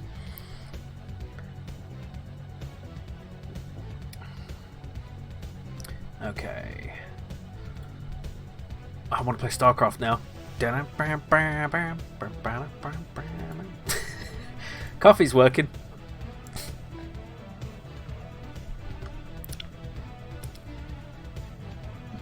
I think there was an Arnold movie about that. They make a clone and the clone thought he was the real one and they had to join forces, same as family. I don't remember that one. Does a space cheeseburger count? Count as what? SCV, fit to go, sir. Ah, you scared me. I don't know why I did it in that accent. What the hell was that accent?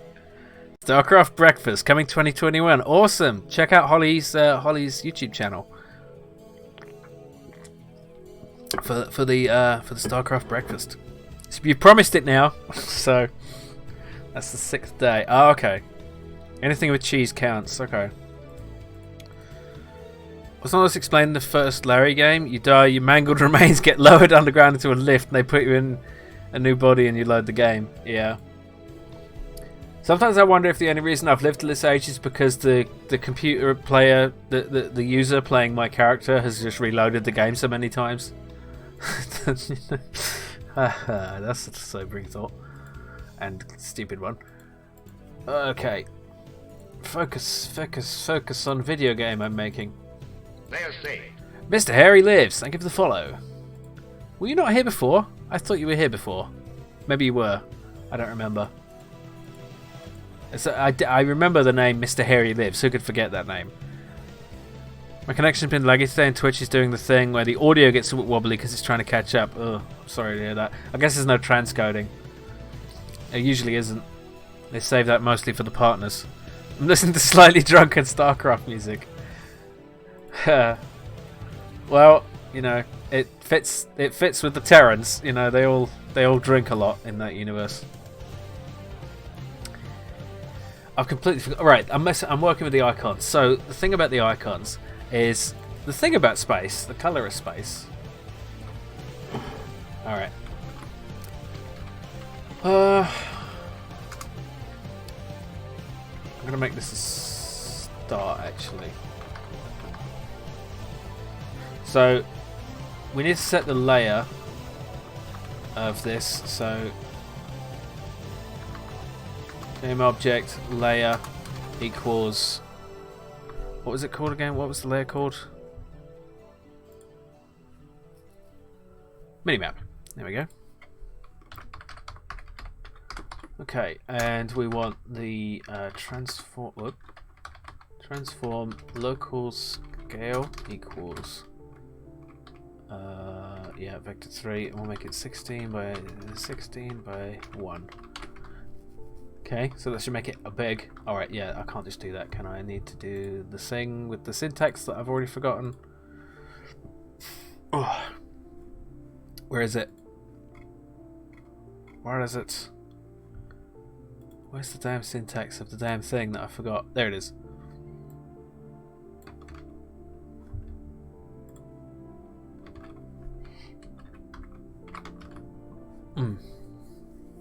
It's almost like college was for me, trying to do my work while mostly not doing my work, but somehow getting it done anyway. You've been following on YouTube. Okay. You're new to all this Twitch business. Join the Discord. Right. That might be where I remember your name. Yes, welcome. Welcome to Twitch, and welcome to the to this nonsense. Quick, he's getting focused. Somebody explode his head. Do you mind using real and astronomical data? Real astronomical chubby cheeseburger. What? No, I don't mind. Okay, I could, but it seems like work, and that's everything I stand against. 1,000 times no. Right.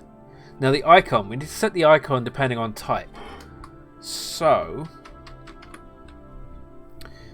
what's the best way to do this? We need a bunch of references to the icons. So, public sprite icon ship. Icon junk, icon repair, icon cat. I think that's it so far anyway.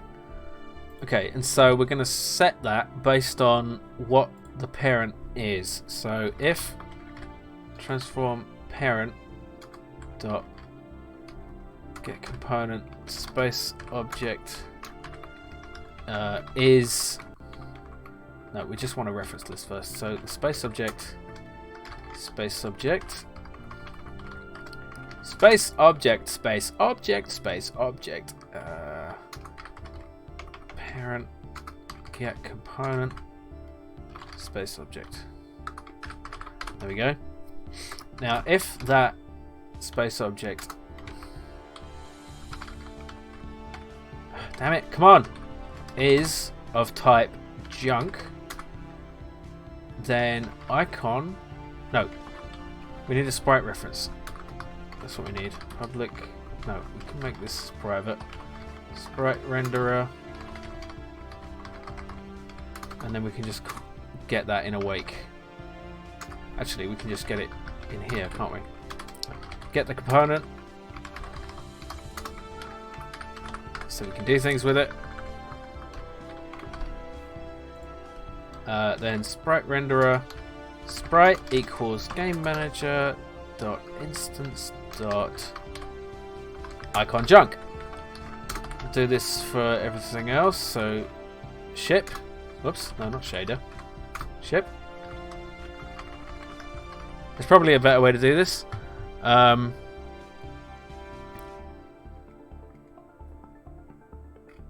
see. Someone should do the exploding fish sound, and that should distract him. All my suggestions so far have been sarcastic trolling. Well, that's fine. It's a tradition here, a tradition. Oh, thank you, Cullen, but I'm actually, you're too kind. Jim's too nice about it. I'm not nice. I'm nasty. I'm a mean old man. I wonder what lines of code would look like for Jim to code various events of his ideal day.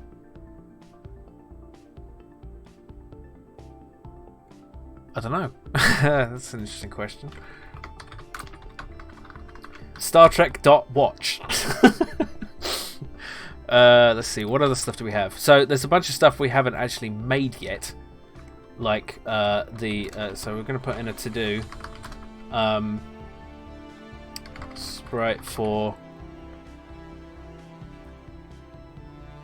repair and cat. Okay, so I want to test this out now and see if this just works. Let's get rid of that now. Set all of our thingies, our references. So we have an icon for the ship. We don't have an icon for junk yet. We need a junk icon. And a repair icon and a cat icon. For now, I'm just going to use the same icon just for testing. And I'm going to take this out of the junk pool. Where actually is it? It's right. Oh, wait. Why isn't it showing? It's not. It's in environment.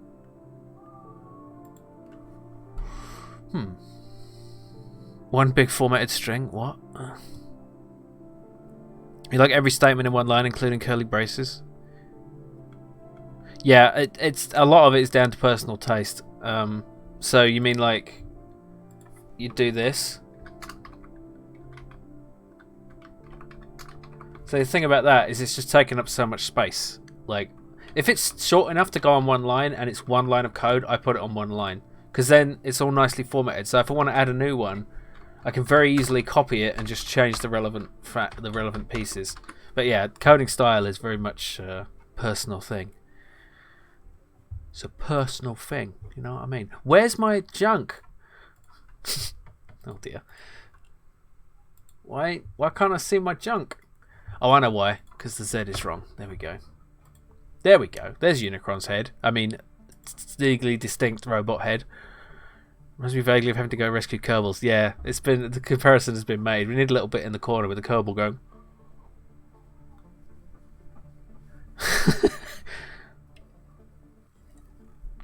If fridges trees get fridge.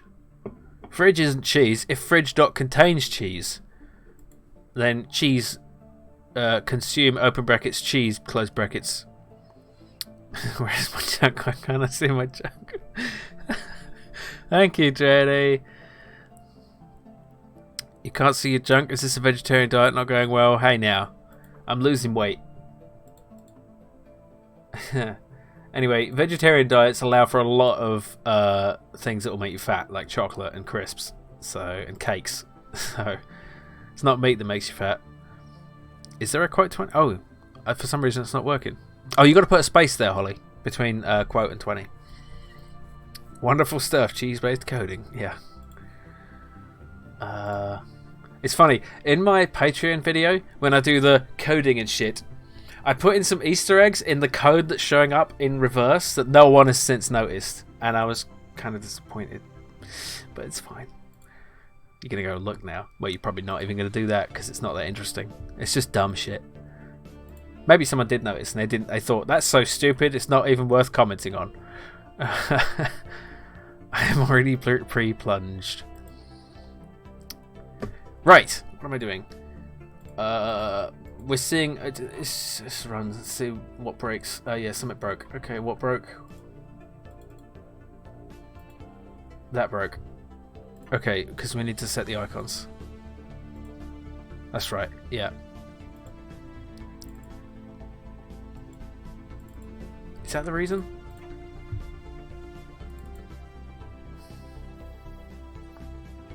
Oh, we haven't set the prefab. That's why. There we go. Oh, get it. Get it. Yeah. All right. Something broke. Still not working. Oh. Wait. Icon object equals instantiate. Game manager.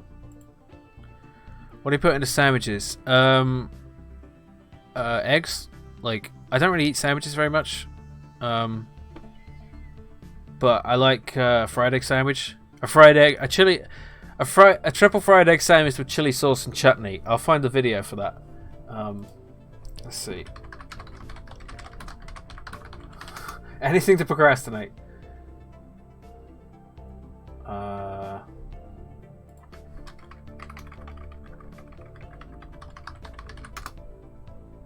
Damn it, I can't find it now. Son of a bitch. I can't find it. Anyway, there's a sandwich video. Jim Makes Sandwich, I think it's called. There it is. Today we'll be making... If you want to know the kind of sandwich I eat, here you go.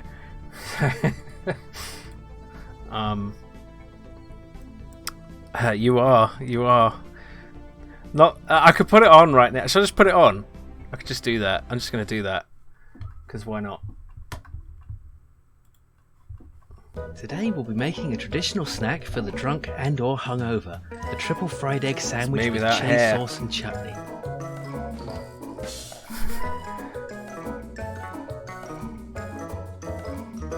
The first thing you're going to want to do is go ahead and select some completely unsuitable bread for this sandwich. Be sure to cut a couple of slices off, then awkwardly try to reassemble it and put it back in the bag as if no one would notice. After that, make every effort to come to terms with your stupidity and then go find some proper bread that's all square and shit. You're going to want to toast your bread so that it's not frozen, because it's harder to eat when it's frozen, isn't it?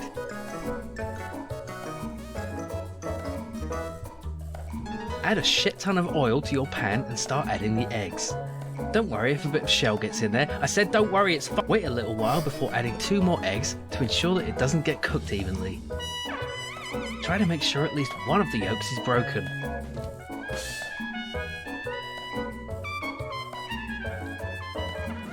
Flip one of the eggs but not the others. This helps add a nice bit of variety to this fucking disaster. Spread the chutney over the bread and add just a little bit of the chili sauce because you're a pussy. Start piling the greasy eggs on top of the bread, being sure to spill one of them onto the kitchen counter. Burn your fingers a bit trying to pick it up before remembering you already have a spatula in your other fucking hand.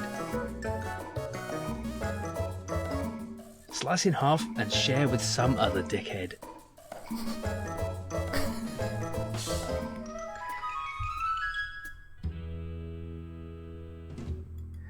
Yeah. That was April Fool's 2017. Yeah. It is quite a lot of oil. I don't make eggs with that much oil. Not anymore. Like 2 teaspoons is enough. 2 teaspoons of oil. Reminds me slightly of Get Stuffed. It was mostly students cooking lentils. We still eat it. Yeah, it was not a bad sandwich. Cutting a sandwich is oh mercy me, I'll swoon. Thank you, Ollie. Yeah, and that was Cyber Noob in the video, my friend Jason. Yeah, it's weird seeing myself without hair like that. Right, I completely forgot what I was doing because I'm procrastinating with stupid videos and shit. This is the content we subscribed for. Thank you. This is the inspiration. Yeah. Bald Jim, not quite. But yeah, 3 years ago I didn't have as much hair. Right, what was I doing? Why isn't this working? Yeah, I was confused by this. So instantiate menu game it. Oh, it's because it's in awake and it's looking for this reference, but the reference is set in the inspector, so it shouldn't be a problem. Oh, I know why. Because I haven't added the component, the minimap component to the prefab. There we go. It needs to be there. Okay, now it should work. You have me confused with Solarbeard, as much as I'd like to credit for that comment. Oh, sorry. Wait. I said thank you, Holly, for that is quality content. Which is what you said. Wait, what did Solarbeard say? Yeah, if I meant to thank you, Sathric, for that. Yeah, I'm glad you. Why is this not working? Why is it okay? What? Oh, why is it still not working? Oh, okay.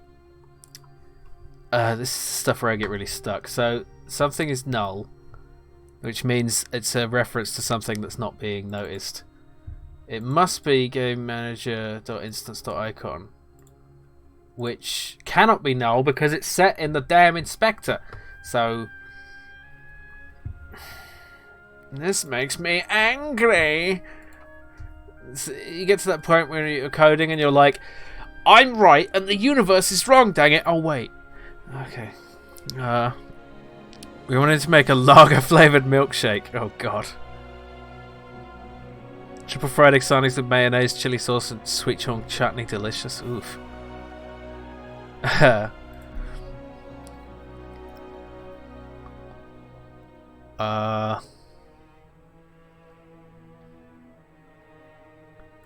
Be a miracle if I can get this to work.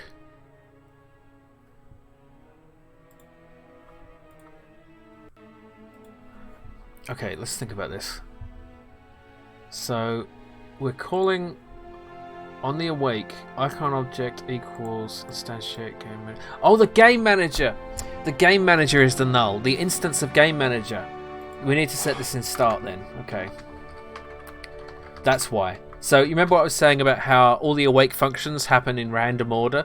So this bit here where game manager.instance is being that's not, the reference isn't set yet, because in this case this awake function is running before this awake function where the instance is set.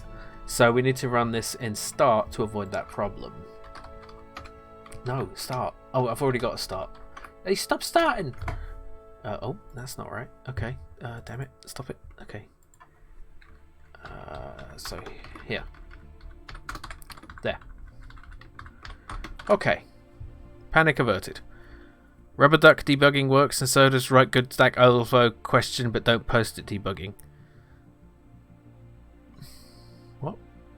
Oh, write a Stack Overflow question but don't. Yeah, that's a good idea because like quite often I will, if I get to the point where I'm so desperate I need to actually write something on a forum or whatever, and it's still not working. Fucking hell. Did I save it? What is it?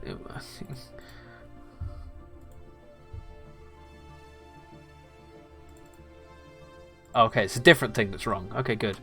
Space subject equals transform parent. Okay, component space. It doesn't have a parent. It doesn't have a parent. Of course it doesn't have a parent. It hasn't been... Okay, so...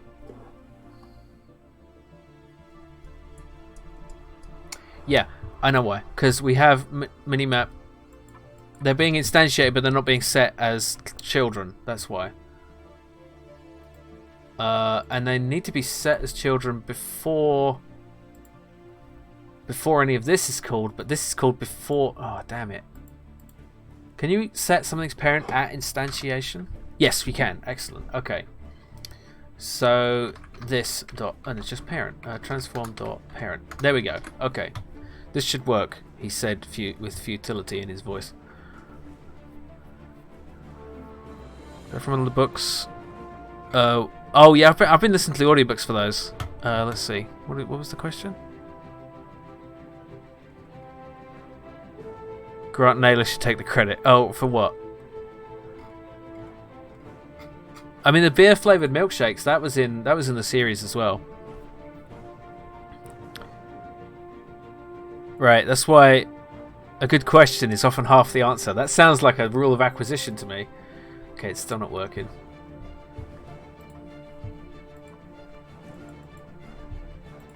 This is the part where I always spend the most amount of time. Yeah, okay. I'm going to do this awkward thing I do, which is delay this setup by 1 frame. So this is called a coroutine, and it allows you to delay execution of something for a little while. Let's just put it all in there. So basically, this will. There are much better ways to do this, but I'm doing this an awful way because it's it's a matter of why is that not?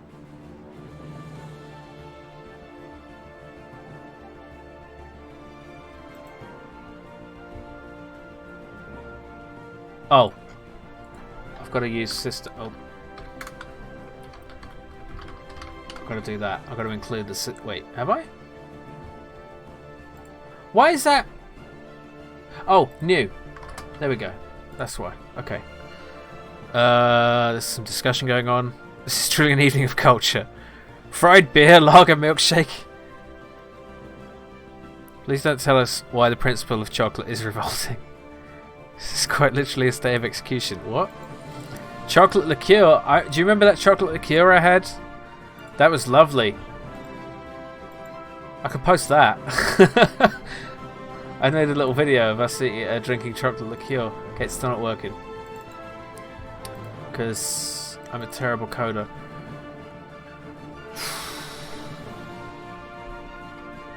Okay. I need to actually think. Let's look at the stack trace. This is coming from... yeah, it's coming from that.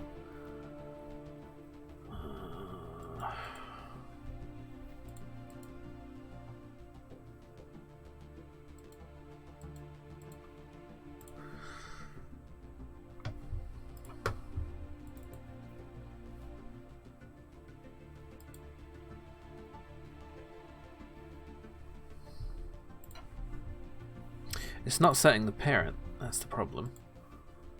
Even though it says it is doing it here. Okay, then what if I just...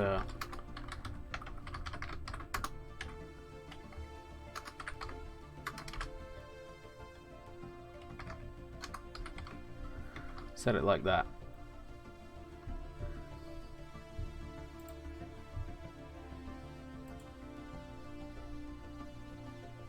Ah, now it's working. Kind of. Oh, yeah. Okay, it's working, but everything's offset. So the way we fix that is simply set the position,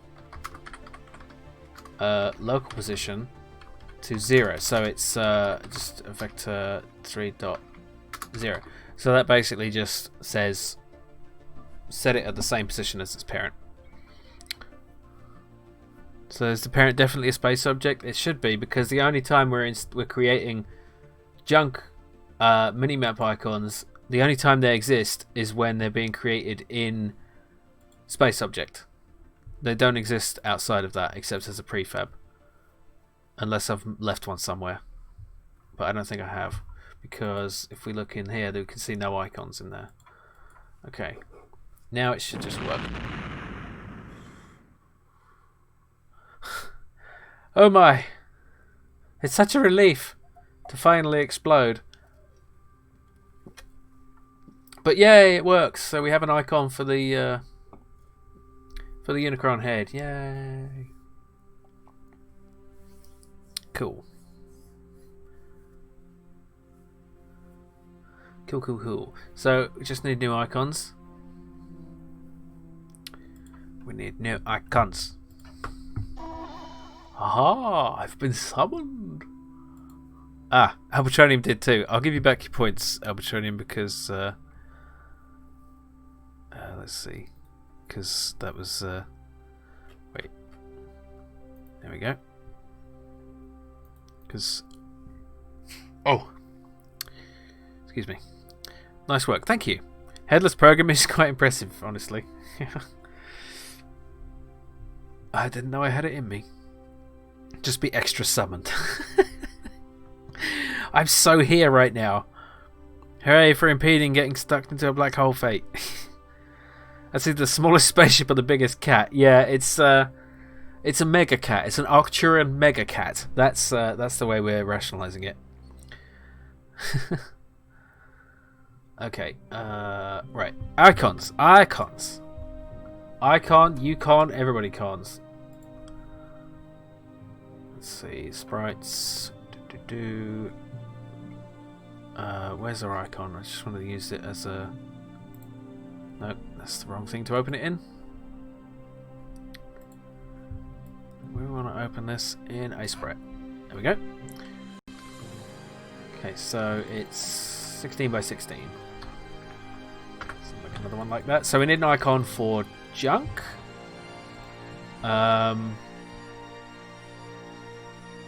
Actually, let's start with an icon for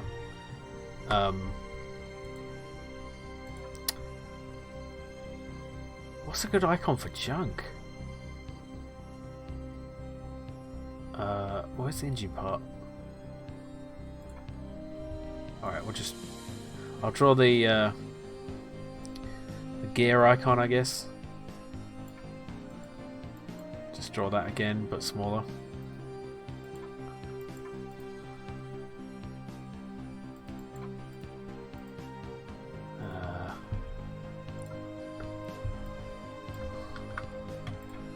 Okay. So a bit like that.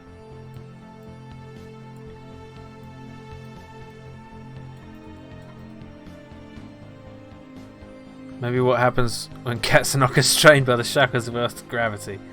Yes, it's grown into a mega cat. That's probably fine. It looks a bit like a snowflake. That's not really what I'm going for.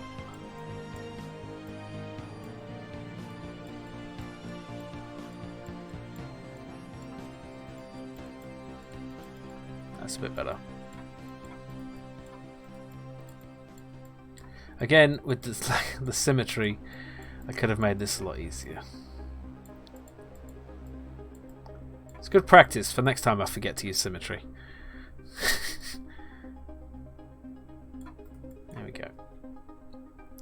And let's put an outline on it on the inside. Yeah, that works. That's fine. Nocturne Deluxe Cat, yeah. Okay, repair icon, I guess. It's, Space Kitty. I only just noticed the subtitle of your stream. Oh yeah. Rescuing cats from black holes, something, I forget what it is. Okay, so that's the repair icon. We want a cat icon, obviously. I guess I can just draw like a cat silhouette. Let's draw it in purple. Why not?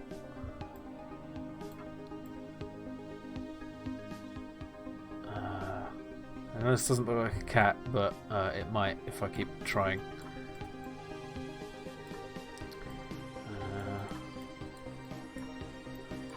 Is that like a cat, sort of?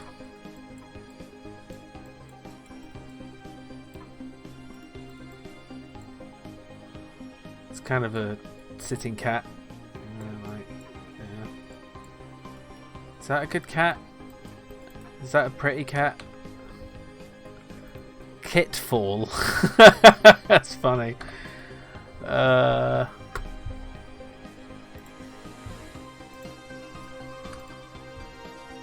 that a good cat icon? Chonker's cat, yeah.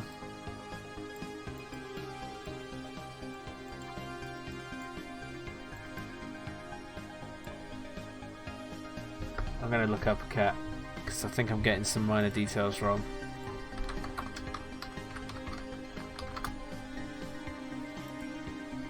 Let's have a sitting cat. Like that.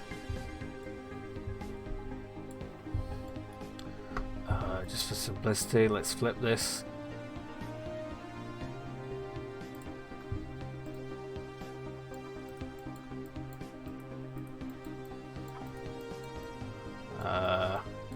Like that, and then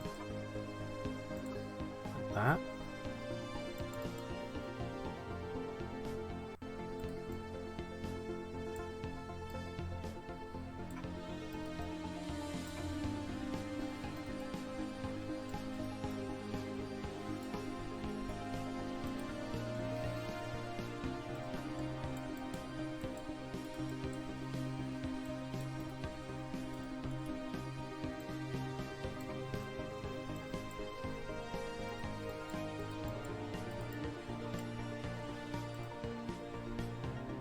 It's a rat now. It's not a rat. It's a cat. I mean, maybe if I do that.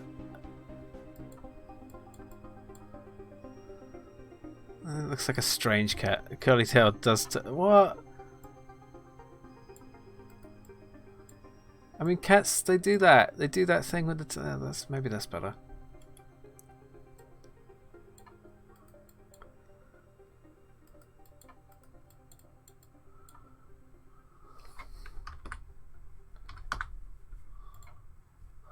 Ugh, I don't know. What about just a cat face?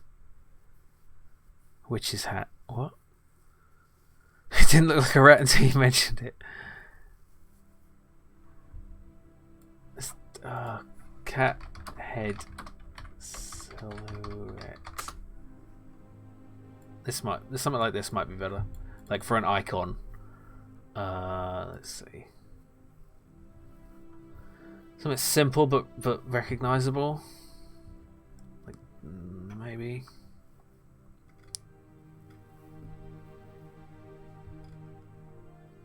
Something like that. Oh. Oh. It's a good cat. You think so? I kind of want, because it's going to be small on the screen, so I think I might want to make a face instead. Cat head.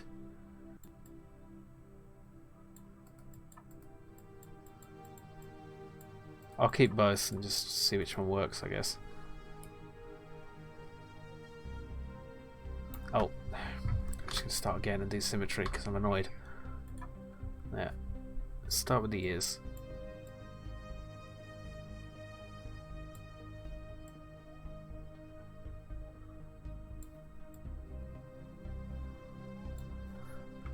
That does not look like a cat. That's terrible. That's rubbish. That's nothing like a cat. That's like a devil. That's terrible. Alright. Let's go with this one. I like this one, after all. I think. Let's give it a white out. Oh, no. Outside. Let's give it no. Let's give it a white outline. And then put it in the game. Dungeon Keeper. Yeah.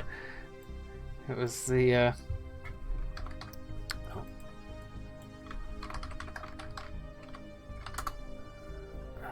let's see, did I make that other one? No. It's called Icon Repair, not Repair Icon.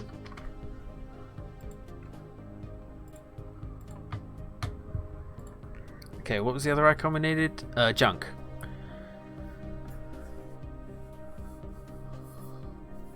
I don't like that. Okay.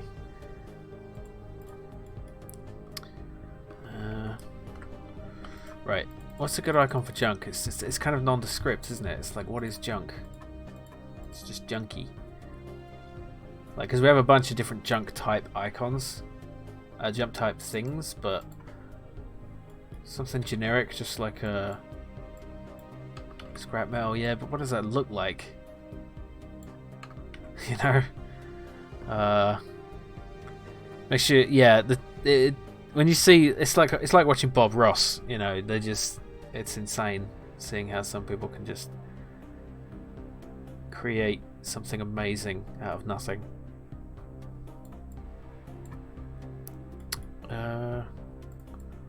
Let's Google it. Let's look what scrap metal looks like. Scrap metal icon.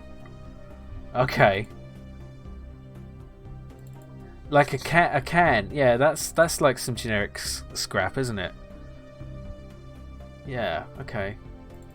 Let's go. I mean, I like that, but that's too detailed. Let's go with. Oops. Like a can is like a generic, useless thing. A can with the lid off, maybe a busted side.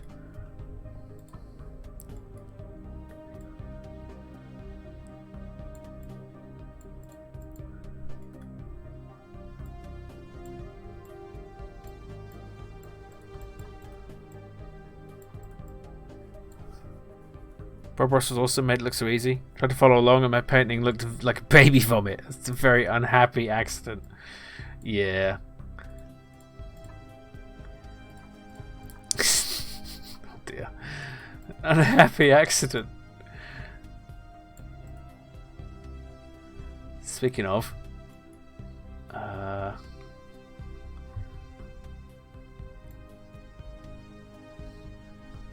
make it a narrow can, just like that one. I mean, a short can. That's what I mean. Not narrow. The other thing.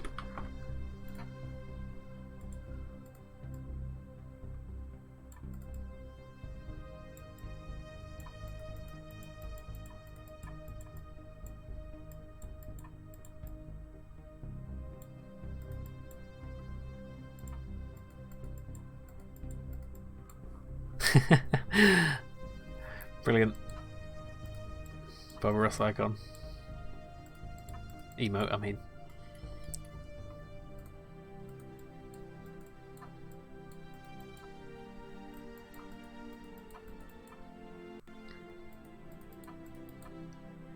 Yeah, that's okay.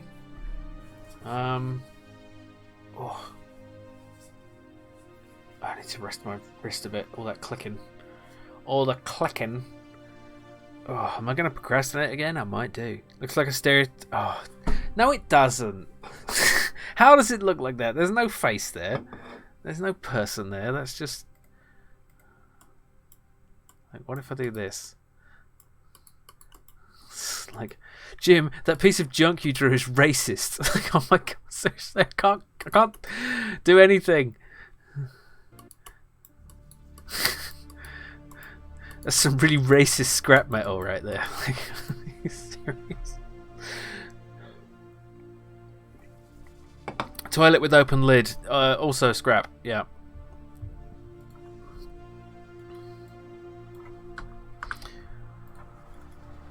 What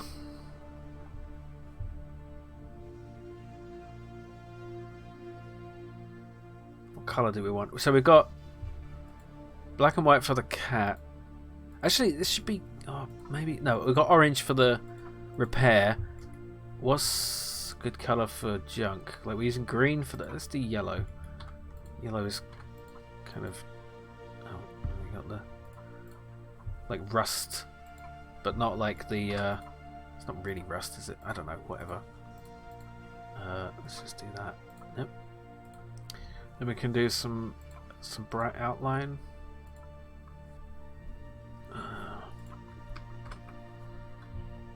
That's too bright. How about just that?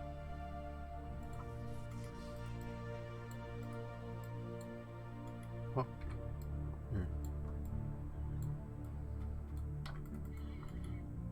That looks kind of terrible. What about blue?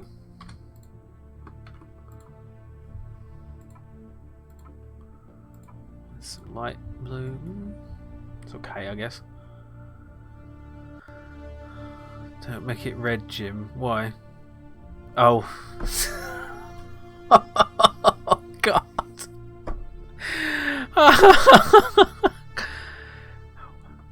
What? Oh, my jeez. Oh.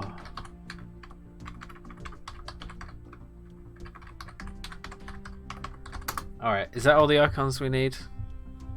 Let's see. Sprites. Icon, cat, junk, repair.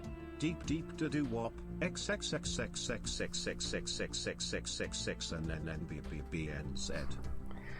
That was almost lewd. Thank you, Starclerk, for the 1 bit. Very nice of you. Yeah, that's what we all heard. Thank you, Dreddy. We know. Thank you for informing us of the obvious. Fuel! That's the thing we don't have an icon for. Fuel. That should be red. Because fuel is in this icon in this game is red. Red fuel. Let's do the dark red. Hang on. Oh, symmetry. Remember symmetry. Oh, it's so nice when I do it right.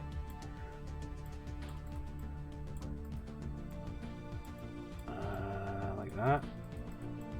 Ba-da-ba.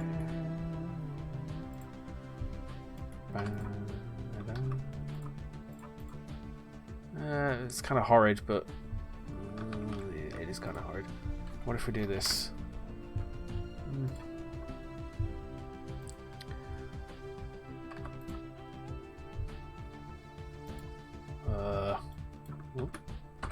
What if we outline it like that? It looks kind of like a not the right kind of thing.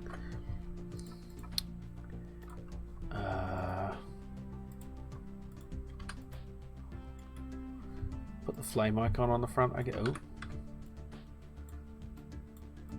that. Let's turn off symmetry now.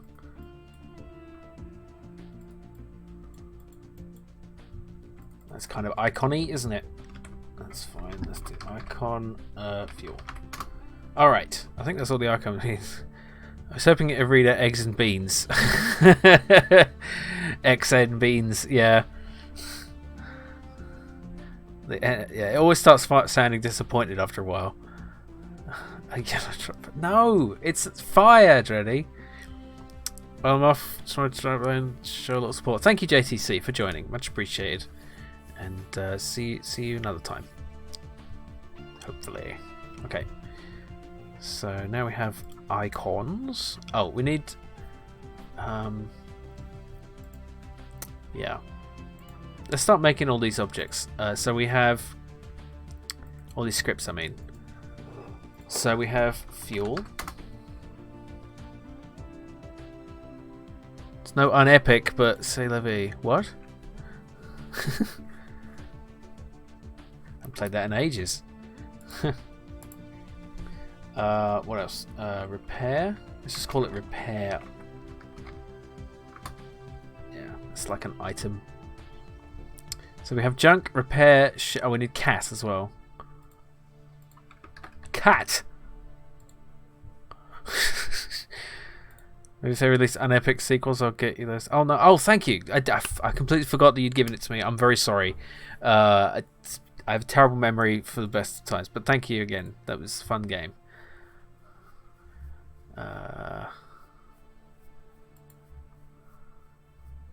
Okay.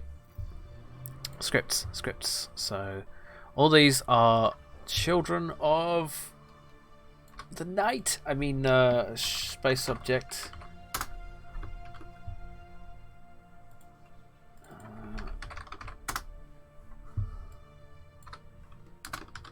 And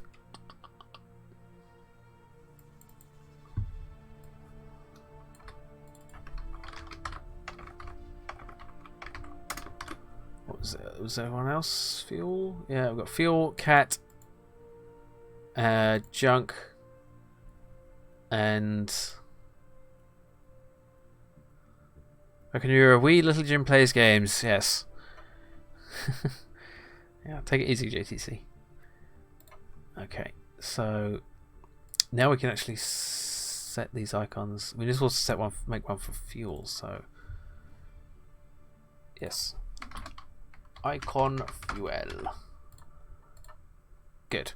And in that case, we can. Whoops. We can actually start doing this. So if icon is cat. Icon. I mean, if space object is cat, set the thingy to a cat. If space object is fuel, set that to fuel. And what was the last one? Repair. There we go. Simple as. Let's tidy it up a bit nicely. Nicely. Okay. Now let's actually set the cats. Give the cat a cat script. Junk has a junk script. The fuel needs a fuel script. At the moment they're all like identical, but they're going to have different behaviors later. So later.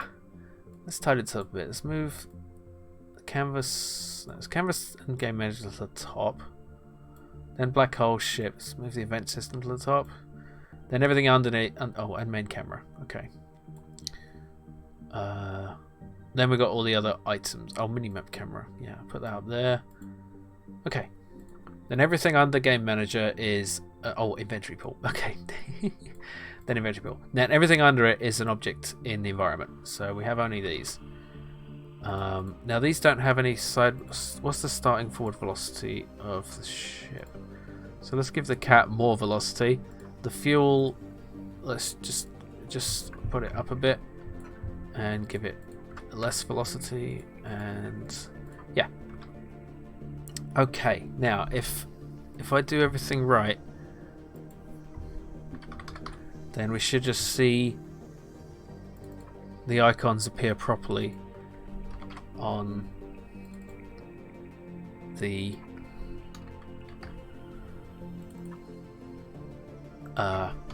minimap. So let's see. Oh yes, there they are. I mean, they're all like on top of each other, but no, some of them aren't working because I haven't set their parameters properly. So let's do that. Ah! Not much, but this is what I owe you for your Elite Dangerousness. I hope this cheer works.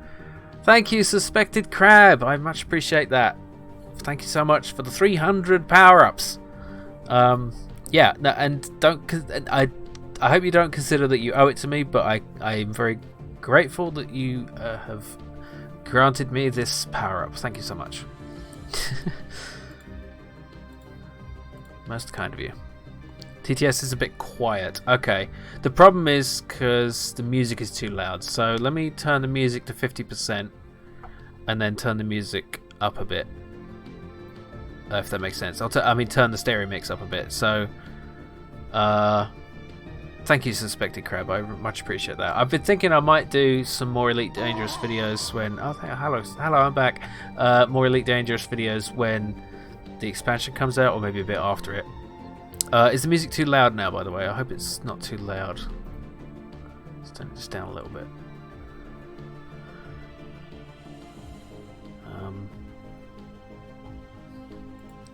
Right, what was it? Oh, yeah. I was doing this. Icons for cat, junk, and repair. What was the other one? Was there another icon? There was icon fuel, but it's not showing up. Did I not? Oh, I haven't saved it as the right kind of item. The right kind of thing. There we go. Right. So let's set those here. Wait, what was it? Was it just one? I don't remember. Compression none. What was the icon ship? Icon ship was 1, and okay. Music is 8. Okay. Groovy. Right, I need to set the icon properly for fuel, because I've just set it as fuel itself. There we go. Alright, now the icons should work, he says. Ah, look at that! Look at them go! The icons all on their own little trajectories. Hey! Oh, including the cat going off the edge of the screen. Yeah. The cat is out of here. The cat has already won. Alright. Time is it? Oh, I should take another break. I guess. It's only a 5-minute break. I kind of get into a swing of things and I want to keep going, but then I also think I need to rest my brain so I can keep going for longer. So, cat has gone rogue. They've reached Escape Velokitty. Velokitty. Oh god, that's amazing. That wins. Yeah, oh look, there's Unicron's head right next to us. I'm quite pleased with how this is working out. This is quite nice. Oh look, the cat's coming back. He's coming back. Now the problem is the graphics are a bit rubbish. Like they do that, but we might have to just live with that. So I'm going to take a 5-minute break, and I will be right back. That's where the camera is. Hello. I'll be right back. Okay, see you there. See you in 5.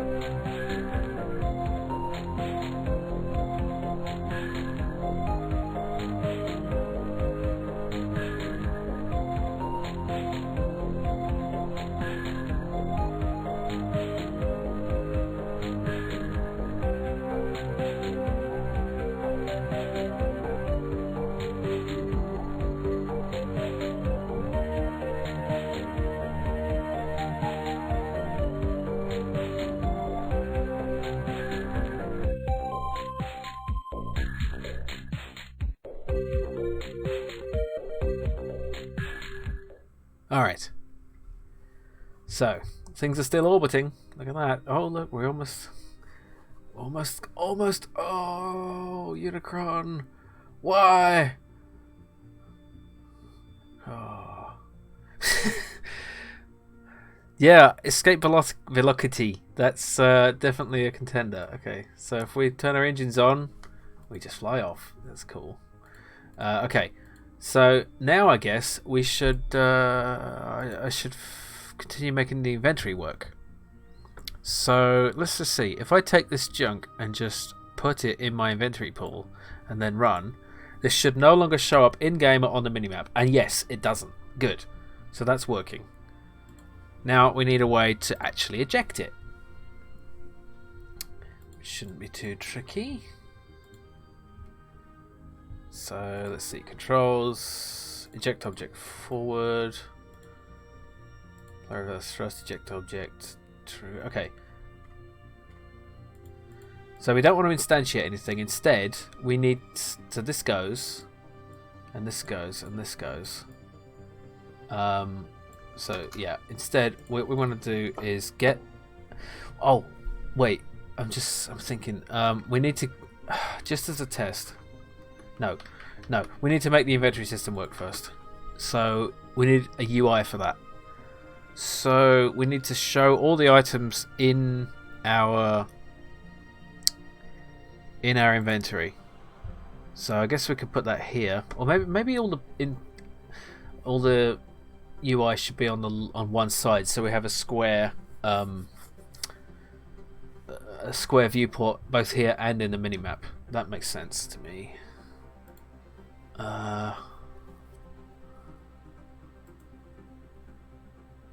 Okay, so we need a sort of container for the inventory. Like a UI element to contain the inventory. Let's just use the existing one from now. Might replace it later.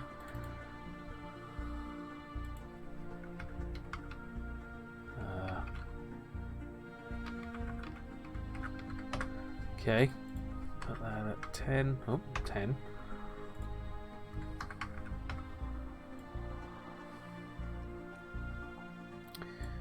We should probably put some kind of title on this as well. So put this over here. 0, 1, 0, 1. Just setting the anchors here so it's hang on. This isn't showing up. Why isn't it showing up? That's weird. Oh, it's because that's why. Okay. So we can just set that at like 5 and minus 10. There we go. That's cool. I like that. And then for this one, we will have inventory. We'll just put that there. Minus 10. Oh, and call it inventory. There we go. Widen this 250. Make it taller. Then we can have like a grid in here or something. Let's set the vertical overflow. So wait, why is it cutting it off? Oh, it's just the font. The font just looks like that. Okay, that's fine. That's weird. Oh, it's middle aligned. That's not right.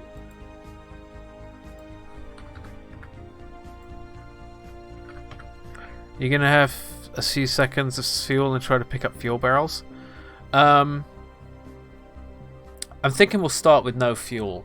We'll see how it goes, because a lot of that is going to be like balancing and testing and stuff to see what works. So yeah. Oh, we want a separate one for engines as well. So like engine, like a damage report, almost like damage report almost. Let's make that 150. Put that down here. So this will show like basically whether it's operational or not. So like we'll have it say offline, and then when it works, it will have the button in it. That'll work. Yeah. The junk ejection thing. Yeah. That's like. That's my favourite part of this. That and the cats, of course. Let's make it minus 600. There we go. Make minus 590. If I'm going to make this variable scale, it's going to be a problem, but it's probably fine. Yeah, it's probably fine. So we want the engine button in here.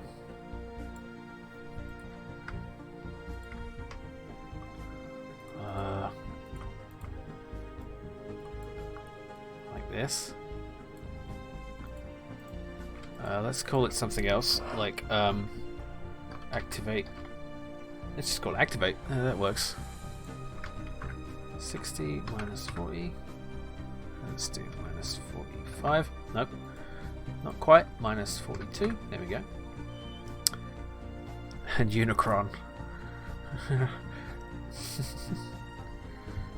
So we want another piece of text here for when it's not working. So broken. And basically the engine button will be deactivated until let's see, damaged. I mean, here's the bad guy started the whole thing, yeah. Okay, so the inventory is going to be like a grid. So for that, it's quite simple. We just need to create well, first thing we do is create a layout element of component on here, and we click ignore layout. There will be a reason for that, will become clear in a moment, because on here we're going to make a grid layout group.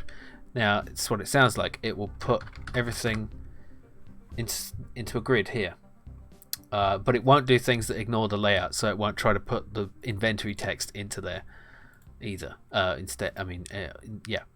Okay, so we want an image for let's see, just try a piece of junk. There we go, like Unicron's head. Sorry, Unicron. We'll set its scale like that. Let's make a bunch of them. Okay, so we have a grid of Unicrons. It's not we don't really want that many. Let's delete some. Obviously there won't be more than one Unicron head, but just for testing, let's see. So spacing, let's do like 16. No, 20, 30. Let's do 32.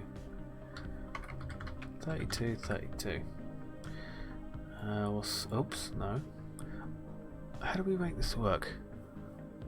I think we need a secondary panel inside for this to work properly. So we can just copy that and remove it, put it in here, and then put the Unicrons in that. And this panel is not visible for some reason.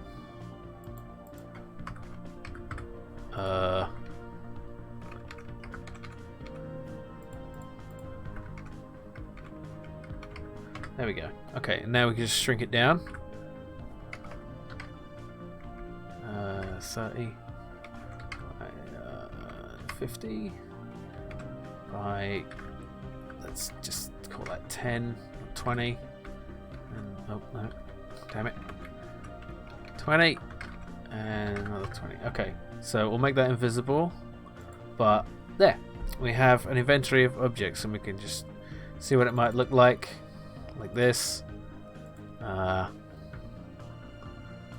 Yeah, something like that. 3 Unicron heads, a vending machine, and a fuel barrel. Like, oh, also the cats, of course. We're gonna want to have the cats like that. There we go. Isn't that great? Okay. Oh, Dreddy, you managed it. Pixel art Dreddy's robot as the final boss. It's the smallest monster planet that devours everything in its path that I've ever seen. When you collect something, you're going to display a message like cat life form in transit. for God's sake. The Unicron is small. That Unicron attacking Moonbase 1 is far away. Yeah. Okay. So I think we might want to have like a maximum of 9 items in our inventory just to fit out that space, or maybe even 6. We'll see how it plays out.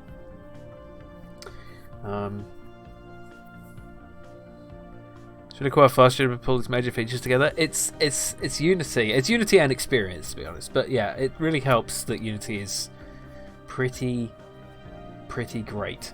Oh, and in inventory, we want to be able to select something, and then once we've got it clicked, we can decide to either use it. Like, oh, I have a great idea. I have a great idea. Okay, so if you try to use like a piece of junk, nothing happens. If you try to use fuel, you fuel up your engines. Actually, we need to show the amount of fuel in your engine as well. 2 Unicrons is an oxymoron. Yeah, that's just temporary. And if you use the cat, it goes meow. That's got to be a thing. Okay. The same noises when you pick it up. Jim did the evil mastermind hands because of caution. No, they weren't evil mastermind hands. They were just funstermind hands. I don't know. I just want to look at this now. Look at that. This is what it might look like. Oh, cat, come back.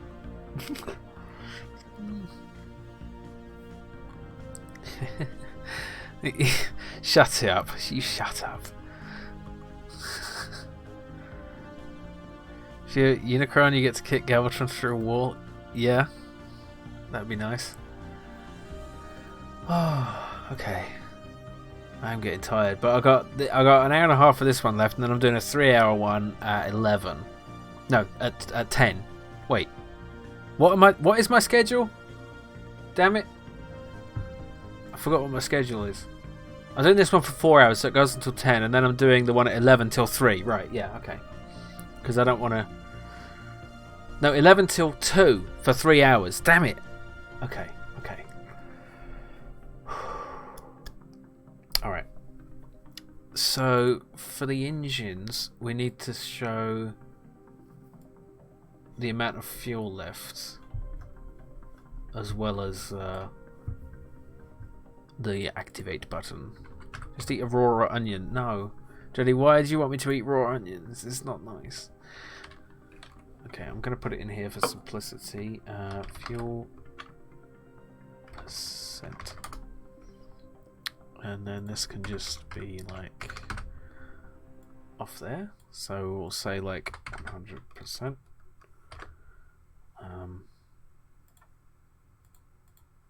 Like that. That's cool.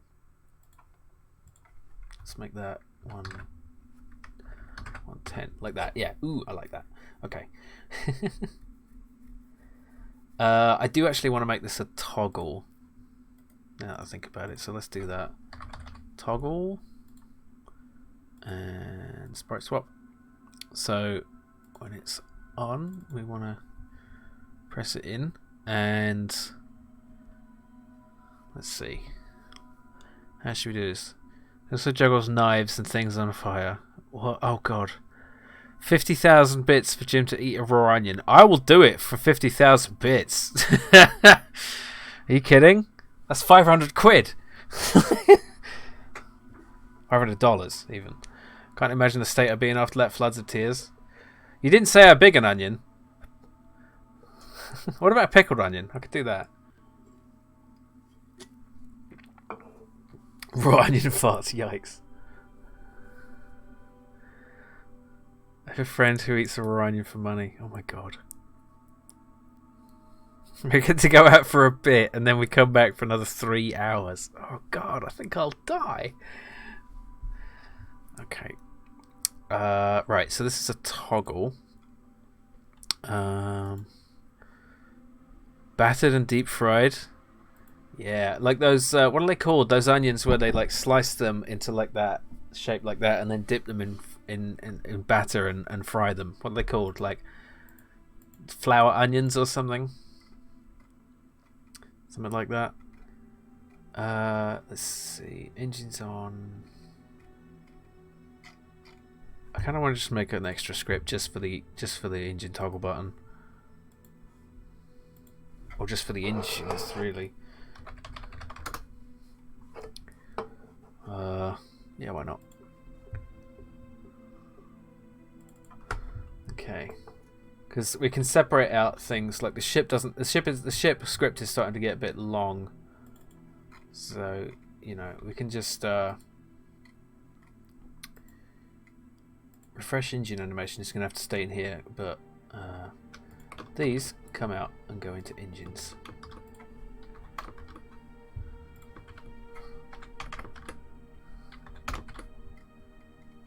Okay, apply engine thrust amount. Maybe I shouldn't take it out, actually.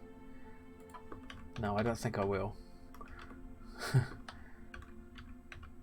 It might make sense if I was doing a lot more with this, but as it is, it's probably fine. Wait. What's happening? Why is this? Oh, wait. How the? Oh. It's yeah, okay, it undid something that I did ages ago. Okay. Scripts are like CVs, make them too long and you ain't gonna work or something. Yeah. Terry's chocolate orange. Deep fried. Oh, blooming onion. That's what I'm thinking of. Blooming onions. Blooming onions, mate. Know what I mean? Yeah, we can just I don't need to be silly about this. As much as I like being silly. Turn off navigation, damn it.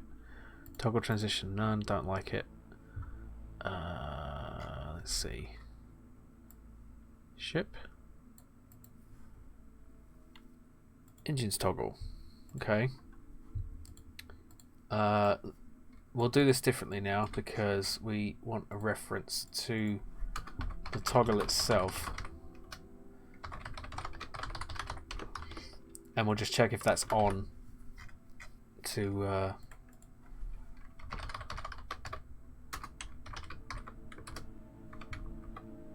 wait, why isn't that?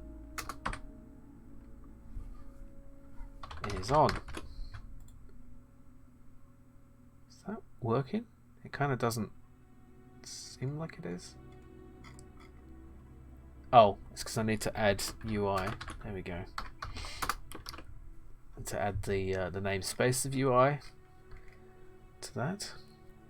Blooming onions coming over here. Dear. Okay. Something should be done. Alright, let's just see if that works. Oh, it doesn't. It breaks everything.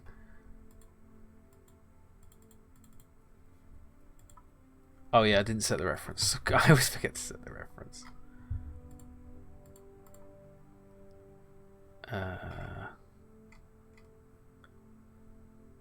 Here it is. Engines toggle. Engine button. Okay. Button.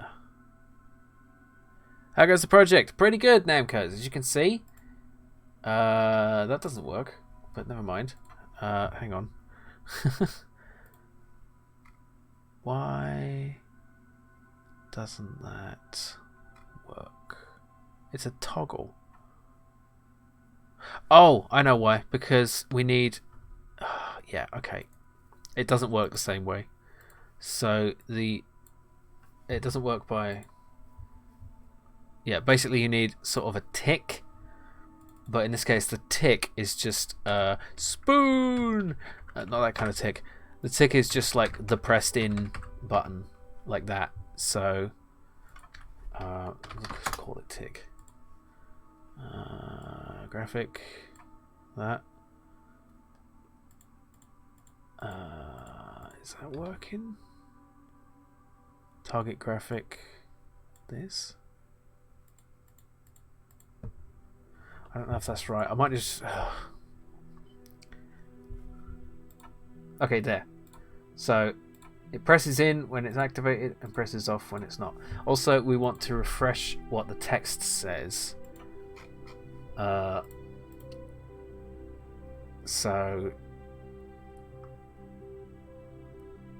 Let's make a reference to the text. Engine status text. And when the engines are toggled, so if is engine on, engine status text dot text equals what should it say when the engines are on? Like, not activate, but I guess deactivate. Is that intuitive or is that confusing? Let's see.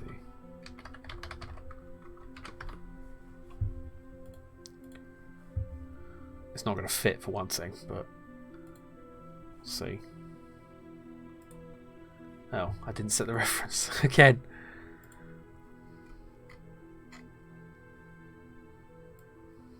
There we go.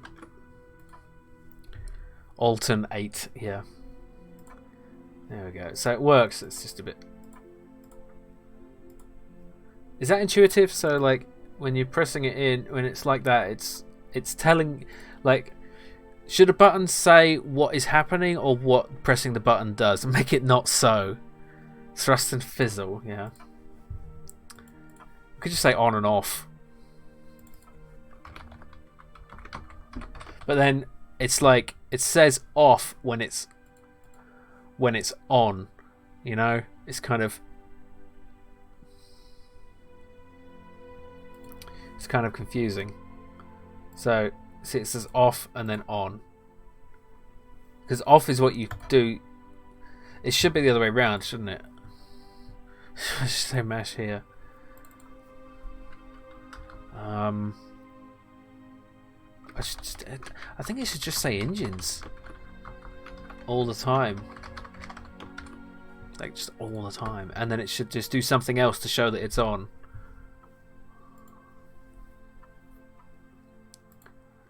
No, that's stupid. What do you think I should do about that? Engage and disengage? Yeah, but should it say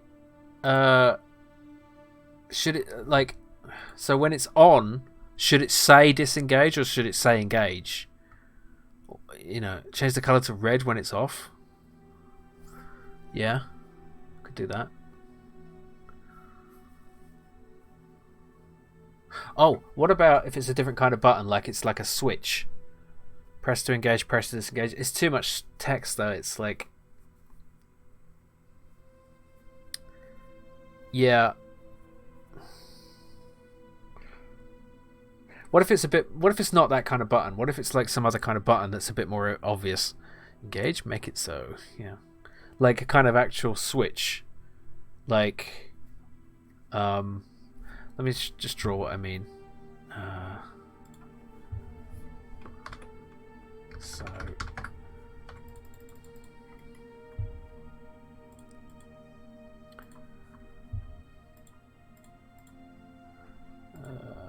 something like this,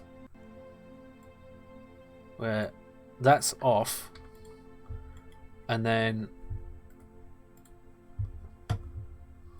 when it's on, it's over here and it's like lit up like that. So it's like, you know, on, off, on, off. That's pretty clear, right? It's not great for colorblind people though.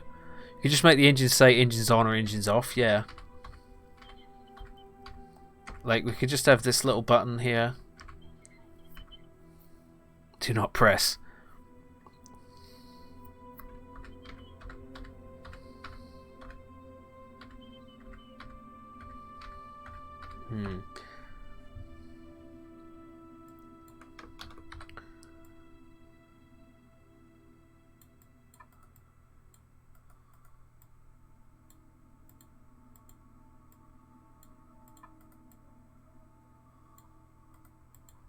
Like that, and then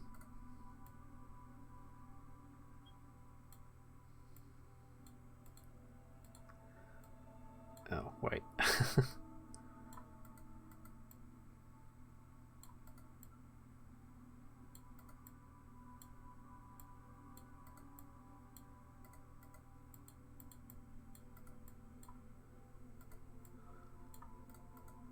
What about that? Change the boxes to 0 and 1. Colorblind people aren't allowed to be pilots. They're allowed to play video games. For God's sake.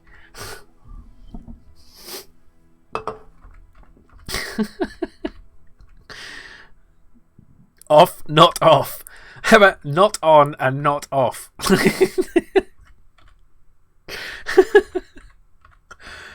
The O is different. That's a problem. Oh.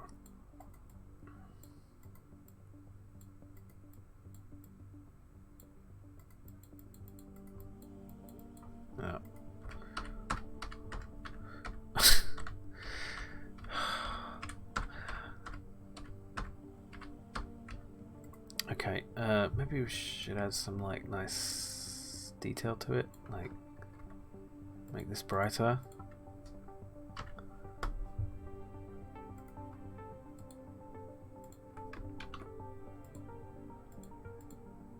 Like that.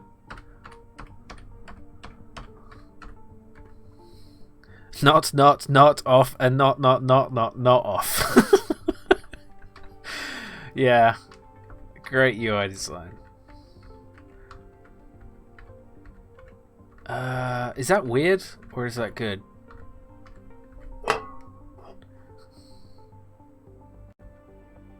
Harder the mode, the more negative. What? The harder the mode, the more negations the buttons have to let logic. Right. Impossible, possible. It works. Okay. Let's save this as switch. .png, and it should save it as 2 separate files there. Yes. Okay, good.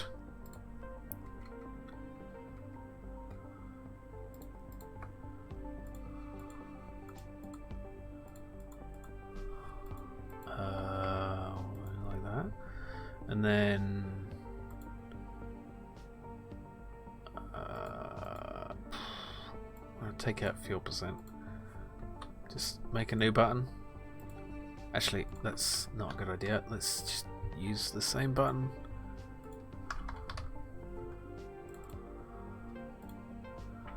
Oh, right.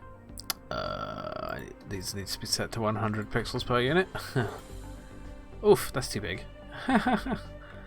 50? Wait, what's happening? Why is it so big? It's so big. Look at that, 3200. That's crazy.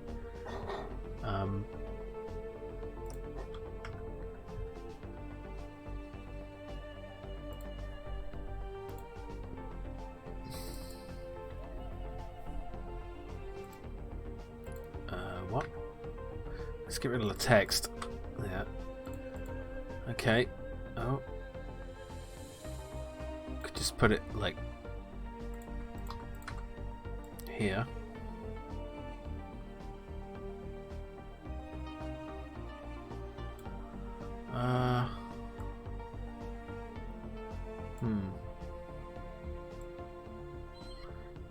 Should have collect the on off.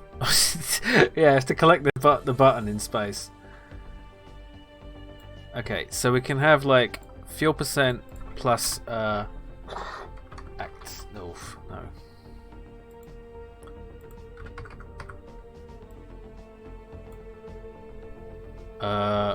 Maybe.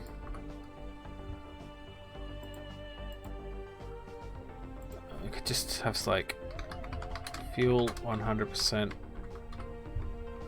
active or inactive or engaged.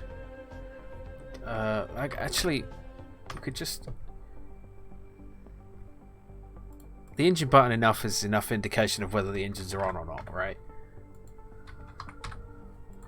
I'm overthinking this. That's good enough. So let's put it down just a tad. There. Okay.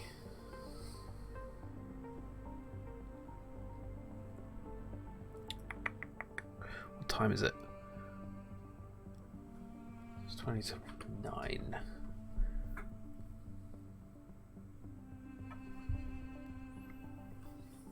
Well, let's see how it looks.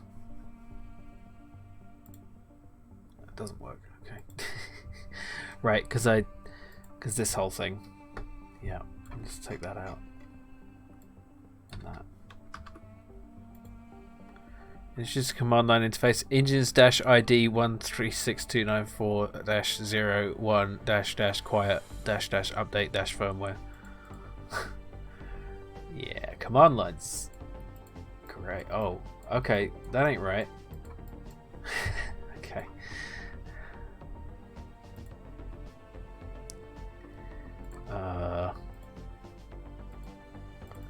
Switch to, and let's change that to none. I think that works. And it should just, yeah, that works.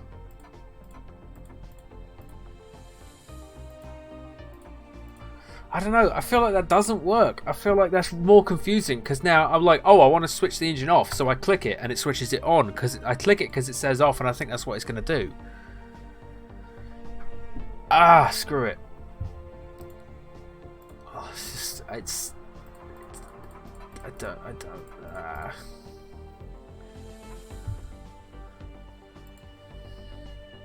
It has the same problem as before. What if I took out the? It just moves a bit now. Yeah. Okay. What if I do this?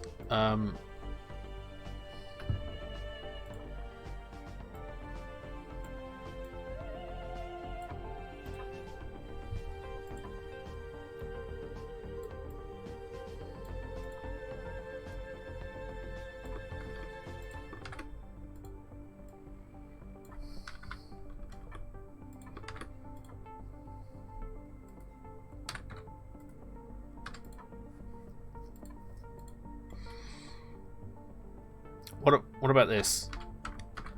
Is that clearer, or is that less clear?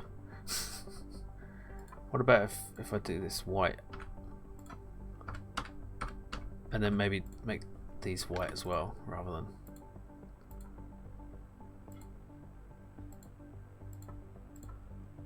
Like then it's yeah, maybe a little clearer. Because then it's like moving into the position. If it has sounds, it'll be obvious. Just a bit called thrust, but only works when you hold the button. It's not a switch at all. Oh, hold the button for switch. Less clear. Yes. A button you hold, not a toggle.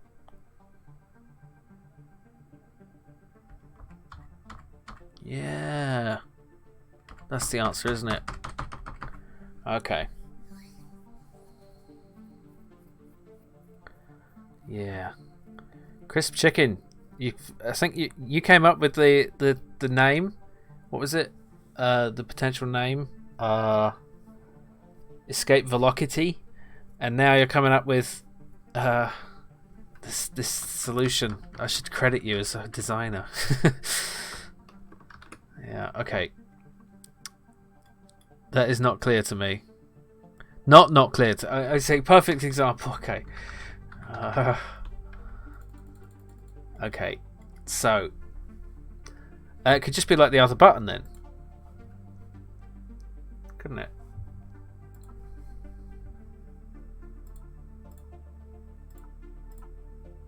Because yeah, we don't necessarily want it to be like, we don't want to have to turn it off and on, because then if we want to just do a small thrust, we want to be able to just click it, tap it, you know, because our fuel is going to burn out quickly. Yeah, okay, that's a good idea. So we want to get rid of that again, and we can just go and copy one of these buttons, Paste it in here. This is what happens. You just have to... Oh, there's not enough space. I need to make this bigger.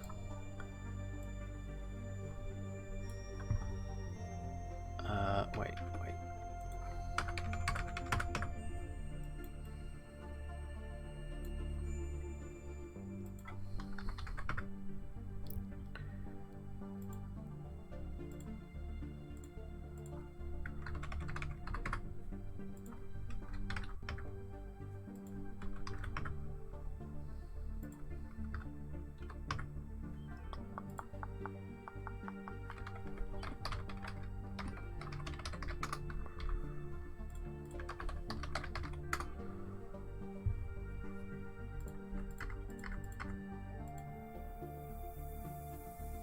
That's wrong. Don't do that.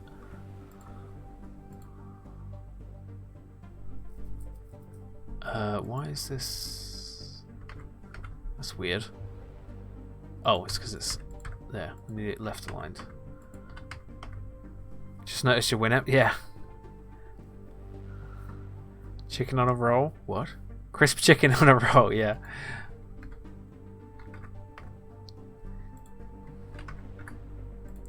Actually, that's fine like that, and then we can shrink this down just a tad.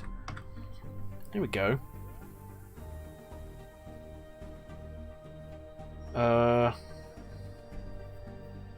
It's kind of too wide now.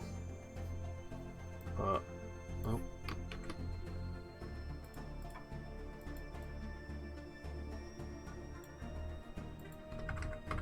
Oh no, 70, not 700.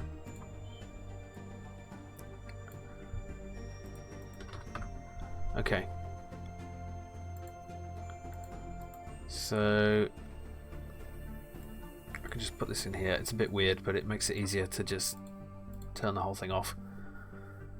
Are you going to be able to rotate the ship, or is it purely velocity based on the original trajectory? Yeah, so you're not going to be able to rotate the ship. It will always face the direction of travel, which doesn't make a lot of sense. It's the biggest conceit in the game, other than cats surviving in space with only a bubble helmet. Yeah.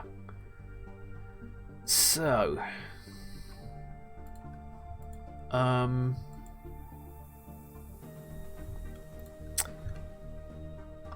right, we need to make the engines work. So this needs to work only when we're holding it in. So the way we do this is we have two functions. We will have one for click engines and one for release engines.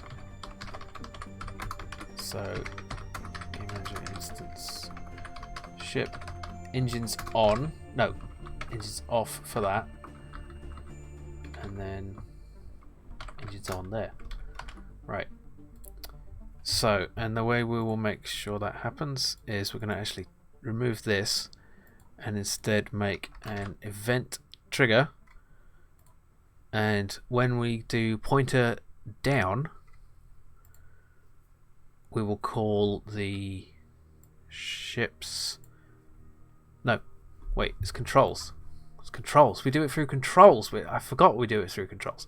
We do it through game manager, controls, click engines. And then for when we do pointer up, we will do controls, release engines. So that should work. We should only see... Yep. Okay. It's only doing it when we hold in the button. Perfect. Holding it in is not healthy. Rawr! Yeah. It's called a cat suit. Oh, I'm wearing one right now. Oh. 10-4. What? 10-4. Right, that means acknowledged, right? I think. But I'm done. What's next? So there's a lot of things. Okay, let's take stock. we've done button graphics. We've done icons for everything else. We've done the border. So we've done the valuables. We've done the black hole. We haven't done background or asteroids. I don't know if I'm going to do asteroids yet. So let's just remaining to do. So we need to inventory. Finish the inventory. Need to do a background. We need sound. We need the title screen. We need win condition. What else? We need to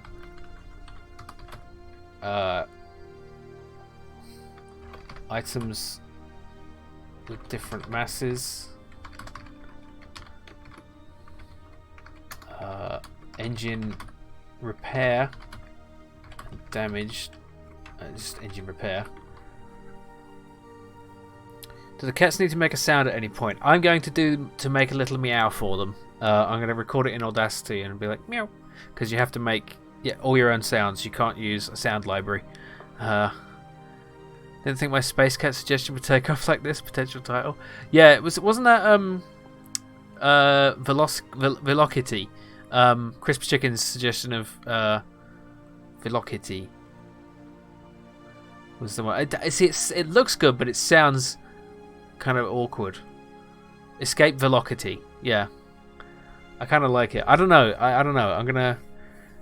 You cannot Starcloak. I need to do this on myself. That's how the compo works. It was all one person's contribution, but I appreciate the offer. See a small tear in the space in the time-space continuum behind you, Jim. Oh, this is the.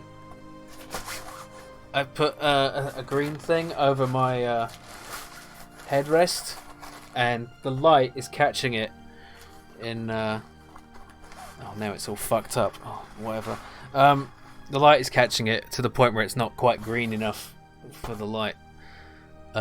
So it's just white brightness. Yeah. Background burger cheese. Yeah. We have a cat that can make meow on cue. Really? Wow. That's cool. I've had cats, but like they would just meow whenever they wanted to. I had no influence over it. Okay. What else? I think that's. Oh, we need to. Yeah. Take in nearby items. Eject items. I mean, that's So we've got we've got begone sun and lights. Yeah. Master time and space. Look how you fold it to your whim. Yeah. Okay. So I'm gonna take another break because it's been an hour. And when I'm back, I'm going to try to get the inventory working. So yeah, and okay. So I'll be right back. See you in a bit.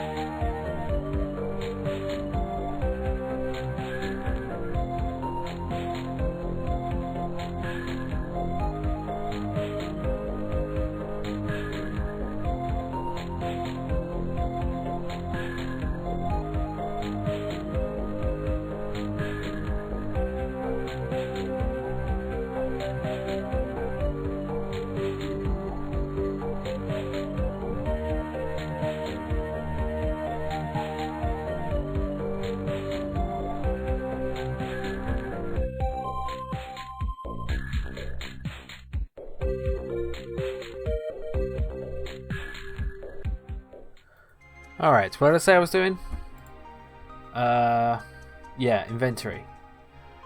That's the most important thing. Like, actually, let's start throwing things out of our inventory so we can actually get the main mechanics of the game working. We're almost at the halfway point. We should actually have the mechanics work. So, inventory.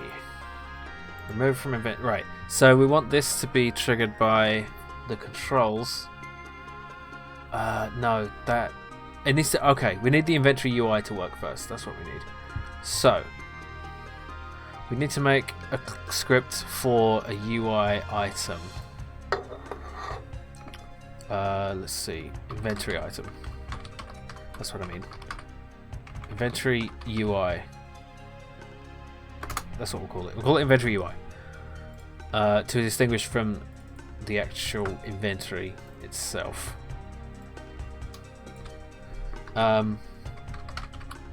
So this will store an inventory item. Wait, no, store a space of no. Wait, shit. This will have to go through the inventory and create an icon for each thing. Oh shit! No, wait. I've got to think about this.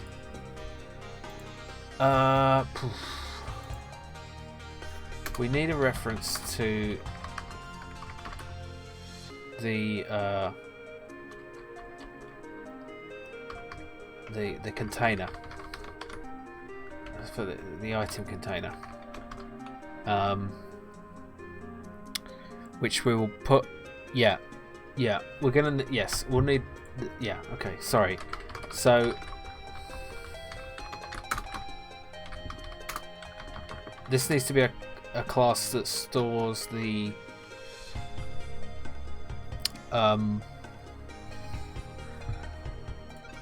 like this kind of thing, alright? Like just the graphical representation of the inventory in our hold, not which is distinct from this kind of object, which is an object in the world, because this is a UI object, this is a world object, and they behave differently. So even though they're like the same thing, these are two different.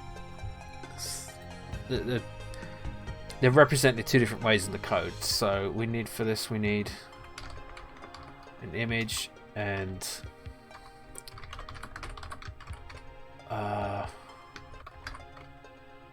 set item. We can take in a space object, which will be the object that it is associated with. Yes. So we can keep a reference to that here. And I don't know if this is a good way to do it. I tend to do it. The reason I've got this, so this space object equals space object. So it's setting. See where it highlights? It's setting this one to be the incoming one. So we set the item, and then we're going to want to set its sprite equal to the space object's. Right, we're going to need to get a reference to the space object sprite. We could just do it like this. Get component sprite renderer sprite. Okay. Now there's two main ways to do this.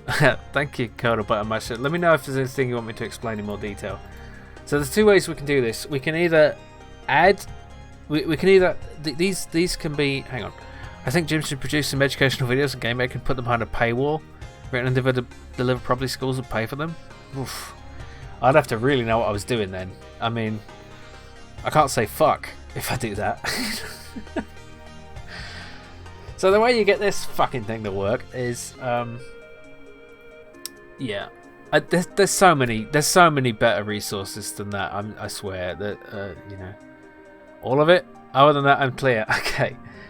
So there's two ways I can do this. I can either have the slots, like treat this inventory UI thing as a slot which an object can go into, or an object itself. I think I prefer the slot way, because then if it has, because then we could just have like 6 slots, and we can put things in and take them out. So I think I'm going to do it that way. So I think I'm actually going to even rename this to inventory slot, because that helps. Renaming things can be a little annoying because it sort of it doesn't like it when you do it. So you have to rename the file here and then go find it again and then rename this. It's not really too much of a problem, but it can trip you up if you don't know to do it. I think I'm ready. Read and deliver properly. It must not, I repeat, not descend into more like rave. I'll try my best. Okay, remove item. So this should just set space object to null. Actually, it should. Oh, okay. It should probably return the space object type. So return space object, but it also needs to. Okay, this is a bit odd to do it this way. Temp object equals space object, and then space object equals null. But wait, is that gonna work? Oh, I always get confused by this. Let's not do it that way. Okay, let's just have remove item, and then that just sets space object to null. The reference to it to null. You wouldn't have to change a thing, sure, no swearing, but you're more entertaining, less intimidating than the training. I mean, I do appreciate you saying that, and that the stream should descend into an alright rave. I appreciate you saying that, but there's like look at Brackies, right? They've actually closed now, but they have so much, and it's free, right? I can't justify putting something behind a paywall that's already free. It doesn't make any sense to me. Like, I appreciate what you're saying, but I don't think it would necessarily work. Should reduce the same 70s style as the way education school programs write. Now, write this down in your copybooks. It's going well, Last of Ori. Welcome back. Yeah, we're getting to the point where we can. I'll show you. We've got some UI going on here. Some of it's functional. Jim's YouTube editing skills come in. Yeah. See, I could make tutorial videos free and they wouldn't do very well. Like, I don't think so. Do not become addicted to education cola. I think that's all we need to do there. Oh, and set the image sprite to. Actually, no, we're going to need to disable the image there. Enabled equals false, which means here we need to make sure it is enabled. Okay.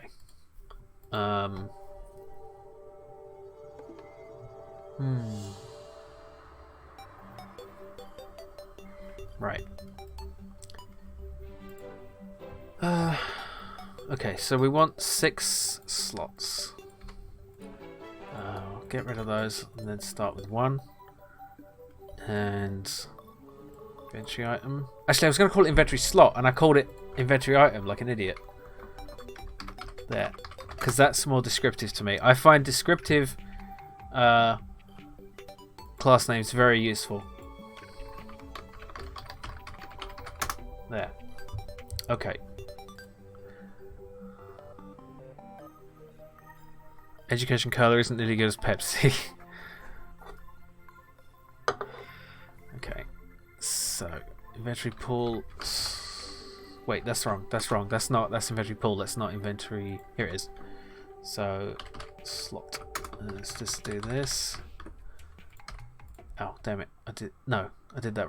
Did I do that wrong? The best way to do this actually is not have this public. Instead, set it in awake. Get component, image, so we don't need to worry about it. Okay. So, we will also start them off as enabled equals false, which makes them invisible. And then okay. Oh, they need to be selectable, which means we need a second image for the outline, which means we do need a reference for that one.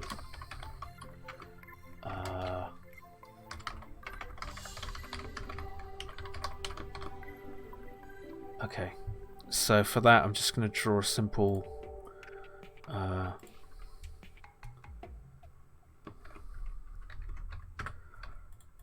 simple thing.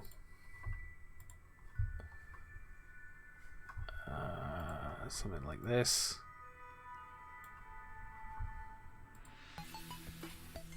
It's like, which way should that go? Like that? Yeah. And then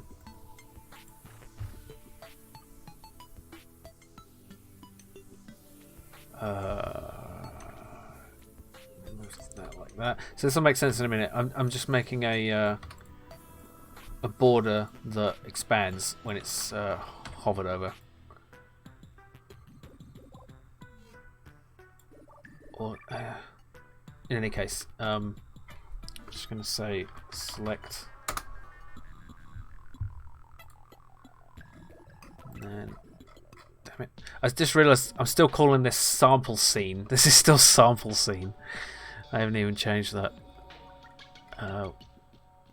What did I just call this thing I made?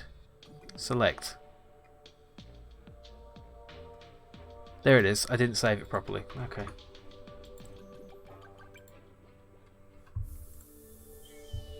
There we go.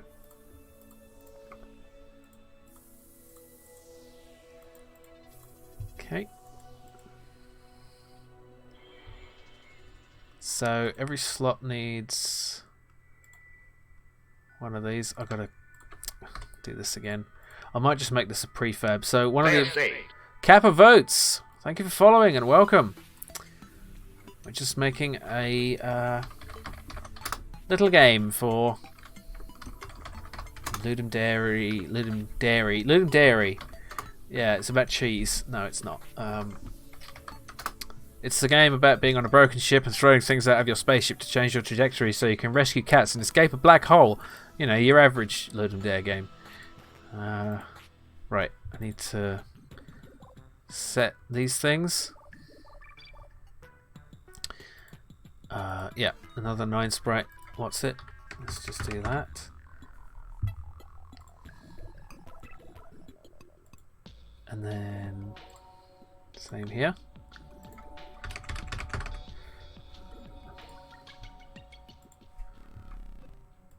Okay. Why is that still sliced? There we go. And we want to set it like this. So it's just around it. Actually, we want to give it a bit more space. So like -2, -2, -2, -2. There. Okay, so that's like the select border, and then it will change like that when we hover over it. Maybe that's not good. Hang on. I think it should be a different color when it's only hovering, like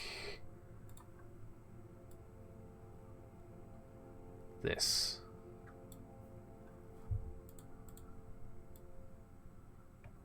Oops.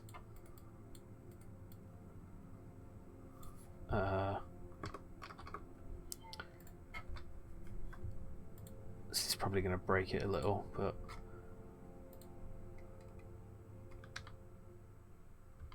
where is it? There. Okay, get rid of that one. Okay, so we have select 3.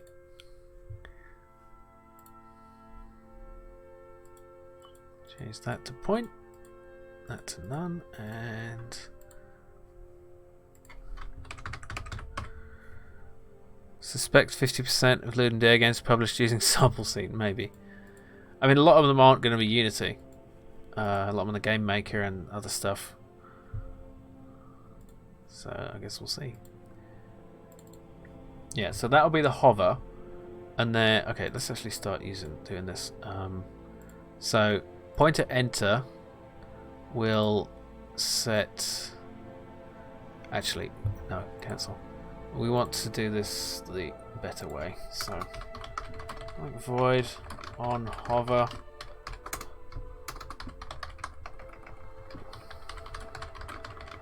On hover. It's not the correct terminology, but it's what I use, and then on click. So you tweet about your stream and game build during Ludum Dare? I probably should, but there wasn't much to report on until now. I could do it in my hour break. I might do it tonight after I've finished at 2 in the morning. Ludum Dare, yeah. Oh. Alright, so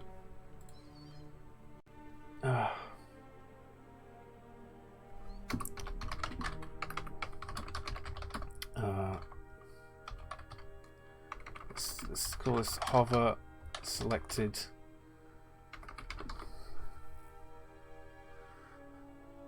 Yeah, hover and selected. So image sprite equals hover. Image sprite equals no wait, it's not that. It's selection outline, not image. Equals null and selection outline.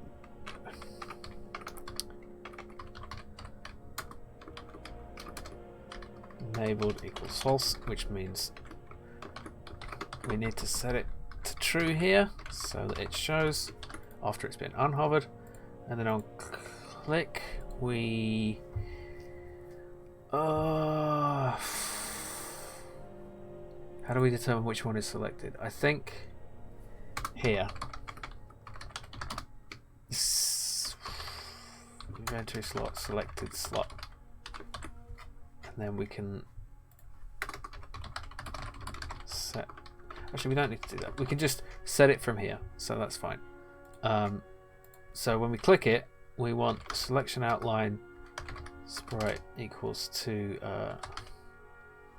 selected, and we also want to make sure it's definitely enabled, and we will also set the inventory selected slot equal to this. So there can only be one selected item at a time because it's set to a specific variable reference in Game Manager, and there's only one. There can be only one. Because another way to do it would be to say, like, have a thing in here that says this item is selected, like have a bool in here that says is selected or spelled right. But the problem with that is if somehow two of them get selected at once, you create confusion. But if there's a single reference to a selected object, you avoid all those problems. Because you cannot have two items in the same slot. So it's impossible that way. So let me just set some references here, and there we go. Set the sprites, so that's the hover sprite. The selected sprite is that one. Space object is going to be set for us by the thing. Now when you're dealing with prefabs, it's a little bit confusing because a prefab is an item you can instantiate multiple copies of, but the other thing you can do with it is use it to maintain equality of objectness between equality of values. It sounds like a political thing. Equality of all these things between each of the instances of it. But if it's in bold here, it means it's different from the original. So you want to go into override and apply all. You couldn't see that because that was off the edge, but yeah. So, and then you can go revert all to set it to be, yeah. I don't know if I've explained that well. It's I'm not actually that good at explaining things. That's part of the problem. We also want to set like unhover immediately as soon as it awakes, so that we set it to have no outline. Now, I think that should be enough to get some basic functionality. Oh, yeah. Okay, of course it all disappeared. Because why? Because image, because we haven't set an item. Okay.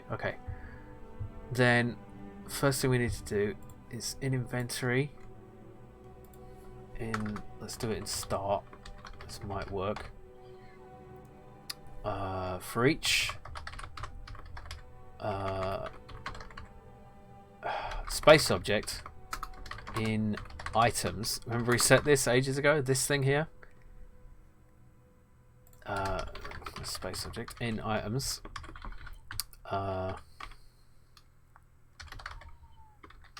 We want to go with... Oh.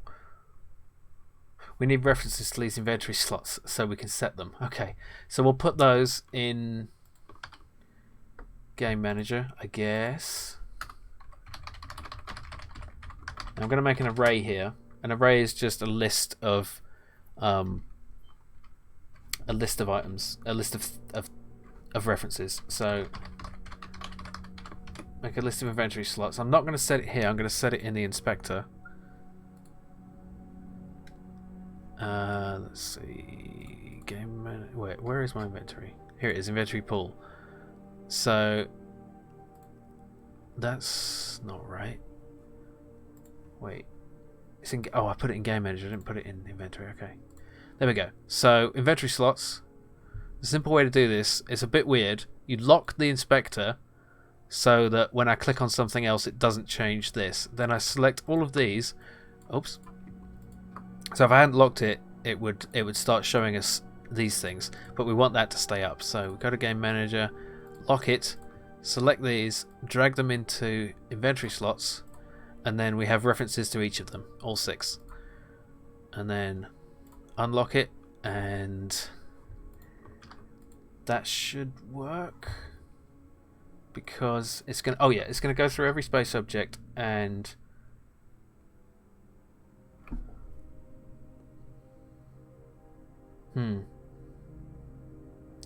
Actually, a better way to do this.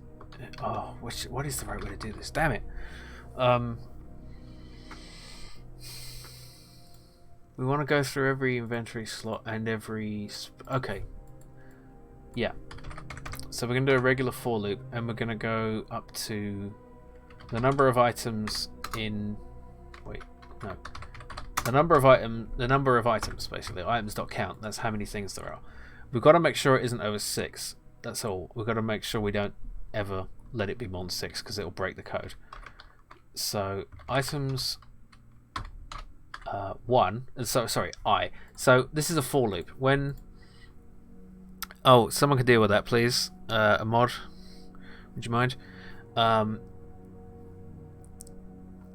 you when this is iterating through, so it will start at 0 and it will go up to the number of items in the list. So it will do this for every item. I can do it. Hang on. Shit. Damn it. I've screwed this up. Why isn't this... No. Okay, thank you. I've just broken my chat.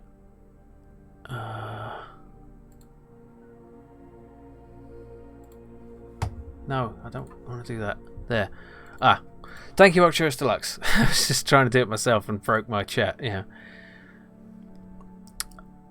The simplest way is /ban and then the name, or you can use the mod view, which is the little sword icon. Okay, so what was I doing? Yeah, items. So set. No. Items.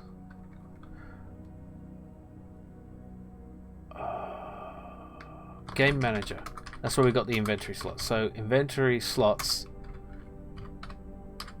set item. Okay, so we've got 2 concurrent lists. It's been a while since I had to kick anyone. Yeah. Oh, you can click the name and then the ban icon. See, I don't even. So we've got 2 lists. We've got the inventory slot icons, and we've got the list of inventory items that are created in the inventory pool that we create simply by dragging them in. and when the game starts up, it's going to match up the items. So if there's something there, then it's going to set it. But we need to make sure that if there is nothing there, so if items I equals null, in other words, there isn't an item. Actually, we don't need to do that because it's only going to go up to the number of slots. So in this case, it's only going to do it once. If we dragged 2 junk items in here, or any 2 items, it would do it twice. And it would, as long as it doesn't go above 6, it's not going to break because it's not going to try to set inventory item slot 7. Most people, yeah. Starclick wasn't necessarily talking about you, Cybernoob. Alright. I ended up blocking the account instead of banning, otherwise it would have beaten. Okay. Yeah. No worries. We have quite a few mods here and I appreciate it. Okay, look, it worked. Kind of. Sort of. Okay, so because we have the junk item that's in our inventory pool, it was this. No, it wasn't. Ah, wait. We're not setting the value properly. We're not setting the sprite. Why isn't it setting the sprite properly?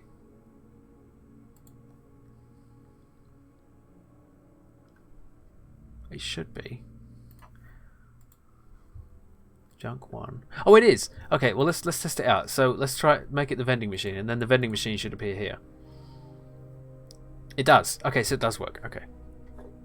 How long did it take to you to get to your current level of programmability with Unity? I've been using Unity for about 8 years, I guess. But yeah, like you can get a sense of how much more limited my ability was when I made it. I Need to Choose or I Will Die. But a lot of that time was not spent. I was doing other things, you know, like I wasn't spending the whole time working on Unity, so it's not like expecting the ban to. It does delete the message. It should do.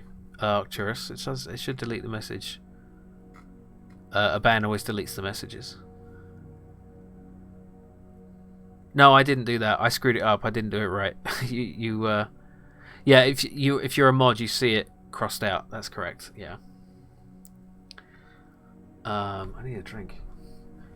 My mouth is dry. Alright, so I'd really like to get this inventory system sorted. So why isn't it letting me... Oh, I know why. Because I didn't make the event triggers yet. Of course I didn't. So, on pointer enter, we want to call the inventory slots on hover function. No. And then on pointer exit, we want to call it on unhover.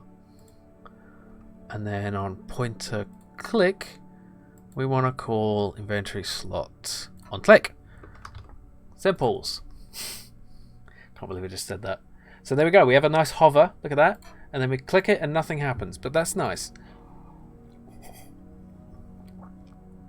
Did I already see a little bit? I messed around a little bit with XNA, but it's very similar to Java.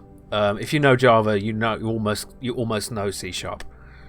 And it don't come up for 5 minutes. No hell breaks loose. What happened? Oh, someone, yeah, some bot tried to be a bot, and it got destroyed. Bop. Right, so.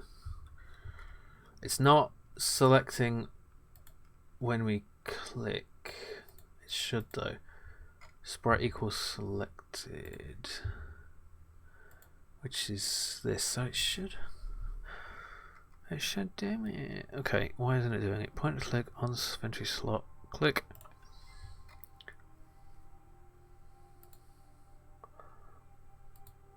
Well, we'll see if the selected slot gets set. That's. Jim hates The Godfather. Why are you starting shit, mate?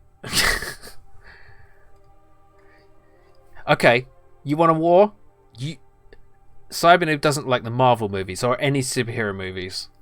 So yeah, can we get him? Can we get a timeout? No, I'm kidding. Yeah, so you have heard of Bitcoin. Don't start shit, mate. Okay, right, if we click it, They are saved. Looch Labs! Thank you for the follow and welcome. We're making a little loop, stuck in a loop game where, wait a minute, why is this junk icon sitting here doing nothing? Oh, that's interesting. I think I know why. Doesn't matter. I'll fix it. Yeah, thank you for joining, and I hope you enjoy this stumbling through coding and finally making it work, maybe. So, where is it? Where is the reference to the thing? Fredo. What? Entry pool. Selected slot. Okay, so it's not working. For some reason, clicking is not working. Even though hovering is working. That's very confusing. Pointer click. Inventory slot. On click. The chocolate frog. Selection spray. Okay, I'm going to do something just to see if this is even being called. So, debug log. It just logs a bit of text in the console to tell us if something happened.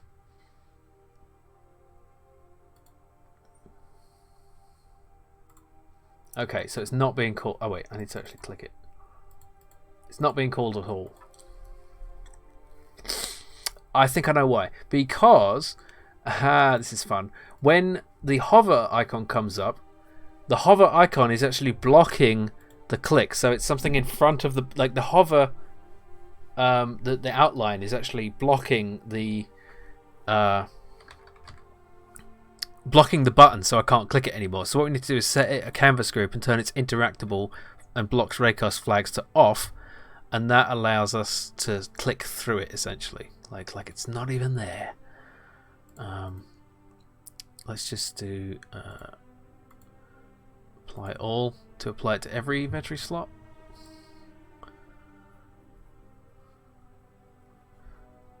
And it works. Look, oh, it kind of works. When we when we unhover, it's unselecting it. So we need to change that, because that ain't right. That boy ain't right. So on unhover, we need it to only do this if so we first want to check if the selected slot equals this. So basically this is asking, is the selected slot this item? And if it is, then we do something. Otherwise, we do this. And we'll leave this blank for now because I'm not sure if we want to do anything at all. There's a guard rail for reference. Okay. Oh, and we also want to not do that if we're on hover, because if we're hovering and we're selected, we don't want to change the icon. UI code can get a bit annoying. It's mostly what I've been doing. I should be, because, oh, it's broken it. Yeah, I'm really good with UIs break. Most of the commission work I've done has been UI based. Oh, I see. The reason this is happening is because it's trying to call it when in a wake before it even happens. So I'm going to do this in start. Yeah, most of the like I showed at the beginning of my first stream, my first Ludum Dare stream before we actually got started with Ludum Dare. Some of the commission work I've been doing has been largely UI based. In fact, like I've built whole games just using the UI system. So there, it selects it. Isn't that nice? Nice. Could you have achieved that with? Yeah, I could have, but I like to do that for readability. So I could just do that and then put this in here and then remove that. But I don't like that because that little tiny exclamation mark, I find it hard to notice that sometimes. So this, like, it may not be the most efficient code, but it is much more readable, which is another reason I do things like if so I could also like if I'm gonna ask like if let's see, if is selected, right? Something like that. It's not actually a variable, but if I'm going to ask if it's not selected, I'd rather do this because that's much more readable than this, even though they mean the same thing. Like this means if is not selected, basically.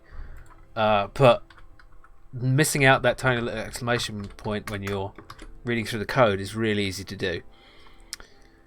The years really do fly past once you're out into adult life. Work, family, and life in general keeps you so busy. Important to take a break.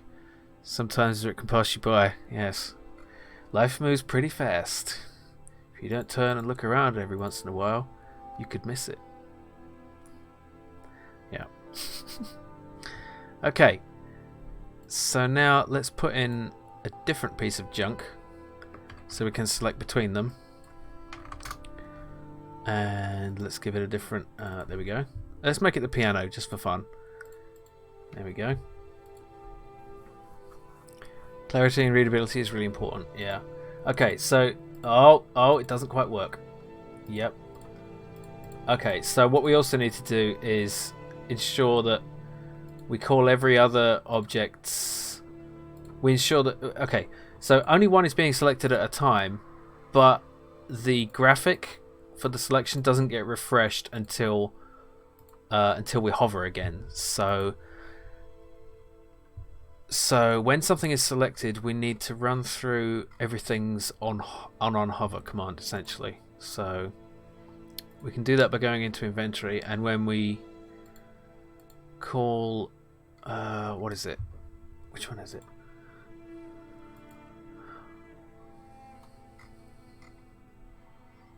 Where is it?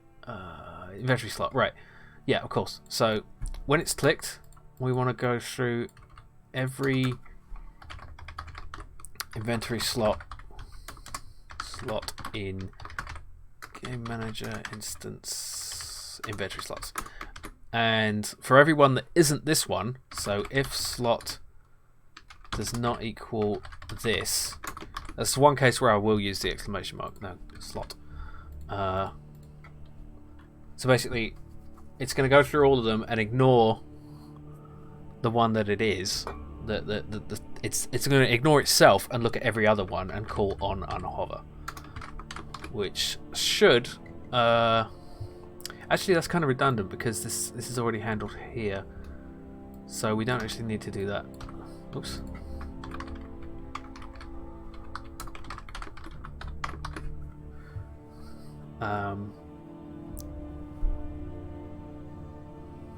Right. all these debugs. Collectible space junk, best kind of stuff. Can you barter it for extra lives? No, you're using it as an object to throw out of the ship in order to. Damn it, it's still not working. Huh. Okay. So.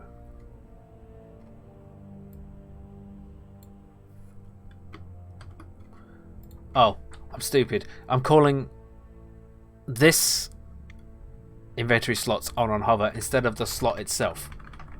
So the basically it needs to reference the ones it's going through rather than itself. So the naming convention is good. It's selected. I'll be fine with that.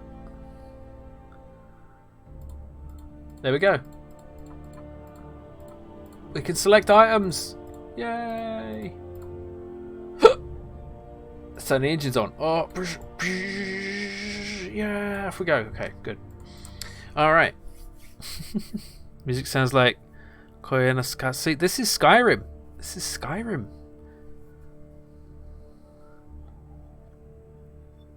I should play Skyrim. Damn it.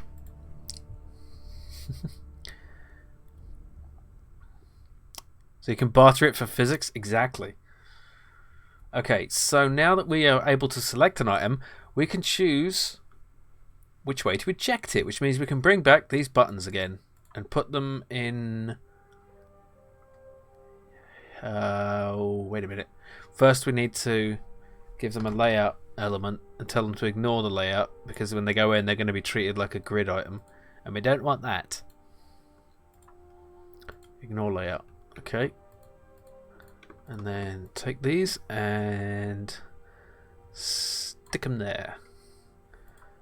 And put them in the right place.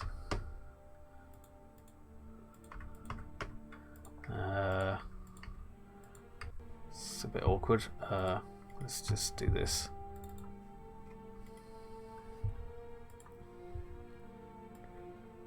Okay.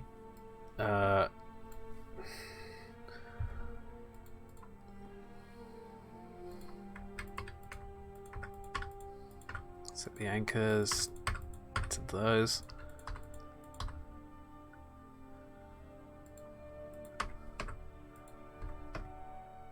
Let's see, like this. Oh, wait, we can put these outside the panel. We don't even need to worry about that. There we go. Problem is, these are now two.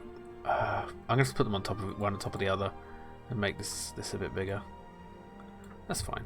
Let's do it at 250 and 300 like that. Okay.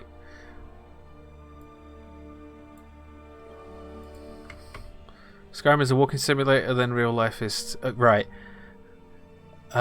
Wait, did you call? It's not a walking simulator, you ignorant fool. I'm sorry. It's a walking simulator. Yeah, I guess Portal is a walking simulator as well because it has walking in it. You're just trying to rile me up.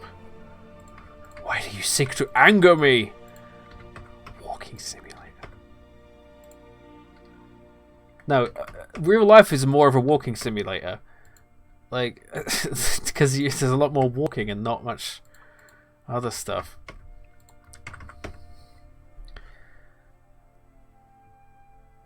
Yeah. Watch this. Tread carefully, cyber noob. You're among nerds. I apologize for my ignorant friend.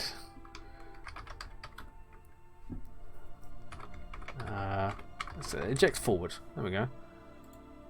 And then eject backward. That makes sense. So basically, when we have an item that we can eject, it should bring up these buttons.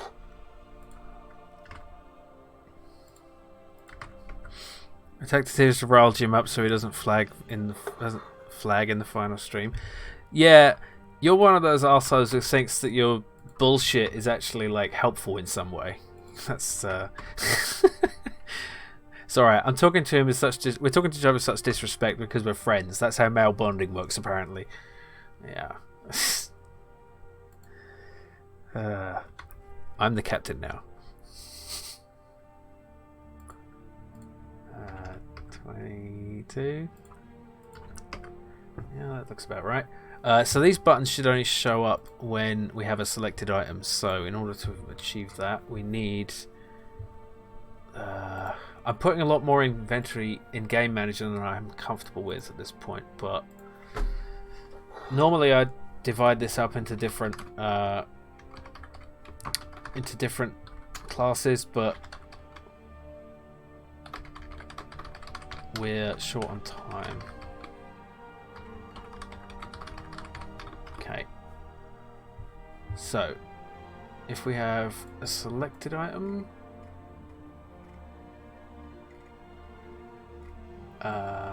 yes. If we have a selected item, then Game Manager, forward button, set active to true, and eject. Yeah, I'm getting lazier right now because there's a better way to do this. Let's just have refresh eject buttons. So this was just simply check if we have a selected item. Wait, where's our selected item? Where's our selected item? It's in inventory. Ugh, okay. If inventory selected slot does not equal null, Subnautica's a swimming simulator, yeah. Oh wow, there's quite a lot of chat I've missed. Let's see. Mod powers issue warning to Cyber, yeah.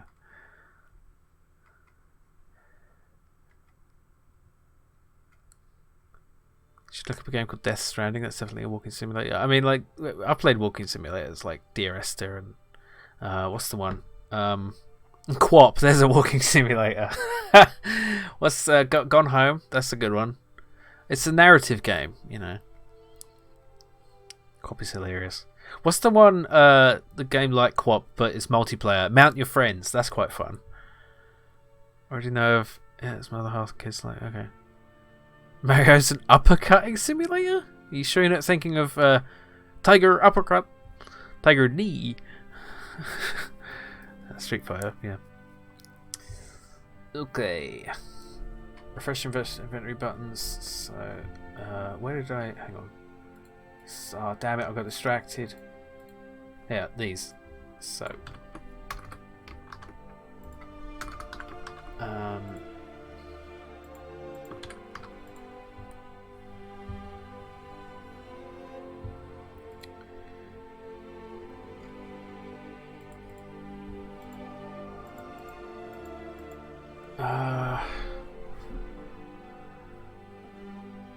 No, I'm gonna do this better. Instead of doing this through Game Manager, I'm gonna do it through Inventory. That makes more sense. So I'm gonna put this in Inventory, and I'm gonna say public void set selected inventory item, and then we pass in an inventory slot. No, it's selected inventory slot.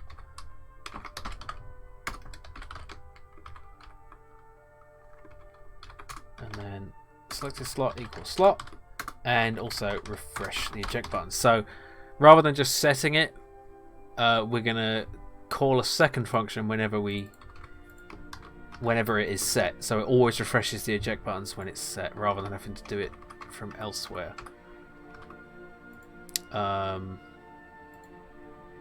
But we can keep the references in the Game Manager, that's fine. So now we just need to make sure we do this. Select an inventory slot. This. Okay. So. Was that a lovely game where you wandered around procedure generated around Proteus? That was Proteus. Now that's a walking simulator. That's an absolutely quintessential walking simulator. And you liked it, so don't judge, mate. Be nice. People are allowed to like things. Although you're allowed to hate things as well, but you know it's complicated. Proteus is nice. Let's see. I didn't really like Dear Esther's walking simulators. Guys, a bit too bleak. Yeah, it was kind of pretentious. Amy and I are probably taking a week's holiday to play Cyberpunk 2077. There's a couple that the games together stay together. Yeah, that sounds awesome. I hate Alf. Okay. Yeah. Right. Now, I want to get this. It's almost time to finish, but I reckon I can get these junk items flying out before I go on break for an hour. And they're like Abzu. I haven't played it. Oh, damn it, my wrist. Ow. Owzu. We also want to call the refresh when we start so that these get set to... Oh, wait a minute. I want to do this differently. So if the slot is null, then we set the active to false.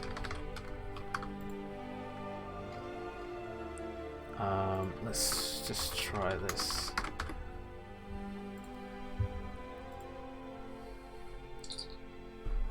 I forgot to set my... Okay, yeah, it's not working. Okay.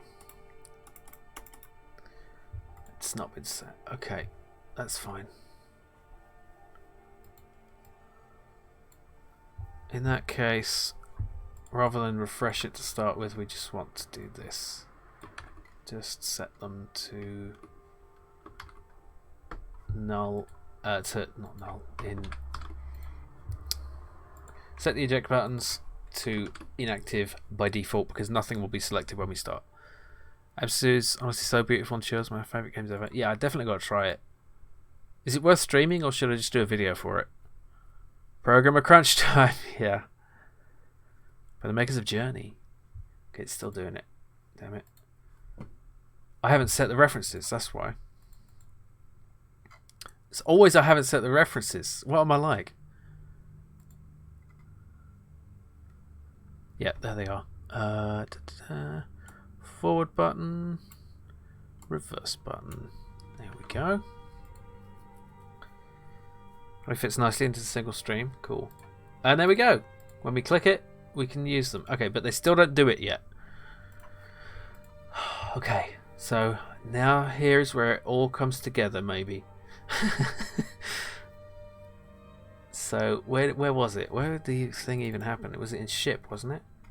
Eject object forward. Eject object equals true. Okay, this all goes.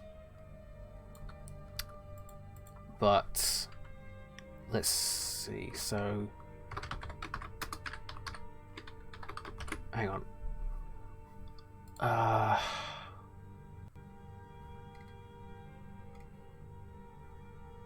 Inventory. Remove item from inventory. That's what we need to call when we click either one of those. And we want to get the space object from that. So ship. Inventory. No. Game object. Game manager instance. Inventory. Remove from inventory. Now we want to get the selected object, which is game manager instance inventory. No. Yeah, inventory selected. BD BD BD BD BD. BD BD BD BD BD BD BD. Yeah. I see what you did there. Yes. Brilliant. Okay. So that looks a bit odd. Referring to selected slot space object. No. Is that right? No. Wait. Maybe? And then set the reference. Ejected object equals game manager. Remove from inventory the selected slot space object. Then we want to refresh. No. How do we oh, wait a minute. Slot. This is the part where I get confused. We want to set selected item to null. That's what we want to do. No. Set selected inventory slot to null. So nothing, no inventory slot is selected after this. And then we want to. Oh, fuck. Remove from inventory. We've put it into the environment. That's what removing it from the inventory does. Now we need to put it in the same place as the ship. So ejected object transform dot position equals this dot track. Too much. It was too much. My head exploded.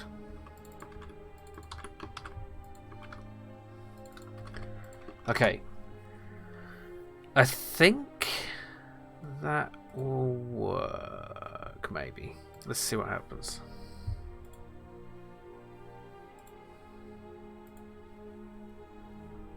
Okay, selected that, eject forward. It worked! Kind of! It kind of worked. Yes! It kind of worked. It kind of worked. It still stays here, so we've got to refresh that somehow. Set selected inventory slot. Refresh. Yeah, we need to also refresh the inventory slot itself. So slot dot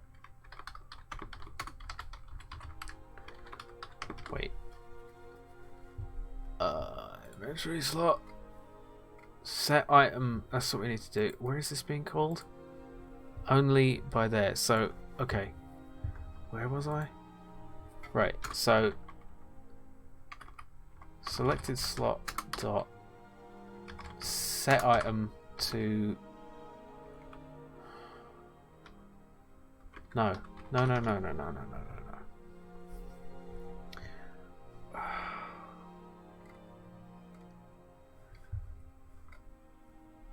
What do we need to do? Okay.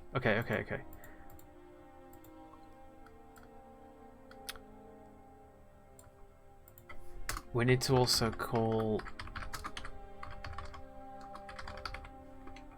selected slot dot set item to null, so that the slot is now empty. Okay. Joysticks, hey! And make the new XTL. Not quite, but look at this. I can eject a piano. Oh, it broke. Never mind. that was terrible. Okay.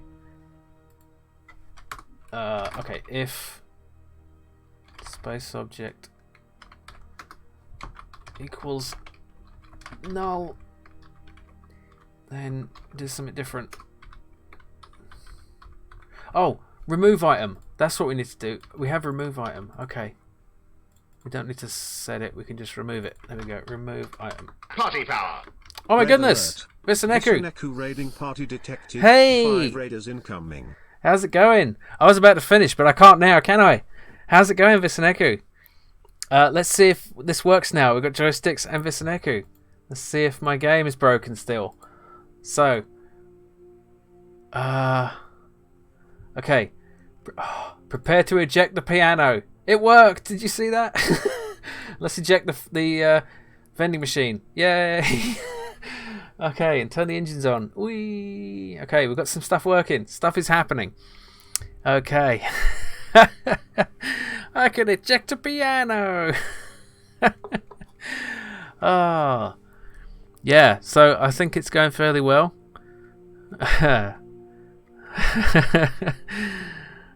Yeah, streaming Darksiders. Oh yeah. So how was your stream, Visneku? Did you have a good stream? How and when you were playing, what were you playing? Did you say Dark? Did someone say Darksiders? I'm confused. Lovely, thank you. Oh no, it's another puppy. What? Honestly, it's looking great. Thank you, Sasrek. I appreciate that. So yeah, the way this game works is you are in a broken ship.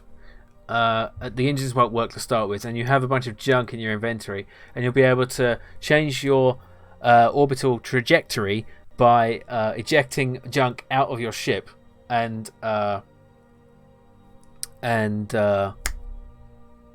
stuff like that. And when you move closer to objects, you will bring them in. So you've got to rescue these cats, which are floating around there, like this one. This little cat here. And then you've got to escape the orbit of the black hole.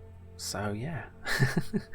The Dragonborn DLC. Ooh, very Lovecraftian and fun. Awesome. We were just talking about Skyrim and how great it is, weren't we? Yes. Fabulous game. Hundreds of hours. None of it bad. So, yeah. I'm glad you just get a good stream. It's...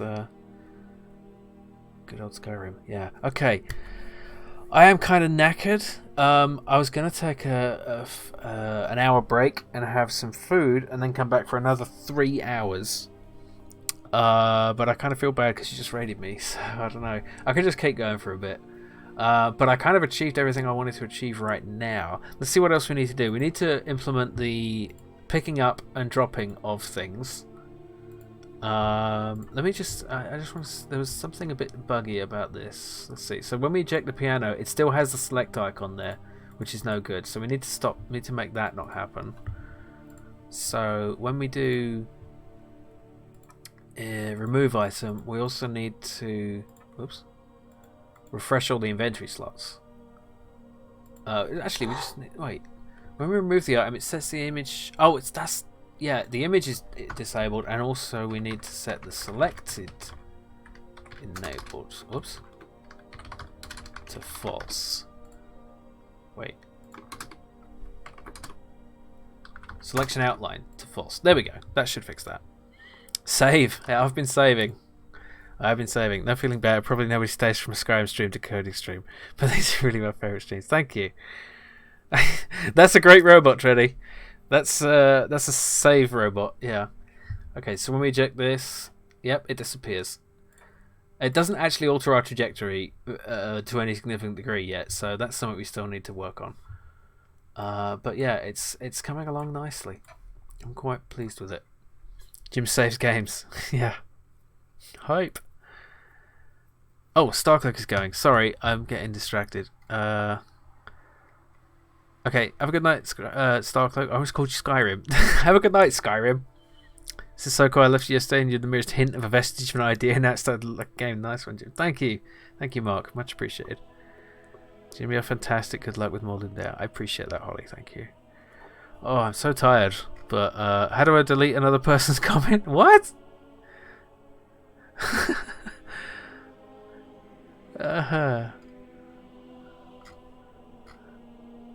Okay. Yeah, I think I got everything. But yeah, the cat is going away way too fast. I want to change that so we can keep the cat on screen for a bit more. That's what I want. That's my goal right now. So cat, starting forward velocity is 2.8. I command it. Is that a cat? It is. The cats are what we need to rescue. Look at it go. So by getting close to objects, you'll be able to draw them into your ship. The turtle? What? Because of his back? It's a cat. Look at it. It's a cat. Damn it. Look at it floating through space. It's amazing. And look, we have a mini map here, so it shows all the things on the. Oh, there's a bug. The inventory in our hold shows up on the mini map, so we need to fix that. So if we just eject it, it does actually fly out. We also need to make sure it's underneath, so it doesn't look like it's just appearing in the middle of our ship. Is it unicorn? No, but we do have unicorn here. What's the other junk we have? How do we make this bigger? Oh yeah. Oh, that doesn't really help. Yeah, so we have fuel barrels, we have just random junk, we have pianos, we have tires, we have duct tape. Where's our duct tape? I didn't save the duct tape properly, did I? Where's the duct tape? Shit, where is it? Damn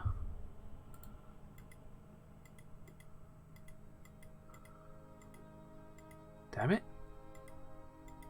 Did I lose my duct tape? Where is it? Repair? That's that. I did not lose the duct tape. Are you fucking kidding me?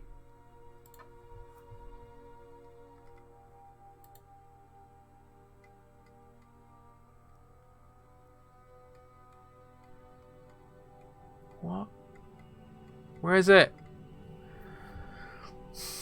There it is. Okay.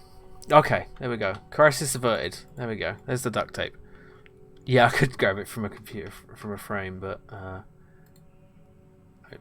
yeah. Okay. There it is. Just didn't save it as a PNG, that's all.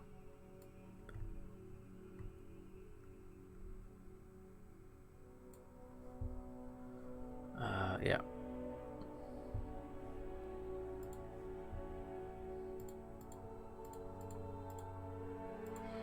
Okay.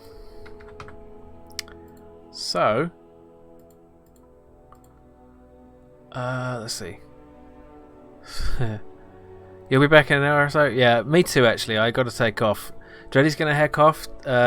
See you later tomorrow. Okay, cool. I will be on tomorrow. The same sort of time as I started today. But yeah, I'm going to take an hour break. Actually, more like a 50-minute break. And yeah, we'll be back in an hour or so for the final part of today's Ludum Dare stream. Thank you all for watching, and I'll see you in about an hour or tomorrow perhaps. So yeah, cheers, see you soon, bye now.